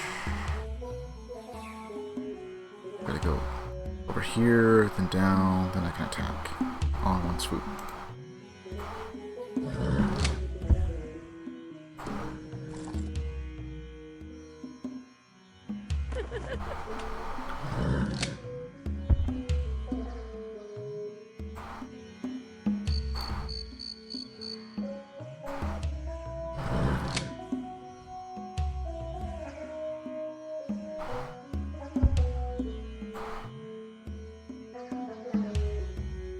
Okay, 17.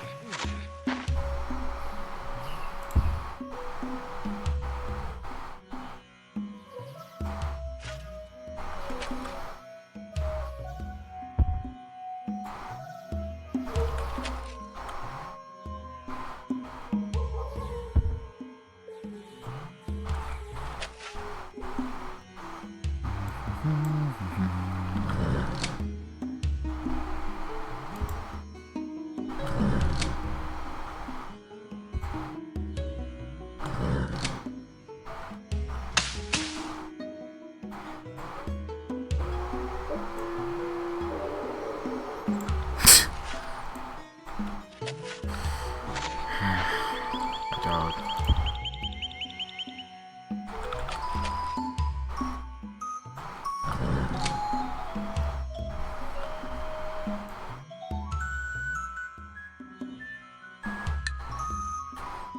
Alright.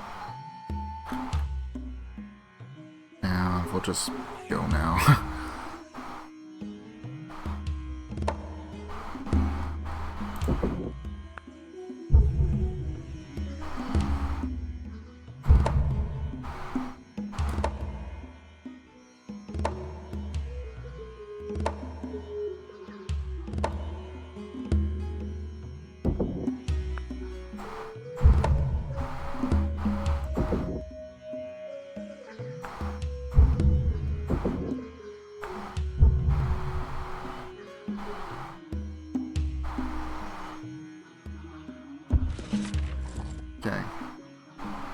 before.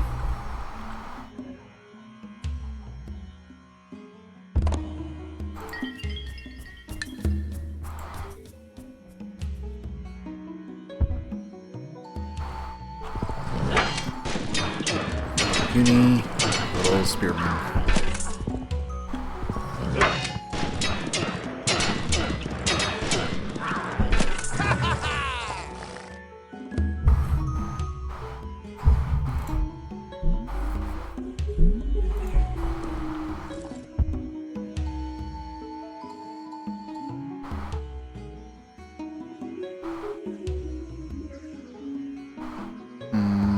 You know what? We'll just go here. They don't have horses, so they shouldn't have anything except for like their unique warrior.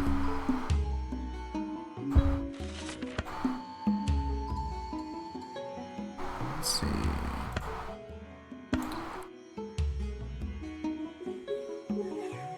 One movement of 2. Ignores movement cost for both hills and mountains.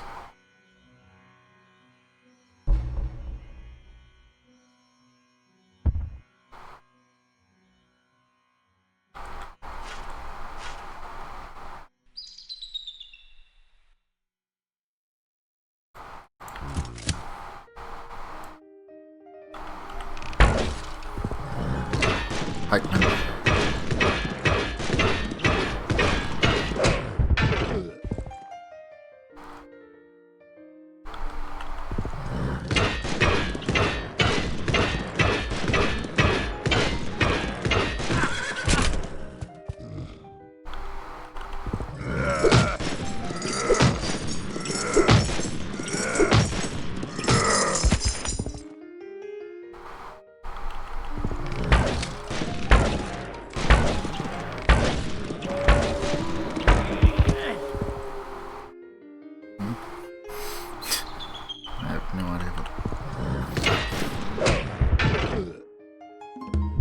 No idea what he's going on about.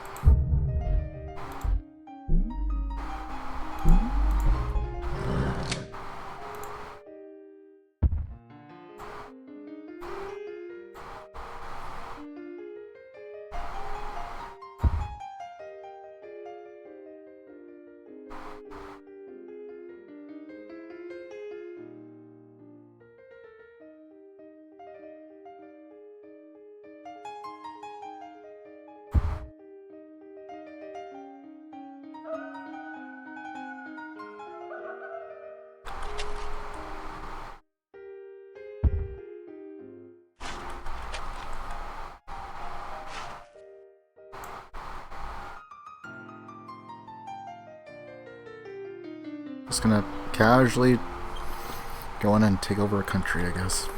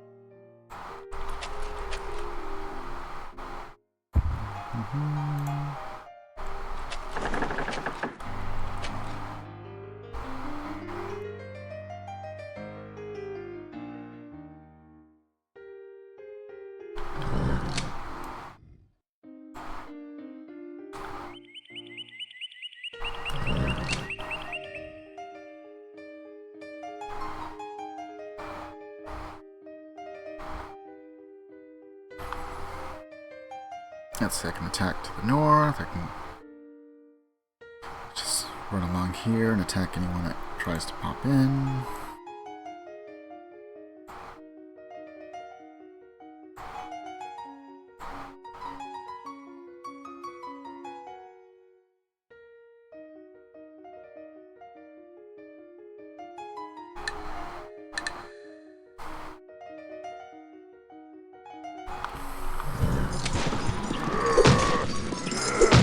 There's bound to be at least some retaliation. Oh, hey, look! Someone's looking to start a war.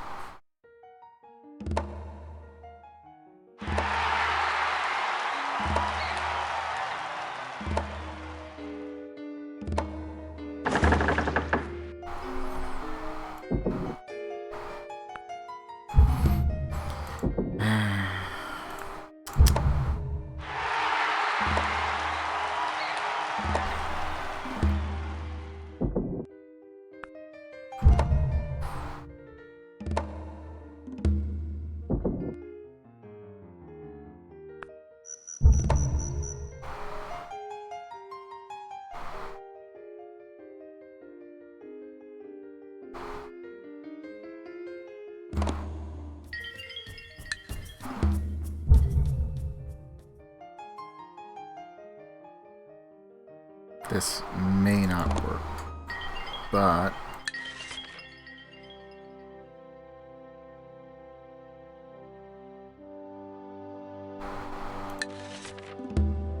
and there we go. Yeah, it's fine. It's all fine. The reason why I'm choosing the Dutch specifically is because they're probably coming over and through the Dutch territory. And if they're at war with the Dutch, they cannot do that. Not for free, because they gotta use their roads and everything.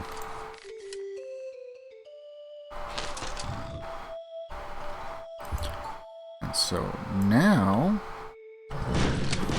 we just eliminate this small little bit. Maybe we're attacked, maybe we're not. Any troops that are like still deep in Dutch territory are going to be fighting them now. And this might solve multiple problems. So far it's just frigates over there.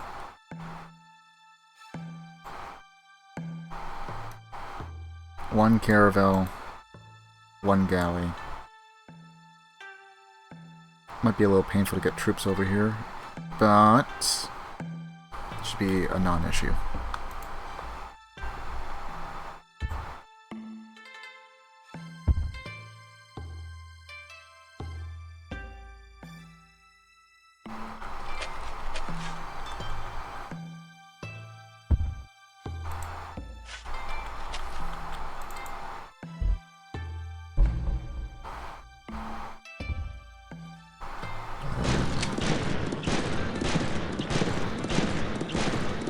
Plus, with a small trinkle of troops to just murder, it adds to our score, which is even better for us. All the reward and so little risk.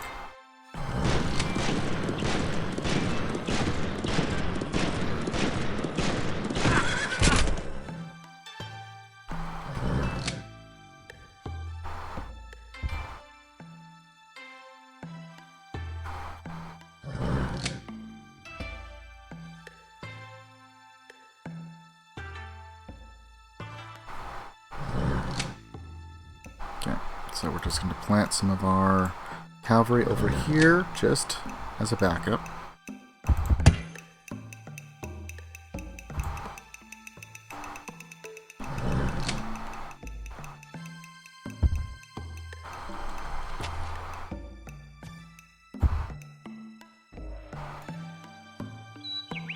And if you're ever wondering if someone's like at war because you forgot or whatever, always check your foreign advisor. So long as you have an embassy, you can see if other people are at war.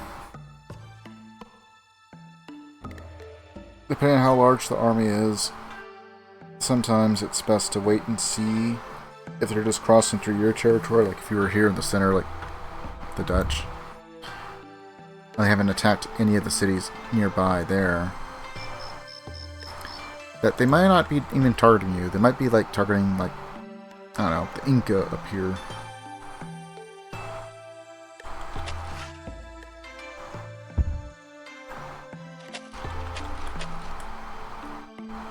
I would definitely not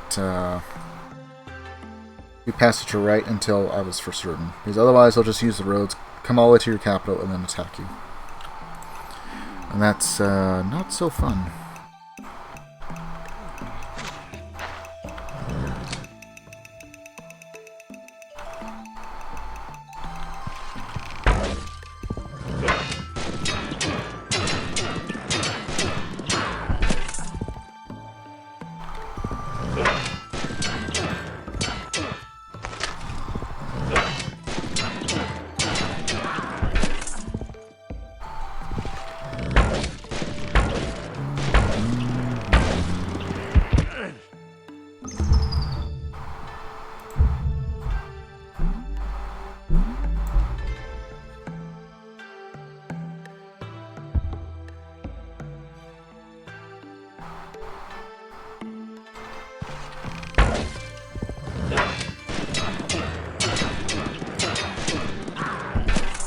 Take these few cities, see where we stand on score, and maybe we've already done victory.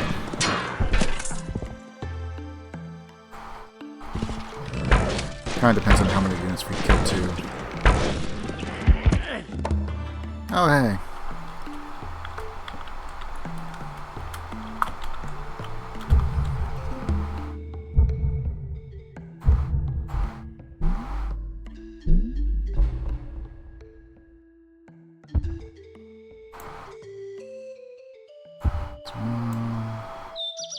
A 2 and a 3.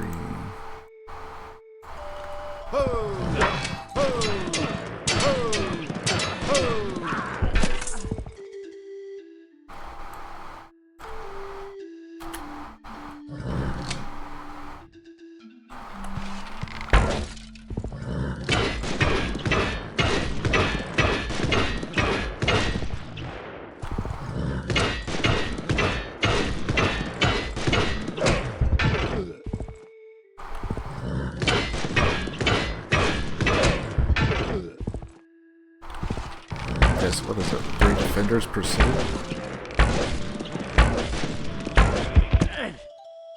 For everything except for maybe the capital, right?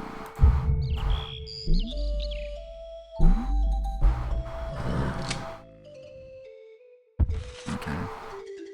46.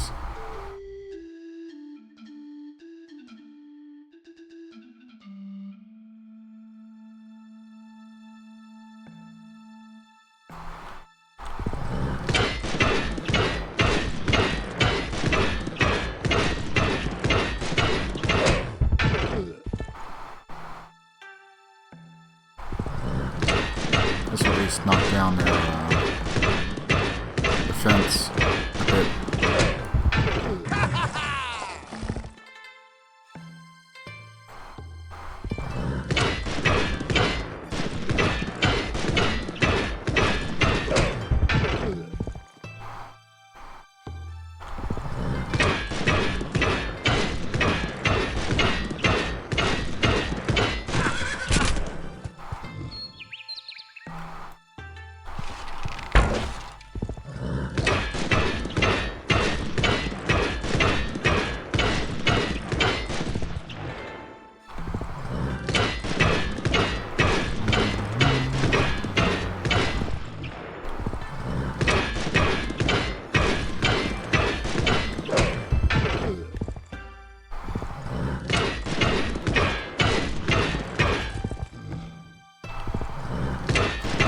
Another hero unit, huh?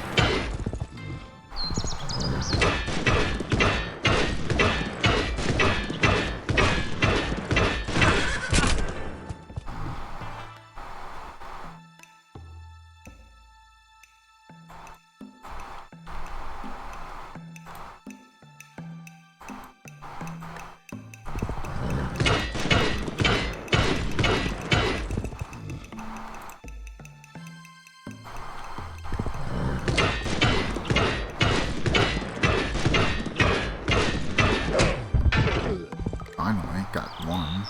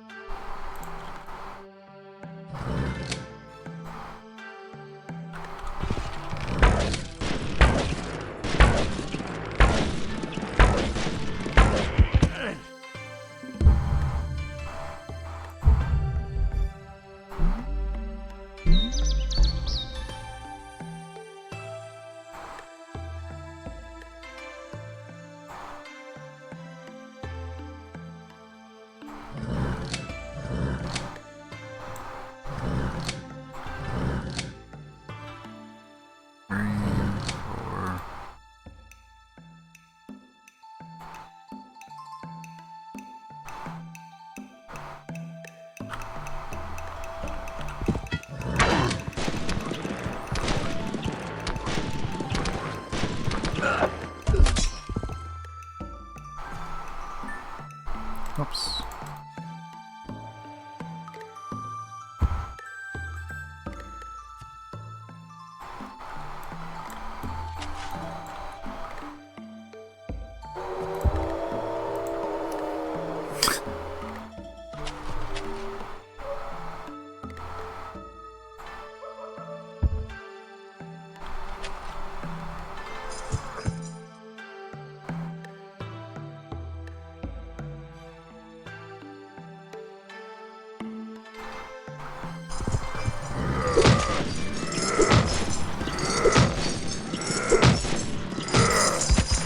Weird. It's just sitting there.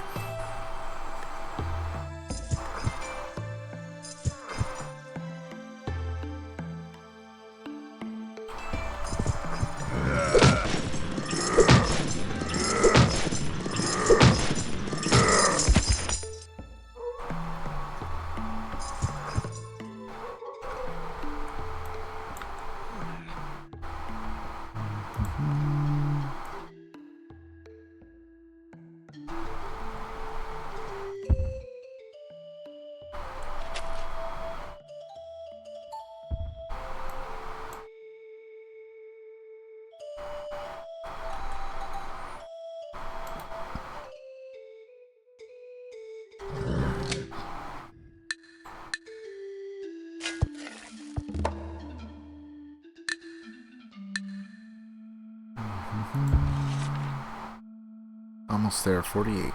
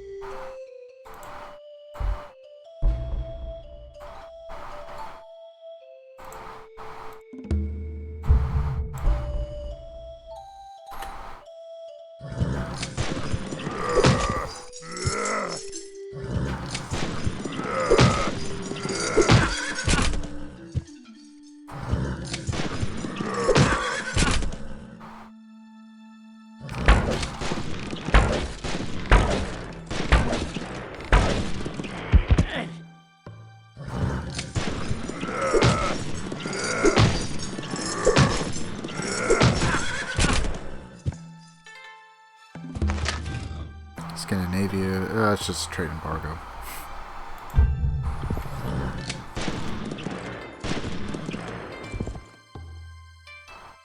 What's kind of nice is if they actually have enough troops there by the border cities for the Dutch. Closest to us, those get taken over by the Aztec. We can get those. And they should be fairly weakened, I would think. As long as the Dutch have iron, built enough pikemen, they should be formidable enough.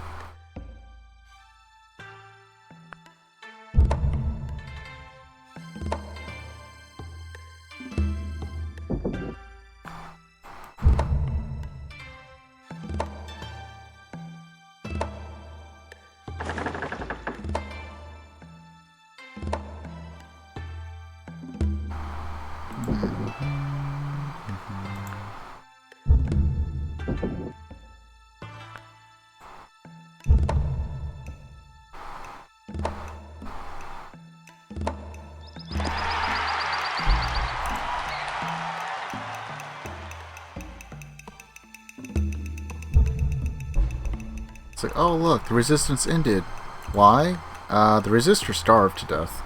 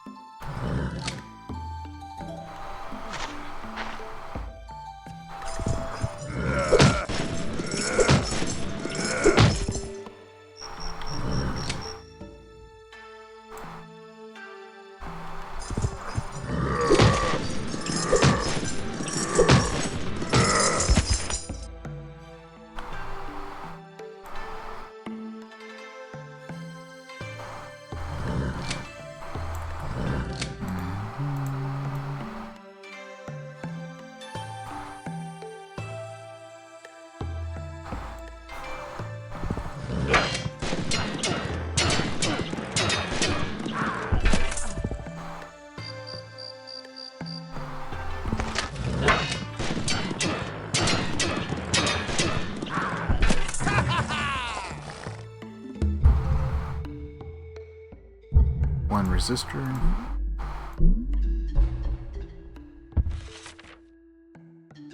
Almost over.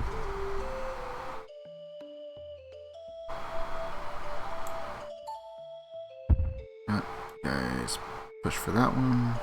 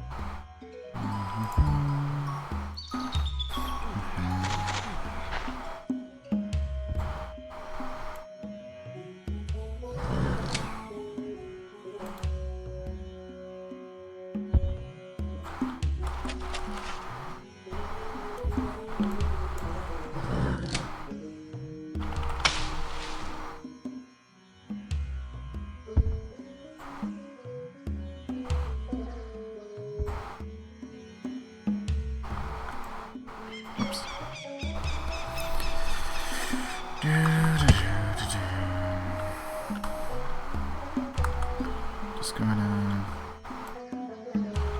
casually take over another country. Because why not?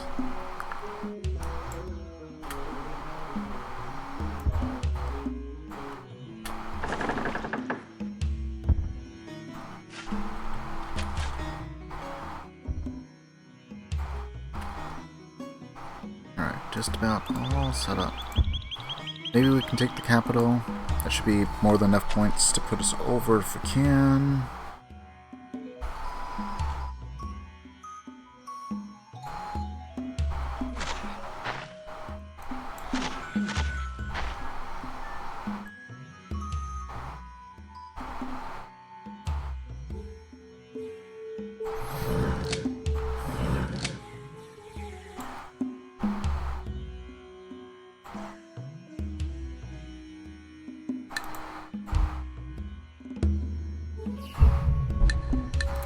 So that's already purchased.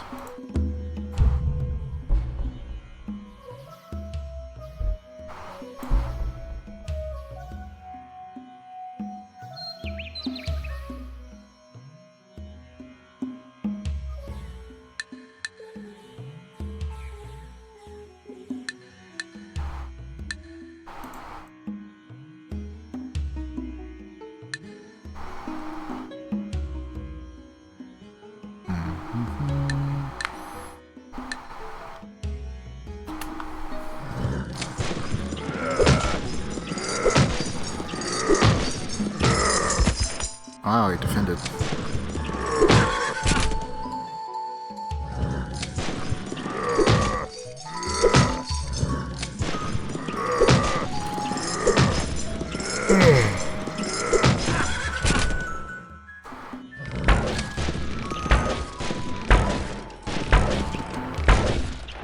I'll go ahead and finish this up and then call it there.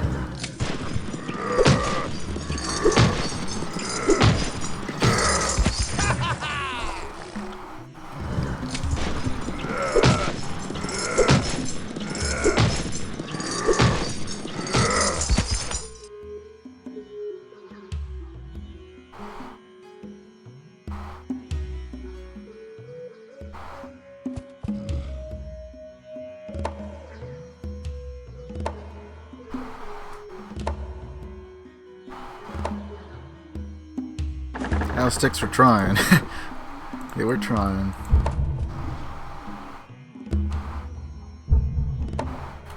Okay, so now we can build the ironworks.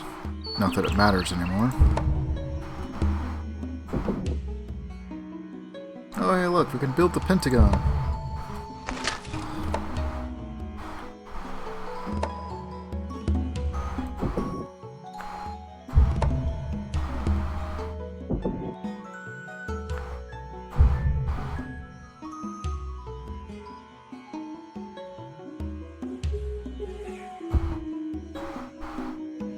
What are we looking?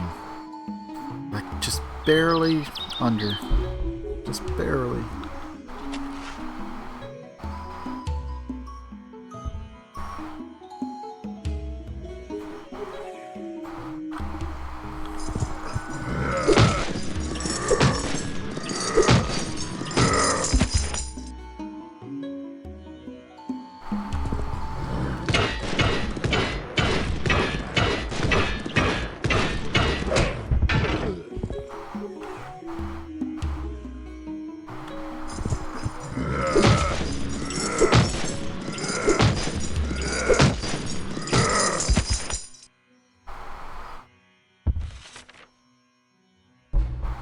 So close.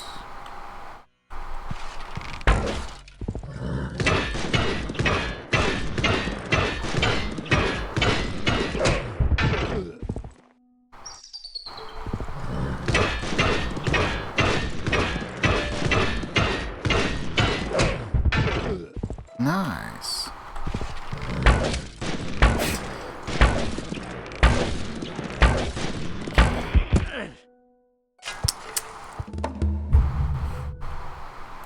Alright, that should definitely be enough. And we're over. Everything else is just bonus.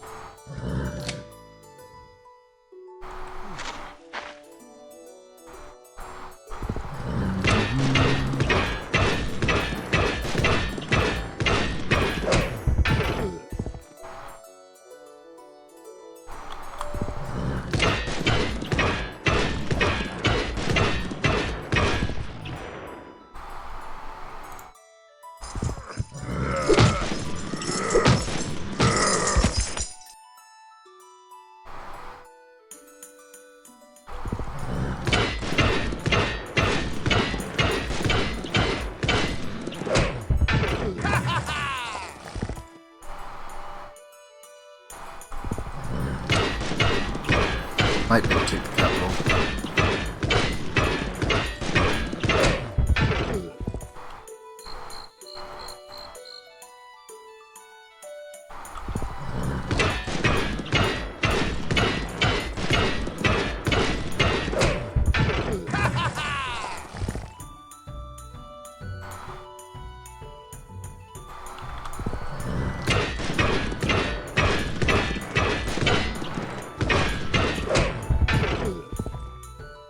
How many of these guys do you have?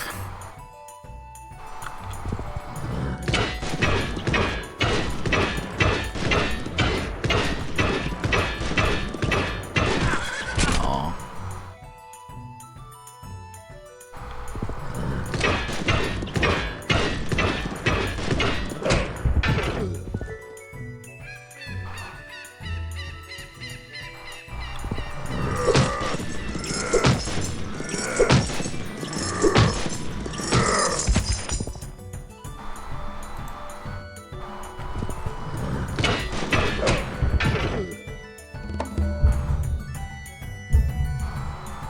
Cusco is ours.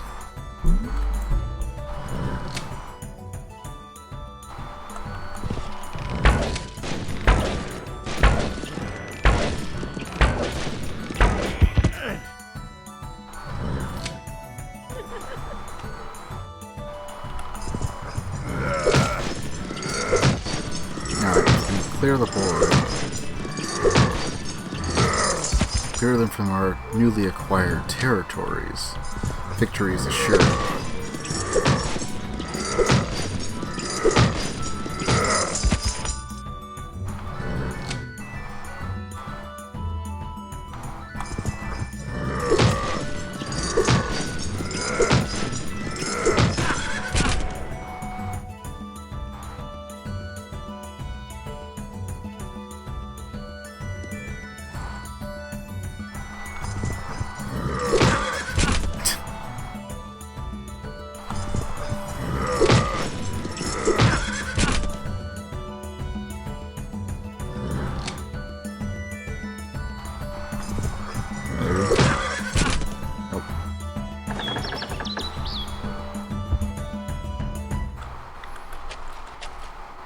Trying to grab some extra points.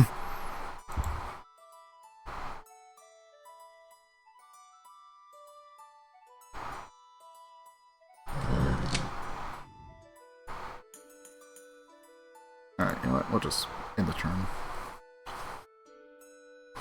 Don't need to do anything else.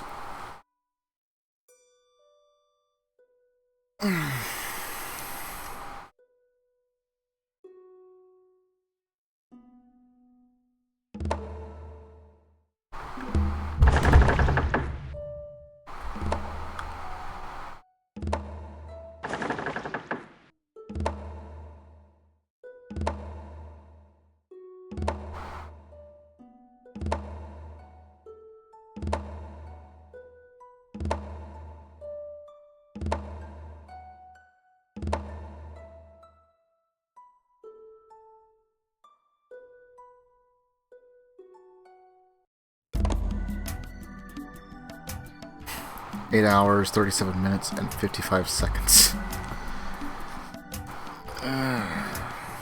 All one sitting. No saves coming. No nothing. None of that. Just played it. Basically, all but Iron Man. I did do one save, and that was just because the game acted a little weird. I was worried it would crash. But one nice victory. Yeah, unfortunately, I gotta kind of click through all these. Because if I don't, the game gets stuck and then crashes.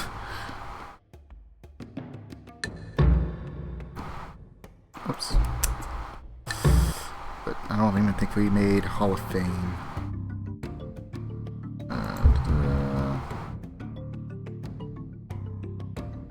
Babylonians. Oh, here we are. Nope, we did.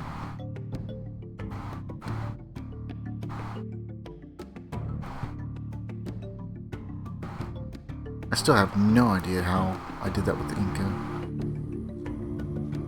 Make like 5,000 over? Almost 6? Everyone must have ganged up on me or something.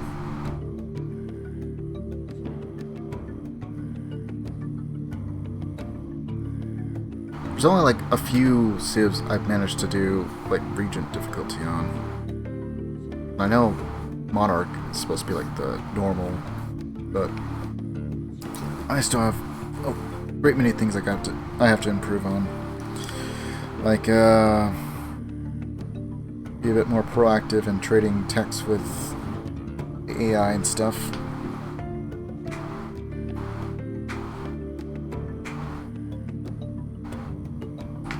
And also, one of the few games I wasn't able to get the Great Library that was sniped by the Mongolians. Not that it helped them too much, apparently.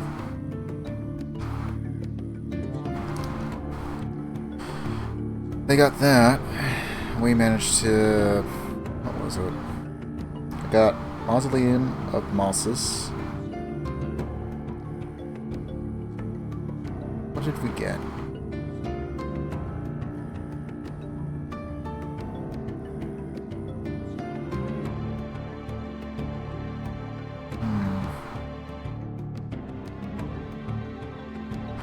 I don't think we really got all that much. We got Hanging Gardens. Yeah, we got the Hanging Gardens. Because that helped with the happiness. And then went right into Sun Tzu's Art of War and Leonardo's workshop. The Art of War, not super important, but Leonardo's workshop, that is something that could make or break your playthrough. I personally think. Because you could just start mass producing all kinds of really cheap units, like warriors or whatever, and then you can hook whatever resources are required and then upgrade them all at like half the price. And we're doing something like chariot or horseman into like samurai or something like that. It helps tremendously.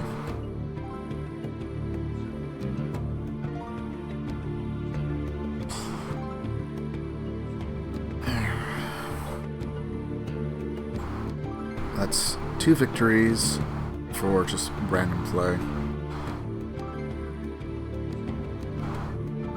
I think I might do this for 1 more week, maybe. I still gotta do some tests and stuff, but I just wanted one game that's a little bit different from Fallout, just so I don't have to worry about burnout or anything. I have no idea how long Fallout London's going to take. Since I'm trying to do it on survival, I'm going into it mostly blind. Like, I know only to the extent of that there's different factions and stuff, but I couldn't tell you anything about them. I know one of them's probably going to be like power armor oriented. The other one is probably, I don't know, somewhat like the Minutemen, but works for the Crown. I don't know if the Crown is corrupt or not. Maybe it is. I don't know. We didn't get that far. Thankfully, I've only had like 1 crash. Everything else has just been small minor glitches. But since we've been going for about 9 hours, I'm going to go and call it there.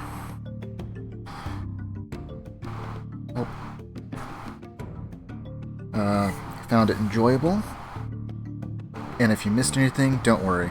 I do archive all of my streams. It just takes me a little while to get it up there. But if there was any parts that you missed or wanted to go see, like us attacking the Inca or us killing the Celts or anything like that, well, I keep it all archived.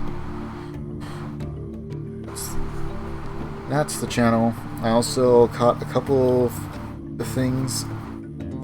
I got 1 glitch I managed to capture that at least happens on the Steam edition. Don't know about GOG. I haven't played GOG version.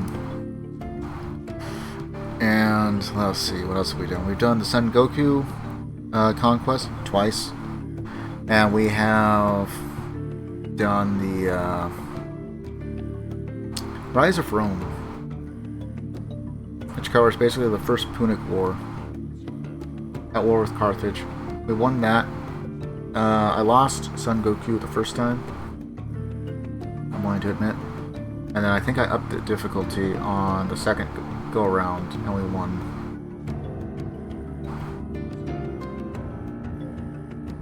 And in that one, I think I went and built the wonder that's required for diplomatic victory, and then just denied every single vote.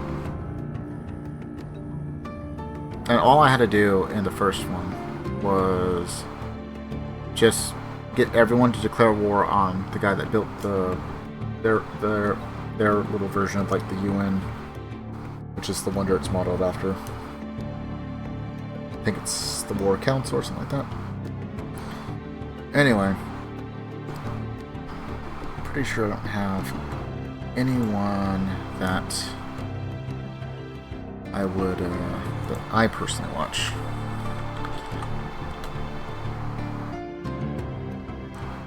And I should probably spend some more time in some of the other categories, but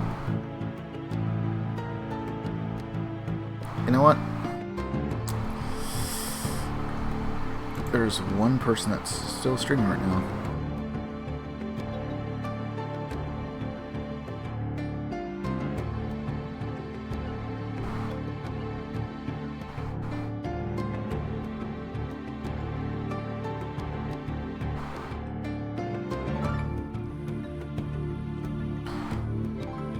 Looks like he's playing the bouncer. Let's see if I can remember how we're supposed to do this.